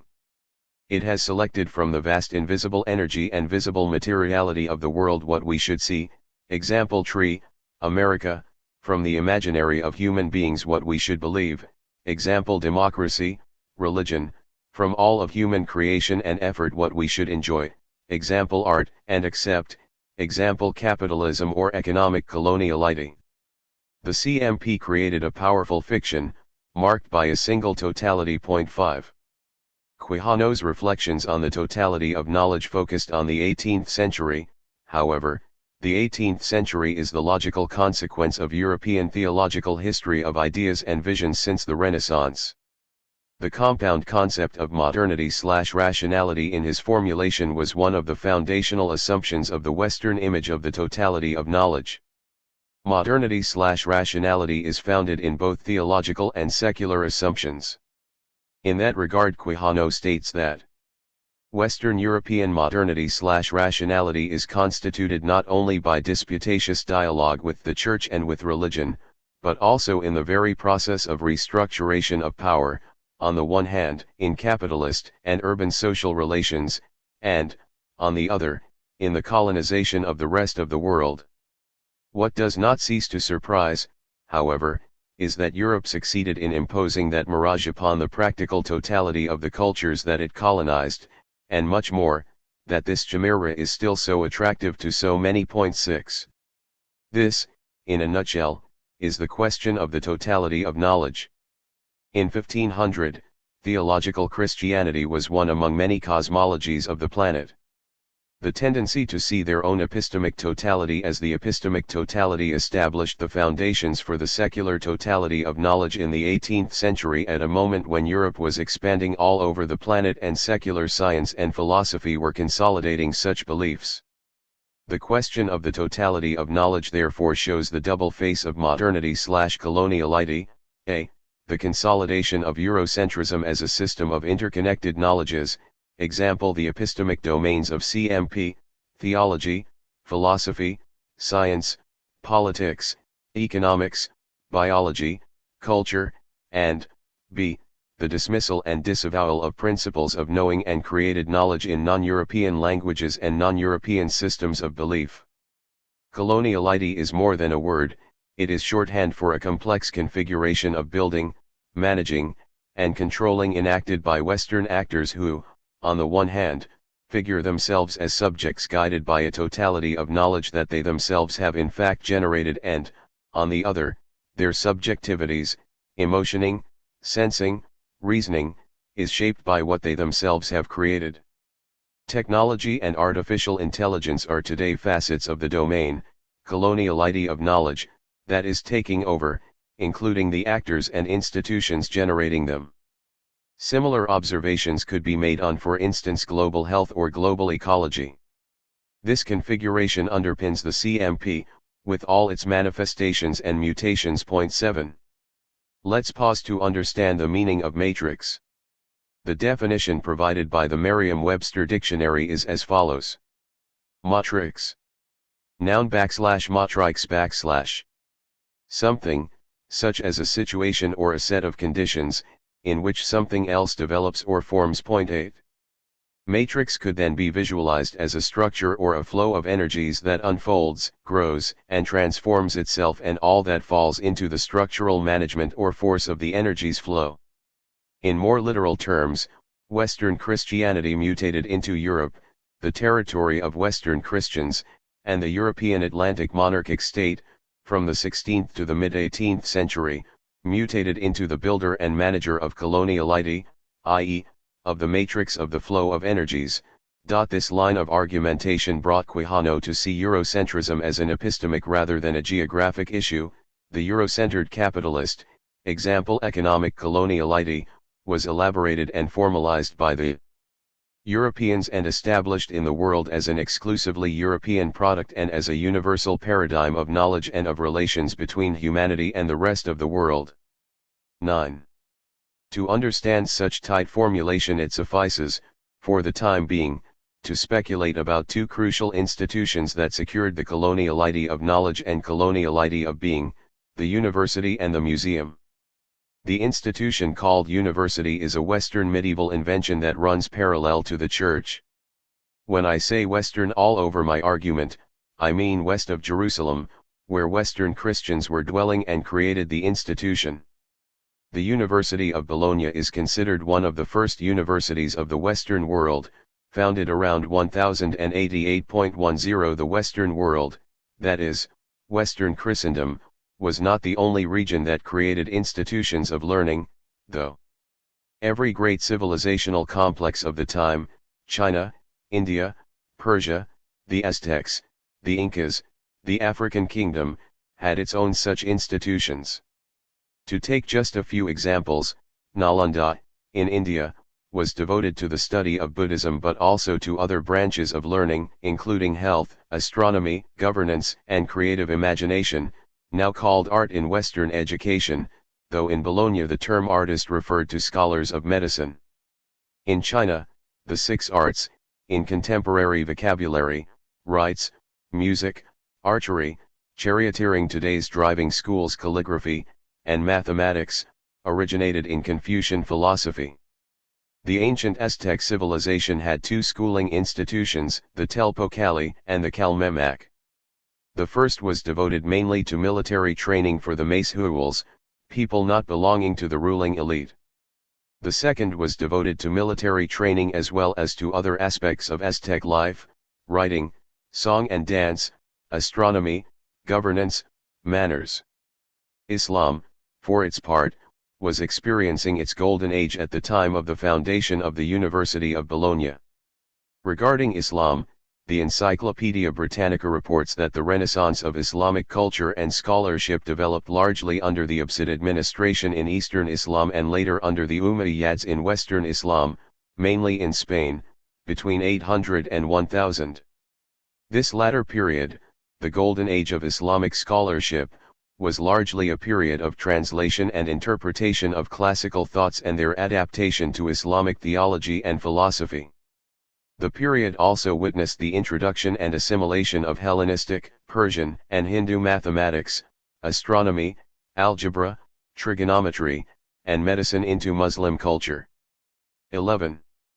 Museums are not as old as universities. But their role in consolidating the enunciation and, therefore, the coloniality of knowledge and being is enormous. At the same time, cracks exist where decoloniality can emerge, like the flowers in Middelburg, Netherlands, that shoot up from small cracks in the cement. Le Louvre was established in 1792, the British Museum in 1753. Essentially, museums are also a European invention, an invention of the Second Modernity, the Enlightenment, while universities were established in the Middle Ages and transformed during the Renaissance. The Greek word museon means place of study or library and was translated into Latin as museum. The word comes from the Greek word muse, used to describe the 7 daughters, the 7 muses, of Mnemosyne, the goddess of memory. This kind of reverence toward the museum space as a place of learning was instrumental in building Western civilization's profile and identity, as we know it today. In this sense, the institution called museum could only collect artifacts representative of other memories, it could not collect the memories contained in those artifacts, removed and displaced from their cultural environment, their owners and authors. Point 12. Museums and universities are foundational institutions run by actors ingrained in and subjected to Western beliefs and effects of the totality of knowledge. But in the 21st century, both institutions can be appropriated to redirect the trend and decolonize and /or desternize the acceptance of the totalitarian totality of knowledge, that is, to rehabilitate the knowledge and ways of knowing that Western museums and universities displaced and transformed into objects that could be collected in museums or used to maintain colonial and imperial differences, example Orientalism, area studies. Quijano's critique of the modern concept of totality complements his critique of knowledge located in the individual, the knowing subject in front of a detached object, society, nature, the cosmos, other persons, isolated from the community of knowers. Although this critique could be found among Eurocentered critiques of modernity, psychoanalysis, early Frankfurt School, Quijano's open up the gates for decolonial critique of modernity and the consequent generation of decolonial knowledges. Eurocentrism, a totalitarian totality and the re-emergence of the disavowed, decoloniality. Totality has 2 trajectories, and both have the same source, the epistemic distinction between knowing subject and known object. One trajectory runs through the inward history of Europe, for example, Max Horkheimer's notion of traditional theory, the object to be known is identified within a European socio-historical context, and the knowing subject is assumed to be the European knower. The Hall of Fame that, together with universities and museums, consolidates and grounds the European knower is a hall of fame of thinkers, philosophers, theologians, writers, astronomers, mathematicians, legal theorists, artists, etc., from Greece and Rome all the way through to the European Middle Ages, the Renaissance, and the Enlightenment, the archive of Western knowledge and culture. But the encounter and invention of America, and the emergence of the Atlantic commercial circuits, brought a new dimension and the second trajectory into being. The assumption that knowledge is based on a subject-object relation suddenly made the rest of the world an extended object of European knowledge. Thus, European sense of the totality of knowledge and its totalitarian effect was devastating for the dignity and humanness of people in the rest of the planet. It was like everything that existed before Greece was stopped in their time and overcome by the new time, the time of the Renaissance and the Enlightenment. That was the meaning of the New World. Once Western Christians arrived to the continent, the past stopped and became a new world in two senses. It was new in the sense that it was not known, and it was new because it was the new beginning of the continent. America was that new beginning. Chronologically, the most critical moment in the process of fashioning the image of epistemic totality and ignoring or disguising its locality was the theological planetary extension through European history between the 16th and mid-18th centuries. Within the reduced history of Europe itself, theology was the master epistemic code, governing the humanistic disciplines through the trivium and quadrivium system. It was theology and the trivium and quadrivium that together organized the structure of knowledge not only in Europe but also in the newly founded universities of the New World. Remember, for 250 years, since 1500, European planetary extension had unfolded mainly in the Americas. Dutch and British incursions into South and Southeast Asia had been mainly commercial. The starting point of British colonization in India is dated to 1858, in the midst of a second opium war with China, when the Crown of England dissolved the East Indian Company and took over colonial management.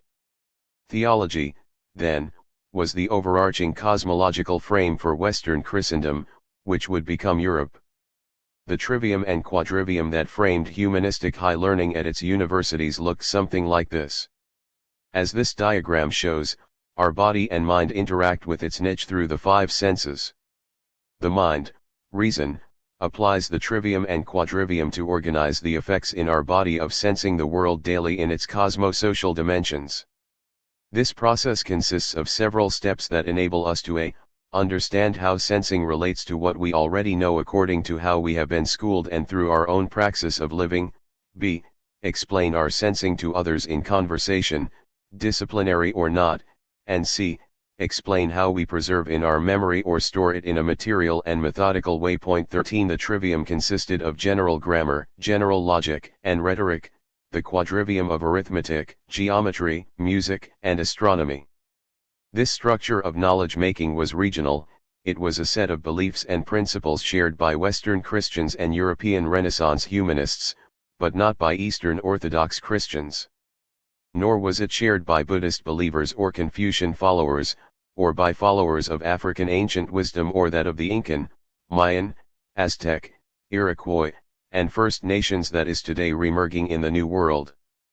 Patrick Bowen tells a story that summarizes a global awareness of local non-European histories and memories, dated to when he was about 9 or 10 years old and living with his father in the bushlands of Portuguese East Africa. His father wanted Patrick to join the missionary service in order to receive education and learn white men's ways. At that time, Patrick had become friends with many children his age, principally Zulu, and through them had contact with wise elders. One of them was Mankanyza. Patrick told Mankanyza what his father wanted him to do, to which Mankanyza responded as follows. "Your teachers are doubtless learned men. But why do they strive to force their beliefs on us without first learning what our beliefs are?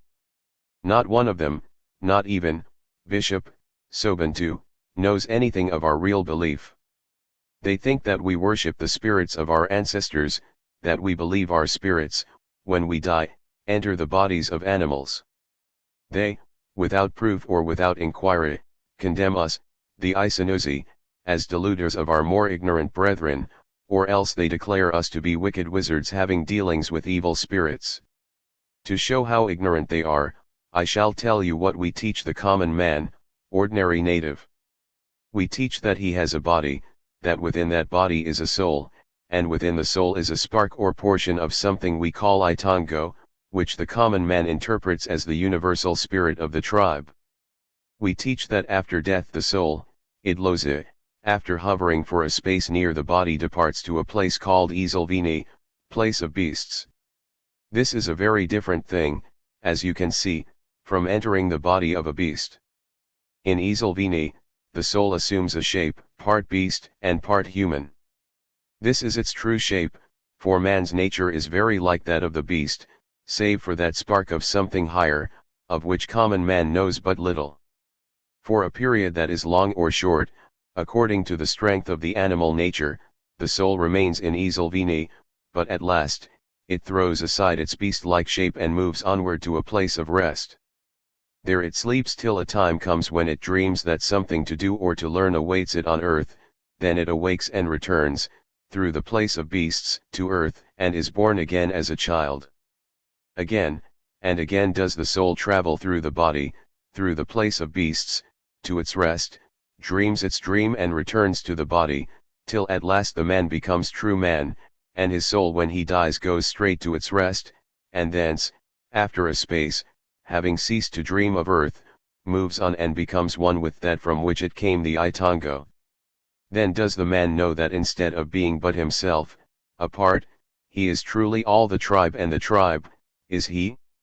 This is what we teach, I say, for this is the utmost the common man is capable of comprehending. Indeed, many have only a vague comprehension, even of this much.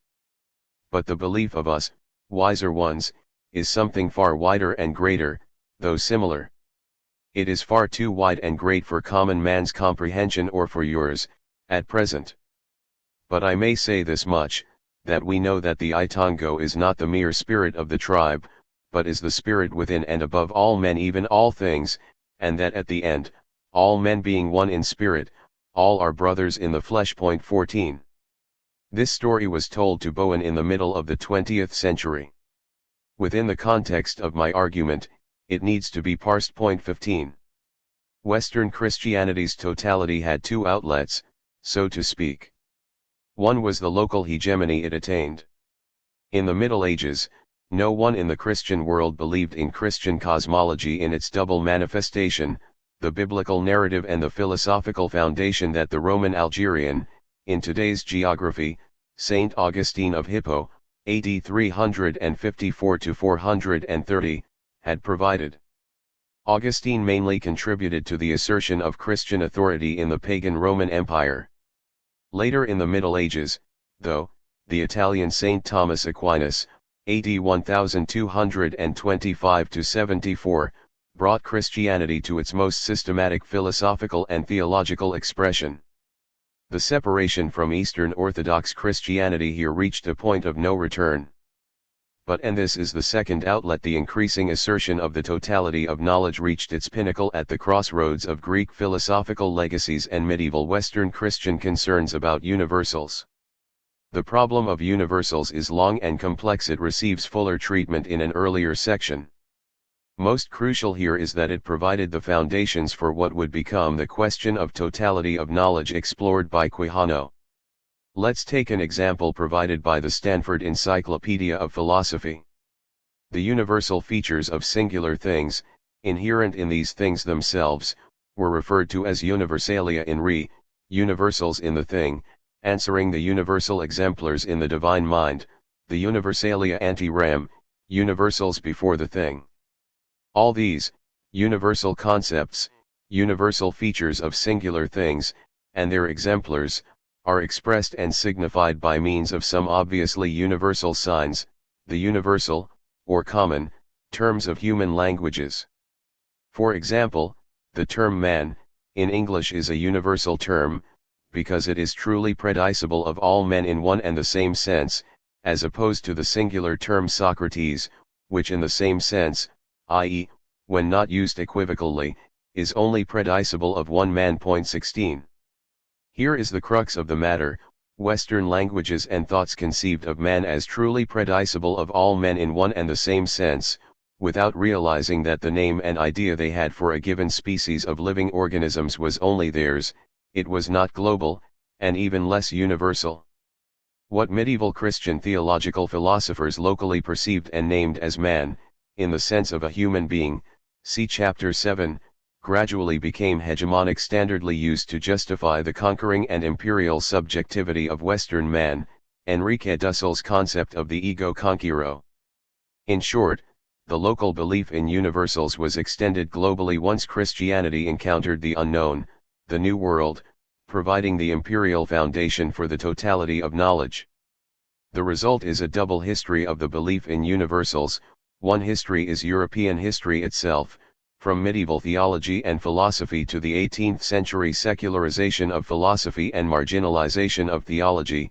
The other is the Western Christian theological and Western secular philosophical foundation of knowledge in relation to non-Western systems of knowledge and belief, the foundation of the CMP in the 16th century and ever since. For although Asia and Africa were familiar places to Western Christians, the meaning the continents acquired for Christian theologians, philosophers, and men of letters in general changed drastically in the 16th century. Hence, the question of universals debated in the European Middle Ages provided the foundation for the question of the totality of knowledge. Theologian philosophers in the New World, such as the Dominican Bartolomé de las Casas and the Jesuit José de Acosta, were founders of the encounter between medieval universals, the Renaissance geopolitics of knowledge, and the unknown New World of which they were making sense, to them, erasing the sense that the continent had for its inhabitants. The detour of the Atlantic, without which there would not have been the European Enlightenment, was ignored by enlightened philosophers themselves. They ignored, or repressed, what made them possible. Enlightened philosophers only saw the history line from Greece to Western Europe, through Rome. They were looking towards the East, while the West, New World, India's Occidentals, was nourishing their bodies and mind. Indeed, the same limit exists in all histories and theories in Western Europe and the Anglo-disciplinary legacies of the United States that see modernity emerging in 18th century Europe and hanging there like a floating garden without grounding. This detour was the veritable foundation of Eurocentrism. It was embedded in what Carl Schmitt has described as the emergence, in the 16th century and not the 18th, of the second nomos of the Earth. 17. The question of universals and their consequences, the totality of knowledge, then, is not only a metaphysical issue within the local history of European thought. It is also a problem of the geopolitics of knowledge. After European encounters with people of other continents, universals reinforced the sense of epistemic totality that was paired with ontological racism. For that reason, always approaching knowing and knowledge body and geopolitically, who, where, why, when, is a decolonial necessity to relocate Western universals in their local emergence and restores them to their local scope. Now that the universal pretense has been reduced to size, let's consider David Hume and Immanuel Kant in their respective localities. In the 18th century, Hume wrote his infamous paragraph on national characters, which was later on taken up by Kant. I am apt to suspect the Negroes and in general all other species of men, for there are 4 or 5 different kinds, to be naturally inferior to the whites. There never was a civilized nation of any other complexion than white, nor even any individual eminent either in action or speculation. No ingenious manufactures amongst them, no arts, no sciences. On the other hand, the most rude and barbarous of the whites, such as the ancient Germans, the present Tartars, have still something eminent about them, in their valor, form of government, or some other particular. Such a uniform and constant difference could not happen, in so many countries and ages, if nature had not made an original distinction betwixt these breeds of men. Not to mention our colonies, there are Negro slaves dispersed all over Europe, of which none ever discovered any symptom of ingenuity, though low people, without education, will start up amongst us, and distinguish themselves in every profession. In Jamaica, indeed, they talk of one Negro as a man of parts and learning, but 'tis likely he is admired for very slender accomplishments like a parrot, who speaks a few words plainly. 18. It has been noted that, in spite of statements such as the one above, Hume opposed the institution of slavery. What has been less explored is whether Hume's opposition was on moral or economic grounds. Hume's statement on national characters was published in 1742.19. By 1750 the campaign against slavery was reaching its highest point. Humanitarians had strong economic interests to defend, and slavery was working against them. 20. Border thinking and decoloniality. Let's now turn back to Mankiewicz. He had already absorbed Western concepts and images, man and spirit, for example. He had already had to confront the question of the totality of knowledge. Conversely, actors believing in the totality of their own knowledge did not have to confront Mankiewicz and his African knowledge. Mankiewicz's knowing and knowledges were, in the eyes of totality of knowledge holders, superseded. As Mankiewicz says at the beginning, they do not know anything about it, and they do not care to know. Consequently, communication breaks down, because non-European rationalities and knowledges are disavowed and denied but not killed. Their knowledge remains in the bodies, memories, and in the conversations of past, present, and future generations. The epistemic differential between regional knowledges taken for the totality and regional knowledges disavowed by stakeholders of the totality of knowledge, makes the question of epistemic totalitarianism visible and border, dwelling and thinking, epistemologies unavoidable and necessary. Mankiewicz knows and understands the genealogy of the thoughts he inhabits, and knows what the missionaries know, and knows the power differential between the two, that is, thinking is, of necessity, border. Thinking. Bishop Sobuntu only knows the knowledge he inhabits, he doesn't recognize Mankiewicz's knowledge, because, for Sobuntu, Mankiewicz is not a knowing subject. As Hume puts it, only the white man is a knowing subject, see quotations above. The question of the totality of knowledge is not simply a question of what is known, for example, the encyclopedia. Mainly, it is a question of who is in a position to know, and to persuade the many that knowledge is universal, not local, and that the universality of knowledge is legitimized by actors and institutions that are in a position to assert it. The totality of knowledge is tantamount to universality, and both secure the Eurocentricity of the Annunciation. The story of Mankiewicz and Sobuntu is entangled with the totality of knowledge that is not theirs, that is imposed upon them, thus creating epistemic differentials that take the historical form of colonial or imperial differences, dwelling in/on the border and sensing the colonial epistemic and ontological difference bring about the necessary conditions of border dwelling, thinking, and doing. Border thinking and border epistemology emerge among colonial subjects, like Mankiewicz, who realize that their knowledge has been disavowed and denied. 21 That realization is the starting point of becoming decolonial subjects, or, as I will explain in Chapter 10, of becoming dues-turn subjects. In Mankiewicz's words, man and spirit are Western concepts used to name certain types of experiences and sensibilities common to all human beings on the planet, but they do not capture the differential experiences and sensibilities of all human beings on the planet. As we have seen, it is the process of the Western totality of knowledge that created the idea and belief that man and spirit are universal, and that Western knowledge has the epistemic privilege to stand for the entire planetary humanity. Such is the main point that Mankiewicz is making, even though he has to use some Western vocabulary to do so. But the vocabulary does not fool him. He knows that even the reputed Bishop Sobuntu doesn't understand, and doesn't even try to understand, the totality of African wisdom. Knowledge and understanding cannot be killed. People, not knowledge, are killed, unless there is a total extermination of the people who carry ancestral knowledge in the present. Fortunately, non-Western knowledges and praxis of living knowing were not killed, neither in the Americas and Africa, nor in China and India and in the vast territories of Islam. Because non-Western knowledge was not killed, today it is not only resurging and reemerging from the darker side of modernity, but if there is a hope to survive on the planet it would be due to memories and conceptions of life that Westernization under the banner of modernity could never conquer and of course never kill. Mankiewicz is one example. The distinction between knowledge and wisdom is a consequence of actors who believe in the totality of their own knowledge. Knowledge, since Western secularism, has become not only the totality of the known but also the only true way of knowing.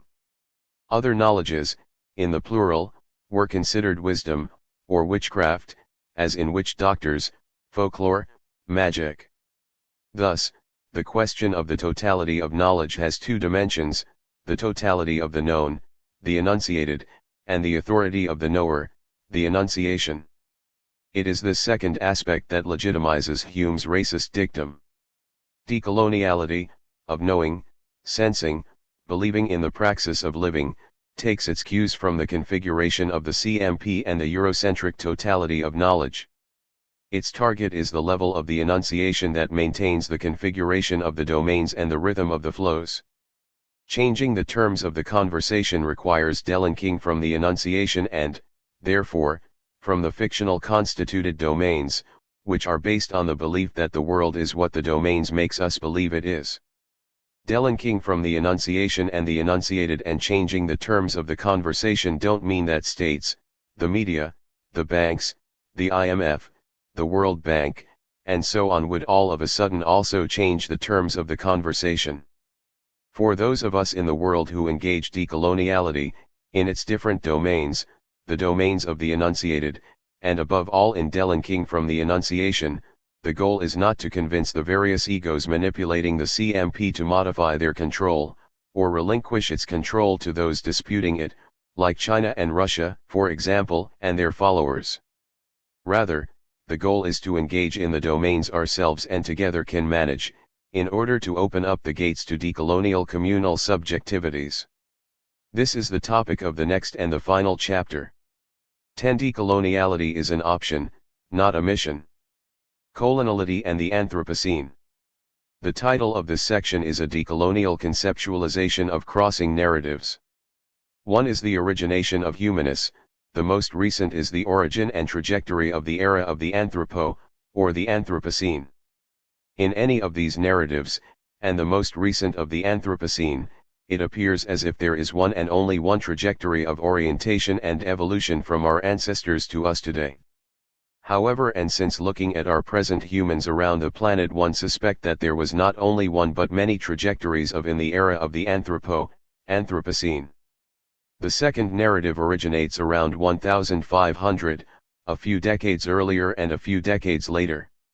It originated in the Atlantic, connecting the west coast of Western Europe, that of Africa, and the east coasts of a mass of land Europeans named Indias Occidentals, New World, America. This is the decolonial narrative of CMP.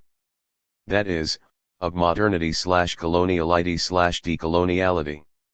As it was explained in Chapter 5, coloniality is a decolonial concept as well as modernity/coloniality. The fact that this narrative emerged in the Atlantic and around 1500 of the Christian era, means also was its absence, that did not appear in any other place of the planet and in any other time before. The 16th century in the Atlantic wrote a significant chapter in the history of humanists. For the first time in the history of the human species, the planet became known in its full extension.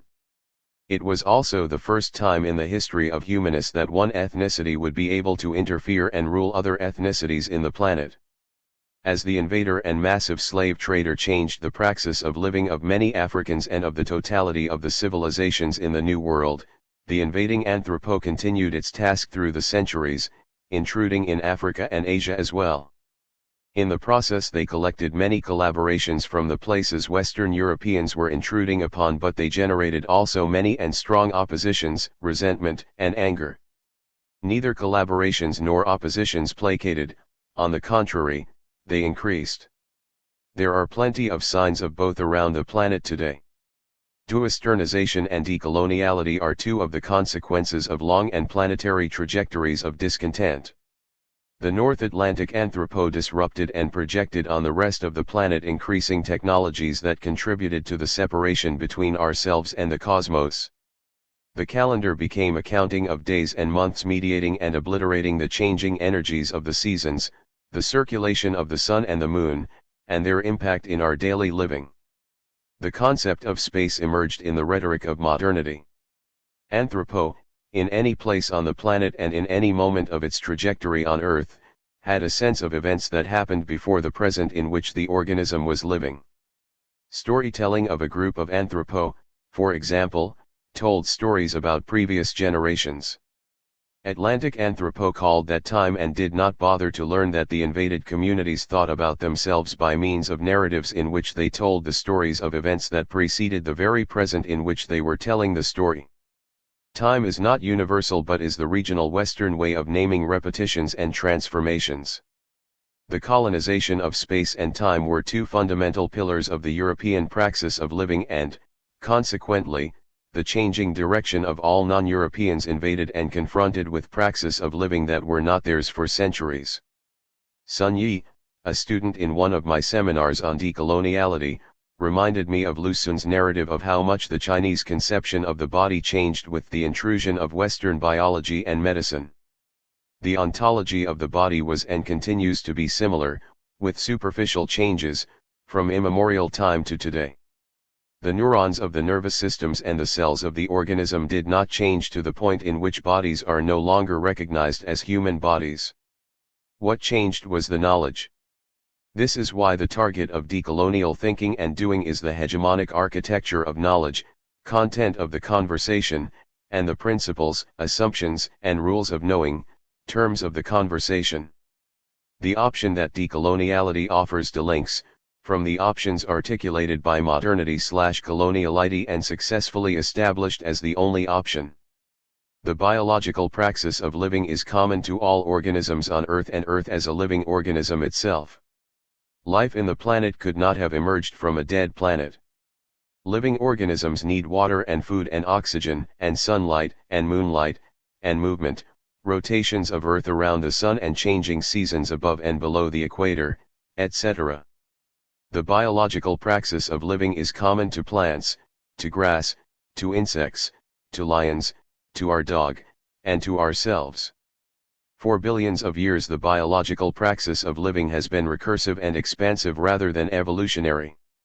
The fact that in our present we have electrical stoves is not a sign of biological but cultural change. Whether we call that change evolution of the species or extension of our praxis of living is a matter of the assumptions in which we base our narratives. It is fair to surmise that our human species ancestors were doing the same thing we are doing now, eating, sleeping, nurturing, and cooking, regenerating, loving and fighting.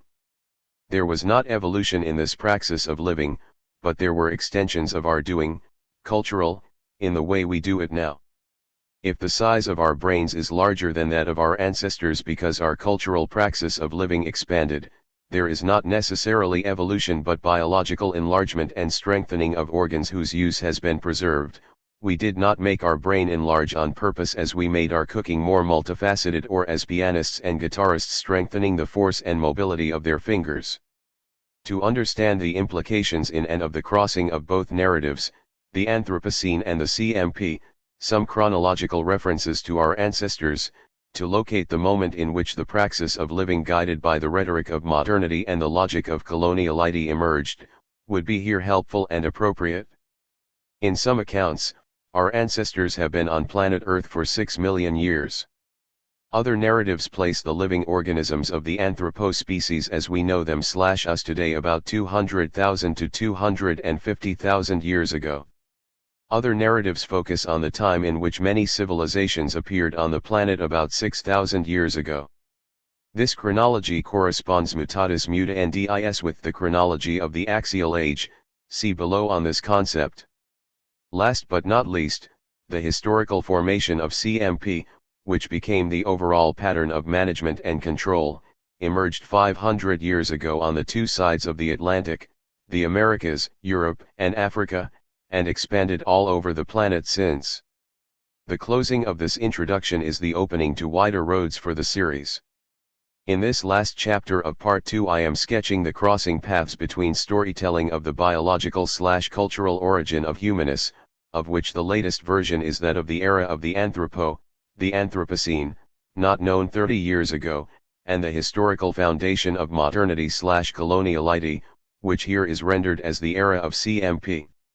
My own sketchy narrative of the origin of humanists is based on Alexander Marzhack, The Roots of Civilization 1 and the various works of Umberto Maturana, chiefly the summary of his view in The Origins of Humanists and the Biology of Love, co-written with Gerda Wertenzeller. Point 2. These reflections are not new for me. Before my encounter with decolonial thinking in the mid-1990s, I was crossing my research on semiotics/semiology, since the early 1970s, and my research on the colonization of languages, space, and memories. I did not know about coloniality at the time, but I was well aware of colonization of signs and the consequences for the management of subjectivities, connected to political, economic, and military managements. At the end of the 1980s I was crossing, on the one hand, Maturana's languaging and Marzhack's emergence of storytelling among our ancestors, with the emergence of the Greco-Latin alphabet, alphabetic writing, literacy, and literature on the other. Point 3. When I encountered coloniality and decolonial thinking, since coloniality is a decolonial concept, it took me to where I am now, closing part 2 of this book and opening up future research and debates. From where I am now, I can argue that the unilinear narratives of the origins of humanists or the era of the Anthropo are narratives embedded in the regional epistemic frame of modernity, hence, they are inscribed in CMP. Consequently, they are not universal, as they pretend to be invoking the authority of science, but are narratives based on epistemic assumptions in the frame of Western epistemology, what is known and principles of knowing, and therefore they reproduce epistemic coloniality. They hide, on the one hand, the plurality of trajectories in which our ancestors appeared on the planet and survived until today, and, on the other hand, they ignore the radical transformation that a sector of the Anthropo, at a given time and place, the Atlantic, 1500, fashioned a structure of management and a managerial style that formed the subjectivities of the actors involved and subjected to their own beliefs, the papacy, European monarchies before the bourgeoisie, that took over toward the end of the 18th century, and expanded all over the planet. The Anthropocene, the era of the Anthropo, divided the waters at this point between a numerical minority located in Western Europe doing the managing and the immense majority increasingly being managed. In between the managers and the managed there are the stories of collaborators and self-convinced believers in the promises of CMP managerial structure. Storytelling about tribal primitive hunters and about civilized European intellectuals are both secular storytelling. The first arose in the 18th century when Christian theological narratives of the origin of the universe made by God in 7 days and the origin of humanists made also by God on the 7th day, were displaced by secular science and philosophy. Secular time displaced sacred/theological time narrative. Primitives were invented and located in time and displaced pagans and barbarians who were located in space. When primitives were invented, and hence the theory of evolution, the unilinear time narrative of humanists in a homogeneous abstract space unfolded in unison. The noun primitive was derived from Latin primitivus, which was an adjective. It became a noun to refer to Aboriginal people in a land visited by Europeans.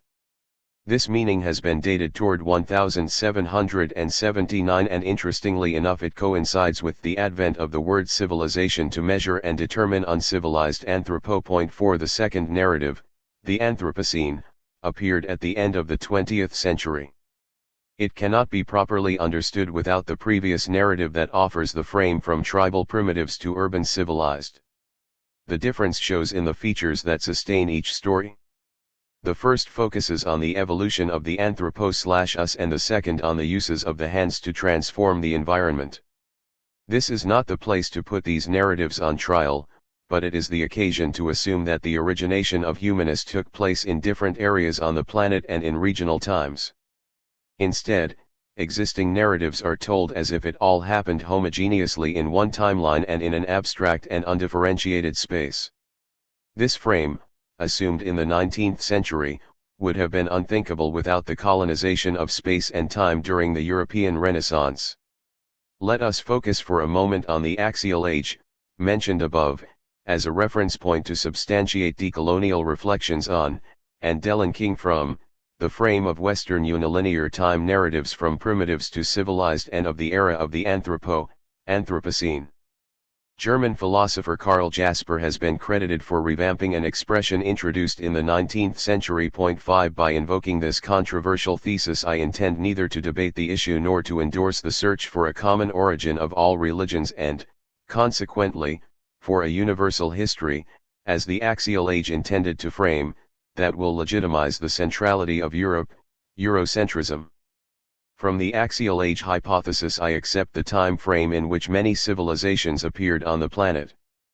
But I reject the hypothesis of one single origin, which is precisely an assumption that guarantees Eurocentric narratives of universal history. Looking at the time frame in which axial age narratives have been located, 8th to 3rd century BC, it becomes apparent that by that time frame the expansion of the brains, the extension in the uses of the hands, building fire, hunting, making instruments, and extension of languaging in storytelling have stretched out the overall praxis of living of our ancestors' appearance on earth, whether we count from 250,000 or 6,000 years ago. Now, limiting ourselves to the shorter time frame of the axial age, as we think about the narratives that the inhabitants of each of the many coexisting civilizations told about the origin of the earth and of themselves, the unilinearity of stories from primitives to civilized and of the Anthropocene, collapses. Assuming, instead of a single and common origin someplace, sometime, that each local story about the origin of the universe and of their own ancestors, was told in China, India, Persia, in the later kingdoms of Africa, or among the Mayas, Incas, and Aztecs in the New World, the single origin and the single story of the origin of humanness cannot be sustained. It could be sustained as one among many narratives if it is specified that there are Western regional narratives that are valid for Westerners who believe in them and for non-Westerners who have been taught to despise their one and accept the true one, which is the Western local narrative. Introducing Asia, Africa, and the invented America into the picture, all locations that Hegel places at the margin or out of the unilinear unfolding of universal history, reduces to size the assumptions on a common origin of civilization flourishing during the axial age. Bringing space into the equation allows for underscoring the plurality of times and spaces, places, of origination of the species of living organisms engaging in languaging, building fires, cultivating, and cooking. A cursory look at the knowledge we have of complex socio-cultural organizations commonly referred to as civilizations, between the axial age and 1500, confirms the intuition that the planet was populated by very sophisticated centers. In relation to their ancestors thousands of years ago, they have increased commerce, trades, and markets among their distinct civilizations. Let's take just one example of the trade routes that in the 19th century in Europe, controlling knowledge, was baptized the Silk Road, because of the obvious detail that silk was the major commerce of the road. The Silk Road was a quite impressive Eurasian network connecting the east and west and stretching from today's Korean peninsula and Japan to the Mediterranean Sea. There were both terrestrial and maritime routes connecting Asia and Europe. The time of its unfolding was during the Han Dynasty, 207 BC, 220 AD. In the New World, before it was discovered, there was also active commerce and trade in the 15th century amid Andean and Mesoamerican civilizations as there was between the Iroquois in today's northeast US and the Osage nations in the Great Plains, whose origins are dated to 700 BC. Briefly, the point I am making is that from the time of the axial age to 1500 the planet was inhabited by many civilizations, doing trade and commerce among them, making impressive buildings, telling stories, doing mathematics, regenerating the anthropospecies, and engaging in many other endeavors, in their own local civilizations, but none of them was encroaching into any other civilizations. There were hierarchical domestic organizations in all of them, but no expansion to interfere with other civilizations. The planetary order was from the axial age up to 1500, a polycentric and non-capitalist world order. By 1500 one civilization emerged, Western civilization, that began to intrude, trespass, and violate other civilizations. It started with Spain and Portugal encroaching in a continent that was unknown to the intruders and that they named the New World and America. Shortly after, the benefit of the invention encouraged the participations of Holland, England, and France. The history of humanus or the Anthropocene took a detour with the rise of CMP. If we accept that Homo sapiens, our closest ancestors unfolding from early hominids, appeared on Earth around 200,000 to 250,000 years ago, and we accept also that languaging biological capability triggered the cultural competence to coordinate behavior, then Homo sapiens became such when their organisms were able to engage in languaging and conversations to coordinate behavior. Whether the dates to locating the origination of languaging are accepted or disputed, the fact remains that at some point in time and in different regions of the planet, our ancestors engaged in languaging because their biological configuration allows them to do so. And we can surmise that if languaging arose with the communal life, coordination of behavior requires the extension of whatever means of interactions our ancestors had at that moment. But in any case, the origination of languaging is what counts here more than the decision of when it had originated, for if we humans are languaging organisms, at some point our languaging emerged among our ancestors. This imaginary moment of our ancestors' praxis of living coincides with current storytelling and invention of the Anthropocene. The origination of CMP was not, however, a question of the origination of the anthropo but of man/human, as I explain in Chapter 7. This is precisely the point where the two narratives, that of the Anthropocene and that of CMP, crossed each other, and the beliefs upon which they are built are exposed. Decolonial analytics and narrative of CMP is an option that exposes its assumptions. The scientific narratives of the Anthropocene are told under the presuppositions that it is not an option but that it is the true rendering, with diverse interpretations, of the appearance of the anthropo on Earth and the cultural changes our ancestors, from immemorial time, infringed on the environment. Lions, for instance, have coexisted with anthropo for centuries if not millennia, but they did not engage in languaging and do not use their hands to extend their praxis of living. So they did not trespass on the harmony of their niches and, therefore, the aggregates of conditions in which living organisms are living. Environment was Carlyle's translation of Goethe's Umgebung. Point 6. The word language is derived from Latin lingua, which any dictionary will tell you, and this is not trivial, for my argument is the organ with which we eat and talk. Eating and talking are verbs denoting praxis of living, while food and language are nouns naming entities. The first is material and the second abstract or immaterial. We can eat raw food, but when we prepare food we use a verb to indicate that activity. The verb we use to name that activity is cooking. Similarly, what we do with the abstract entity called language, in the restricted sense of activity done with the fleshy muscular organ we have in the mouth, is languaging. Languaging is the praxis of living of organisms endowed with a nervous system using the tongue to generate chains of distinctive sounds coding meaning understood by other similar languaging living organisms in their relational living.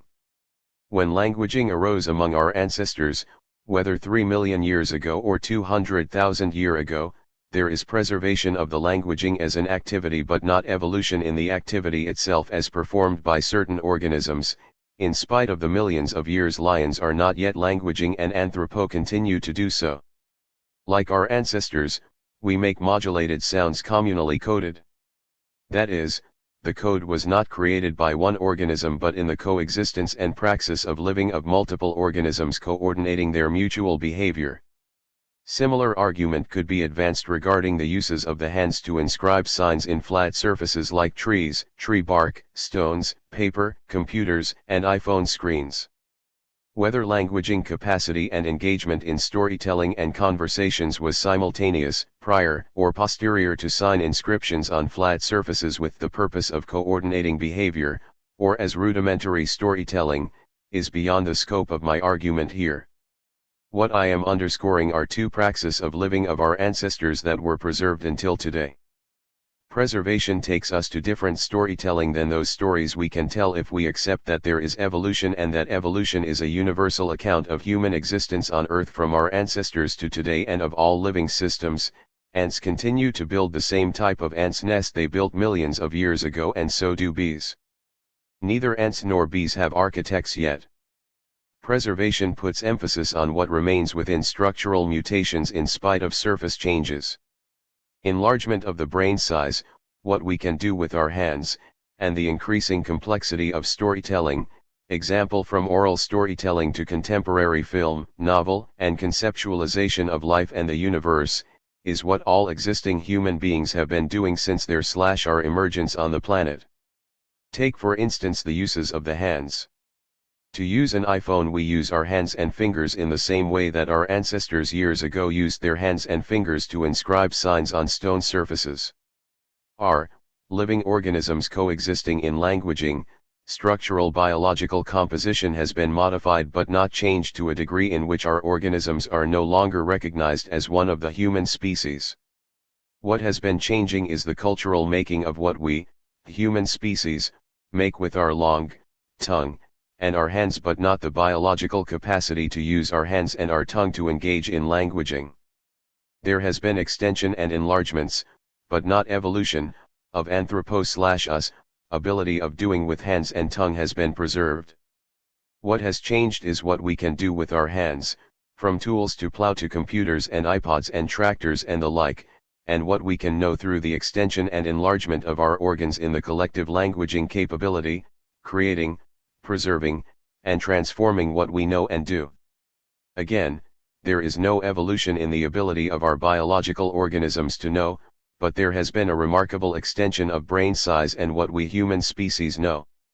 In parallel fashion, it has been a remarkable extension in the transmission of sounds from the co-presence of interlocutors to the current possibility of speaking across countries with a simple iPhone.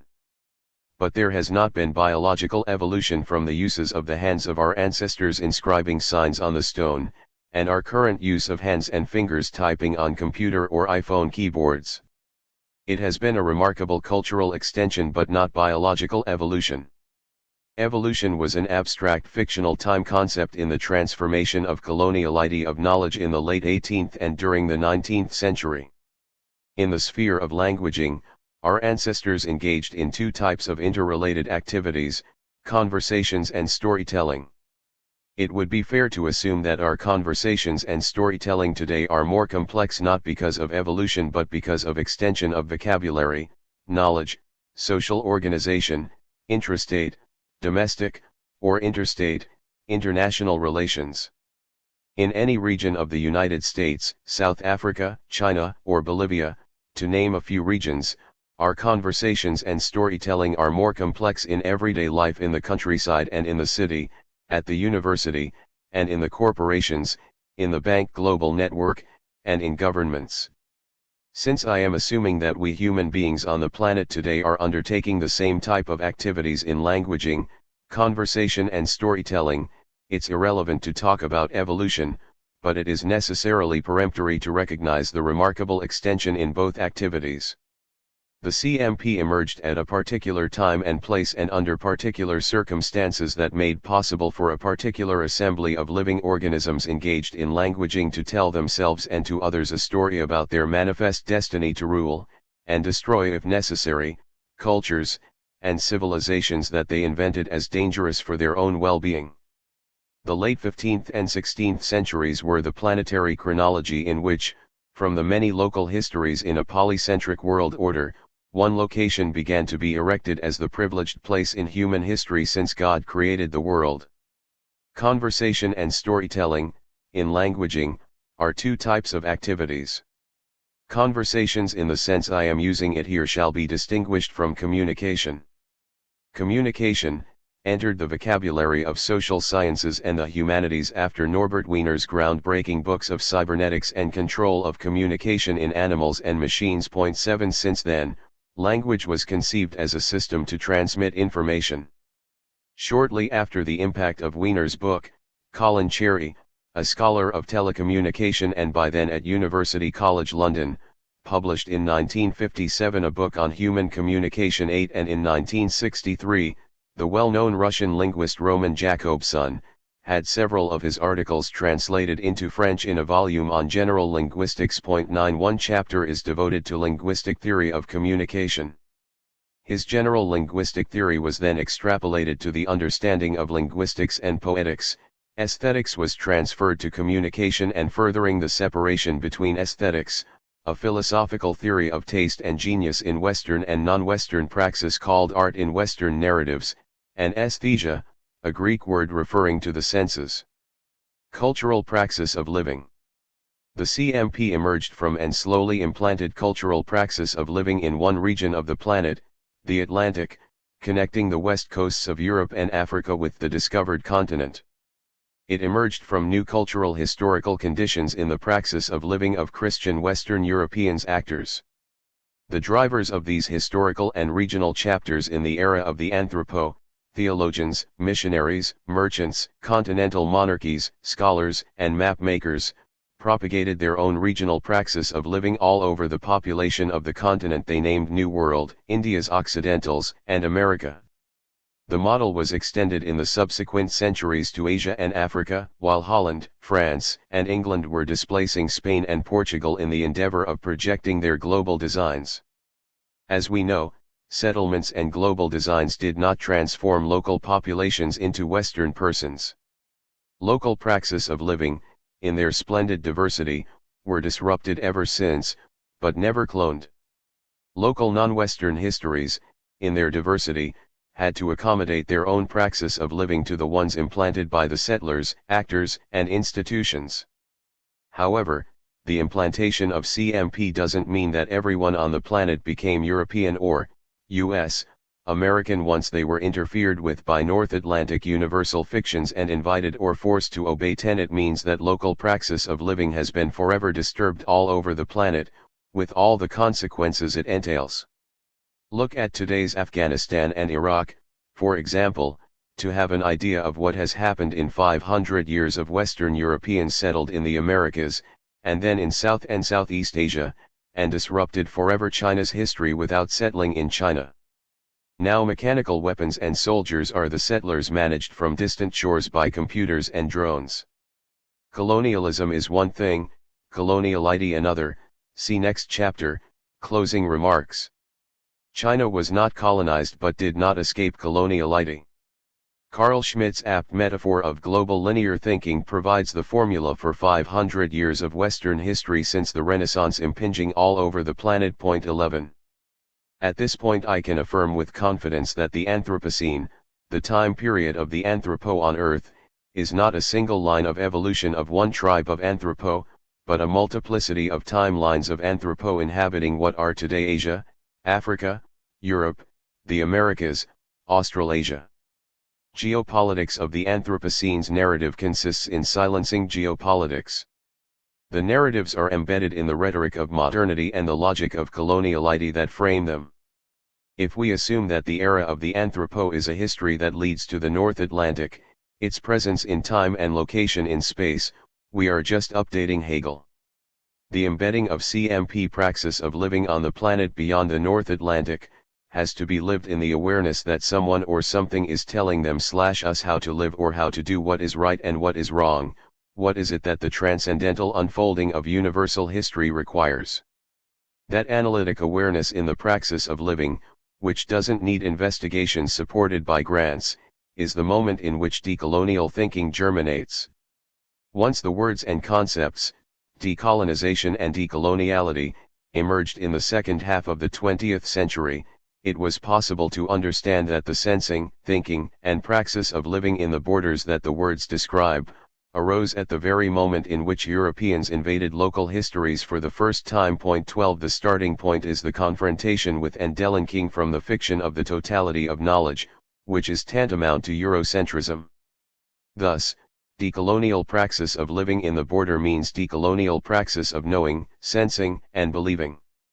It means also the surge of the will to liberate oneself from the subjectivities and from the CMP self entitled to subject other people to their regional praxis of living. That is what Bob Marley, rephrasing Marcus Garvey, tells us in his famous redemption song, "Emancipate yourself from mental slavery/none but ourselves can free our minds." If you expect decoloniality today to be a remake of decolonization during the Cold War, you would be deceived by my argument. We are no longer in the Cold War. The Cold War was driven by the confrontation of liberal capitalism with state communism. No longer.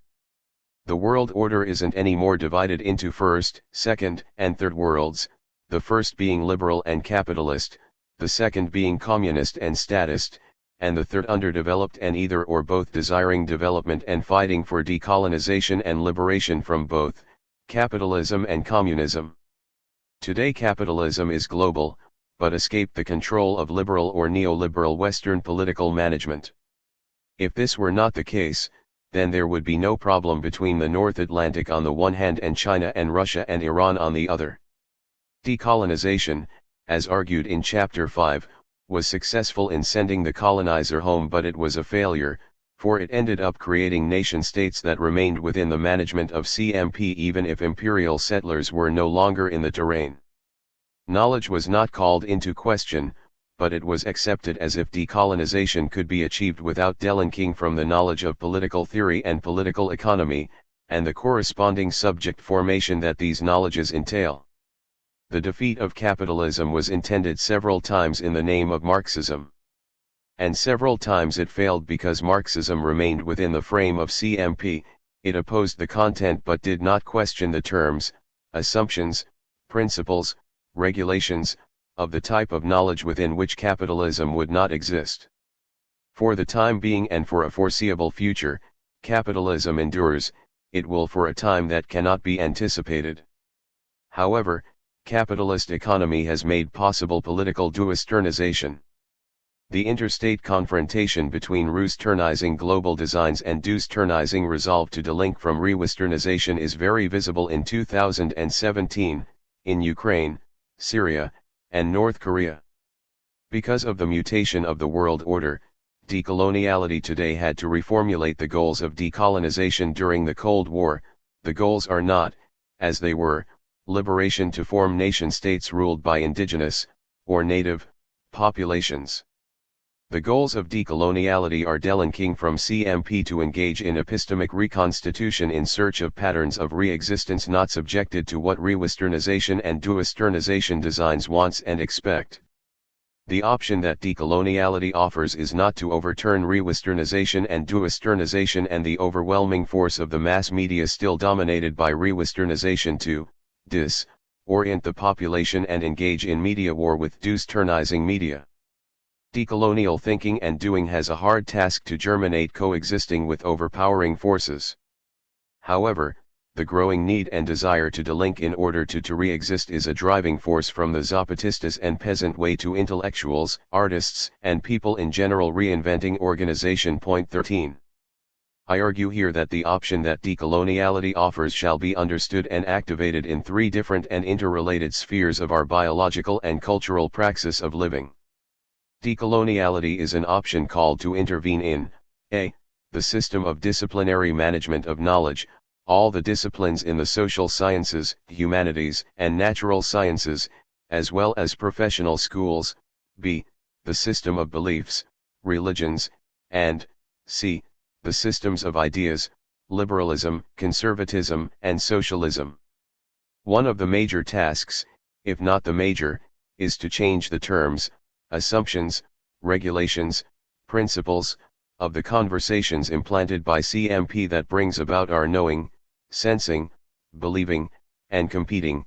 The task is to delink from modern/colonial praxis of living and knowing, and to walk toward re-existing in the borderland and the borderlines in decolonial praxis of living, knowing, sensing, and of loving. Point 14. Decolonial love implies it is enacted with dignified anger confronting the dismantling of the social fabric of civilizational tendencies that promote competition and war. Decolonial love moves in two simultaneous directions, one confronting and delinking from the meanings that the word love has in liberal and Christian discourses, both of them embedded in CMP, and the other, accepting that re-existence and building communalities of all kinds demands respects, listening, cooperation, and care. This is the direction that decolonial love is taking in rebuilding what the principles and goals in the name of modernity destroyed and continue to destroy. Options and imperatives.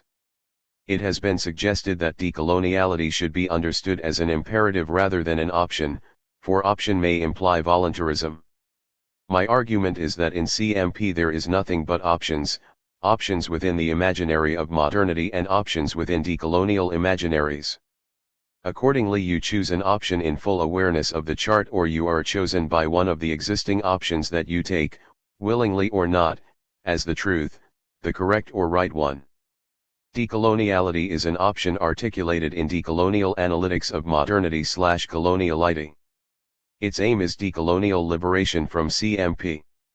There are many other projects of liberation that are not and do not have to be decolonial. Decolonial liberation is a particular conception of the praxis of living in its biological and cultural interrelated spheres. You may be enacting some options without knowing you are, because you think, or have been educated to believe, that there is only one option, cf. Totality of knowledge, that corresponds to reality, and what is left is to engage in the conflict of interpretations within the logic of what seems to be the only option. However, from the moment you realize that what seems to be reality, objectivity, and truth is nothing but a dominant or hegemonic option, you are already stepping out and inhabiting the decolonial or other liberating options. Each option has its imperative. Kant's imperatives are categories in its universal conceptions of liberal morality. Immanuel Kant, 1724–1804, argued that the supreme principle of morality is a standard of rationality that he dubbed the categorical imperative, CI. Kant characterized the CI as an objective, rationally necessary and unconditional principle that we must always follow despite any natural desires or inclinations we may have to the contrary. Emphasis added. Point 15. Decoloniality is not a mission, an option that cannot be dominating and imperative, but I have to be confident, convincing, and empowering. Kantian imperatives justified what modernity/coloniality achieved: management, control, and unidirectional cosmopolitanism. Furthermore, it cannot be imperatives in abstract unless you assume the universality of your own imperatives. If decolonial imperatives are thinkable, they cannot be detached from decoloniality as an option among coexisting modern/colonial options, with their own imperatives, some antagonistic and some compatible in their claim for liberation rather than progress, development, and subjection. Once it is understood that modernity is a set of fictional narratives that hide and enact coloniality, once it is understood that CMP operates by ejecting all that is perceived, or said to be perceived, as attempting against civilization, paths of liberation, reconstitution, and re-existence could be devised and activated. But to move in that direction, to delink from the praxis of living that CMP embedded, to engage in decolonial praxis of living, it is necessary to build decolonial paths of knowing, disobeying the epistemic regulations and subjectivities managed by the CMP level of enunciation. If coloniality is a frame of subjection, decoloniality shall be the opening path of liberation. But this cannot be achieved without epistemic disobedience and the creative joy of knowing beyond the disciplines, the modern/colonial system of ideas and institutionalization of belief that colonized, manage, spirituality. If, however, decoloniality is the option to be enacted to delink from the CMP in all its domains, but above all from the level of the enunciation that controls and manages knowledge and knowing, sensing, and believing, then decoloniality is an imperative for whoever engages with the decolonial option, but cannot be a missionary imperative to control and dominate. And above all, it is neither a claim that decoloniality is the option where the final truth without parenthesis is housed. Closing remarks. The preceding argument introduces and updates key concepts derived from Annibale Quijano's groundbreaking proposal. Coloniality is, in the first place, a concept that came into being from the former colonies of the South American Andes, at the closing of the Cold War, geopolitics of knowing. It brought to light the global consequences of the invention of the Americas for the planetary world order since then. Modernity, Quijano taught us, is half of the story. The other half is coloniality. Both together engender decolonial responses, epistemic reconstitutions, the legacies that Kwame Nkrumah de Ayala left to us and to the world. Coloniality, shorthand for the CMP, is a concept that uncovers the underlying logic of Western civilization, its formation and planetary expansion since the 16th century. In second place, Quijano introduced a radical distinction between coloniality and colonization. Consequently, and this is crucial for the argument of this book and for the goals of the book series, the distinction between decoloniality and decolonization. If by coloniality we mean the underlying logic common to all Western colonialisms and therefore the darker side of modernity, decoloniality means both the analytic of such underlying logic rather than the historic socio-economic analysis of colonization. Decolonial analytics is at the same time the history of formation, transformation, management, control, and current dispute of the CMP. But the analytic is one aspect of decoloniality. The other is the perspective, the praxis of knowing and living oriented by the decolonial analysis. The analytic is necessary to orient our delinking and relinking to re-exist. For that, epistemic reconstitution is the first step. Quijano taught us to think. Reducing to size Western disciplinary apparatus and the institutions, university, museums, theological institutions, that created and maintain North Atlantic universal fictions, is unavoidable and necessary to open up the coexistence of epistemic and ontological pluriversality. Multiple ontologies are only possible if multiple epistemologies are possible. There cannot be multiple ontologies recognized by the benevolence of one universal epistemology. In the politico-economic level of interstate relations, the world order can no longer be monopolar with one state being the commander-in-chief regulating monopolarity. We are already at the inception of a multipolar world order and witnessing the pressing mutation of the United Nations to become a real United States of the planet instead of United States of America ruling the United Nations and the planet. Parallel to the tsunami reordering interstate relations, is the epistemic planetary tsunami reordering the ways of worlds making, mutating the imaginary that the propagation of modern imaginary invited us to see ourselves, our nationals, the others, the non-national, the living organisms with whom we coexist and the life energies not produced by industry that made possible living, so far, in the planet. The entities that political theory and political economy theorize are not things but conceptual structures guiding the conversations, the emotioning and reasoning of politicians, economists, bankers, corporation CEOs and, at its turn, guiding the behavior of the vast majority of voters and consumers. The alienation that Western knowledge created by conceptualizing and celebrating competition and individualism, which destroys the social fabric, has to be overcome by visions and conceptions of communal praxis of living that puts love and care as the final destiny of the human species and our relations with the living universe, including planet Earth. It has become too evident that the turmoil at the global scale, including unnatural disasters, are all signs of the collapse of a system of knowing and being in the world, CMP, and at the same time signs of war are emerging, which are irreversible. In my analysis, those two global heterogeneous orientations are duwesternization and decoloniality. Similarities and differences, analyzed in Chapter 5, are the roads toward a multipolar world order, duwesternization, and epistemic and ontological pluriversality, decoloniality. While the goal of decolonization was marked by the struggle of the native or indigenous population to expel the settler from their colonies and to form their own sovereign nation-states on the ruins of the former colonies, decoloniality's aims are no longer those of decolonization. Decoloniality's goal and orientation, in the shift introduced by Quijano, are epistemic reconstitution. Epistemic reconstitution cannot be achieved by setting up a new school of thought within Western cosmology. It requires two simultaneous tasks: to open up to the richness of knowledges and praxis of living that the rhetoric of modernity demonized and reduced to tradition, barbarism, folklore, underdevelopment, denied spirituality in the name of reason, and built knowledges to control sexuality and all kind of barbarians. Second, and necessarily, Epistemic reconstitution requires delinking from the bubbles of modern thoughts from the left and from the right. Decoloniality then is the constant double movement of the analytics of the CMP, of reducing North Atlantic universals to size and building reemergence and resurgences of the disavowed. Epistemic reconstitution means to delink from the CMP in order to relink and to re-exist. There is no decolonial master plan for that. Each trajectory will be molded and modeled in the praxis of living of those who engage in doing it.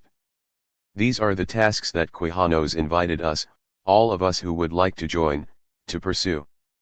This book, Parts I and II, and the book series are reinstating that invitation. Modernity's splendors and miseries. It is common to hear defenses of modernity invoking its contributions rather than its nefarious consequences. It is also common of people who did not read our work, and many of the scholars and intellectuals who engage coloniality/decoloniality, to imagine that we are preaching not to read any European authors. Personally, to write the darker side of the Renaissance, literacy, territoriality, and colonization, 1995, I needed to read many European authors, some of them critical of their own civilization. But my endeavor and critique was not theirs. There may be someone someplace who recommends not to read European authors. Catherine and I are not responsible for that. Whoever that person is or may be, we do not recognize them in our conversation with our project. The choice is not whether to read works by authors who are European, Eurocentric, or critical of Eurocentrism, but how to read them. Point 1. The question is from where you start. When I read works by European authors of all kind, I do not start from them. I arrive to them. I start from thinkers and events that were disturbed by European invasions. Even if European thinkers are aware of that and critique colonialism, well, that is half of the story. The other is the critique of modernity from its receiving end, the darker side of modernity, the decolonial praxis of living.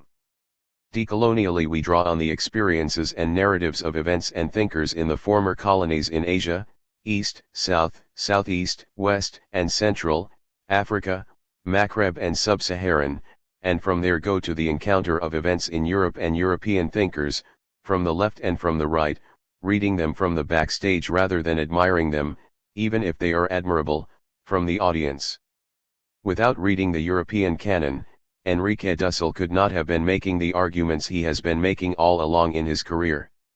The contributions that Europe made to the world under the name of modernity have not been called into question. What we call into question is the aberration of pretending to submit the planet to the wonderful achievements and visions of the Eurocentered idea of modernity and the torch passed on to the United States, increasingly belligerent. The aberration has been clearly articulated by Dussel a few years after Quijano's foundational article. In his Frankfurt lectures, Dussel stated without equivocation the following. Modernity is, for many, for Jürgen Habermas or Charles Taylor, for example, an essentially or exclusively European phenomenon. In these lectures, I will argue that modernity is, in fact, a European phenomenon but one constituted in a dialectical relation with a non-European alterity that is its ultimate content. Modernity appears when Europe affirms itself as the center of a world history that it inaugurates, the periphery that surrounds the center is consequently part of its self-definition. It is a question of uncovering the origin of what I call the myth of modernity itself. Modernity includes a rational concept of emancipation that we affirm and subsume. But, at the same time, it develops an irrational myth, a justification of genocidal violence. The postmodern criticize modern reason as a reason of terror, we criticize modern reason because of the irrational myth it conceals. Point 2. It was the air of the time, we could say.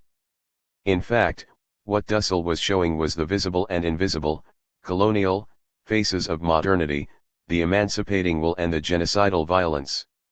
The first is a sign of the rhetoric of modernity, the second of the necessary and hidden logic of coloniality. Thus, after distinguishing colonialism from coloniality, the second assumption of decolonial thinking is that there is no modernity without coloniality. We write modernity/coloniality. Consequently, affirming and subsuming emancipation doesn't mean to wait for Europeans to liberate non-Europeans, first from the devil, theology, second from barbarism, civilizing mission, third from underdevelopment, the drive to modernization, accepting the universality of modernity, and last from terrorism, globalism and US neonationalism. These four projects mentioned are the basic global designs of Western imperial/modernity from 1500 to 2017. Decolonial epistemic praxis targets the conceptual narratives that sustain and legitimize the implementation of Western global designs. But targeting only the content, the domains of the CMP, without questioning the terms, the enunciation of the CMP, that naturalizes the content, will not do. If socialism in the Soviet Union and decolonization during the Cold War failed, one of the reasons is that both projects confronted the content, not the terms of the conversation. Duisternization, instead, maintains the domains, the contents, but disputes the unilateral management of the CMP, not by opposing liberal capitalism, but by appropriating capitalism and rejecting liberalism and neoliberalism. Point 3.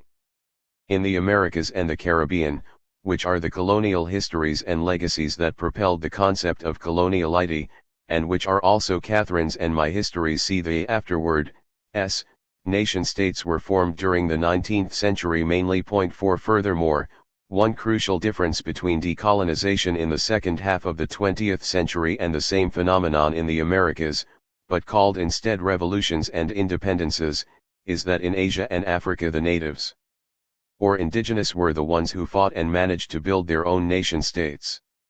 In the Americas, instead, and with the exception of Haiti, all the revolutions and independences were in the hands of people of European descent, Creoles rather than natives or indigenous. These are the demographic genealogies to which Catherine and I fit in. Quijano was well aware of it, particularly in the Andes, where First Nations people are the majority of the population. He was also well aware of the simultaneous confrontation of the West and the Soviet Union, on the one hand, and the decolonization in Africa and Asia on the other. Decoloniality, epistemic reconstitution, in his formulation emerged from dissension within the demographic composition Creoles and Mestizos as of European descent, and with the awareness that brings forward our responsibility in redressing the wrongdoings of our European colonial or late immigrant ancestors, be they from the Iberian Peninsula, France, England, Italy, or the Netherlands. Decolonial epistemic reconstitution, re-existence, re-emergence, in whatever form it takes and whomever are the actors in their respective local histories to engage in it/them, cannot be thought out as a global universal but as global pluriversal. No universal decoloniality can be mapped by one single local history and one single project. This was precisely the aberration of modern global designs. And this is precisely the aberration of Western modernity, of Westernization and re-Westernization, see Chapter 5. The case for colonialism and the unawareness of coloniality. The arguments advanced in this book, and in the series, will have also an important role to play in confronting emerging tendencies underscoring positive sides of colonialism claiming the benefit of its return.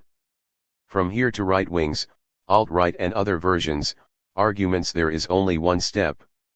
In the years preceding the invasion of Iraq, Canadian author, academic, and former politician Michael Grant Ignatieff published several articles and a book arguing for the need for soft imperialism. 5. Not surprisingly, Ignatieff's call was not forgotten.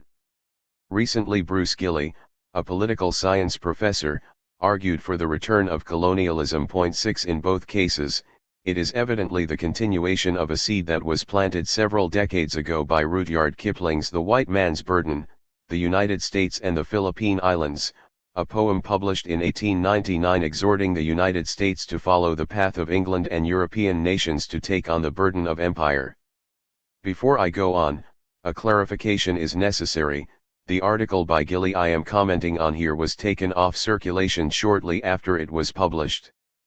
I have written what follows before it was taken down. Fortunately, I downloaded and saved a copy.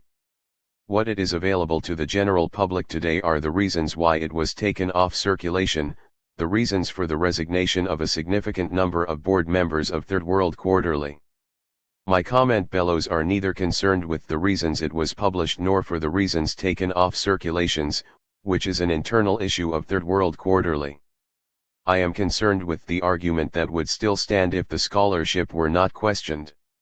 Or, putting it differently, the claim for the benefit of colonialism shall be uncoupled from the valuation of scholarship, for the claim would still stand if scholarship were accepted, by the board members, as sound scholarship. The reason I focus on the claim of the benefits of colonialism today is because I has been around for a while. I thank Gilly for making public and explicit what is in the mind of many people, the benefit that colonialism and modernity brought to uncivilized barbarians and lesser human beings. These claims, not made public, are only looking at one side of the story. Colonialism brought modernity to the world without looking at how modernity also brought coloniality to the world. There is no modernity without coloniality, and there is no colonialism without all kinds of violence, physical, psychological, racist, sexist, and without the arrogance of the colonizer. All of this is overlooked in Gilly's argument. Point 7. Both Ignatieff and Gilly address different circumstantial scenarios to make the same type of argument. Ignatieff wrote several articles and a book before and after 2003 justifying the unjustifiable invasion of Iraq. The United States invaded Iraq on March 20, 2003. On January 5, 2003, the New York Times published an op-ed by Ignatieff significantly titled "The American Empire, the Burden ate the argument, 104 years after Kipling, is the same, only the years have changed, the circumstances, and a few proper names." More striking though is that Kipling was making his request at the time in which the United States was asserting, 120 years after its constitution as nation-state, its right to become a global power. The Sino-Japanese War, July 1894 to April 1895, and the Spanish-American War, August 1998, are signposts of the transformation of the global order, and the restructuration of CMP, in which the United States and Japan became uninvited global players. Recently, however, Condoleezza Rice stated in an interview that democracy was not the reason why the United States invaded Iraq. The white man burden mutated into the white man mission.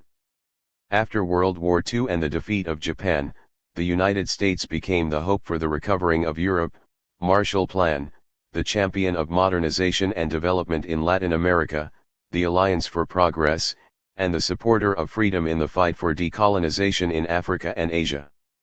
The invasion of Iraq led many to rethink the role of the United States as a global leader, and Ignatieff argued the need for soft imperialism in the name of freedom.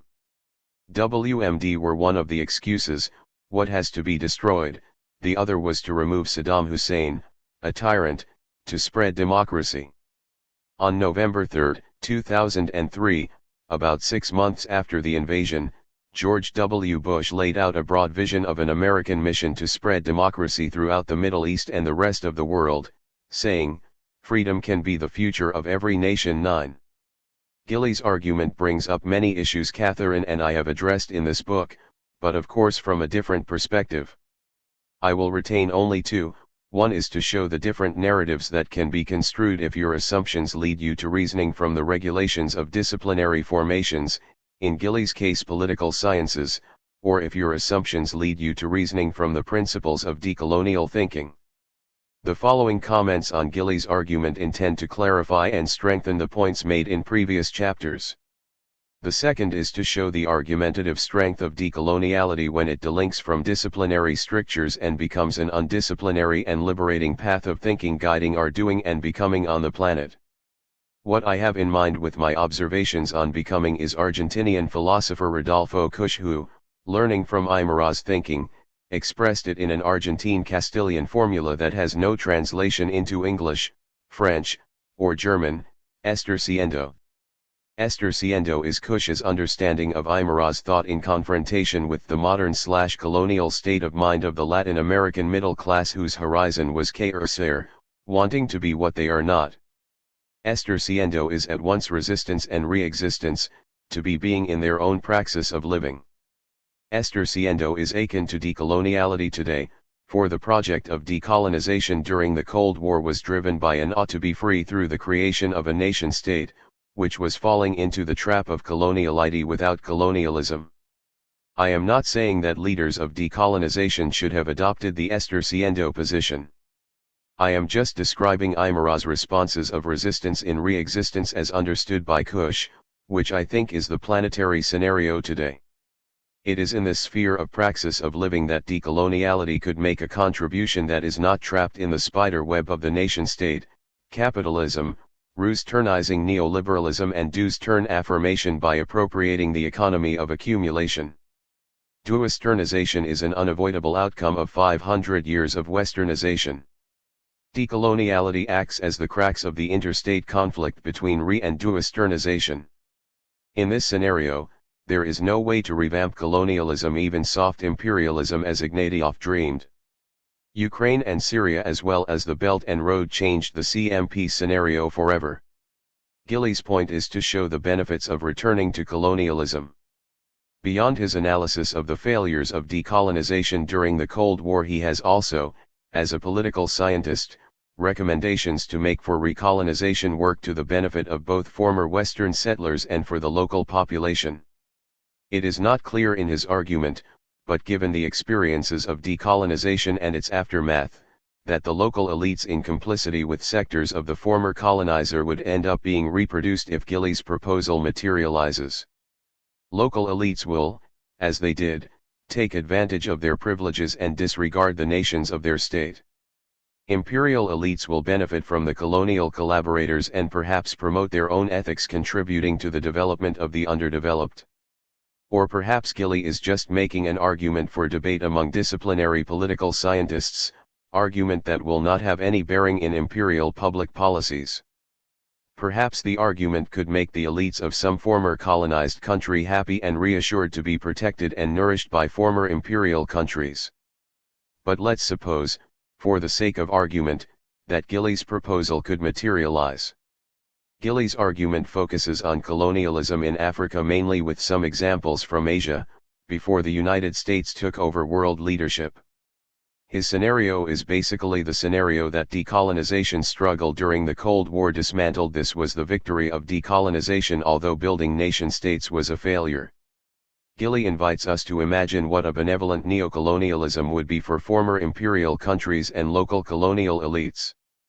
Gilly invites us to image that the government of Guinea-Bissau were to lease back to Portugal the small and uninhabited island of Galinas that lies 10 miles off the mainland and where the former colonial governor's mansion lies in ruins. The annual lease should be $1 so that the Portuguese spend their money on the island and the Guinea-Bissau government is not dependent on a lease fee. Suppose, then, that the $10 million to $20 million in foreign aid wasted annually on the country were redirected to this new offshore colony to create basic infrastructure. As part of the deal, the Portuguese would allow a certain number of Guinea-Bissau residents to resettle on the island each year. Portuguese institutions and sovereignty would be absolute for the term of the lease, say 99 years, as was the case with the mainland parts of Hong Kong. A small European state would grow up on the African coast. At 60 square miles, Galinas could, over time, wisely accommodate the entire population of Guinea-Bissau. If successful, it would attract talent, trade, and capital. The mainland parts of Guinea-Bissau would benefit from living next to an economic dynamo and learning to emulate its success, while symbolically escaping from the half-century anti-colonial nightmare of Amilcar Cabral. The same idea could be tried over the coastlines of Africa and the Middle East if successful. Colonialism could be resurrected without the usual cries of oppression, occupation, and exploitation. Point 9, emphasis mine. I do not want to mislead the reader with a quotation out of context.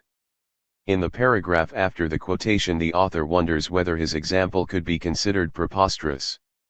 He underscores, in full awareness of the controversial aspects of his argument, that it may not be so much preposterous if one thinks about anti-colonial ideology that in the past 100 years, which would be since 1920, or the end of World War I, fought among European states for their own scramble for Africa, has been hurting the lives of hundreds of millions of people in the Third World.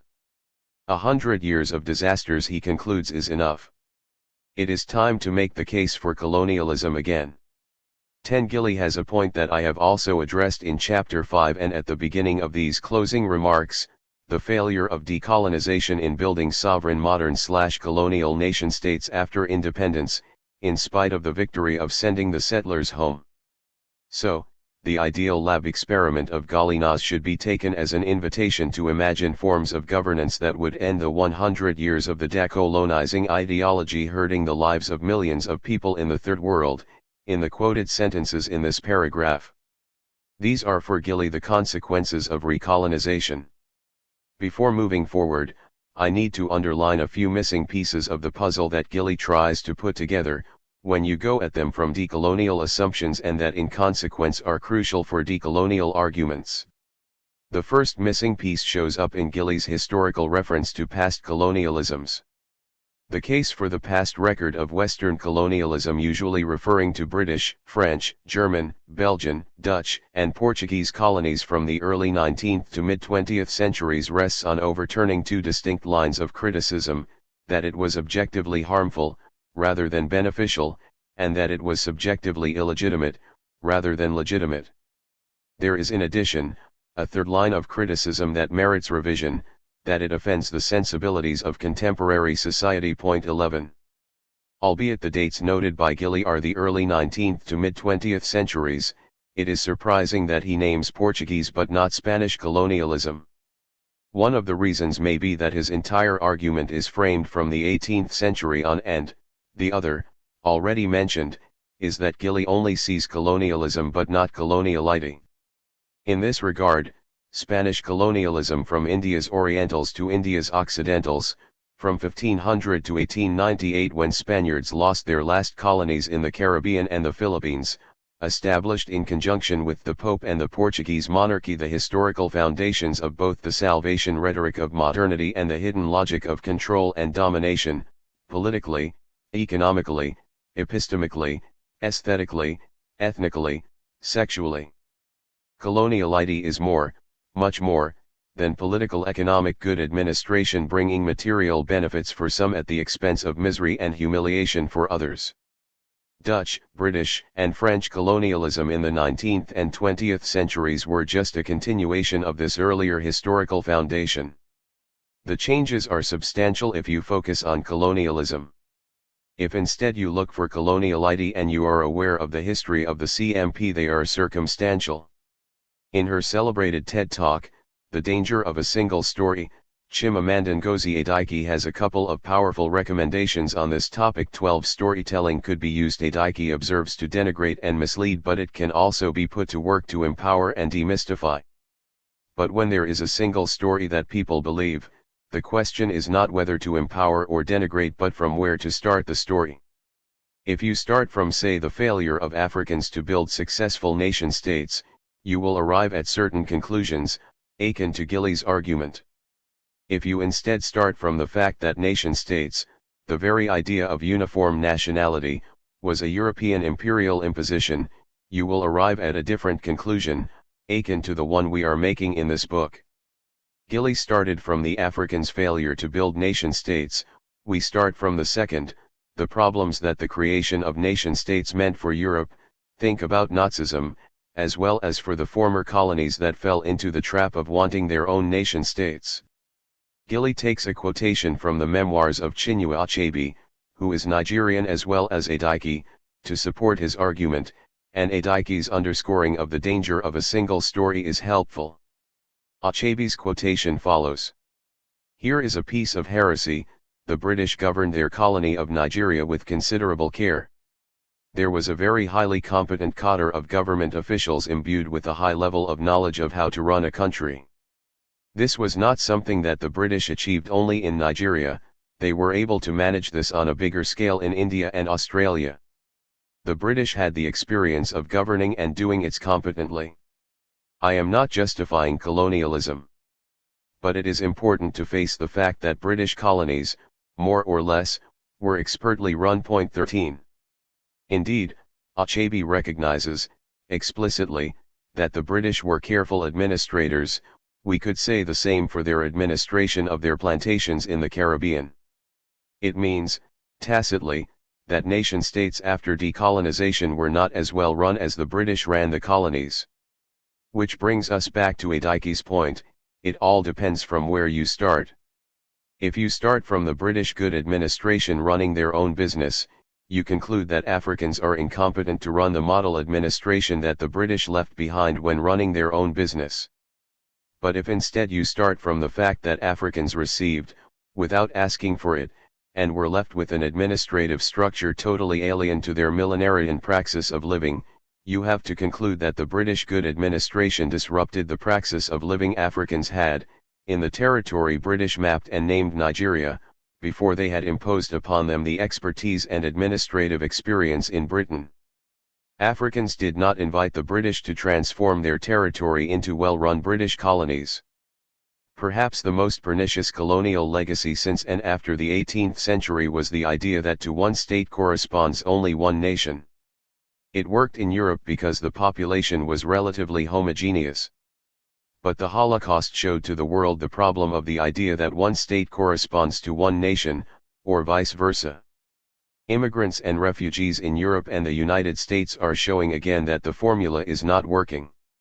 The opening up in Bolivia and Ecuador toward plurinational states, although it doesn't question the state form of governance, shows that in the former colonies one nation, one state formula was a formula for trouble. Point 14. One nation, one state formula could not have worked out when the British invented the territory of Nigeria.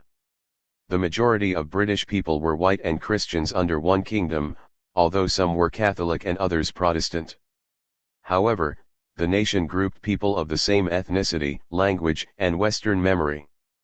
In Nigeria, beyond the high number of ethnic groups, it proved to be more than difficult bringing together Hausa, Fulani, Yoruba, and Igbo under the idea of one nation. The British model of governance based on British historical trajectory did not work in Nigeria nor in many other regions where the idea of plurinational offers the possibilities, to those interested in it, of saving the state form of governance. Nonetheless, it is unavoidable to recognize that decolonization during the Cold War failed, and it failed for many reasons. One of the reasons is that local elites wanted something, the nation-state, that was alien to them but that was desirable because of the persuasive rhetoric enticing people to become modern and jump on the bandwagon of universal history. The second reason is that the elites founding and controlling the newly formed nation-state took also the opportunity of the personal advantage that decolonization offered to them. All the dreams of Amilcar Cabral and Patrice Lumumba were taken away from them and distorted by the elites trapped in the interstate system web regulated by the CMP. Recognizing that decolonization failed leaves us today with two options: to return to the colonial administration as Gilly argues, or to move away from decolonization toward decoloniality. The second path is what this book and the book series intends. Decoloniality meets biology of cognition and cultural biology. Catherine and I started the introduction addressing relationality/vincularidad as the horizon of knowledge and understanding that will take us, on the planet, if there is time left, away from Western ontological totalitarianism. And I argued through part 2 that coloniality of knowledge and of being is the target of decolonial work. Decolonial knowledge shall restore many issues that coloniality of knowledge and the narratives of modernity disavowed and relegated to the past and to tradition, and it shall also open up the imagination without restriction to avoid and undermine the latest technological advance of coloniality in the name of modernity, progress, salvation, freedom, and the like. Retrieving the non-modern in its planetary diversity doesn't mean that all the non-modern shall be retrieved. Like with the tradition of modernity, there are many issues and experiences that we do not want to preserve. We do not want to preserve racism, sexism, genocide, arrogance, inequalities that goes with the territory of modernity. Entities and objects populate Western epistemologies and, consequently, representation became a key word of the rhetoric of modernity to free the known from the knower, attributing to the ontich an existence independent from the knower that represents ontologically. This is the issue I underscored with Maturana's epigraph in chapter 5. Theology populated the world with abstract entities and secular empirical sciences, and the corresponding philosophy populated the world and the universe with objects and matter. It was precisely at that junction that Immanuel Kant and then Martin Heidegger came up with the concept of ontotheology.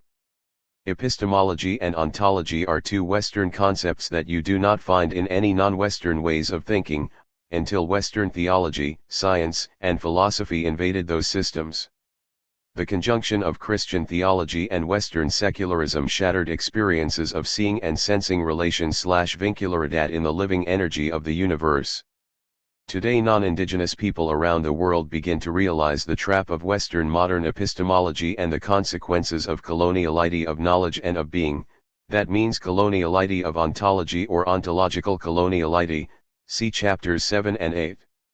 At this point of the closing remarks, decoloniality meets biology of cognition in the sphere of humanness, see chapter 7. Biology of cognition moves us away from the basic assumptions of secular hard sciences, parallel to the way in which decolonial thinking moves us away from the social sciences and the humanities. Decoloniality joins biology of cognition also in the similarity of goals, to delink from the traps of Western epistemic ontology and to open up to epistemic pluriversality and therefore to ontological coexistence leading to epistemic pluriversality. Maturana's foundational article Changing the Logic of the Questions That All Western Disciplines Ask was published in 1970. I quote from a 1980 reprint. Here is the entry arguing for the biological foundation of cognition. Man knows, and his capacity to know depends on his biological integrity. Furthermore, he knows that he knows.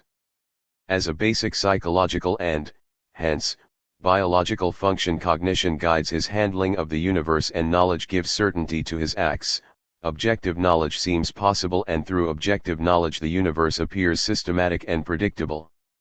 Yet knowledge as an experience is something personal and private that cannot be transferred, and that which one believes to be transferable, objective knowledge, must always be created by the listener understands, and objective knowledge appears transferred, only if he is prepared to understand. Thus, cognition as a biological function is such that the answer to the question, what is cognition, must arise from understanding knowledge and the knower through the latter's capacity to know. 15. To make a long story short, decoloniality meets biology of cognition at the point where the biological constitution of a species of living organisms endowed with nervous systems can engage in praxis that none other living organisms can, a. to use the hands to cultivate and cook their own food as well as to make instruments that extend the uses of the hands, example the hammer and the computer keyboard where I am typing now, and b. to engage in languaging in order to coordinate behavior with other members of the same species. Languaging made possible storytelling to imagine the creation of the universe as well as the origination of the ethnic groups telling the story of the universe and of themselves, from the earlier records to the contemporary narratives of the Big Bang. There is no evolution in the uses of the hand and engaging languaging, but expansion of the activities that can be performed by the combined praxis of both. In Western vocabulary, the word human names the class of living organisms I am referring to. But human is a regional concept that was extended to other languages and civilization, ignoring that each language and civilization has their distinctive ways of conceiving and naming the species of living organisms standing erect on two extremities, using their hands and engaging in languaging. Once it is understood that cognition is biologically embedded in all living organisms 16 and that there is a class of living organisms able to use their/our upper extremities to build shelters, cultivate our own food and cook it, to make instruments enlarging the capacity of our hands, it is no longer necessary to engage in debates about mind/body, masculine/feminine, and above all nature/culture dichotomies. The so-called human body, see chapter 6, is a moving and living relational organism that can only exist for a period of time, from birth to death, in relation to planetary energies of life, sun, moon, rain, water, oxygen, plants, animals, and the niche, the particular configuration of a given organism with its needs outside of itself, without which the organism will not survive. Cognition is presupposed in the basic and elemental praxis of living. Therefore, concepts such as culture, mind, soul, women, men, God are all conceptual consequences of our human capacity for languaging. Culture could only have been conceived because of nature, that is, the biological constitution of certain living organisms. Nature made possible the invention of both the concept of culture and its opposite, the concept of nature, see Chapter 7. Conversely, the biological constitution of the organisms becomes embedded in the culture that languaging organisms create in second-order, disciplinary, conversations. Biology of cognition comes to assist decolonial thinking in its endeavor of reducing Western knowledge, scientific, philosophical, theological, to size and opening it up to pluriversal epistemic ontologies, multiversal in Maturana's vocabulary. Biology of cognition is achieving in the sphere of Western sciences and education, see Chapter 10, what decoloniality aims to achieve in the social sciences and humanities, including the artistic spheres, curatorial, art history, and criticism, 17 and the sphere of education. It is not by chance that Maturana's scientific investigation has led him to work in education and with psychologists and social workers once he began to further explore the biological dimension of biology and the cultural aspects of culture. Cultural biology is the formula that he and Jimena Davila created to describe the collaboration between a scientist and a psychologist and social worker. 18 Education is a battleground between, on the one hand, modern/colonial schooling to maintain the CMP and, on the other, decolonial education/pedagogy delinking from the CMP schooling practices. When land becomes the basis and guidance for First Nations pedagogy. 19 It will not be accepted by the Secretary of Education of any known mononational state, university presidents, museum directors, on the leaders of other institutions of public or private education. 20 Biology of cognition/education and decolonial pedagogies cannot be expected to be endorsed and promoted by the state, the university, the museum, or the church.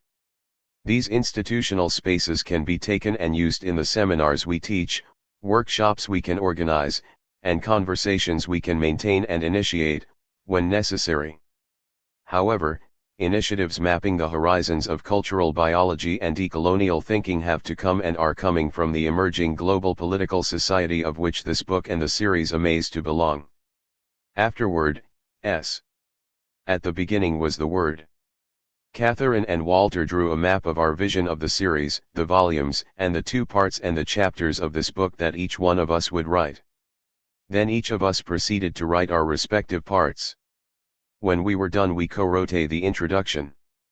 Then came the period of responding to outside evaluators and editing according to comments and suggestions we both considered relevant. We exchanged again our respective parts to co-write an afterword or afterwards, literally the words after.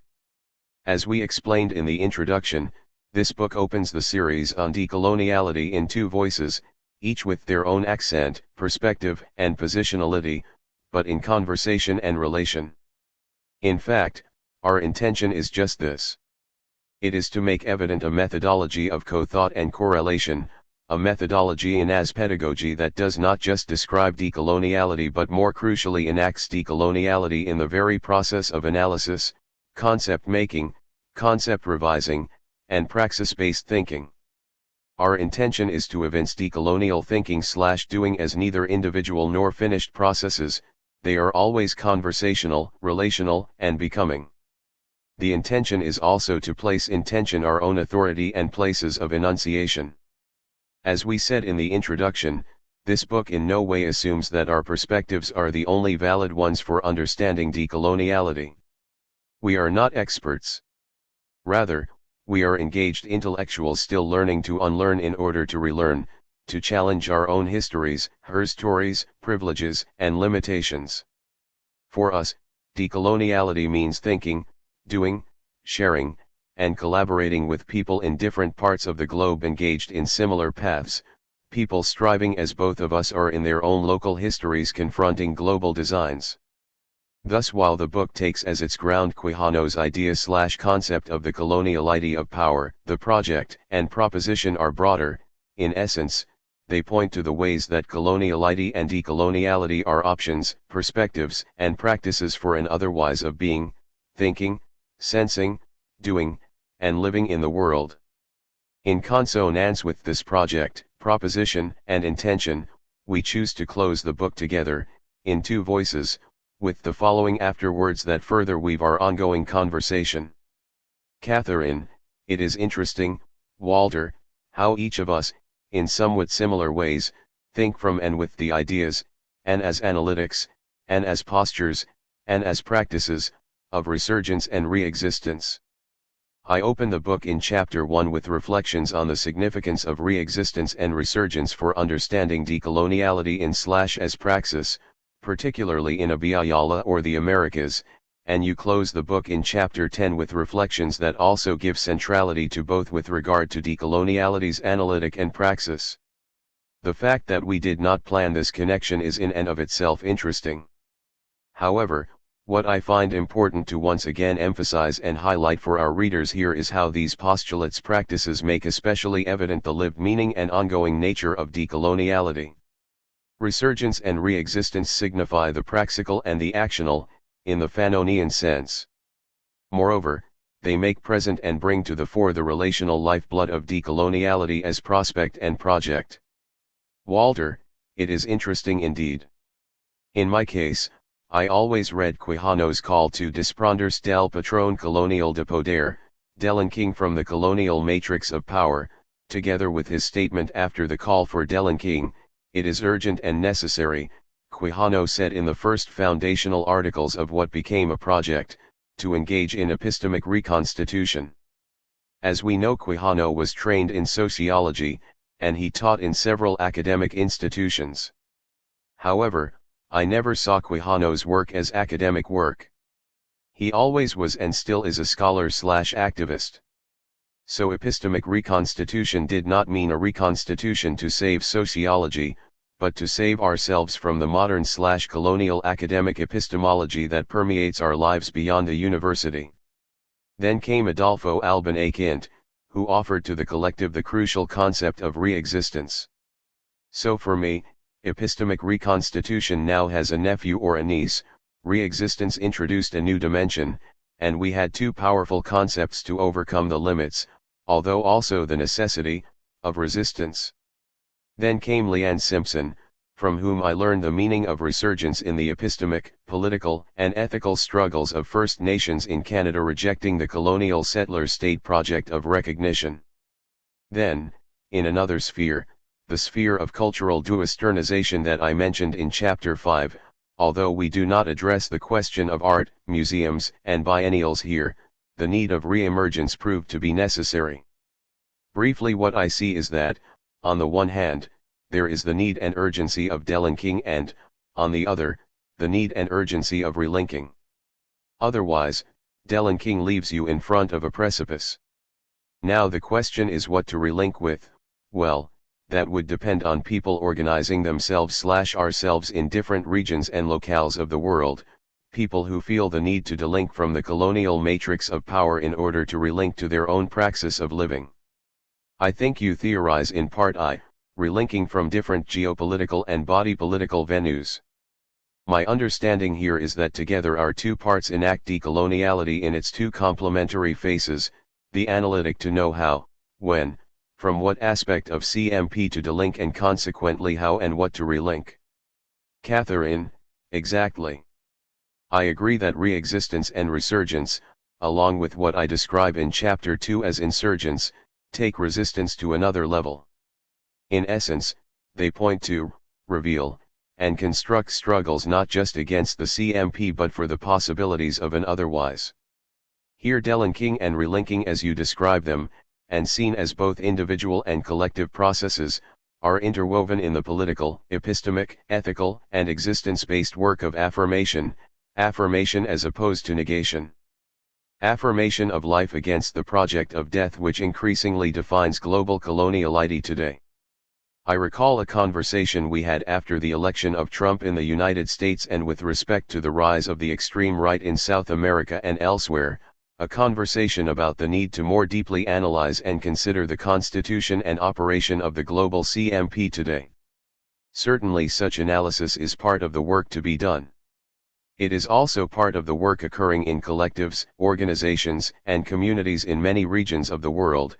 The recent seedbed seminar of the Zapatistas that I mention in Chapter 2 is only one such example.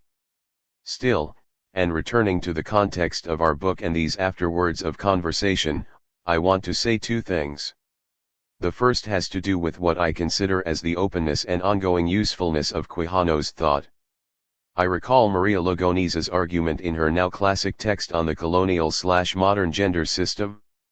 For Lugones, Quijano's historical theory and framework of social classification and coloniality's model of power are not closed, rather, they invite additions and contributions that build upon his original conceptualizations. This understanding is fundamental. Not only does it underscore the collective nature of the project of modernity/coloniality/decoloniality in its various situated and incarnated perspectives, manifestations, and groupings, but it also incites and encourages theoretical, conceptual, and praxistical work that can help to elucidate and extend comprehensions of the complex and reconstitutive matrix of colonial/modern power. Such understanding disputes the all-authoritative, definitive, and individualized property-related tenets of Western academic knowledge. It unravels arguments including among some who associate themselves with decolonial thought about the limitations of Quijano's thought. And it furthers the recognition, present throughout this book, of the ways that Quijano's conceptualization of the coloniality of power continues to promote and provoke decolonial thinking and doing. The second and related point that I wanted to bring into these afterwords, is about the relation of epistemic reconstitution, as conceptualized by Quijano, and re-existence. Here I am thinking with Albin's postulate, with the existence-based thought of Caribbean intellectuals such as Frantz Fanon, Sylvia Wynter, Louis Gordon, Paget Henry, Nelson Maldonado Torres, and Jackie Alexander, with the propositions of decolonial feminists, particularly those of color, and with the many struggles from below in the Souths of the world, including the Souths in the North, that, as the Pakistani feminist Corinne Kumar reminds us, see Chapter 1, break the mind constructs and walk new political imaginaries, new meanings, new moorings. I think you would agree, Walter, that this is part of our project in this book and the series that will soon follow. Walter, I do in fact agree.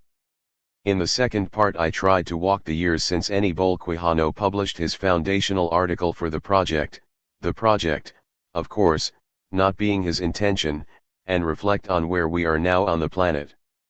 Since you mentioned in the previous paragraph several thinkers who are in and related to our project, like Shifting the Geography of Reason, the logo of the Caribbean Philosophical Association, I would like to continue that line of reflection at a global scale. Always keeping with Quijano's initial intention and formulation, what happened in the Atlantic in the 16th century and the invention of America extended all over the planet, into Asia and Africa in the subsequent centuries. Global coloniality is not only political, economic, and military but epistemic and cultural in all its domains as well. I am interested in understanding decolonial responses to coloniality in local histories where the West, Western Europe and later on the Anglo-US, intervened, interfered and disrupted. Take, for example, the collapse of the Soviet Union and with it the transformation of Eastern Europe. We will have contributions in this series by Madina Tlastanova, Cherkesyan, and Ovidiu Tichindelinu, both working on several dimensions of post-socialism and decoloniality in politics, arts, genders, and sexuality. Both are connected to Maria Lugones. Ovidiu was her student. Madina is connected as well with Silvia Marcos, and follows the work of Gloria Anzaldúa in dialogue with feminism in Central Asia. At this very moment I am writing these lines in Ho Chi Minh City, where there is a group of artists, curators, and philosophers interested in our conception of coloniality/decoloniality in conversation with local theorists like Quanxing Chen in Taipei and Wang Hui in Beijing. I was just in Taipei a few weeks ago with Joy Ch. Liu at the Center for Inter-Asia Cultural Studies, to which Quanxing belongs.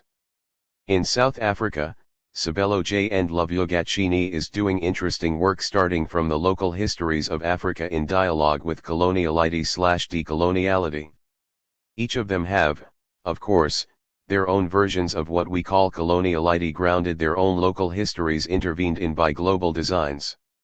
There is another aspect that has been unfolding among those who embrace modernity/coloniality/decoloniality, decolonial aesthetics/aesthesia. There is a considerable work done in this aspect.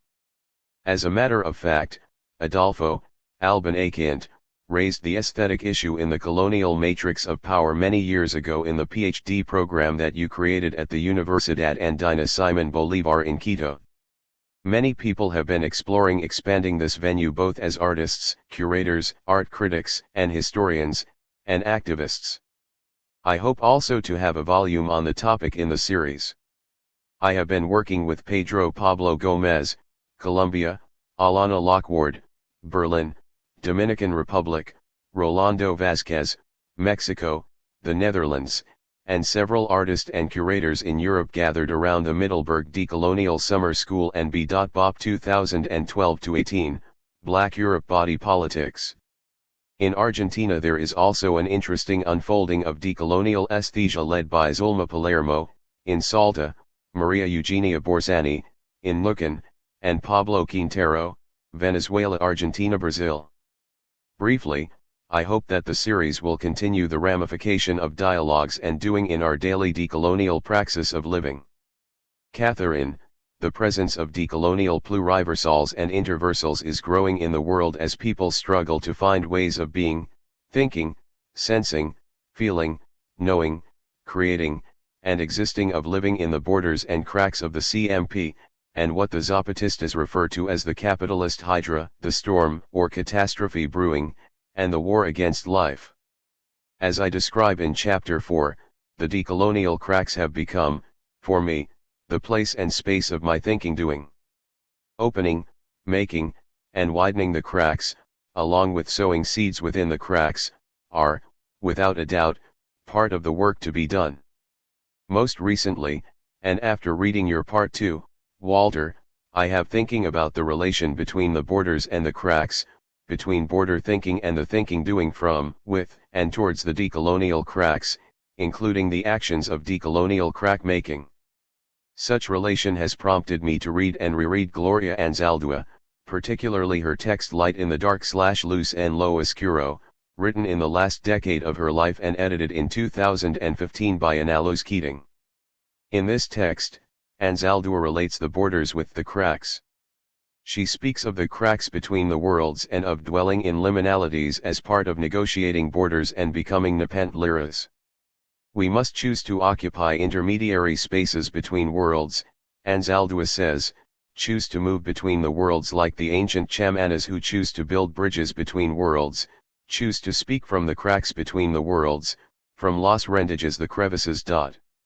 Moreover, and as she goes on to argue, we must choose to see through the holes in reality, choose to perceive something from multiple angles. The cracks, in this sense, are spaces of creativity, consciousness, and choice, spaces that contest boundaries and binaries, spaces that for Anzaldúa also contest simplistic colonialist notions of racial difference too. They are spaces of knowing and being. As Keating points out in her introduction to the text, Anzaldúa expands here her idea of the border and of border thought, complicating it with the in-between place of Nepenthe and with the perspective, from the cracks. For Keating, Anzaldúa uses the perspectives from the cracks to question consensual reality, our status quo stories, and develop alternative perspectives, ideas, theories, actions, and beliefs that partially reflect but partially exceed worldviews. They invent relational theories and tactics with which they can reconceive and in other ways transform the various worlds in which we exist.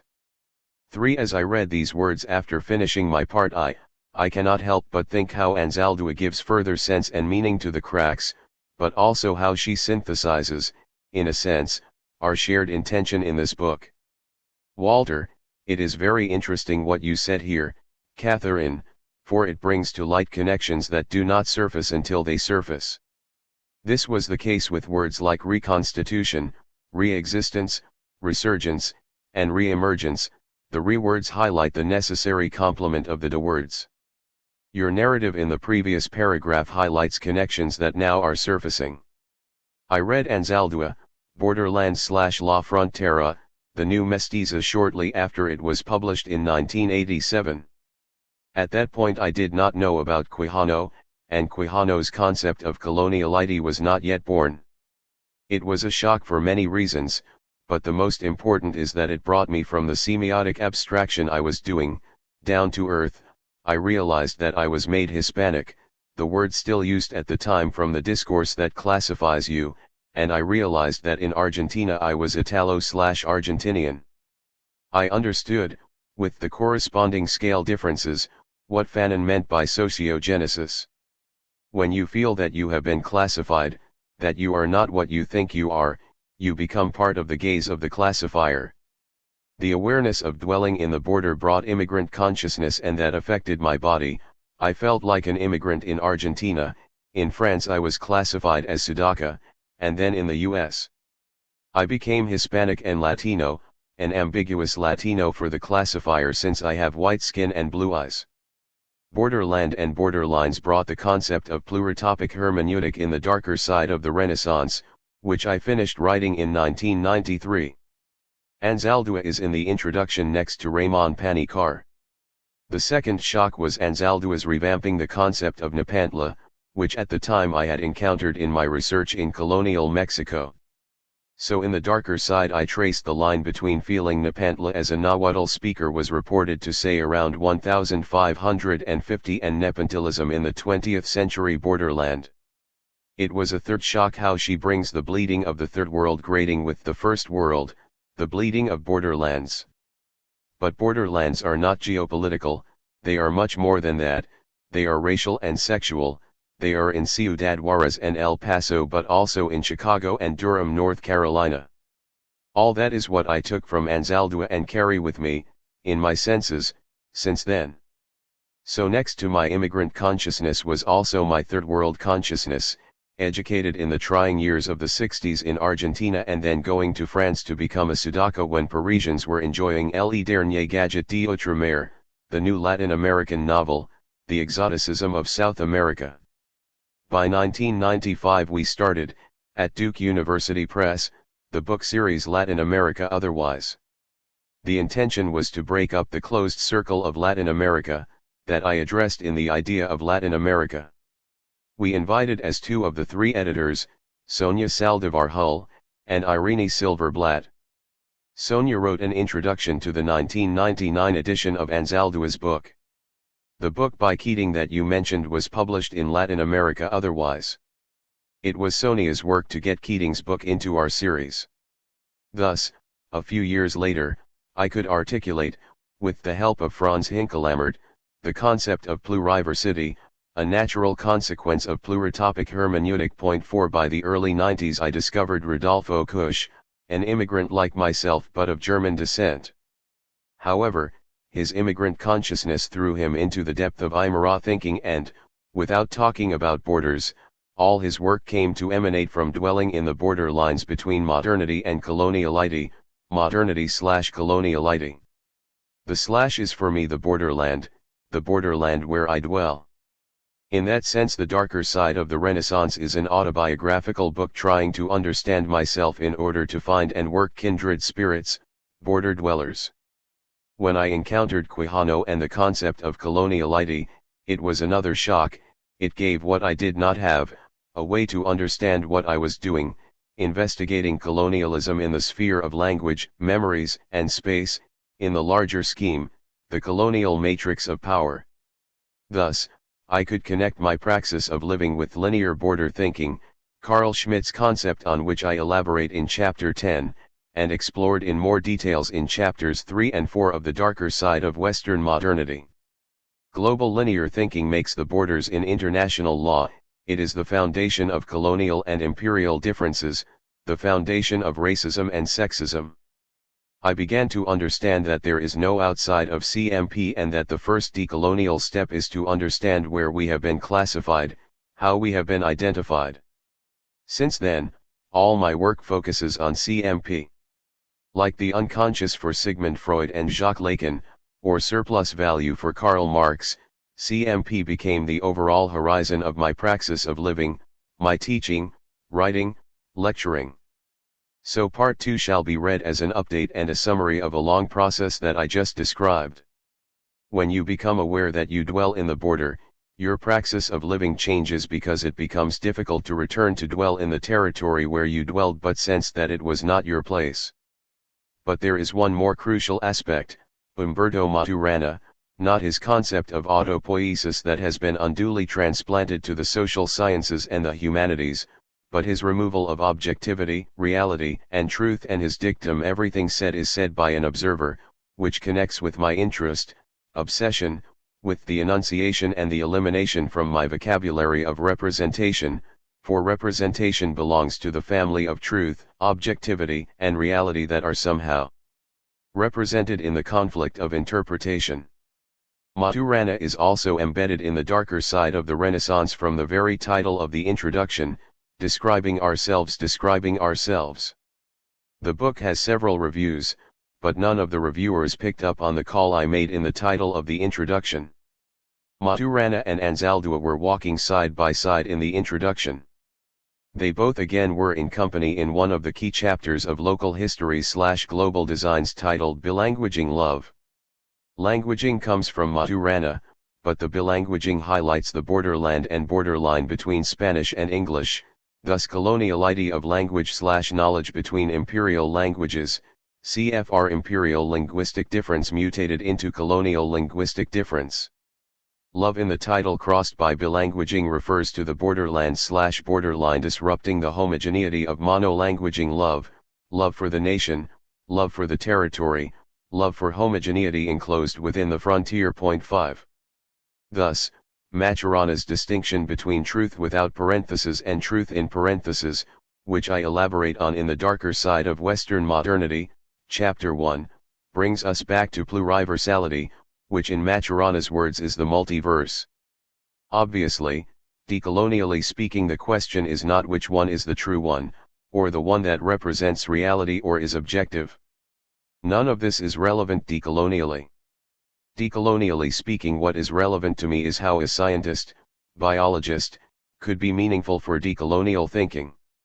Well, it is for parallel reasons to why Western canonical sciences and particularly physics are relevant to new materialism. At this point we continue. The parallel roots of postmodern thinking, new materialism, 6 and decolonial thinking, what you and myself have done and what we are doing here, in this book and in the series. To summarize, if I have to identify a few pillars of thinking in my praxis of living, these would be, in chronological order, borderland/borderline/la frontera, modernity/coloniality and delinking as epistemic reconstitution, decolonial truth in parentheses, pluriversality or multiverse in Maturana's vocabulary, which shall be distinguished from multipolarity. Multipolarity is a concept in political theory and interstate relations, a crucial concept among social scientists and journalists promoting duosternization and a multipolar world order. I explain in several chapters, that decoloniality is not, and cannot be at this moment, a state-led project.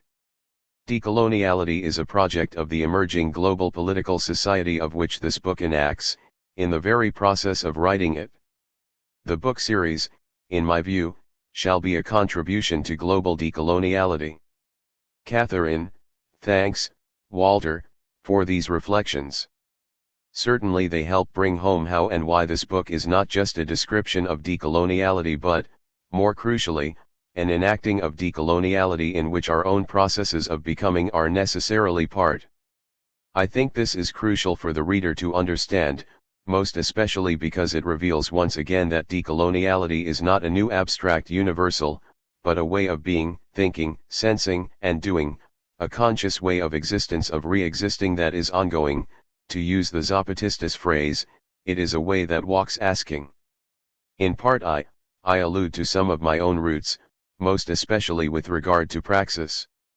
I will briefly expand on them here so that readers can more clearly see our differences of coming to coloniality/decoloniality, our crossing of paths, and some of our walking together. As I have described elsewhere, I first began to think about what we now term coloniality in the late 1970s and the decade of the 1980s, with relation to the still colonial relationship of the US and Puerto Rico, and most specifically the struggles of Boricuas in the continental US. This thinking began in the context of Western Massachusetts, where I lived, studied, and worked at the time, a region, community, and graduate studies program with a strong Puerto Rican presence. This lived reality became central to my intellectual activist work. I collaborated with community-based popular education programs, with parent and teacher collectives in the schools, with intellectual activists at the Center for Puerto Rican Studies at Hunter College in New York, and worked with legal advocacy groups, including the Puerto Rican Legal Defense and Education Fund, the Lawyers Committee for Civil Rights, and the Multicultural Education Training and Advocacy Project in the areas of linguistic, cultural, and educational rights and against the ongoing weight of structural racism, colonialism, and difference. These three interrelated spheres, which we now understand within the frame of CMP, became the focus of my doctoral dissertation and later my first book, Pedagogy and the Struggle for Voice, Issues of Language, Power, and Schooling for Puerto Ricans, 1991. Pedagogy here, and in my subsequent work, was never limited to the system of education or the transmission of knowledge, rather, it was understood as part of the practices, processes, and struggles of social and political transformation. The years spent in dialogue with Paulo Freire and with colleagues in efforts toward what we then termed critical pedagogy, helped me understand the pedagogical significance of struggle against colonial structures and conditions, and for an otherwise.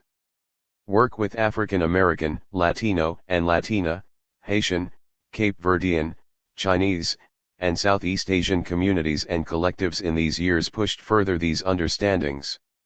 In the early 1990s, the National Confederation of Indigenous Nationalities of Ecuador asked me to think with them in the creation of an indigenous university.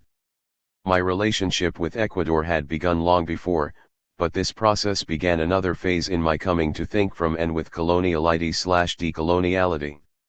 How to think an indigenous university in ways that delink from the dominant Western frames of higher education and of knowledge, in ways that think with and from indigenous cosmologies, and construct interepistemic relation. Such experience urged my own learning how to unlearn, a beginning to relearn in radically distinct ways. My permanent move to Ecuador in the mid-1990s impelled further shifts not only in and of geopolitical and body political locations, but also in the praxistical processes of thinking, being, sensing, knowing, and living, in existence itself.